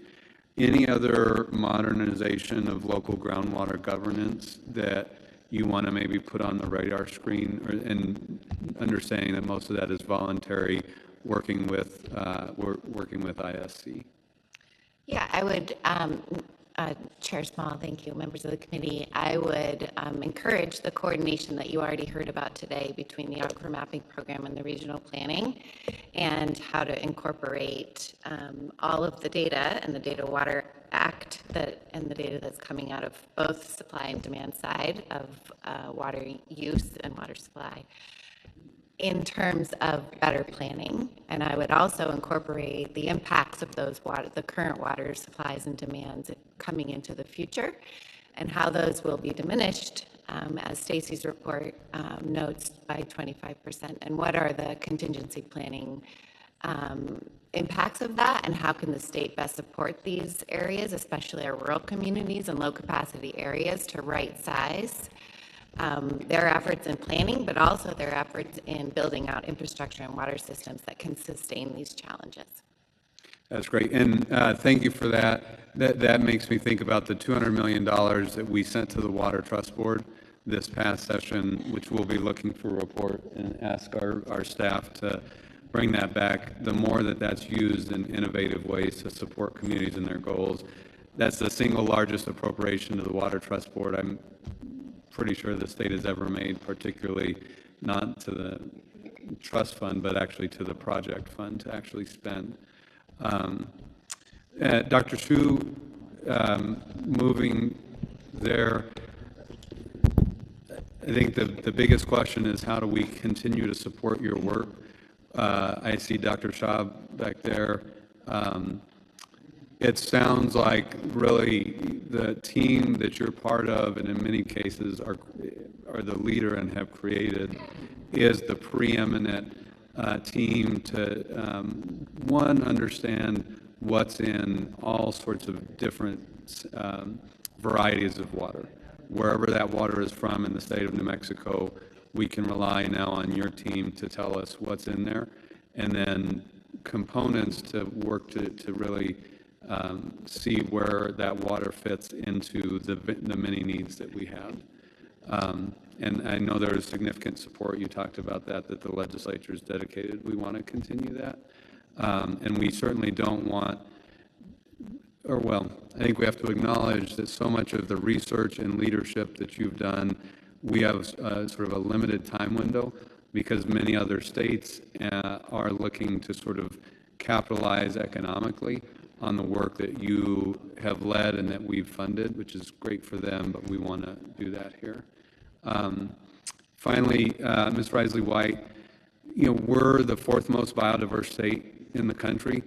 As we talk me through how this updated approach is going to not only protect what we have, but enhance the biodiversity that is, in many cases, very tied to our waterways and wetlands. Mr. Chair and the members of the committee, we really appreciate the strong support from the state for our brackish water desalination research, and related to the funding that we received, we will support the groundwater mapping, working with Stacy, and especially looking at the water quality, the constituents, how we will treat this water to a safe level for fit-for-purpose applications, for drinking, for especially industrial uses, because we fully understand the concerns related to Santa Teresa area, the water needs for the data centers, that is the new water demand sector, and even including renewable energy production, such as hydrogen production. So our goal is to utilize this brackish groundwater very efficiently and effectively, so we will not affect our community needs and fresh water needs. So that's great. I've taken us a little bit over time. I turn it over to Ms. Risley-White just for brief comments. Thank you very much, Dr. Shu. Specifically around in shrinking surface water supplies how we're not only protecting what we have, but enhancing the biodiversity that's central to our state. Yeah, thank you for that question, Mr. Chair. I think it's a critical one because we all are going to need to be very thoughtful about what happens with that increasingly limited supply. I think there's a lot of opportunities. I think one of the things that tends to happen is we all just focus on what's in our box rather than connecting the dots. And so I think that, I really appreciate the enhanced collaboration and coordination across the natural resource agencies that came out of the 50-year Water Action Plan. We also have incredible NGO community in this state, particularly advancing environmental sector interests. And just as one brief example of how we can better connect the dots from your area here in the Lower Rio Grande, I'm really proud of the collaboration that's currently happening amongst the state, the local stakeholders, including like Elephant Butte Irrigation District, the U.S. Bureau of Reclamation, and the National Fish and Wildlife Foundation. It's created an opportunity for us to look for circumstances in which there can be multiple benefits. For example, if we're looking to capture stormwater to recharge aquifers, those stormwater capture areas are ideal for enhancing habitat. And so we're working on that collaboration and looping in environmental sector representatives to the Lower Rio Grande Water Alliance that we're convening together with Reclamation and others. And we'll continue to look for those opportunities, not only in the Lower Rio Grande, but elsewhere across the state. And thanks for that question. Thank you, and appreciate that it really means working together. Although it sounds like to me we haven't settled on the ways forward. And as we consider what funding to dedicate, concrete, or maybe not concrete, examples and projects are going to be essential. Collaboration is key, but getting to something that we can invest in on a shorter, on the most efficient time frame is essential right now. So, and thank you for your leadership there. Great, so now we're going to continue down our list. We've got Representative Garrett, Senator Steinborn, Senator Woods, and Representative Dow. Representative Garrett. Thank you so much. I am in the process of learning the fact that the five of you are together and we have all this is marvelous. But I now understand that the groundwater is vital because we can't replenish it. Like 3,000 years of groundwater, once you use it, it doesn't get replenished. So I just think it behooves us to really, we need a 10-year investment, not 1 year, not 3 years, and more and more education. My ancestors left Union County here because they couldn't water their pinto beans anymore. And I grew up in Los Angeles where we had plastic things in every sink to collect water. And that was, that's over the last 50 years. So I just urge our committee to really, really be serious about the effort on the groundwater especially. So thank you. That's it. Excellent. Thank you very much, and well taken. Next, we have Senator Steinborn.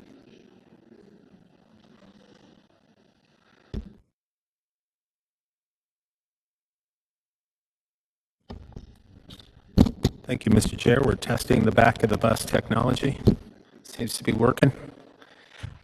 Thank you, Mr. Chair. And I just have just really a kind of a comment, and I think kind of a bulletin. It's Dr. Hsu, you always break a little news, even kind of buried in the midst of a lot of data, and you're reporting on the level of PFAS, particularly dangerous PFAS that's shown up in the groundwater near our bases, near Las Cruces specifically, where we're at, in Alamogordo. But we've read recent headlines about in Clovis and the blood supply. Well, I'll leave it there, but next to Cannon.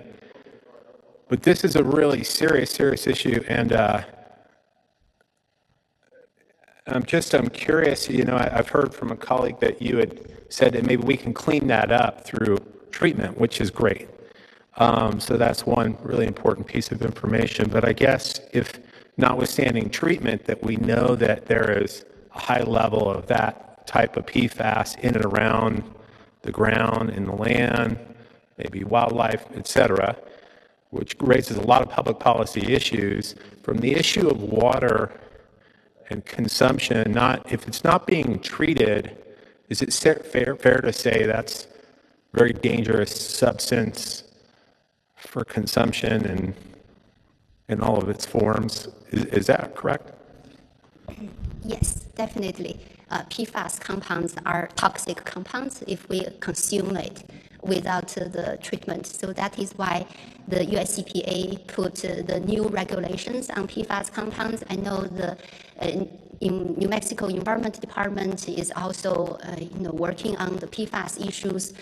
I think the good news is we can treat it. We can remove over 90% or even 99% of the PFAS compounds through the reverse osmosis technology that we use for brackish water desalination. And then, of course, we can also control it from the source. We will ban PFAS compounds. We will not use it in our daily life because the PFAS compounds we detected are related to firefighting training, for example, and industrial applications, and also municipal wastewater has a lot of PFAS compounds. Then that's where we detect it. And I think we need to use multiple strategies, approaches to control the PFAS compounds, to control it and also to remove it. Indeed, thank you. I agree totally. And here in the state, we banned certain products.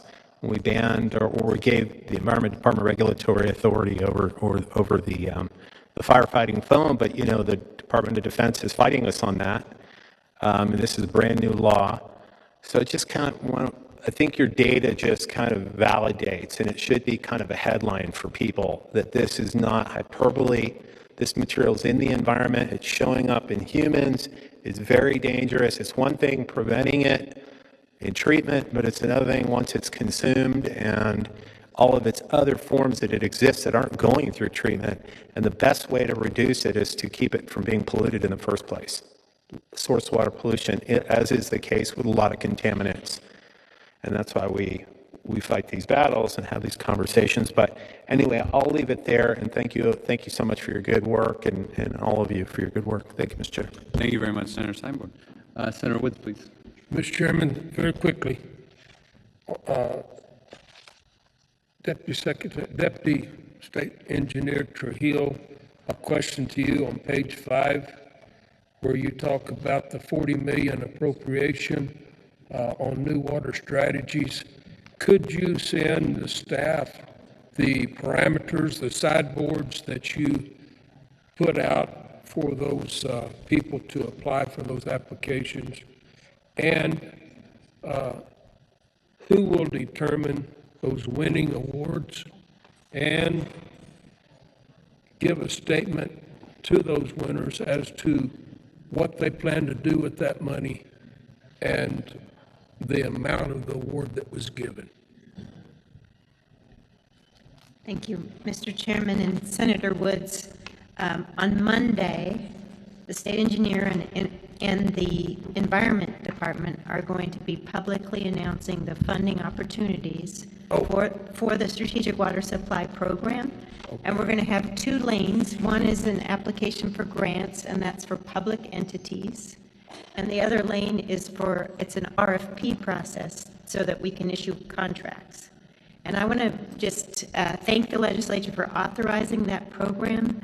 We're using as a guide for both the grants and the contracts the statute, the legislation that you all passed that tells us exactly what parameters we need to follow for the grants and the contracts. And I'll just be clear, part of that guidance is we have to comply with every environmental standard that NMED has and every law and regulation applicable to our office, the state engineer. We're also going to be looking at community benefit plans if it's a contracting situation, and we're coordinating with the Economic Development Department as part of that review so that we can encourage benefits to communities and provide the benefits of new water resources to encourage economic development. So to answer your specific question on who the review panel is, we're going to have state engineer, NMED, Environment Department, New Mexico Tech, New Mexico State, and Economic Development Department and Indian Affairs Department as part of a team, and that we have experts designated as part of that team to review the proposals and go forward with the contracting. Our goal, and I feel confident we can meet this, is to have contracts and grants awarded by the end of the year for the initial appropriation amount, which was $40 million. And if you just give me that point system then on all those subject matters, because you described several there, and I know that there's going to be a exact number you're going to put on each one of them in scoring, and you're going to have an exact group that gives those awards, and all that information will be helpful. You, Mr. Chairman and Senator Woods, all of that is going to be posted on a special designated page from the Environment Department's website, specifically for the Strategic Water Supply Program. Okay, good deal. On page 7, Hannah, on page 7, you were talking about developing current enforcement mechanisms on the last point. I guess that was your part, or was that the state engineer's part? Okay. Tell me when you talk about develop current enforcement mechanisms, elaborate just a little.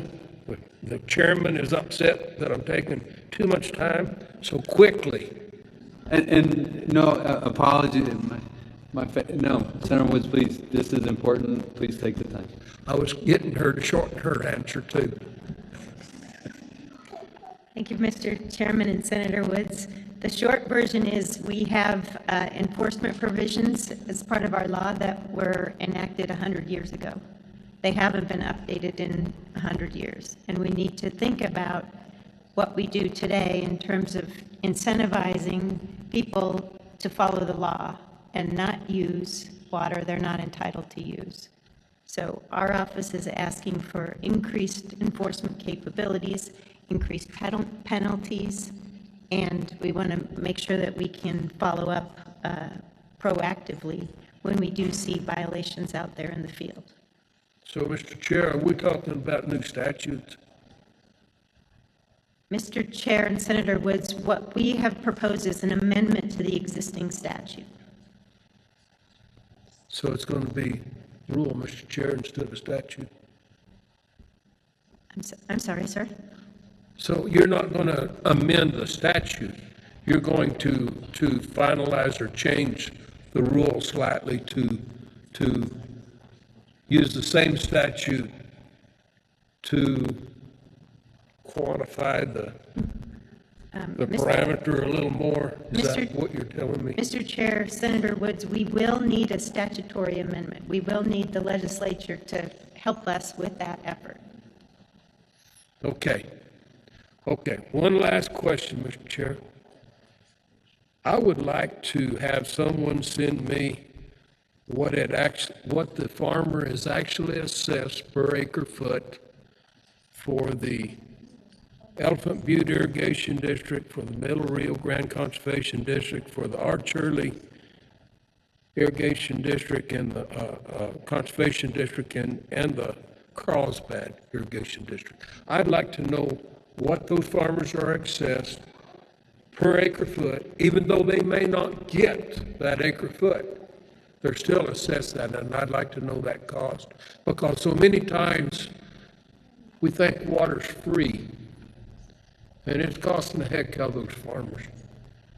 So I'd like that. Hannah, if you could get that for me, I'd appreciate that. And Mr. Chair, I thank you for your indulgence. Appreciate it. Absolutely. Thank you very much, Senator Woods. We'll conclude with Representative Dow. Thank you, Mr. Chair, and thank you for the presentation. I have a question in regards to the first presentation. I'm assuming in what part of water management and conservation practices is vegetation management, removal of non-native species, noxious weeds, etc.? Thank you, Mr. Chairman and Representative Dow. In the 50-year water action plan, I would put that under bucket number A4, where we talk about trying to make sure our systems can be as efficient as possible and as well managed as possible. Thank you, Mr. Chair, and thank you for that. In the different collaborative meetings that you guys have, has anybody mapped out the federal and state and private foundation resources, whether it's NRCS or BLM or BOR, who provides resources for vegetation management, getting rid of the bottlenecks along the Rio Grande? How are you guys looking and assuring that we're maximizing the dollars that are available? Thank you, Mr. Chairman and Representative Dow. I think that's a great suggestion. I'm looking at my partner down there. We're striving to try to compile information and work with our partners in these large systems in particular. And I think coming up with a piece of paper would be a good idea. Thank you, Mr. Chair and Representative Dow. I think that's a great question. One of the things that we're doing at Interstate Stream Commission is using investments from the legislature on channel improvements in the Middle Valley, and then using those to leverage additional federal resources, particularly for vegetation management and sediment management. The good news is we're working very sort of collaboratively across the various partners, particularly in the Middle Valley, with the focus of getting more water to Elephant Butte, as I emphasized earlier. The federal government has awarded $143 million for the Santa Casia Reach, so that's just above Elephant Butte Reservoir. But then in addition to that, I'm really proud of the partnership the state has entered into with the Middle Rio Grande Conservancy District. We wanted to, kind of as you're suggesting, look at what are all the resources, how do we get them at play in the river channel in the most expedient way and with the most benefit. So Reclamation would be working on that Santa Casia Reach, and then we, the state, together with Middle Rio Grande Conservancy District, would be focusing on further upstream reaches so that we're covering our bases as best as possible. And also we have a little bit more agility between the state and the irrigation district to move quickly those kinds of channel projects. And happy to provide you more information on that as needed. Thank you, Mr. Chair, and thank you for that. And parallel to that, are you mapping contractors that are qualified to do the work, standing by to do the work, have the equipment to do the work, so that we can make sure that we are scaling up these projects? Thank you, Mr. Chair and Representative Dow. Yes, so we both work with, we have a technical services agreement by which we can pay the U.S. Bureau of Reclamation to do it. They have a tremendous amount of equipment, but we also have our own state contractors, and just in the last year, we increased the number of available contractors to do that channel work from, there was just one that we were using, and that created some problems with scheduling sometimes, that we now have 3 or 4 that are available and can more quickly get out on the ground to do the work. Thank you, Mr. Chair, and thank you for that. And are you leveraging interagency agreements so that you can speed this process, whether it's soil and water districts, counties, water districts, acequias? Are you leveraging your interagency agreements? Absolutely. So I mentioned earlier the cooperative agreement with Middle Rio Grande Conservancy District. We're also working pretty closely in the Chama area with the East Rio Riva Soil and Water Conservation District, which and Rep. Pereira is very familiar with them, but trying to sort of see who are the players that we can bring together to collaboratively address the issues and pool resources. And so we're advancing those kinds of agreements throughout the Middle Rio Grande. Thank you, Mr. Chair, and thank you for that. And I mean, I got to brag on the Eastern Rio Riva Soil and Water Conservation District because they're even leveraging youth conservation corps teams.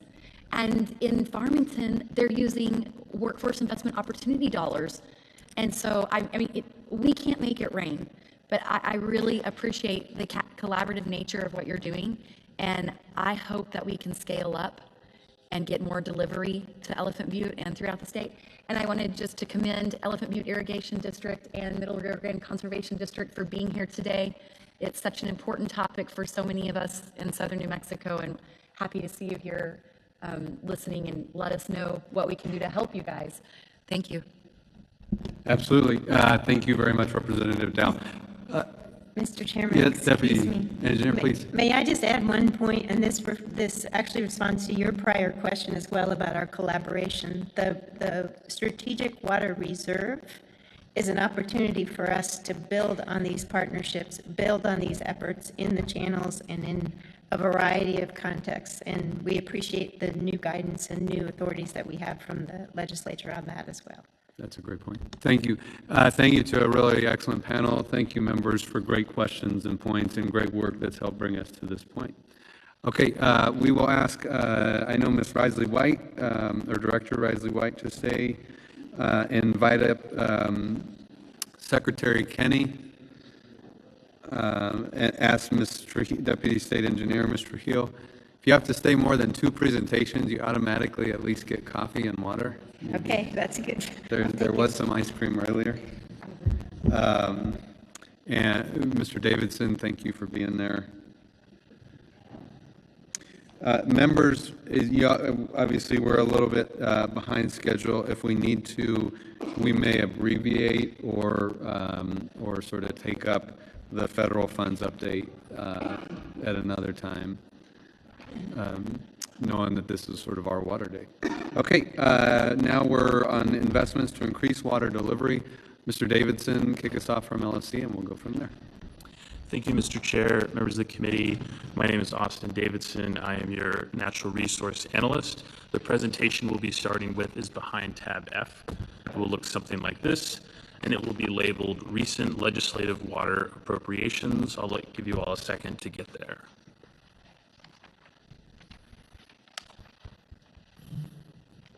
Excellent. Mr. Chair, members of the committee, the legislature has increased the recurring budgets of the Office of the State Engineer and the New Mexico Environment Department, which you can think of as 2 separate parts of the water world of the state, specifically the Office of the State Engineer being the water quantity agency, and then the Environment Department being the water quality agency. And cumulatively, the legislature has increased their budgets, their recurring budgets, by $16.3 million over the last 3 years, or roughly 31.2%.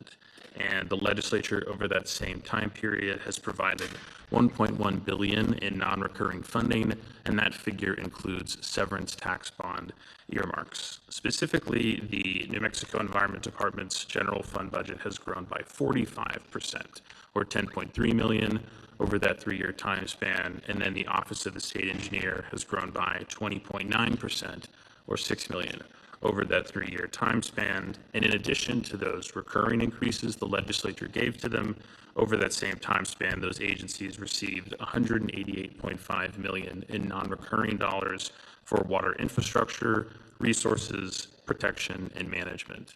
And in addition to those 2 water agencies, there are other entities across the state who invest and manage the state's water. Specifically, like the presentation you just heard, the New Mexico Institute for Mining and Technology received $7.5 million for aquifer mapping, and then New Mexico State specifically received $8 million in the last session for brackish desalination projects, and also the Energy, Minerals, and Natural Resources Department received $8 million to be placed and then distributed from the state's Supplemental Land and Water Conservation Fund.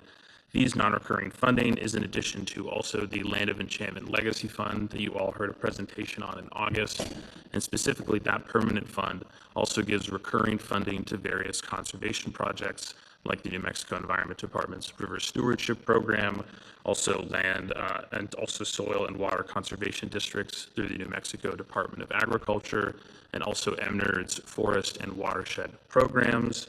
The state also provides consistent non-recurring funding through the New Mexico Finance Authority's Water Trust Board, who received $200 million from the last session for water projects that you, the legislature, authorized. And this fund was also supplemented by $157.8 million in severance tax bond earmarks that are also set aside for Water Trust Board projects. Now, Mr. Chair, members of the committee, the remainder of this presentation gives you a breakdown of the non-recurring and recurring increases in the 2025, 2024, and 2023 legislative sessions, and so I'll walk you through some of the highlights from each of those sessions. So starting in the most recent one, in the 2025 legislative session, you, the legislature, increased the OSE's recurring budget by $1.2 million to support district office lease increases and contract work. You also appropriated $1.5 million for the OSC's salary increases for appropriately placing workers. And then for the New Mexico Environment Department, they did not get a recurring increase, but you authorized the creation of the Compliance and Enforcement Division. Turning to page 2, of this presentation, you'll see there that the legislature appropriated $328.3 million in non-recurring funds in the 2025 session, and that went to water management, litigation, infrastructure, planning, and quality. Now drilling down into the $328 million, the New Mexico Environment Department received $15 million to the Rural Infrastructure Loan Program for low-interest loans for water, wastewater, and solid waste projects. And they also received $2.75 million for regionalization of water systems and the development of a system operator workforce. For the Office of the State Engineer, the legislature appropriated $25 million to support Indian water rights settlements, litigation, and projects, and $5 million for the implementation of the Water Security Planning Act. And just like you were discussing earlier, Mr. Chair, you also created the Strategic Water Supply with $40 million into it, and that goes specifically to brackish desalination projects. At the bottom of that page, you'll see a breakdown of the recurring increases for the 2024 legislative session. In particular, the New Mexico Environment Department received $6.9 million in recurring increases, or a 27.1% increase, and the majority of that was $5.79 million. It's $5.7 million, which went to the agency's appropriate placement projects, which I'm sure that the Secretary can also give more information on. Additionally, the Office of the State Engineer also received $2.7 million, or an 8.9% increase, and the OSC increase was specifically for program expansions across the agency's Water Security Planning Act implementation.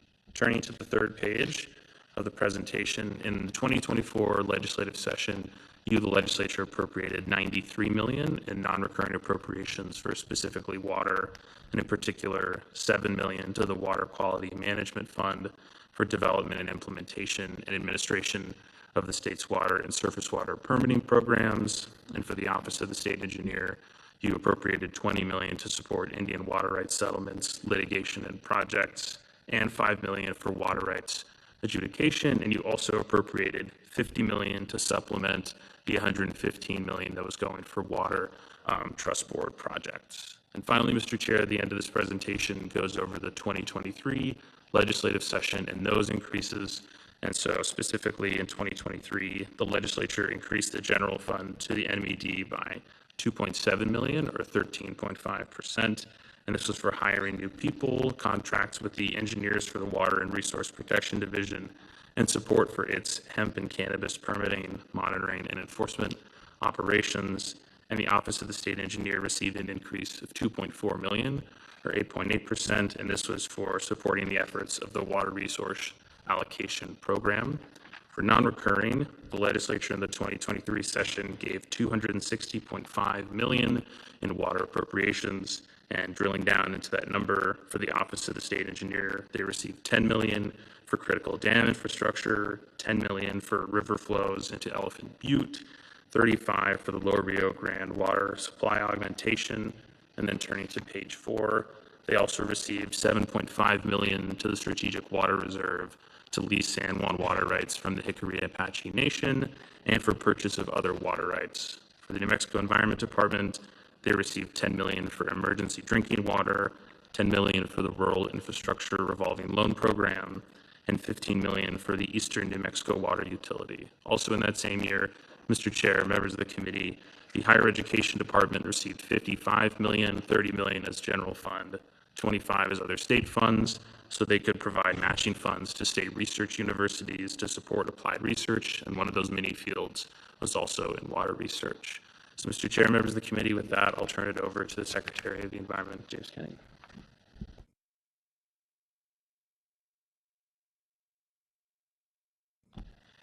Good afternoon, Mr. Chair, members of the committee. Thank you for having the Environment Department here today. You should have a 12-page slide presentation in front of you.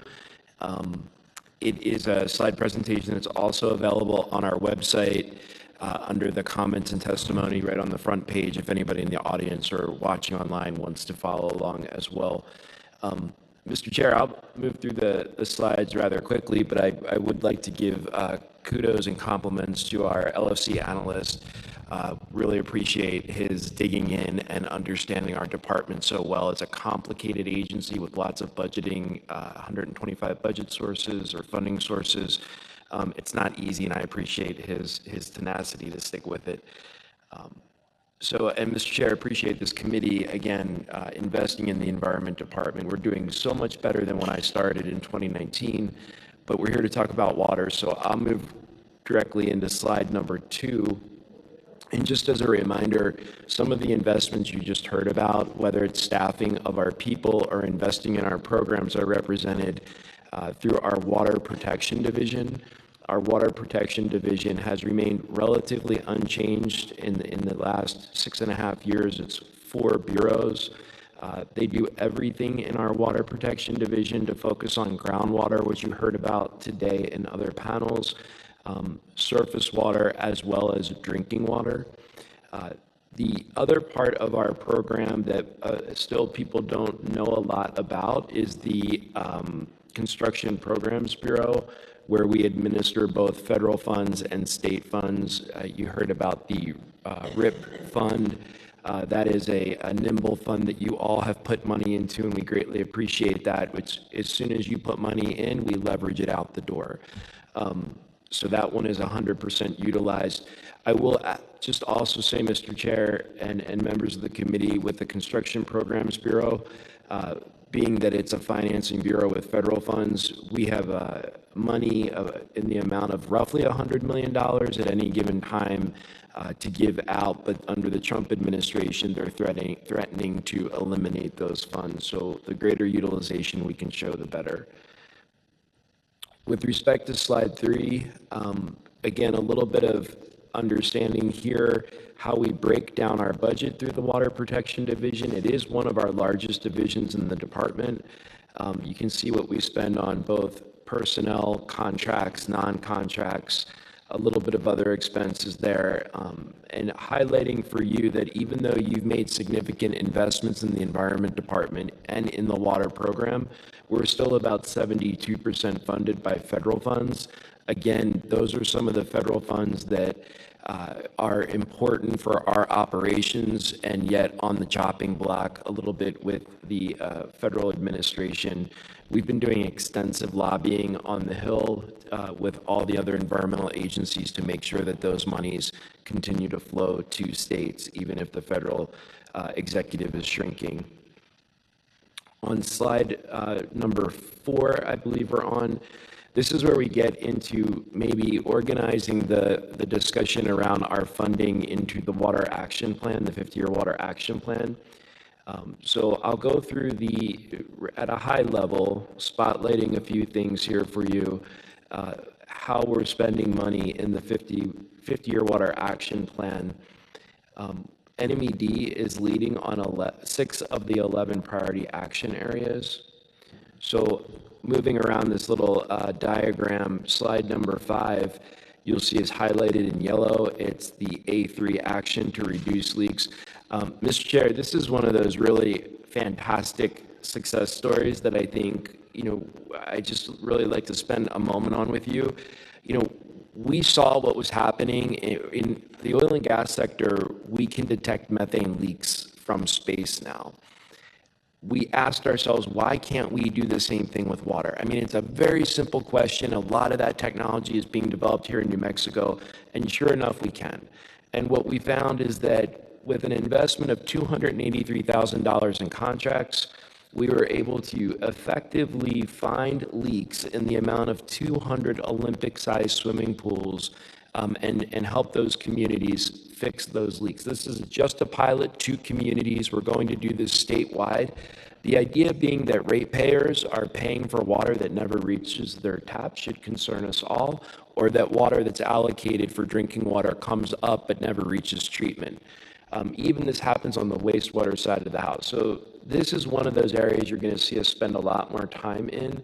The company that we're using, Astera, not only puts boots on the ground, but they work with local utility departments to say, dig here. This is where we think the leak is within this line. And they've been spot on. So really good success with that first 50-year Water Action Plan item. Moving around, I'll go a little bit quicker. You heard a lot today about item B1, now slide 6, with the strategic water supply. I know Senator Wood's asked some questions about it, but we will be posting everything to our website, and a lot of information will be available on Monday. But again, thank you for your investment in the $40 million that ultimately reached our executive agencies to launch the strategic water supply.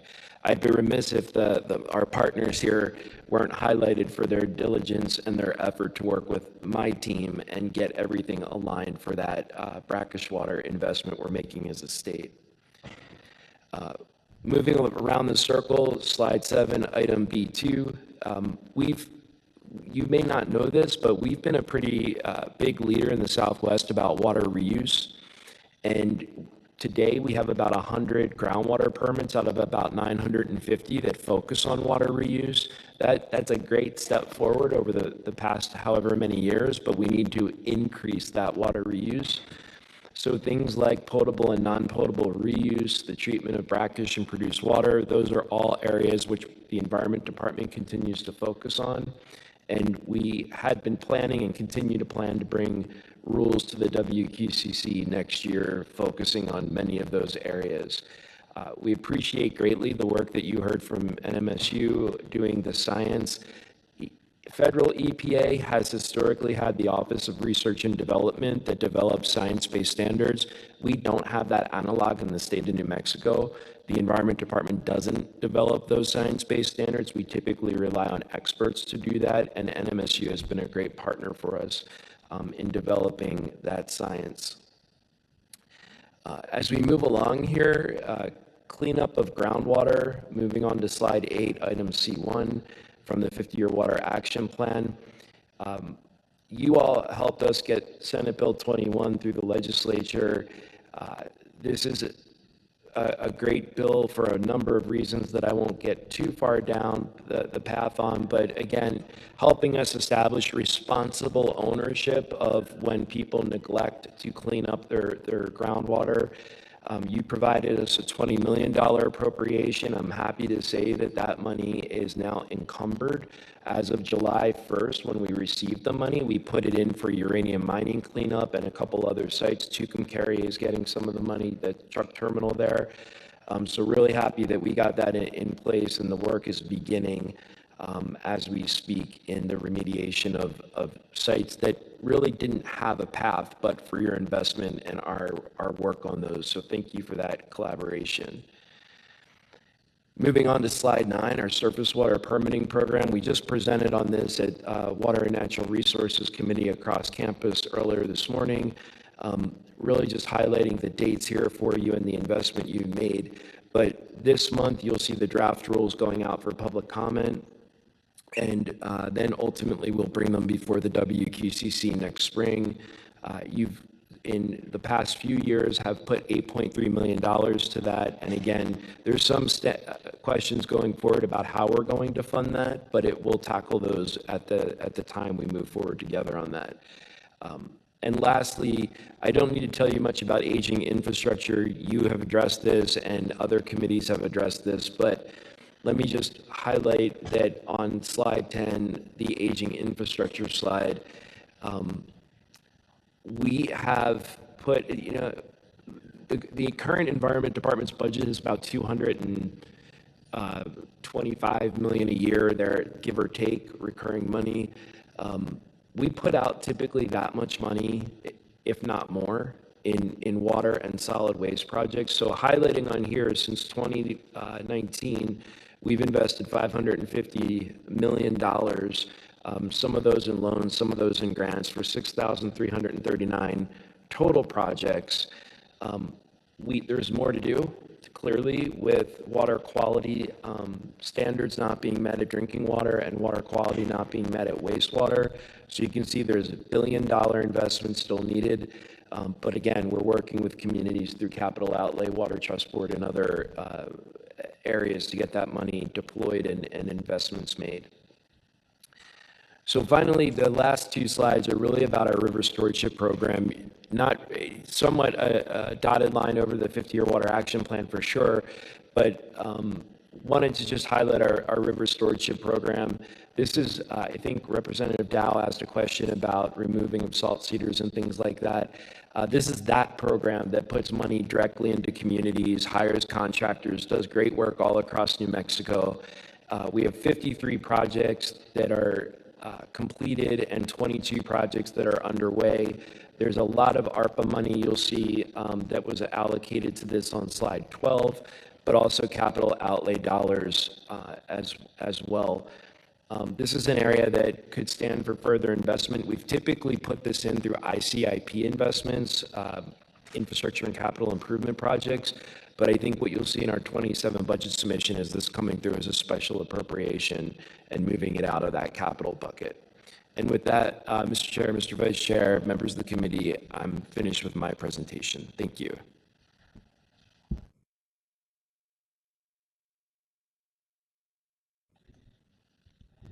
Thank you, Mr. Chair, and thank you, Mr. Davidson. I'll echo Secretary Kenny's gratitude to this committee for your funding of important water initiatives and also the work of Mr. Davidson in wrapping his brain around the complex water world that we all work in. I would like to just comment from Interstate Stream Commission's perspective. A lot of the large dollar amounts on the briefing paper from Mr. Davidson came to us. So I'd like to just comment briefly on some of those large dollar items, and then really we're here to answer your all's questions. In particular, you'll notice on that briefing paper the $35 million special appropriation from the 2023 legislative session. That, in conjunction with $30 million in capital for Lower Rio Grande aquifer sustainability, was a major investment from you all to supporting solutions here in the Lower Rio Grande. As you all know, the elephant in the room here is that we're in the thick of negotiating a settlement on our interstate litigation. We're very much looking forward to getting that across the finish line, hopefully. My colleagues were just out in the hall on final calls to resolve these documents that are due to be submitted to the special master in the U.S. Supreme Court next week. To the extent we get there, we're very much hoping to come back to you all at your September meeting or sometime later this year to talk you through the settlement, how it landed, and what the implications are from a financial standpoint, both for the state but also for local stakeholders. So very much looking forward to that conversation. We were pleased to get that significant funding in 2023 because it helped us implement solutions in advance of this settlement that we knew would be needed regardless of the litigation outcome. And so chunks of that money have gone for major priorities in the Lower Rio Grande, including water conservation initiatives to develop additional water supplies, including the previous panel highlighted the aerial electromagnetic survey that our office conducted, so looking for other water supplies, identifying potential for importation of water, extensive work and effort and collaboration with the Elephant Butte Irrigation District related to stormwater management. So looking at our existing systems and where there's opportunities to use existing infrastructure to capture high storm events and use that water to recharge the aquifer. Also investing in additional data collection across the board, monitoring, modeling, and community engagement. So appreciate that significant investment. Of the $35 million in Mr. Davidson's briefing paper, all but about 4.6 of that is accounted for through the period of the appropriation for the various initiatives that we have moving. So thank you so much for that huge investment. The other significant dollar amount in the briefing paper is related to Indian water rights settlements, and I'd ask Deputy State Engineer Tanya Trujillo to just speak to that item briefly. Thank you. Thank you, Mr. Chairman and members of the committee. I think the investments, it was referred to earlier, the investments that we are making in Indian water rights settlement funding from a state perspective do two things. One, leverage tremendous amounts of federal funding. The amount of federal funding pending with respect to the currently agreed to Indian water rights settlements is on the order of $3 billion in federal funding. But the state funding also contributes to projects on the ground in our communities today. And so we are moving forward to implement programs and projects that will help communities implement the water rights settlements when they are finalized and approved by Congress, but also help with our water management efforts on the ground today. That we have received two recent appropriations, one of $20 million and one of $25 million. Those are good down payments toward the ultimate amounts that we will be needing in that regard. I also wanted to just bring us back together and talk in terms of all of the water funding associated with some of the 50-year Water Action Plan priorities, so across all of our agencies. Just in last year's session, we were able to receive on the order of $393 million, and those are non-recurring appropriations, so they're special appropriations across the variety of agencies that we've talked to you about today. The largest of that was the Water Trust Board appropriation, the infusion of $200 million into the Water Projects Fund, and of course we're working very closely with our agency partners and the Finance Authority to implement those programs in that package. So across water conservation, across new water resources, and across water quality and watershed protections, we've increased the appropriations for those high priority areas, and we're very appreciative of that effort. But we're not done yet, so hang in there with us. Thank you, Deputy State Engineer Trujillo. I'll just comment briefly on a couple of the other large dollar items, and then we'll get to your questions here. And also, I should say, on the Texas v. New Mexico settlement, we are working in lockstep with the New Mexico Department of Justice. They've been very engaged, the Attorney General, in this process. I'm looking forward to hopefully getting there and then briefing you all next month. The other large dollar amount items that are flagged on here include the $10 million for Rio Grande Channel work. That goes to the question earlier from Representative Dow, really focusing on how do we improve the river channel such that there's better conveyance, but also attention to habitat. You can't always get everything you want everywhere, but I think we can do a much better job in having better conveyance and also better habitat, particularly in the Middle Valley. The other item, Deputy State Engineer mentioned the Strategic Water Reserve earlier, so not the Strategic Water Supply, but the reserve is something that's run through my office at the Interstate Stream Commission. It allows the state to own or lease water rights to support stream flow. And we received in 2023 $7.5 million for the reserve.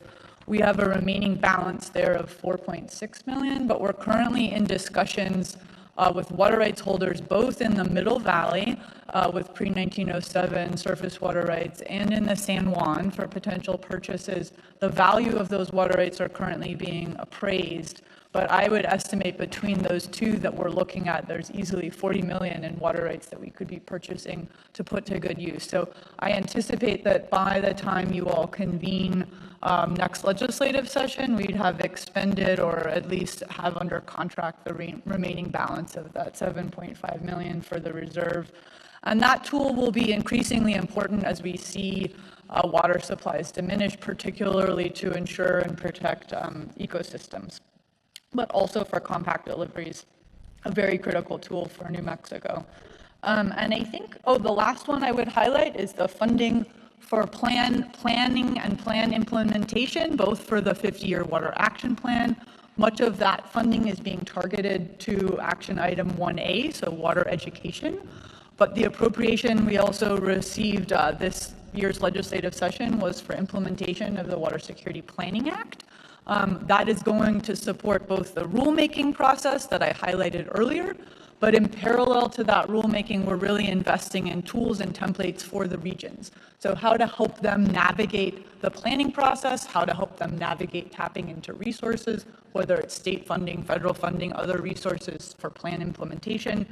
And then the appropriation always was also for enhanced online engagement and information tools. And so there's a tie-in there to Water Data Act. But how are we, at the state providing better water-related data in a more accessible way through our website.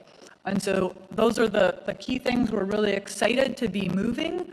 And I'd see if Deputy State Engineer Trujillo would like to add anything. Otherwise, we're happy to answer questions on anything in the briefing paper from Mr. Davidson or otherwise. Thank you so much. Great. Thank you very much. We heard some of the thunder, Director, just as you were concluding there. So we'll turn it, we'll go straight to questions. I know we have Senator Steinborn, and then we'll go from there. Senator Steinborn. Senator Woods. Thank you, Mr. Chairman. Just one question for Secretary Kinney. You kind of alluded to it. Would you give us just a very brief update on the $20 million for abandoned uranium mine cleanup, the status of those projects? Mr. Chair and Senator, yes, thank you for that question. So with the $20 million, we have 3 abandoned uranium mine sites selected. I'm pulling those up now. It's I think all 3 on state trust land, and some of them spill into private land. But Mo site number 4, Red Bluff number 1, and Schmidt Decline Mine are the 3. If those have meaning to folks, on all 3 of those, we have had our money encumbered in July or August. We've had kickoff meetings with the contractors in July and August, and we've started work on site with the either in project planning or on site with the contractor. Mr. Chair and Senator, again, I think one of these just stands out to me, Mo number 4. And I just want to sort of say, but for this body's appropriation or the legislature's appropriation, the amount of radiation coming out of Mo number 4 is equivalent, if you were there for 1 year, you would have the equivalent of 13 years of radiation. So when we put it in terms like that, I thank you because folks who live in the area, work in the area, or otherwise in proximity are being dosed at exceptionally high levels, the water, the land, et cetera. And those 3 mines are our first foray into this. But there are additional sites, the Tucumcari truck terminal that I mentioned before, and the former refinery, Bloomfield. I'm trying to think of what we named it. The RX refinery, Bloomfield crude station are the other 2 sites that we're cleaning up for things like hydrocarbons or other types of organics that are in the soil. So yeah, all are kicked off, all are moving well, and then we're going to use a little bit of that money to see if we can identify any surviving entities to place liens or lawsuits on them if we can shift the burden over to them for funding the cleanup. Thank you. Thank you, Mr. Chair. And Secretary, thank you. And I just think, thank you for, number one, moving quickly on it. I know that was a question that the legislature had, is how we appropriate, how quickly can we move on it? And you're showing that you can immediately jump on it. And number 2, you're showing the great environmental health risks that persist to thousands of New Mexicans because of this generational contamination, and that we can really make a difference, and not just to their health, but to water as well, because some of these threaten water supply, and that's why it's also urgent from a water perspective that we do a large-scale project. Thank you, Mr. Chairman. Thank you, Secretary. Thank you very much, Senator Steinborn. The LFC rain continues for the 2nd day. It rained on Artura yesterday, so we kept that streak going. Senator Woods, over to you, sir. Thank you, Mr. Chair. Secretary Kinney, on page 3, you were talking about your categories, your spending categories here, and you've got contract support for $48 million. Is that to contractors? Is that what that means? Because what I'm asking, it says non-contract support. And kind of give me the difference in those 2. Yeah, thank you, Mr. Chair and Senator Woods. So on slide 3, this really correlates to is the first row is the 200s, the personnel services, The second row there, contract support, is 300. So we spent a lot of money with consulting firms or contract firms to do everything from sampling to analytical laboratories and things like that. That's what that contract support is. And the non-contract support would be procurement in other areas that isn't a contract. So it could be everything from paying, do it for IT services or in-state travel, out-of-state travel for my employees. There's a lot that falls under there, even including buildings and other things, cars, those types of procurement. Okay, thank you for that. And on page 8, this is how far back I go on the waters of the U.S. I remember a lawsuit one time that a guy had a piece of property he wanted to build a house on, and he was denied the permit because of the waters of the U.S. Am I remembering right or not, or am I full of bull? Mr. Chair and Senator, I never would think that you're full of bull. So, but I think you're right. I think the story you're recalling is the one that kicked off the WOTUS lawsuit, where there was filling in of alleged filling in of a wetland where someone wanted to build a house. It kicked off years of uncertainty. I don't know of a New Mexico story that's similar, but I think the point being that with Senate Bill 21 passing, are working on surface water discharge permitting program for waters of the state, that we'll be able to be a little bit more immune to what's happening federally and make decisions about what are waters of the state through as a state agency in concert with the legislature. So I think we're on a path of stability compared to where the feds have been and probably will be for some time. You know what's kind of funny about that? I bet you go outside right now and there's water running. And, it makes you wonder how far down the line we're going to call this, a contributory to a river. And I know what you're trying to do, and I know what the law that we tried to pass was for. But just to the common man, it makes you wonder how far back we're going to have to get permits for. How far, and what permits we're going to have to get. Are the present dairy permits, or I'm sure they have a time life. Will the permitting process on those dairies be much different than in the past? So, Mr. Chairman, sorry I left you out. Yeah, Mr. Chairman and Senator Woods, I again appreciate that question. The dairy permits in your area, I'm not sure if there's a water of the state that would be that they would be discharging to. They currently have groundwater permits discharging into the ground. I think Cannon was the only one that had a federal permit. Then they got rid of it for a state groundwater permit. But as we go through this permitting process, or as we develop the rules and we get ready to finalize them, we will have ample opportunity for the public to weigh in. And I don't, at the moment, I'm trying to think long and hard about whether that would change any permitting for the dairies, and I don't think so at this point. Okay. The last comment I have is thank you for your work on that pipeline over there.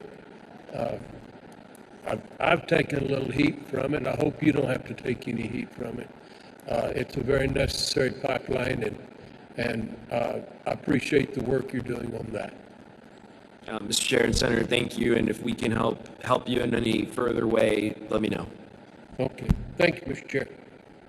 Thank you very much, Senator Woods.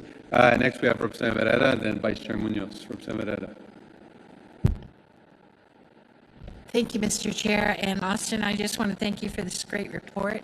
I know I wasn't here when you presented it, but I read it, and it's very helpful to just remind us, exactly how much we have going on.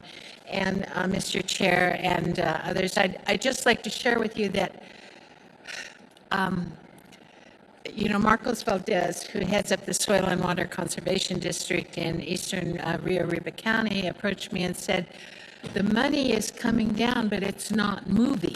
And so what we did at a local level is we combined all the federal, state, and local agencies that have to do with water and water issues, and we hold a monthly meeting now at 2 o'clock on Thursday afternoon, the last Thursday of the month.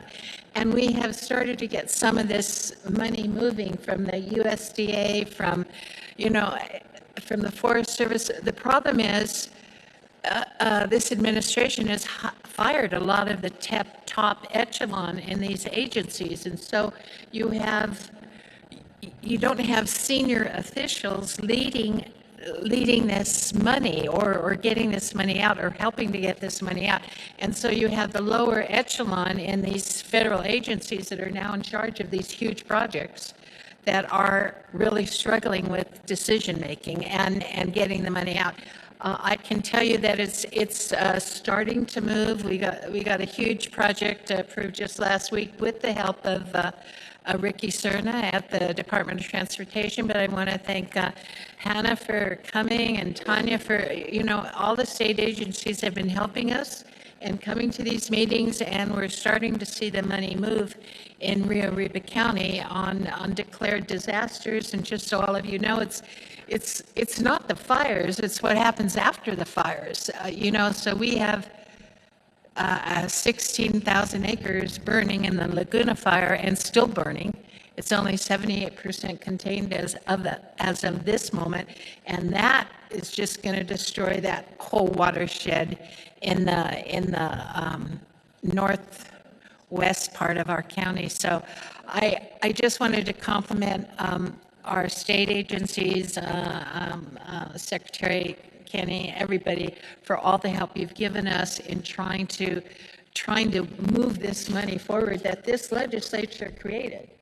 But again, having the money and getting the money out there to the people that need it is a different thing. So I always say that, campaigning is easy compared to governing, but implementation of legislation is the hardest job of all. So I want to thank all of your agencies for helping us do that. And that's all I have to say, Mr. Chair. Thank you, Representative Edetta. Vice Chair Munoz and Representative Duncan. Thank you, Mr. Chair. Good to see you here, Mr. Secretary. Let me go over some questions I see. On page 12 of your presentation, ARPA is going to expire in December of this year, and you have a balance of roughly right around $6 million. Are you going to get that spent before the end of the year, or should we, in your own boss's words, they consider us a lame duck governor, and the legislature needs to maybe realign some money so that we don't lose those federal dollars? Yeah, thank you, or thanks, Mr. Chair, thanks, Vice Chair. The answer is yes, and I hope our Water Director, Jonas Armstrong, is listening to my response right now and your question. But yes, the plan is to get those out. They're awarded to contractors doing river stewardship work. We're double checking to make sure, triple checking to make sure that they're actually going to fulfill their projects and not revert the money or say we under or overspent and cause some dilemma at the last minute. Your concern is my concern, that we have a balance and we're moving towards that deadline, and we're managing it in a way that is more managed than most money in our department. Yeah, could you get us an update so we know, right? If we are in fact going to go to a special session, we can replace that money so we don't lose the federal money with an adjustment in the budget. We tried to do some of this, and there's too much pushback. I know there's is it in the state engineer's office? We had $30 million for dams. Do you know where that ARPA money is, and if that appropriation has been spent? Mr. Chairman and Senator Munoz, we have been able to move the money associated with the dams, and be happy to provide updates on that. But we have moved it to the best that we have been able to, which is the full amount. And I would just add, there's also a chunk of ARPA money for Middle Rio Grande work that we're partnering with Middle Rio Grande Conservancy District on, and I have zero concern of that not being expended. And on the 30 million, have you expended all 30 million? 'Cause, I mean, don't waste it. If we got to move general fund money to swap for ARPA money because you need more time, that's fine. We're just swapping a dollar for a dollar, moving it from one side of the aisle to the other. But don't push it out and waste it and say, well, just bill me even more or shortfall the contract, because that's free money. I mean, and so if that's going to be an issue, I wanted to perk everybody's ears up about that, since we're hitting that wall. The other thing is, Mr. Secretary, you know, we're looking at, you've expended some of your 2023 capital, but 2024, 2025 has not really moved at all. Could you get us a balance of those as what's not expended in capital from the agency, and the same thing with the state engineer and the Interstream Commission, right? Because in 2025, we appropriated roughly about 330 million, 200 million to the Water Trust Board, and then, you know, another 130 scattered around. And that's a lot of money, and we all want desal plans. We all want this stuff to start moving in, but we don't see it moving. And that's an issue. I mean, El Paso, we looked at desal 2 years ago, maybe 3 years ago, and everybody agreed that's the way to go, but we haven't quite got there. Have the rules been written for the desal? I think that was one of our issues. For desalinated water, have those rules been written? Mr. Chair and Vice Chair Munoz, when you ask, are the rules written for desal, I'm struggling to think what rules we would have to take to the WQCC. I think John in your agency, right, when we did this maybe 3 or 4 years ago, said there had to be rules on the quality of water, and I just don't know where they're at. I remember him telling us that maybe in this last session too. We know where the produced water, I know where the produced water rules are, but there's a different set of rules for desalination. Yeah, so Mr. Chair, and Vice Chair Munoz, so if we're talking about desalination, we're just talking about in Texas, if it's for drinking water, then the drinking water standards apply. Those are not new rules. If we're talking about discharging into, you know, an aquifer or to a stream or for some other purpose, I think those are the rules that probably John was talking to you all about. Those reuse rules, we have one set of rules that have gone through the WQCC and another set of rules that we're planning to bring back to the WQCC next year. So that's the timing on those. And the produced water rule, another petitioner has petitioned the WQCC, and that's before them, right? That commission right now. So I'll get you a better answer than that, but the plan is to go back to the WQCC with a department proposal end of this year, beginning of next year. Okay, I mean, because Gallup, if you take Gallup, what we spent on the Gallup water pipeline, I think it's pushing $2 billion with not a drop of water in it, and all relying upon river water. And desalination could fill that thing up in a heartbeat and put water in the reservation and help solve Gulf's problem. So at some point we have to get there, right? We're going to have to get there throughout the state, because river water, and well, it hasn't rained in northwest New Mexico all summer long, and so we haven't had the water. The animus is running at the lowest I've ever seen it. I don't have anything on the San Juan, but the river water is running even lower. So we're going to have to step on the gas pedal. And I know that the rulemaking is taking us a long time. We did put an extra $5 million 1 year for produced water rules and some other rules, but we never seem to have got there. And just the nature of it may be the cause. But do you think that within the year in this administration, are you going to get there, or are we going to push this into the next administration? Mr. Chair and Vice Chair, so this is, we committed to this as well with the 50-year water action plan. One of the actions is to bring water reuse rules forward, and our outer year of that was 2026, and here we are, right, moving very close to that now.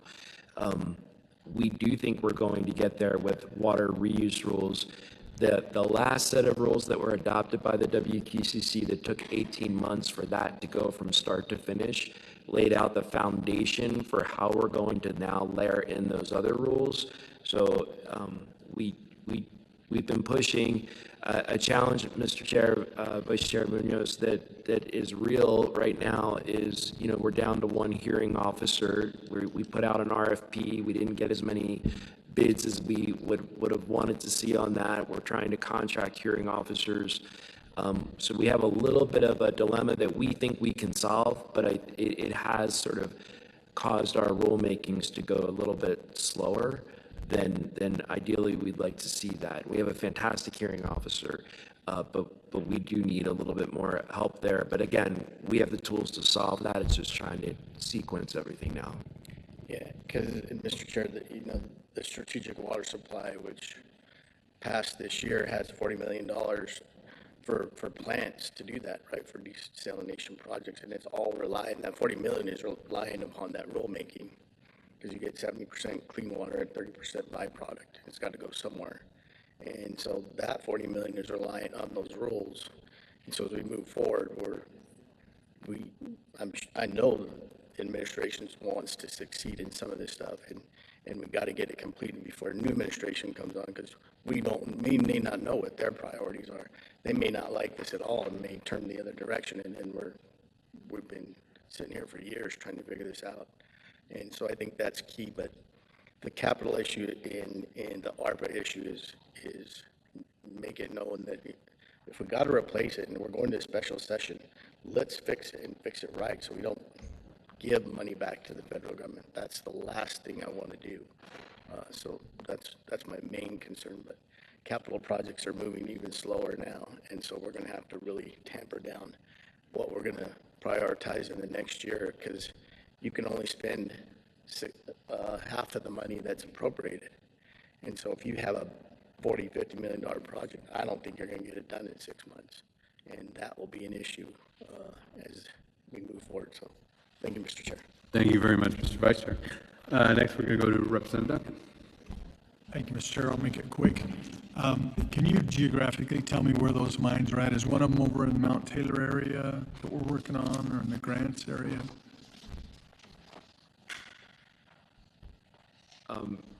Mr. Chair and Representative, can I maybe show you offline? I don't have anything that greatly describes it because of where they are, but I would be happy to go over it with you offline if that's okay. Thanks, Secretary.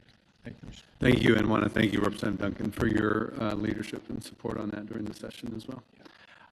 I don't see any other questions. Want to thank this panel very much. Thank Mr. Davidson. I think this is the most comprehensive funding roll-up that we've seen.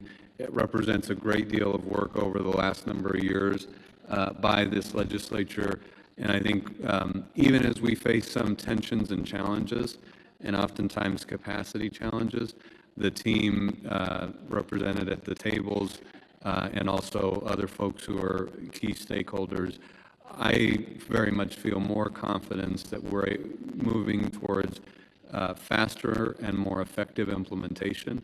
And as we have strong resources, even as it's sort of plateauing, I think that should give us a lot of comfort and confidence that in the places where we're doing good work for New Mexicans around water, which are many, that we can lean in and invest more and help more folks at a very important time. So great questions from the committee. Thank you all very much. And members, what we're going to do now, because tomorrow is going to be quite quick, we're going to actually ask Director Salee, I always want to add the doctor. Director Salee, we're going to go to our business items. So miscellaneous business, minutes, contracts, and also our budget guidelines. And make sure that we get that done today. With that, we'll turn over to Director Sully. Thank you, Mr. Chairman. Behind tab H and tab I are last meeting's full committee meeting minutes, as well as the subcommittee meeting minutes. If you wanted to take those in one motion, at your discretion, Mr. Chairman. Great. We can go ahead and do it in one motion. Move adoption of the tab. You want them both in one motion? Yes, please. Of the meeting minutes from the July LFC and the subcommittee meeting minutes. Move for adoption. I'll second. Okay. It's been moved by Vice Chair Munoz, seconded by by Senator Woods and Representative Dixon. Is there any opposition to that motion? Seeing none, our minutes and subcommittee minutes are approved. Next would be on tab J, Mr. Chairman. This is the contracts plan. As you know, we had 2 long-term employees recently retire that were in critical positions. Ms. Janetti Ledger, our Administrative Services Manager, and Sharon Boylan, our Committee Coordinator. We're going through a transition right now of needing some extra help, administrative support. But more importantly, I'd like to bring them on with some small dollar contracts for training and technical assistance with the staff that have replaced them, particularly when it comes to our budget management system and all the IT things that go on with administratively, what Ms. Ledger did with that, and Ms. Boylan, to get ready for the session. We may ask if we need more hours to bring them on during the session as well, just to help make sure we can actually produce a bill. Because we would do all of the work as staff to make and execute changes that you made as a legislature. Those would all be entered into the system, made sure everything worked. All the staff would go home, and those 2 women would stay overnight and produce a bill the next morning. And we want to make sure that we understand all the technical aspects of how to do that. And so I would ask for committee approval for those 2 small dollar contracts in tab J. Great. Thank you very much, Dr. Slee. Vice Chair. Which one are those, Charles? They're down at the bottom, below the table under action items. One for a little less than 9,000 that technically doesn't need committee approval, but we're asking for it anyways. And then one for 15 for Ms. Ledger. And so do we have a plan going forward? So if staff leaves like that we have them trained as they move forward? I mean, we probably knew for some time that Ms. Ledger was going to retire. And if we had someone selected going to that position, why didn't we get them trained up enough in time instead of bringing them back? I mean, yeah, it's been common practice as a kind of mentorship process with like Ms. Kehoe, Ms. Fernandez, to keep institutional knowledge within the office over time. And these are 2 critical areas that we need to make sure that we document. So in case we don't have single points of failure within the office, there are changes to our budget system and how it will produce the bill this year that we'll work with our technical IT vendor on all fall. And it's just a backup situation. I'd like to be able to have them around to provide technical and training and technical assistance for staff if they need it, as well as administrative support, preparing for meetings and things. We're down 1 position. so are they going to be trained on the new system, or are we just going to rely? I think that's Kelly's position. No, our staff will do the actual work because we were not hiring them to come back to do what they did before. Our staff are familiar with it. This is just as a fail-safe to make sure that we're up with how to do it all correctly. And this is through the legislative session, according to the language. That is the intent, Mr. Chairman. Great questions. Thank you, Vice Chair. Any other questions? Okay, I'd ask for a motion to approve tab J contracts. Okay, it's been moved by Representative Dixon, second by Representative Vedetta, or vice versa. Is there any opposition to that motion? Seeing none, we've approved contracts. Tab K, Mr. Chairman, this has been in development for 2 months now. There is the original version that you all have been seeing in terms of the markup from last month. Behind the next purple piece will be what's inserted for the revenue outlook now that the revenue estimate has come out. Following that were suggested changes from both the Senate and the House. These are updates, many technical in nature, and I think there has been agreement, but we'll defer to the chair and vice chair on that. There was also a request to attach for agencies' use when they see these come out, the budget development tool and the details over what kinds of questions they will be asked in order to justify getting into the GROW as part of the budget strategy of that's where new budget growth will happen. With that, Mr. Chairman, I'll be happy to answer any questions. Great. Thank you very much, Director Slee. I want to thank the members and thank the Vice Chair for working through this. We started a little earlier in order to have more feedback, and I think that's really helped us. It's represented here today.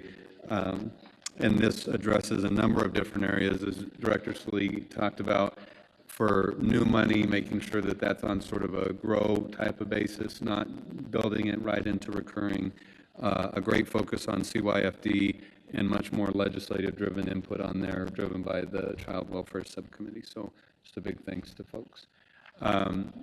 Any questions?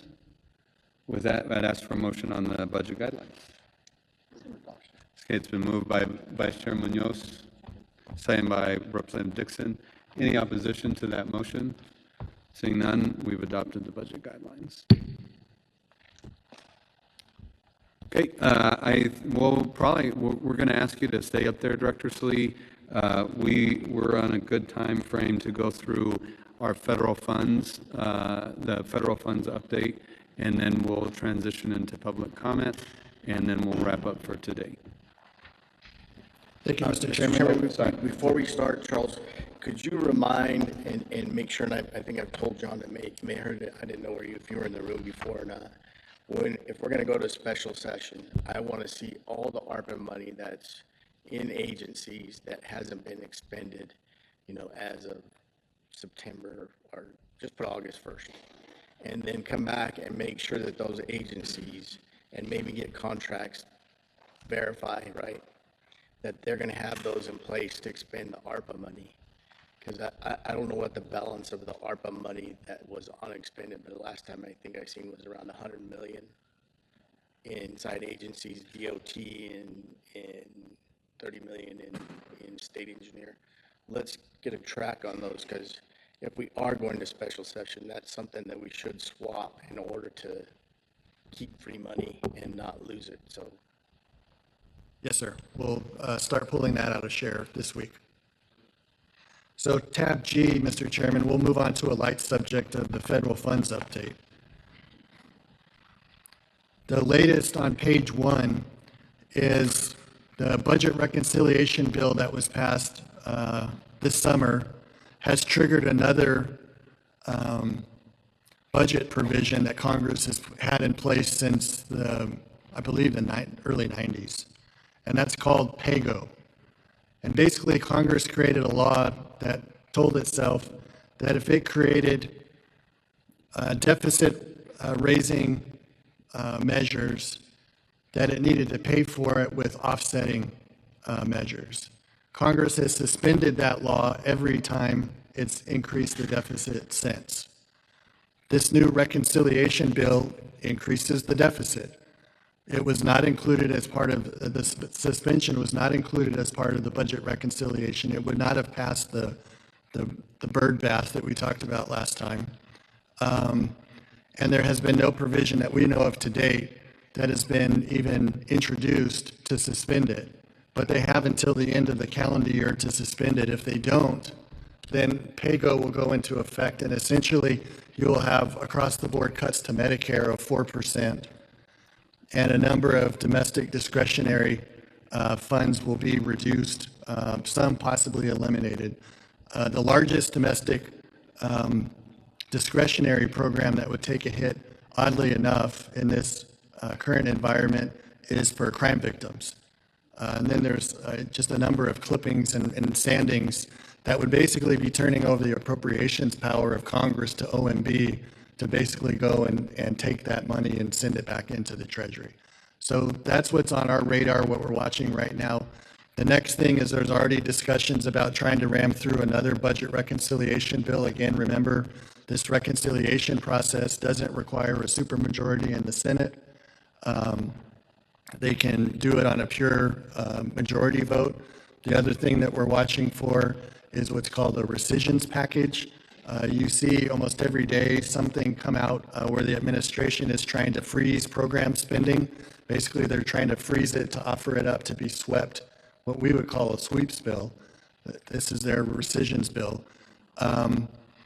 And that's having causing a problem with the normal appropriations process because the minority party in the Senate is like, why are we going to give you votes on passing, appropriations bills if you'll just turn around and OMB will impound those increases or those changes, and Congress will come back and use another budget provision which allows them to basically sweep those funds with just a simple majority vote.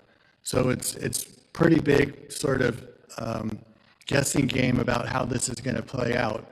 They'll come back in September, and there could be more changes. So I know that there's been talk about special sessions, but it's definitely, things have not settled down in Washington to even know where you're at. So I think that's important information.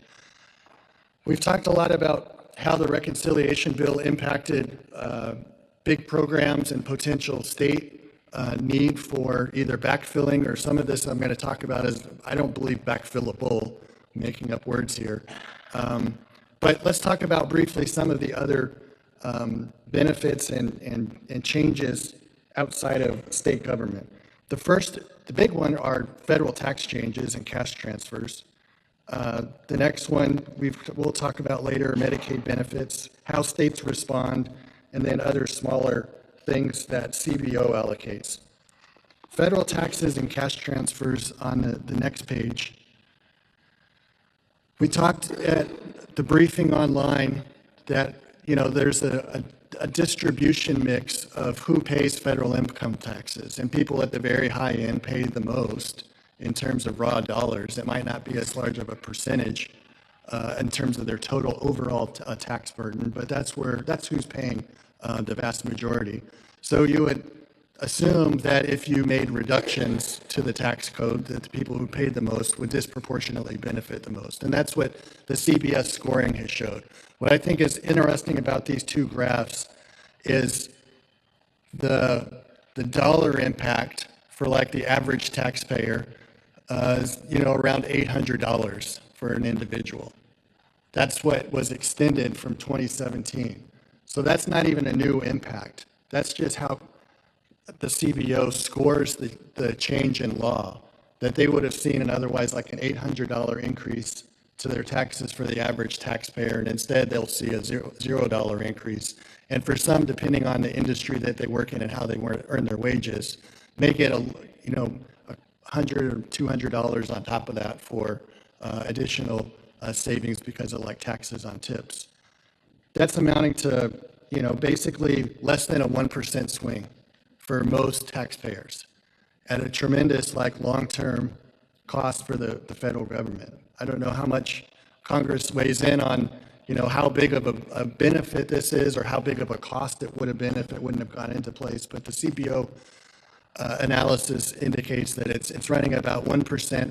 And at the tail ends, the top extreme and the very bottom, policy can have a dramatic impact on those households' income, depending on their ability to get cash transfers or Medicaid, or if they lose it. And then at the high end, maybe the top 10% would benefit by, on average, $15,000 in additional tax revenue. The next slide is an important one. This was a provision that was stuck in the last morning when they passed it. They had discussed it over the weekend, but this is a Medicaid Rural Health Transformation Program.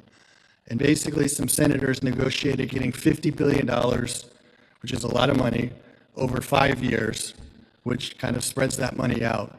But we're looking at a state of getting at least $100 million of that. If not, we will get more.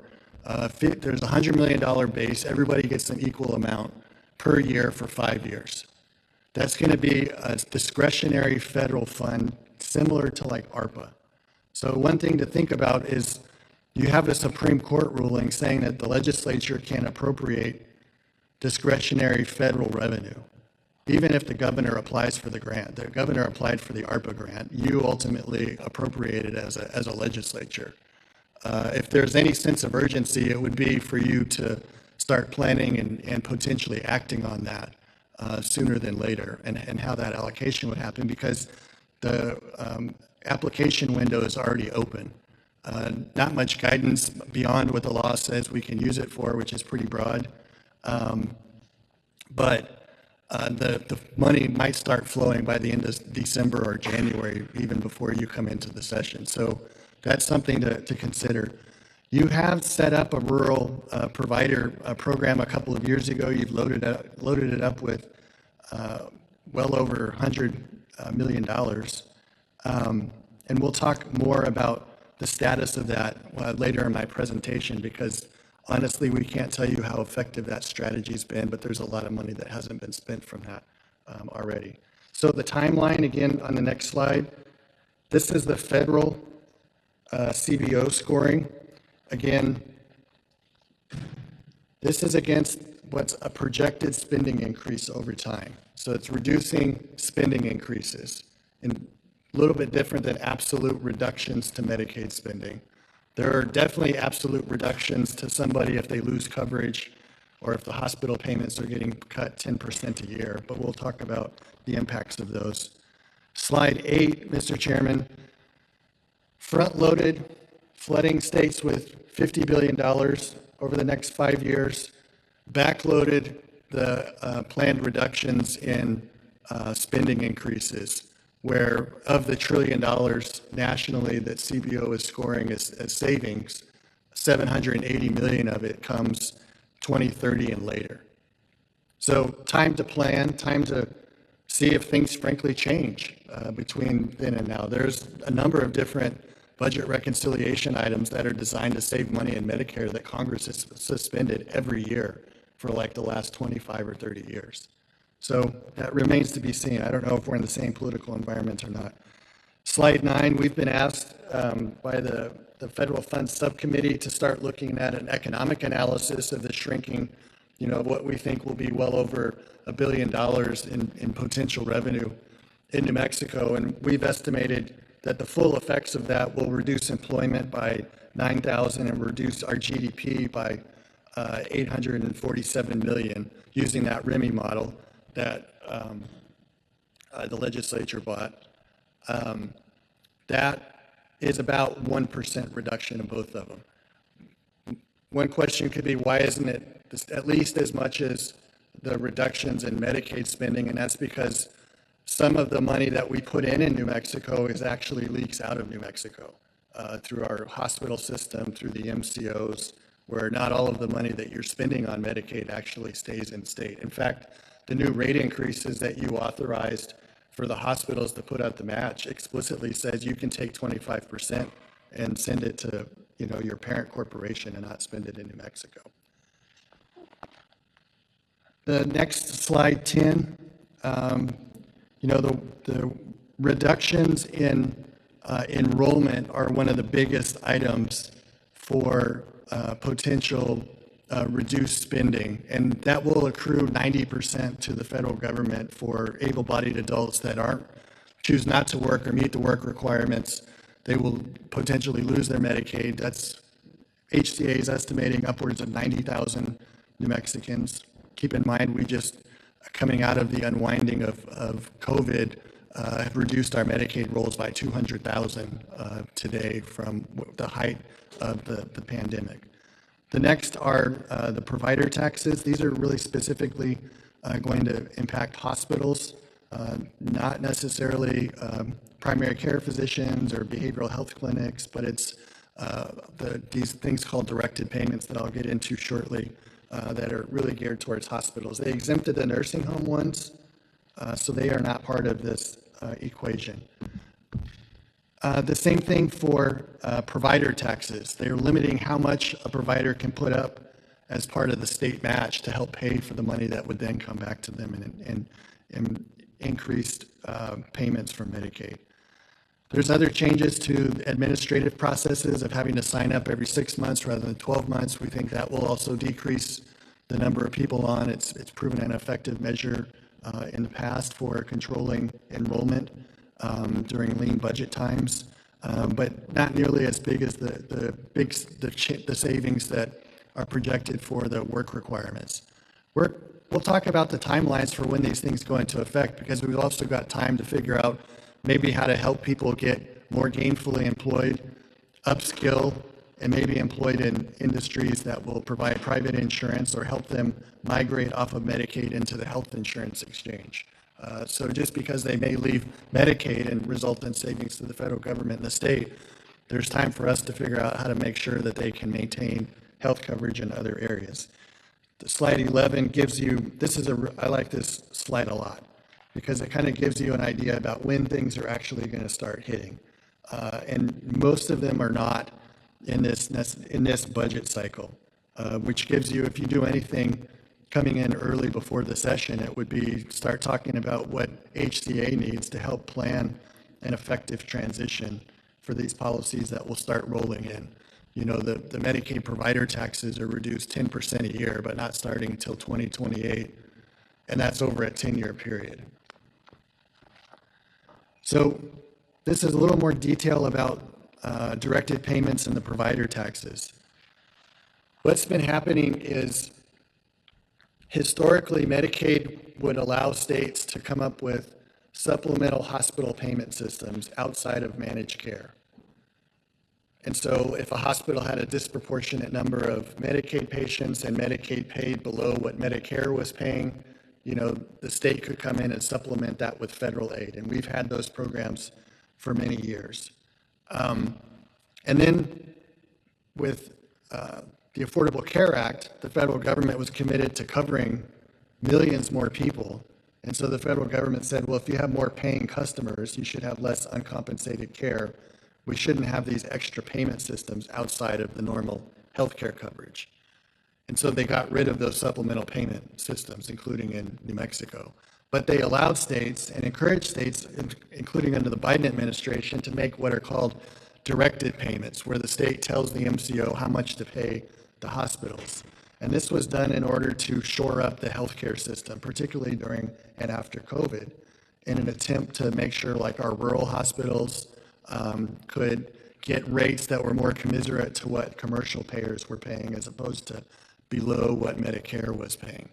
And so the state took advantage of that 2 sessions ago and passed a bill that allows the hospitals to basically put up the state match, and in some cases double what they're getting from Medicaid as they move into commercial rates. Those rates increases have barely started. They barely started in the late spring. So the hospitals have not felt the full effect of all of this additional potential revenue that they're going to get. There's supposed to be some of that money geared towards improving staffing, quality of care, and things like that. But again, 25% of this money could, for some hospitals, just seep out of the community immediately, and that's getting started. The other is that states had limits on how much they could have a provider put up as the state match, which in this case, the hospitals are putting up 100% of that. Congress is wanting to dial that back down so that not as much federal money flows back out through this funding mechanism. The CBO has been projecting that states will continue to take advantage of these kinds of funding arrangements at a greater rate over time. Particularly, they've seen it in the expansion states where the feds are paying 90% of the cost versus like in our state, maybe 75, versus in California, maybe they're paying, 55%. And if California does directed payment, they're bringing in 90%. Well, that's a big outlay in federal revenue going back into those hospital systems. So they're ratcheting both of those back. The House version had said no more, and we got grandfathered. The Senate version said no more, and we're going to reduce how much the hospitals can put up as a match, which they see as a way just to get extra money and question the veracity of what it's going to be used for. But the directed payments get frozen, and then they start being reduced by 10% a year starting in 2028. So not in the current budget cycle that we're about to begin. The same thing for the provider taxes. And what the effect of the provider tax will be is just the hospitals can't bring in as much match because they can't put up as much match. So we've tried to start modeling this out on the next page 14 over a 10-year period. This includes all the hospitals except for UNM Hospital.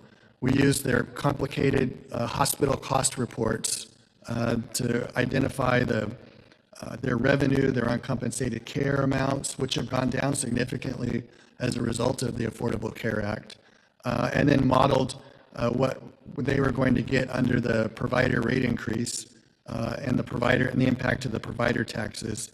And you can see modest reductions in terms of total deductions, $190 million starting in FY28.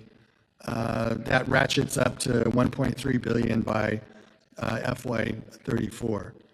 If you turn to slide 16, you can see even at that reduced rate is still significantly above, it's about 18% above what they were getting in FY24 before these enhanced payments went into place. And it'll be a reduction of their total revenues of about 1.5% a year once they reach their peak in FY27 and 28 in terms of like impact to the entire state's kind of revenue. Individual hospitals will have different swings depending on how much revenue they have. But that's what we're modeling out, what that $1.3 billion means over that period of time. UNM, we have more work to do in this area, UNM Hospital. They do receive directed payments. The Healthcare Authority believes those directed payments will be subject to the same kind of reductions as the rest of the hospitals.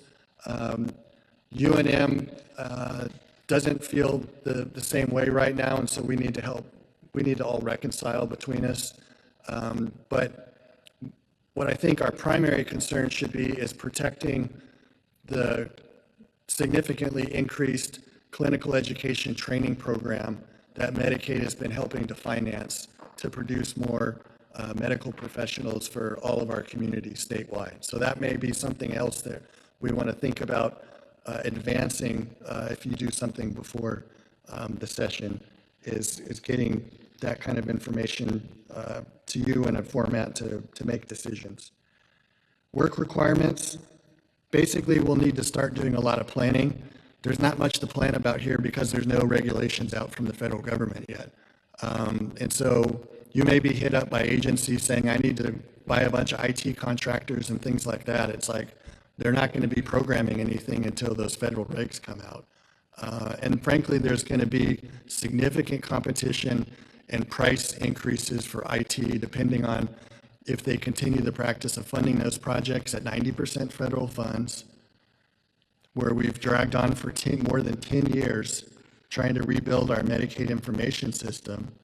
You know, costs have just ballooned.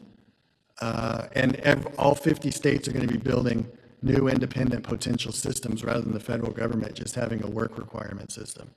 So that could get potentially messy, but I'm sure you're going to get a big ask for that, as well as administrative cost, as well as for a bunch of new staff to handle smaller, frankly, workload that happens more often. But planning money is an area that is worth discussing and considering.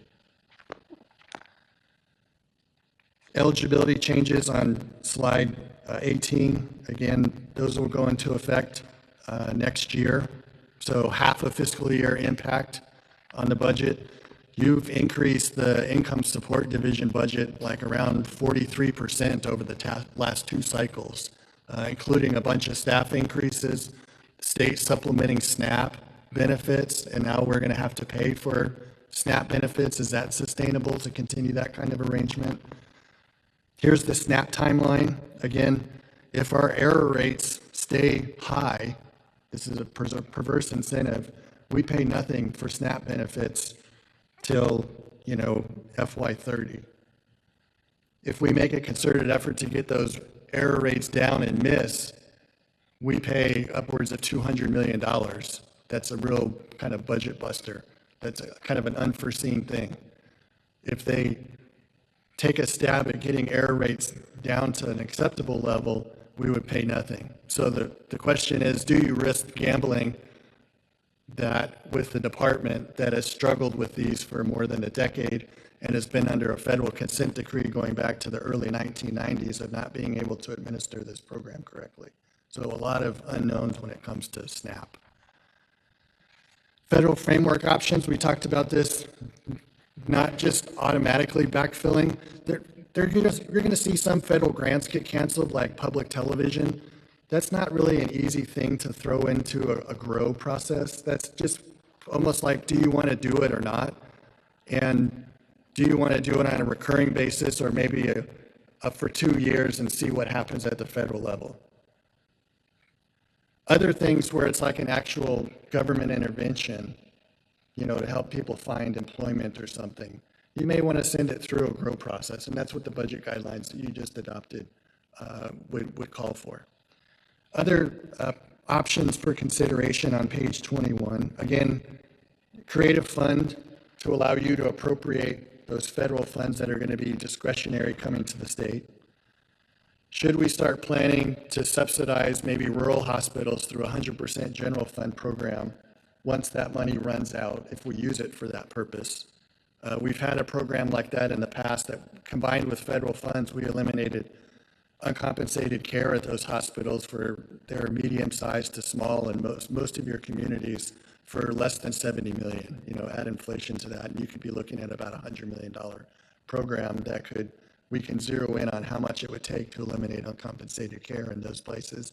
The bigger ones I kind of foresee as being able to manage a 1.5% revenue change on an annual basis over 10 years through different business activities. But your smaller ones, like your union counties and things like that, it may be worth looking into more detail about that. Here's the health delivery grants. You've appropriated $176 million already for these, and these are designed to basically subsidize services in rural areas that will lose money. We don't know what will happen after the money runs out, but that's the way the program is designed. $63 million has been spent thus far, $34 million's in the pipeline, and there's another $79 million that's unspent. We've asked for more detail about who got what for what purpose and what do we know about results. We haven't gotten the level of detail that we believe we need to give you the information on whether this is a viable strategy to continue. So more work in that particular area with the healthcare authority to try to gather some of that information, just to understand what are we buying with this thus far. One thing we floated in some of our internal conversations as staff is, should we advise you to pull the plug on that healthcare hospital program now, before they feel the full effects of it, and redesign something new? There's two sides of that. I mean, one, that's a lot of money over the next 2 years that would not flow into the state before the reductions. Two, is that gradual reduction over time manageable? Three, would the federal government throw a kink in any new program we designed or changes? If we came in and said, okay, we just want to comply on day one, but we want to design some other program, would the federal government really participate in that? They wouldn't at above 100% of Medicare. And so then are we going to subsidize hospitals with 100% general fund, 100% of Medicare? I'm not sure if that's even possible from a billing standpoint. So that's a lot to chew on. Happy to answer any questions. We can also set up another briefing if that's the time for more questions and answers. And I would throw out one more thing, Mr. Chairman, that I failed to do. And that's our budget request for LFC on tab L is recommended for submission on September 1st at flat, with the recognition that we would continue to work with the committee on Do you want a flat budget where we're going to cannibalize spending and contracts to pay for the new RIMI license, cannibalize salary and benefits for the big rate increases we're going to see in healthcare? And do you want to do other things in terms of support for the interim work in the other cost category when it comes to? We've got time to do that throughout the fall budget discussions, Mr. Chairman. Thank you very much, Director Salih. Thank you for flagging that. We'll be in conversation as we go through with the committee there. We'll go now, though, to questions on the federal funds update, starting with Vice Chair Munoz, Representative Dow, Representative Chatfield, Representative Garrett, and we'll go from there. Thank you, Charles. And just to start off where we ended for the LFC, but the church bells are ringing. For the LFC budget rec, if our leadership is going to say we want agencies to come in at flat budgets, then we're going to have to play the same game. Everybody's enjoyed this 6-year, 5-year, however many year increase. And so we're going to have to lead the way we want to lead and come in flat and show them leadership that it's not only the legislature or this committee that's going to do it. They have to kind of fall in line. The biggest question to me on the rural health care stuff, we know that the feds are going to send us $176 million, correct? Oh no, we appropriated $176 million, right? That's correct. The feds will send us a minimum of 100. And so we should appropriate that money. But if we have to go into a special session for the rural health care fund, right, we probably got to have some statutory changes. Then we got to set the fund up, and then the executive can have the grant writing authority or grants to give those to rural hospitals, correct? So, Mr. Chairman, you would establish a fund, you would establish the parameters. The fund's established, right? We have the fund. Don't we? Well, you have a different fund, and if they were to receive the federal funds and commingle it with the state 176 that you've already created, that fund just turns over the appropriations authority to the department. You don't play a role in saying how it should be allocated, how much should go to federally qualified health centers, for what purposes, how much should go to hospitals, and how do you find rural. So you'd be essentially using that existing fund, and the administration would take the power of the person and allocate it.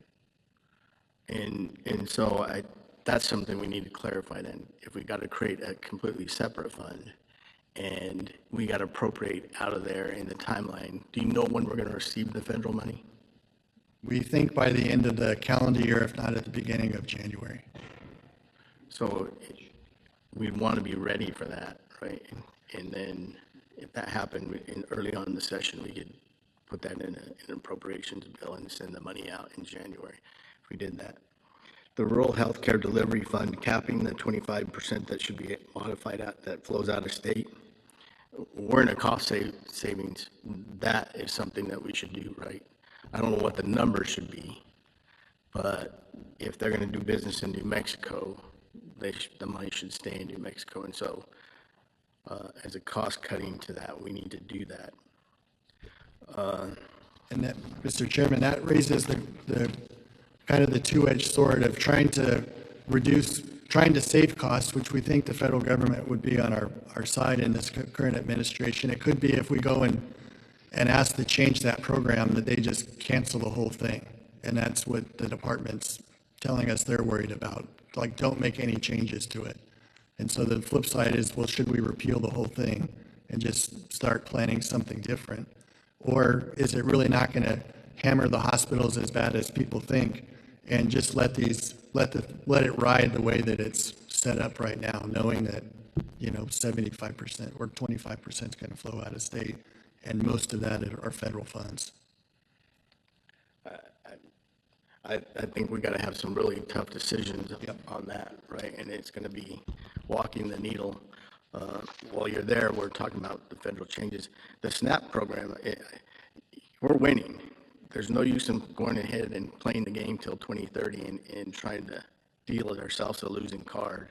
So until we get closer to that 2028, 2029 deadline, I don't think we should touch SNAP. They gave us a pass, we're winning, leave it alone, go down the road, and then as we get to that timeline, we'll go ahead and fix that. It's interesting, I can't tell you what page because my hole punch is right in the middle of it. But on the notable reconciling changes in Medicaid and state provider taxes, right?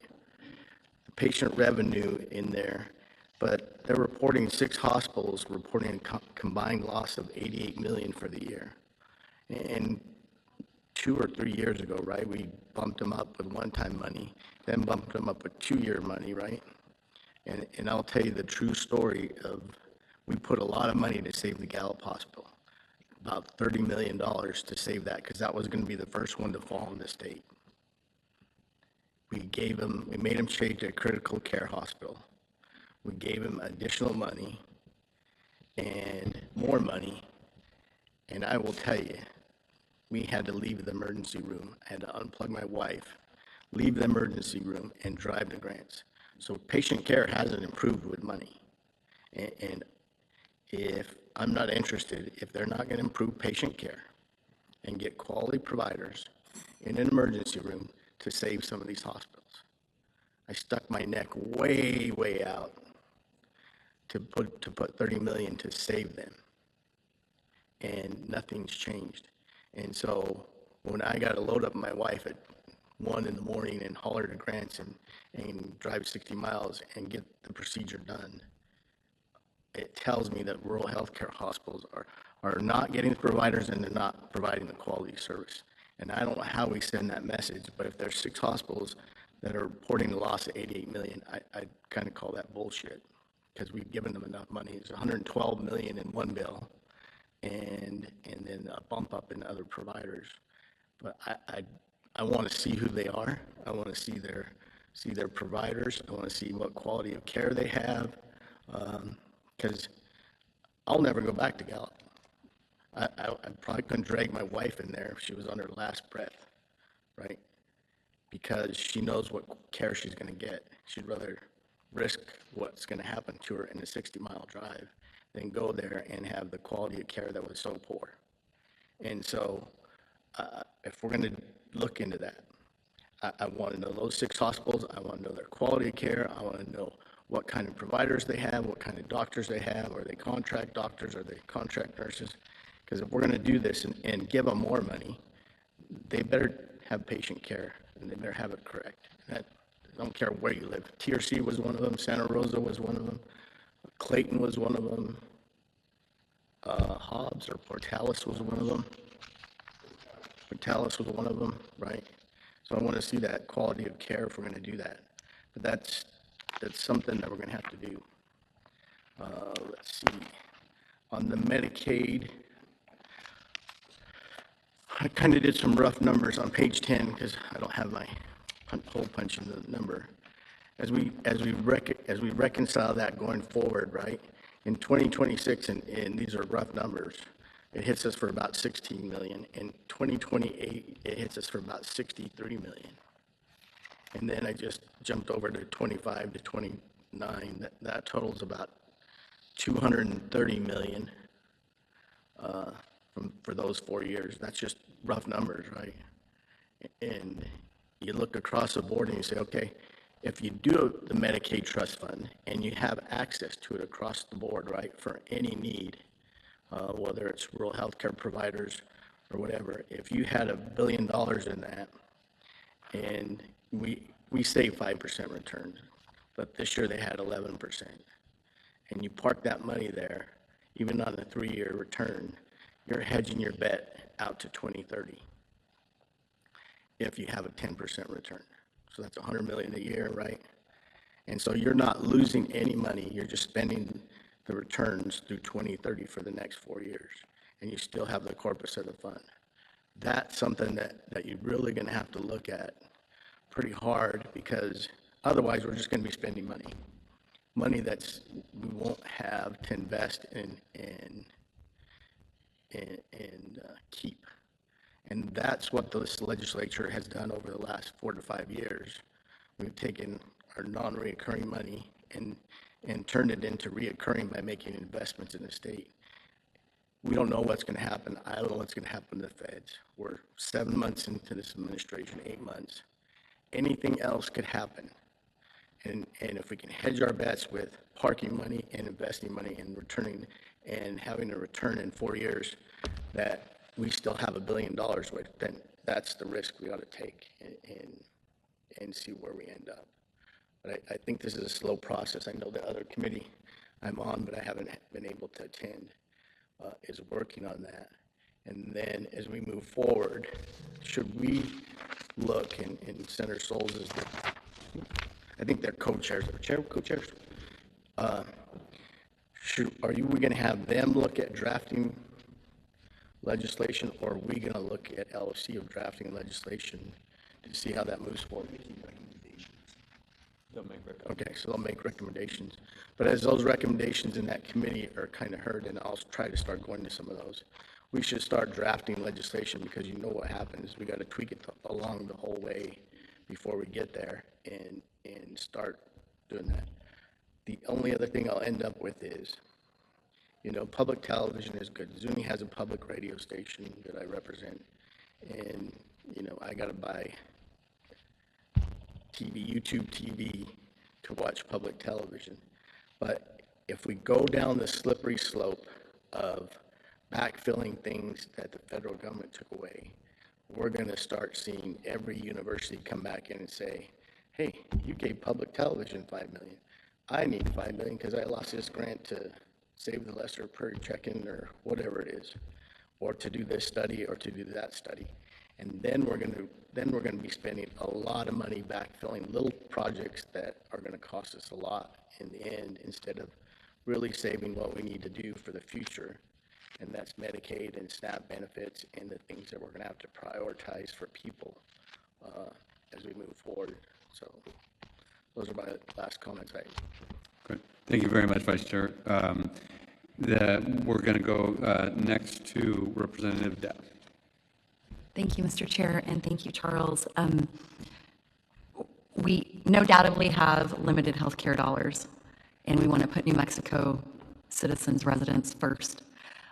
Are you tracking to see how much we're spending for out-of-state, not non-citizens?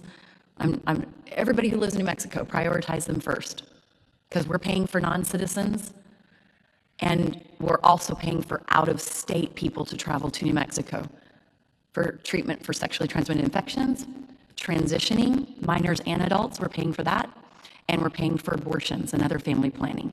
Do we know how much that's costing us? We'll work on getting it. Legal immigrants are barred from public benefits for 5 years, any kind of public assistance already. People who don't have legal status are obviously not eligible either, except in certain circumstances for emergency care. And the way that they qualify for that has been narrowed slightly, and the fiscal impact is very minimal compared to these other numbers.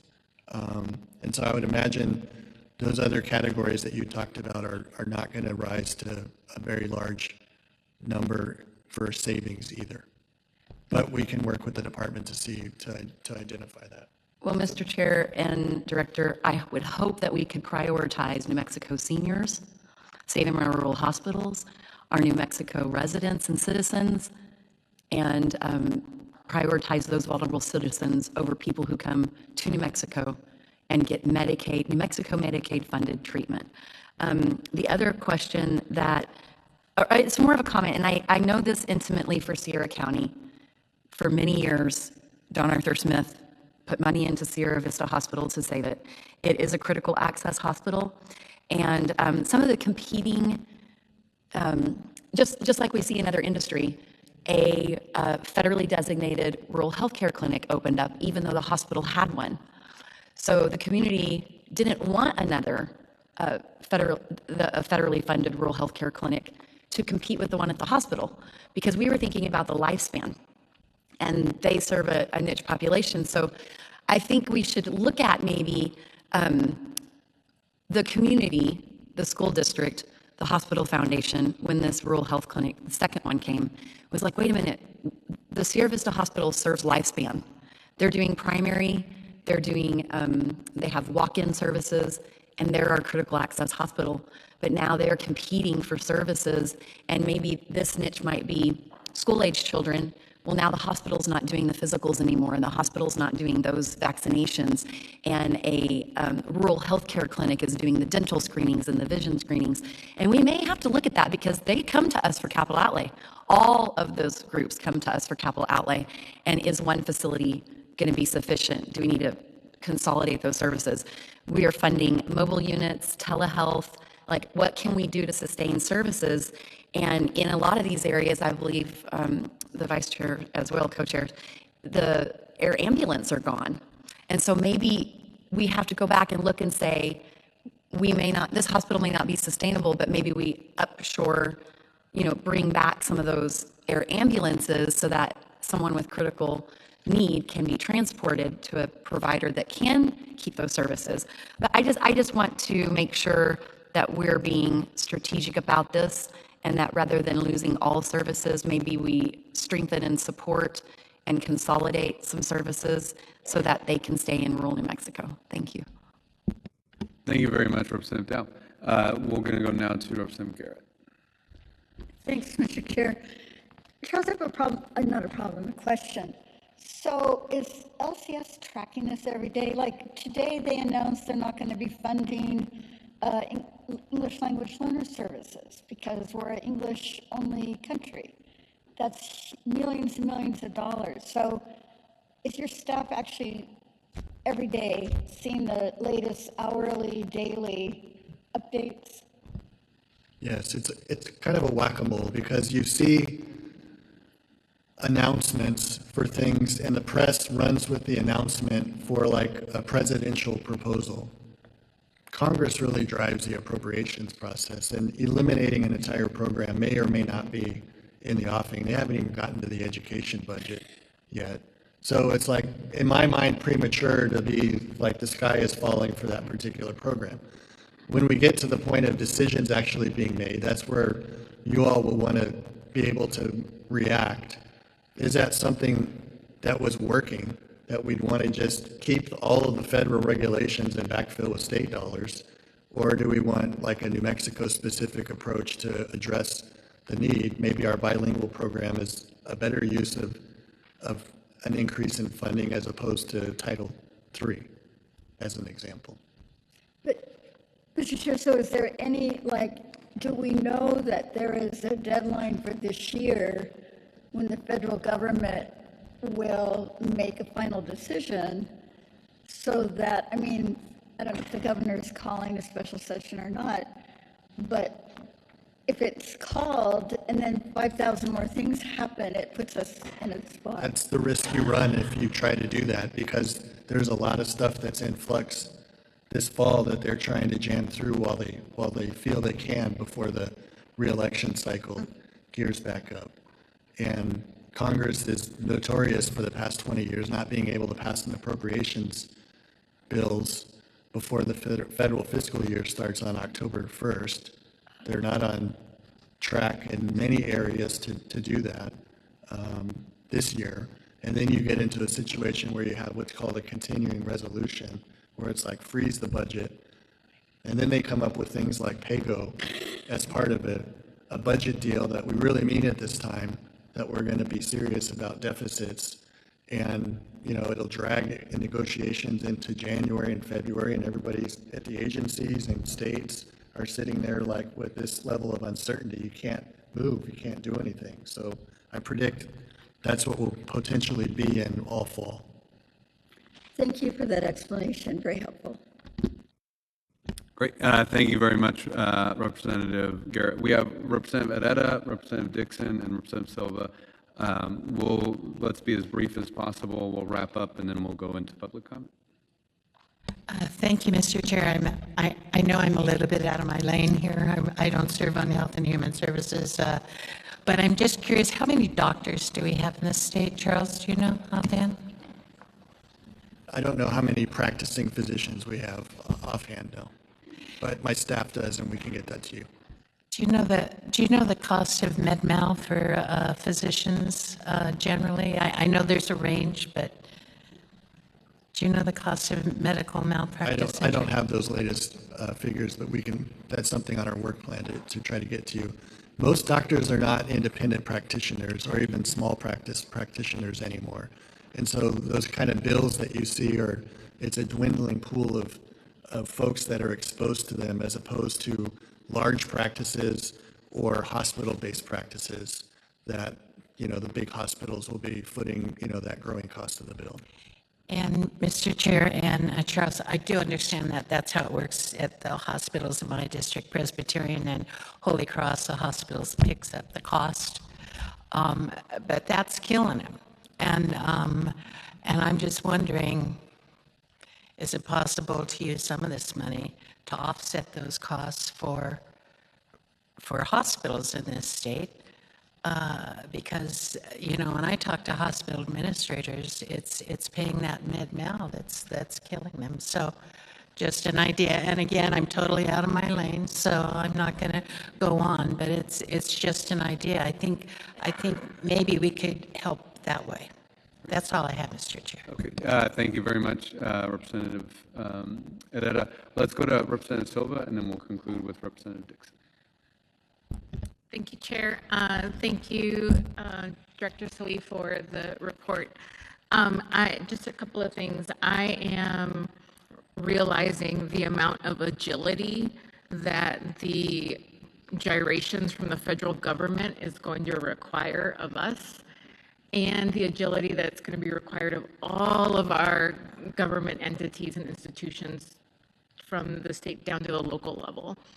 And I'm wondering if, so I sit on investments and pensions oversight, and I'm wondering if your point of view on changing the statute to allow for local government entities to invest through third-party clients would help ease some of those gyrations and allow for local governments to be more agile. Because I know that only 1A rated entities can invest with the SIC, with the State Investment Council. So I'm wondering if you have a perspective there, if that would help, because at the time when all of these changes hit the state, it's also around the same time that our revenues with oil and gas begin to flatten out and then decline. So would love to hear your perspective on that. Thank you, Chair. I would say the media's amplification of decisions that haven't been made is at a level that we may have not experienced in previous administrations. And so like the daily drumbeat of this is going to happen and the sky is going to fall here, or this is dramatic. And then that's feeding into obviously preparation for the election cycle. And then it's being amplified even more.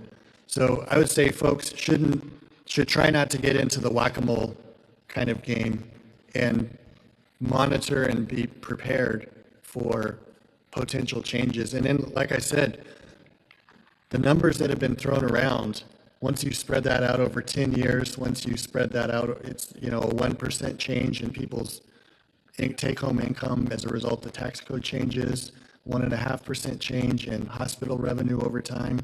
Is that too much? Can you handle that in a normal process? It's kind of like a question for us to have discussions about.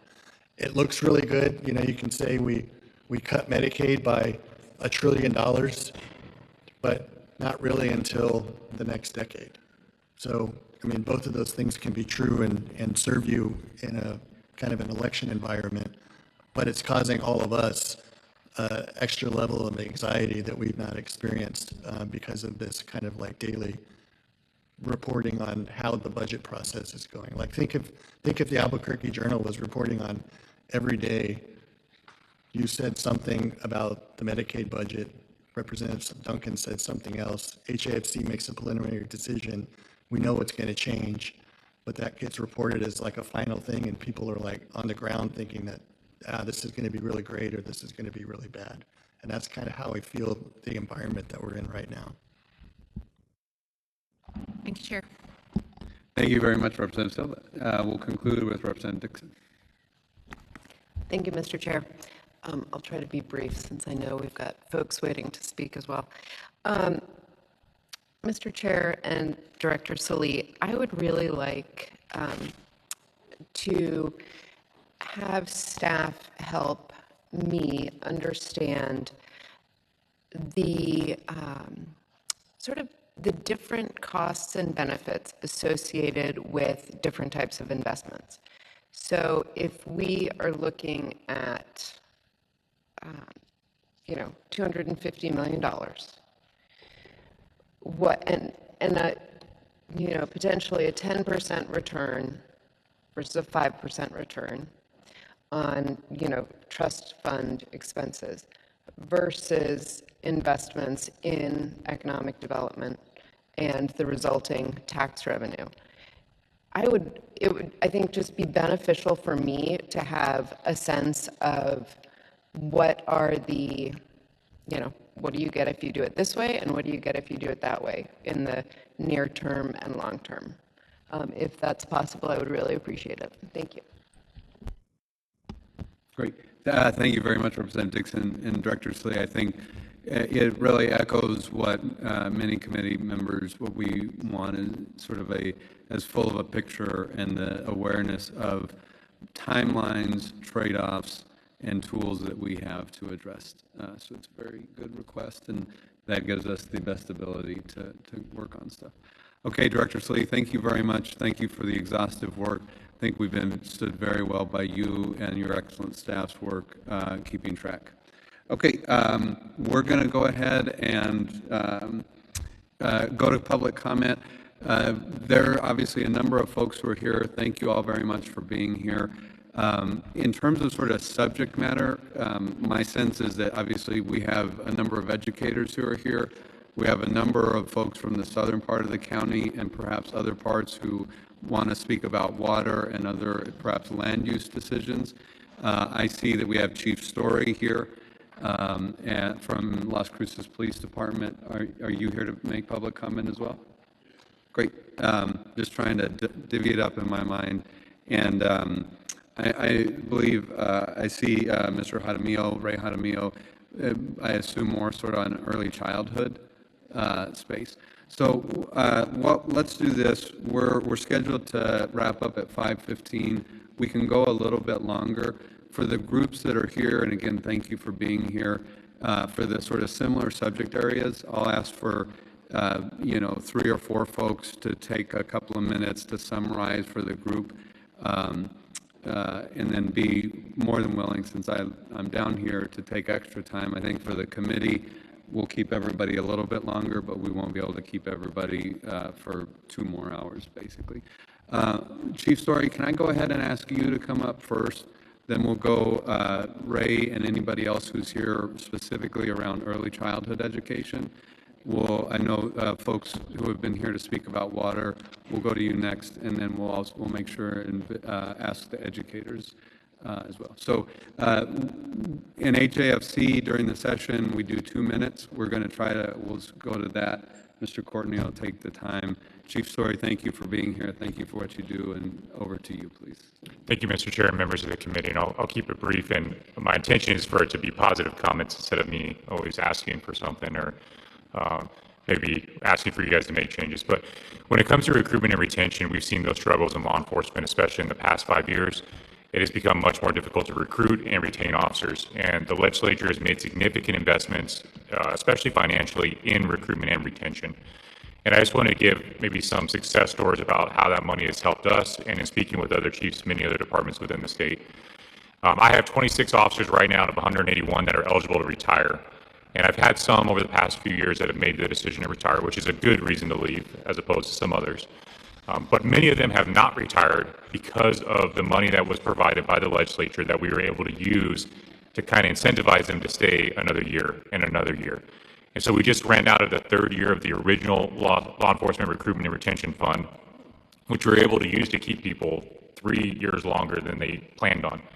That's very good for us. I only have 181 out of 220 officers. Like I said, 26 are eligible to retire.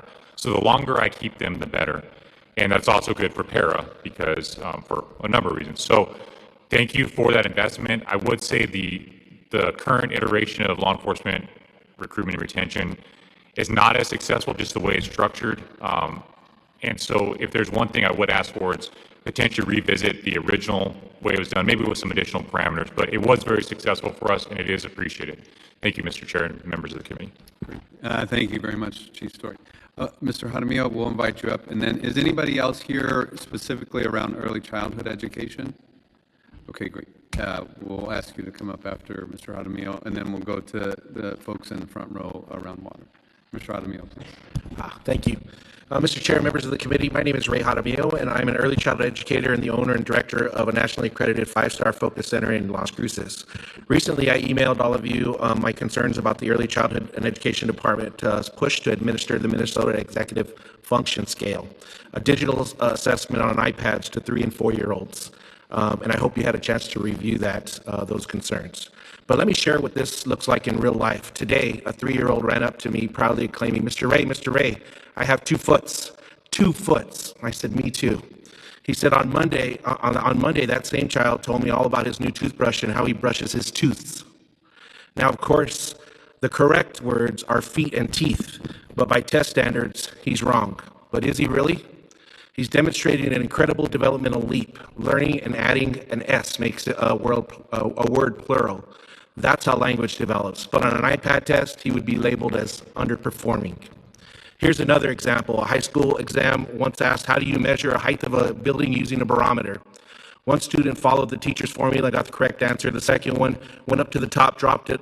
Using physics, the answer was marked wrong, still got the correct answer. But a third said, I'd walk into the building manager and ask how tall it is, and in exchange, I'd give him the barometer. Still the wrong answer. Now I ask you, who would you hire? The one that followed the formula or the one who showed creativity and problem solving? From the MEFS training I attended this last week, I'll quote directly from their slides. Quote, scores do not tell us why a child may be performing below average. Yet we all know these same scores are going to be handed to you to paint a misleading picture. They also said something about, they also trained us on what to do if a preschooler is being funny during this test. Let me tell you, fun and kindness is actually the foundation of our day. Are we doing something just to check a box? ECCD leadership has said that test was created in response to the Legislative Finance Committee's 2025 calling for more consistent and objective data across programs. But let's be honest, more data isn't automatically mean better outcomes. And when the data is collected through a developmentally inappropriate tool, it risks harming children more than helping them. This is a moment that calls for courage and clarity. We must reject the false promises that more data equals better outcomes, especially when it comes at the expense of and the joy of children. Dignity in learning. Thank you. Thank you very much.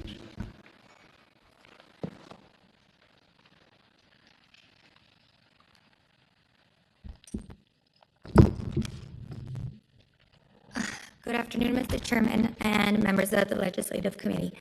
My name is Yesenia Hernandez, and I serve as the pre-K coordinator for the Children's Garden Development Centers. I am here today to speak on behalf of the dedicated early childhood educators who form the foundation of New Mexico's child care system. Child care is not just a support service, it is a critical infrastructure. For many years, it has responded to community needs and allowed families to work, contribute to the economy, and raise thriving children. This system exists today because of the commitment and passion of the people who care for and educate our youngest citizens every day. While we fully support the long-term goal of elevating and professionalizing our workforce, it's essential that we pursue this goal with both equity and economic practicality. Requiring all teachers to hold a college degree without flexible alternatives risks ignoring the realities of the workforce we currently depend on. Many of our educators are older adults with decades of hands-on experience. Others are single mothers balancing family responsibilities or Spanish language speakers who bring valuable cultural and linguistic strengths into the classroom. For many of them, a sudden degree mandate could be an impossible hurdle, one that would push them out of the field, and at times childcare providers across the state are already facing chronic staffing shortages. Instead of one-size-fits-all approach, I urge this committee to invest in flexible, cost-effective solutions that support both workforce development and retention. These include competency-based training, which measures that educators know and can do regardless of how they gain the knowledge, stackable credentials, which allow educators to build qualifications over time without pausing their careers, and registered apprenticeships, which offer paid on-the-job training while addressing the wage gaps that often force talented individuals to leave the profession. These strategies honor lived experience, promote long-term professional growth, and ensure that children and families continue to receive the stable, high-quality care they deserve. Above all, we must invest in the workforce with respect, patience, and practicality. The future of childcare in New Mexico and our economy depends not on removing those who carried the system for generations, but on supporting them as they take next steps in their professional journey. Thank you for your time, your leadership, and your continued commitment to New Mexico's families and early educators. Thank you very much. Okay, now can we ask two folks and you can come one at a time, please come up, and thank you for getting here a little bit earlier today.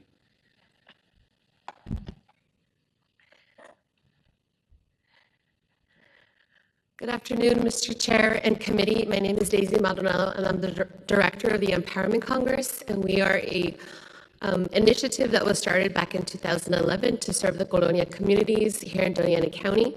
And as you all may or may not know, those areas are certainly disenfranchised and underserved residential areas of the southern part of the state. So if you don't know about them, and you actually know you do, you took a tour yesterday, but maybe you didn't go through Santa Teresa community itself.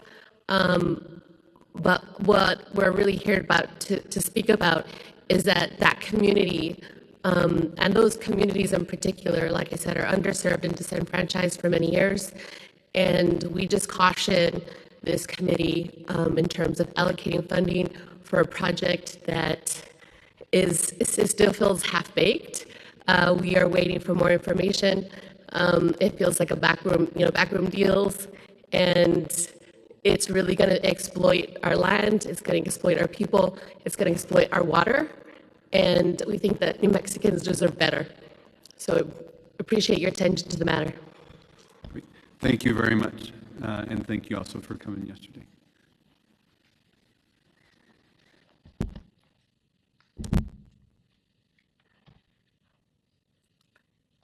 Good afternoon, Mr. Chairman and members of the committee. My name is Casey Hovden. I'm a resident of Las Cruces, as well as an attorney with the New Mexico Environmental Law Center. We heard today that there was a real need to map the groundwater in New Mexico, and that we don't know how much water we have left in New Mexico. And it's a serious question that comes forward when we say, how much water do we have and how much is left for residents to drink? We have a community up north in Edgewood, New Mexico that has not had water in their homes to shower, to drink, to run their water since June because the groundwater aquifer has run dry. We're looking at the same situation across New Mexico as we move forward. And so I think there is a real issue that comes forward when we look at allocating funds and investing in projects that threaten the water supply even more. It's coming half-baked, as my colleague said. There's real questions. Yes, desalination may provide more water, but there's also questions in play of how much emissions is that going to cause?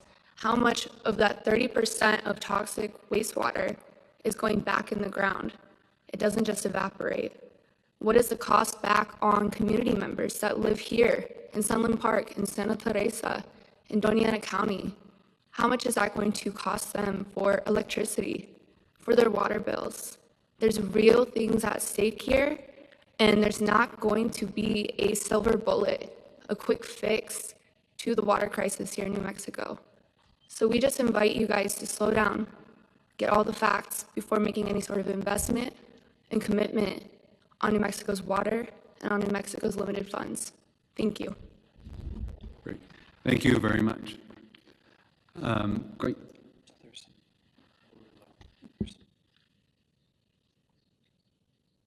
Yeah. No, we're going to continue.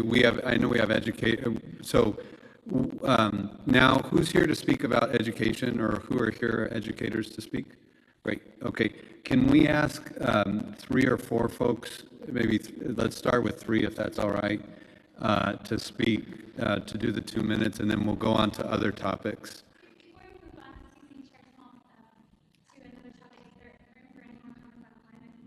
Absolutely. Let's do the education piece because they got here sort of en masse, and if you would just stay tight, and we'll go to you. Thank you.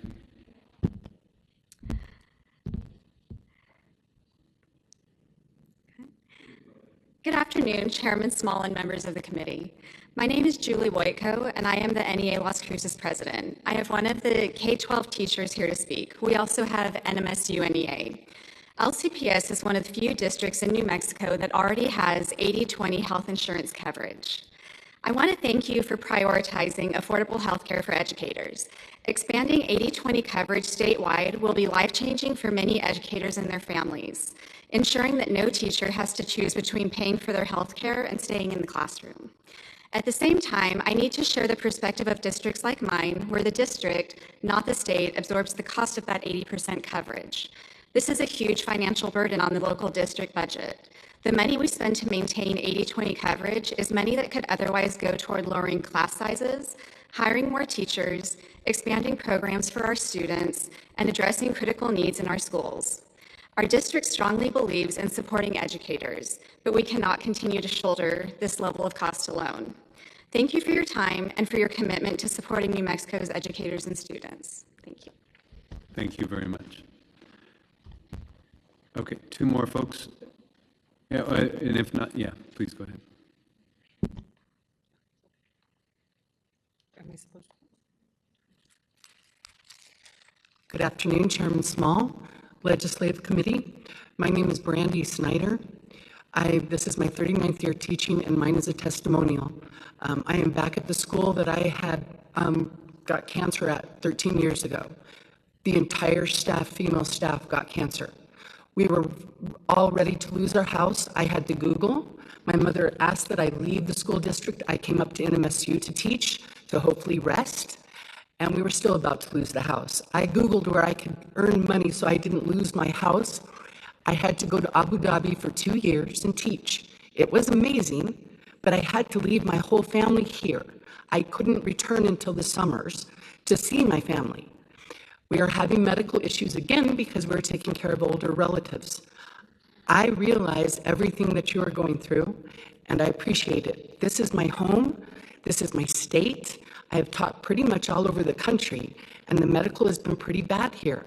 I'm very thankful that our district got 80/20, but I'm also not petty enough to know that the rest of the state needs it as well. This was horrible. I don't have enough therapists to go over everything I've done. 80/20 has been amazing, but I've worked in states where I got a lot. We were told during COVID that many people, first responders, and we were all first responders during COVID, and then once COVID ended, we were no longer first responders. I have had full medical in many states that I've taught in. Abu Dhabi, I had full medical in a foreign country, and I understand the pressures, the water, but the teachers in the classroom are the ones that might help you solve the water problems, solve all of these things. But when we have to leave our classroom for 2 years so we can pay off medical bills, and still paying, actually, I just got them paid down. I don't have a lot more because I start thinking about it and I get upset. Thank you so much for your time, and I realize that you're staying late for all of this, and I want everybody else to be able to speak. So thank you again. Thank you very much, Ms. Snyder. Okay, please come on up, and then we'll go to, yeah.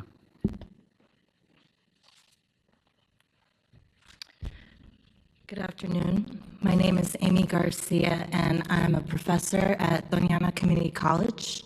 This is my 24th year as an educator, and I'm also a founding member of NMSU NEA, which is the faculty union.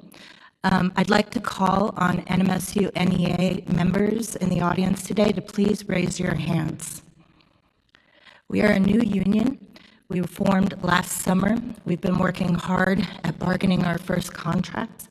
And one of the issues that was brought forth by our faculty was the need to invest in an 80/20 premium cost share model for higher ed educators. It was approved for all other educators in the state, not higher ed though. That's problematic for a number of reasons. I want to read you a quote from one of our faculty. It has long seemed that health insurance bumps have followed shortly on the heels of any salary increases thereby nullifying the increases.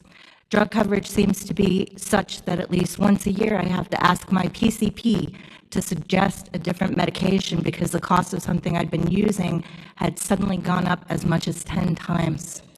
Another item we're bargaining at the moment and are concerned about is compensation and investing in meaningful salary increases for faculty and staff of New Mexico colleges and universities. According to our facts, we are, as a state, ranked third in the U.S. for spending on higher education, but we rank 38 in the U.S. for faculty salaries. As a community college faculty, it's lower than that. I am a native Las Cruces, a Mesieta, and a lifelong learner and educator who comes from a long line of educators. This is my home. I value it. I value this institution, and I hope that you'll take into consideration how important it is to retain strong, capable faculty to lead people forward into our New Mexico economy. Thank you. Great. Thank you very much. And thank you, everybody, NEA, NMSU, and others for coming. Okay, if you would raise your hand if you came here to comment on things that haven't, great. Okay, then we'll ask you to go ahead, come on up in just 2 minutes. Members, we're going to wrap at 5:30. Just a quick note before we start the 2 minutes. We won't be coming back here. Tomorrow morning we'll be at a different location, very close by. So go ahead and take everything that you want to grab. Staff will take care of the notebooks, but anything that you want to take, please take it with you. And we won't have our binders tomorrow. We won't have the binders tomorrow, so if there's anything from the binder you want to grab, please go ahead and take it. And the bus for dinner will be out back. Okay. Thank you so much. Good evening, Chair Small, members of the community. Thank you for being here, for staying late, for the opportunity to speak. My name is Nicole Waltermeyer. I live here in Las Cruces. I've lived here for 17 years, and I hope you got to see our beautiful Oregon mountains. They're spectacular, aren't they? They might be a little obscured by clouds, but in the spring, they were obscured by dust. They are often obscured an increasing number of days by smoke from wildfires. My son, he's a breathing specialist. He's started his senior year, first NMSU classes today, but he's seen a breathing specialist from a young age.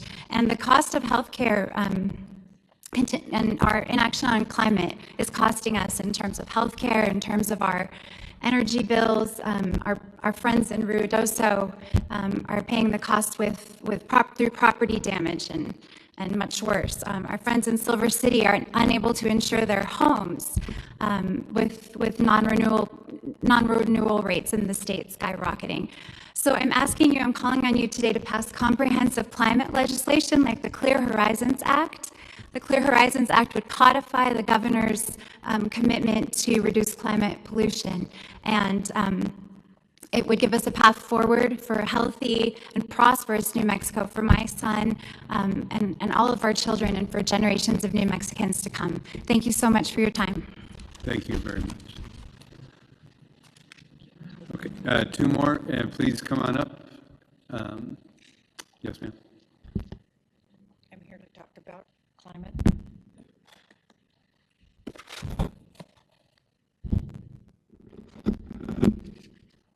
I hope you can see these. Hello, my name is Wendy Hamilton. I'm a 30-year resident of Las Cruces. I'm retired from NMSU. I'm a retired NMSU professor in the College of Ag, and I'm an active volunteer for the last 5 years with the City of Las Cruces Sustainability Office, where we are working to retrofit low-income houses to all-electric homes. I'm also part of the core group that a couple of years ago had at this convention center a community-wide event called Plugged In for Good, which was all about electrical appliances. These are my grandsons. I walk in the parks with them, I go in the forests, I scavenge all over the environment with them. And to teach them about the environment and about nature, I'm trying to teach them an appreciation for their nature and what fulfills them in their homes and workplaces and schools. And I'm trying to introduce them to the idea that there is a threat going on with climate, and that as New Mexicans, they are being influenced by those threats. The 8-year-old keeps asking me, what are we waiting for to reverse climate change? I think that's pretty intelligent for an 8-year-old. So today I'm here to ask his question of you. What are we doing in New Mexico to address climate change in a comprehensive manner? Climate change has already created thousands of hardships for New Mexicans, and we have the capacity, if we only had the will, to lead the way in this country, because we have some of the best national labs, best military-based researchers, best... And please conclude your thought. Excuse me? Oh, 2 minutes are up, but please conclude your thought. Okay, we have the spaceport. We have all kinds of resources in this town, and in this state, to address climate change. We can do it together. We have willing people. We have willing businesses. We have a tremendous legislature with the leadership of the governor. Thank you very much. Thank you. Okay, please come on up and we'll conclude. Chair Small, committee members, my name is Christine Dobbin. I was born and raised in Anthony, New Mexico, and I will be graduating this year from NMSU with my master's in public health. I'm here to talk to you about how tremendous the cost of climate change is. Extreme heat and water scarcity are killing our most vulnerable every single summer. Our elders, our farm workers, threatening our livelihoods, stifling our local agriculture. The altered wet season has repeatedly delayed chili, onion, sorghum harvests. It's leading to lost wages, flooding, and water contamination. When I grew up in Anthony, I didn't have clean water. The water that came out of our faucets was not safe to drink. And the river was always dry. So I genuinely thought as a child that water came from the store. I didn't know it came from the earth, that we had oceans. I didn't know where water came from. Clean water you had to buy. And I hate that future for the children of New Mexico. I don't want that for them. Extractive industries in our region are polluting our air. Injection wells in our region have led to a dramatic increase, almost 200 small-scale earthquakes on our historically completely inactive fault line. We are a medically underserved community with childhood asthma worsened by dust storms and heat stroke among farm workers who are denied the basics of water, rest, and shade. And these are the hands that put food on all of your tables.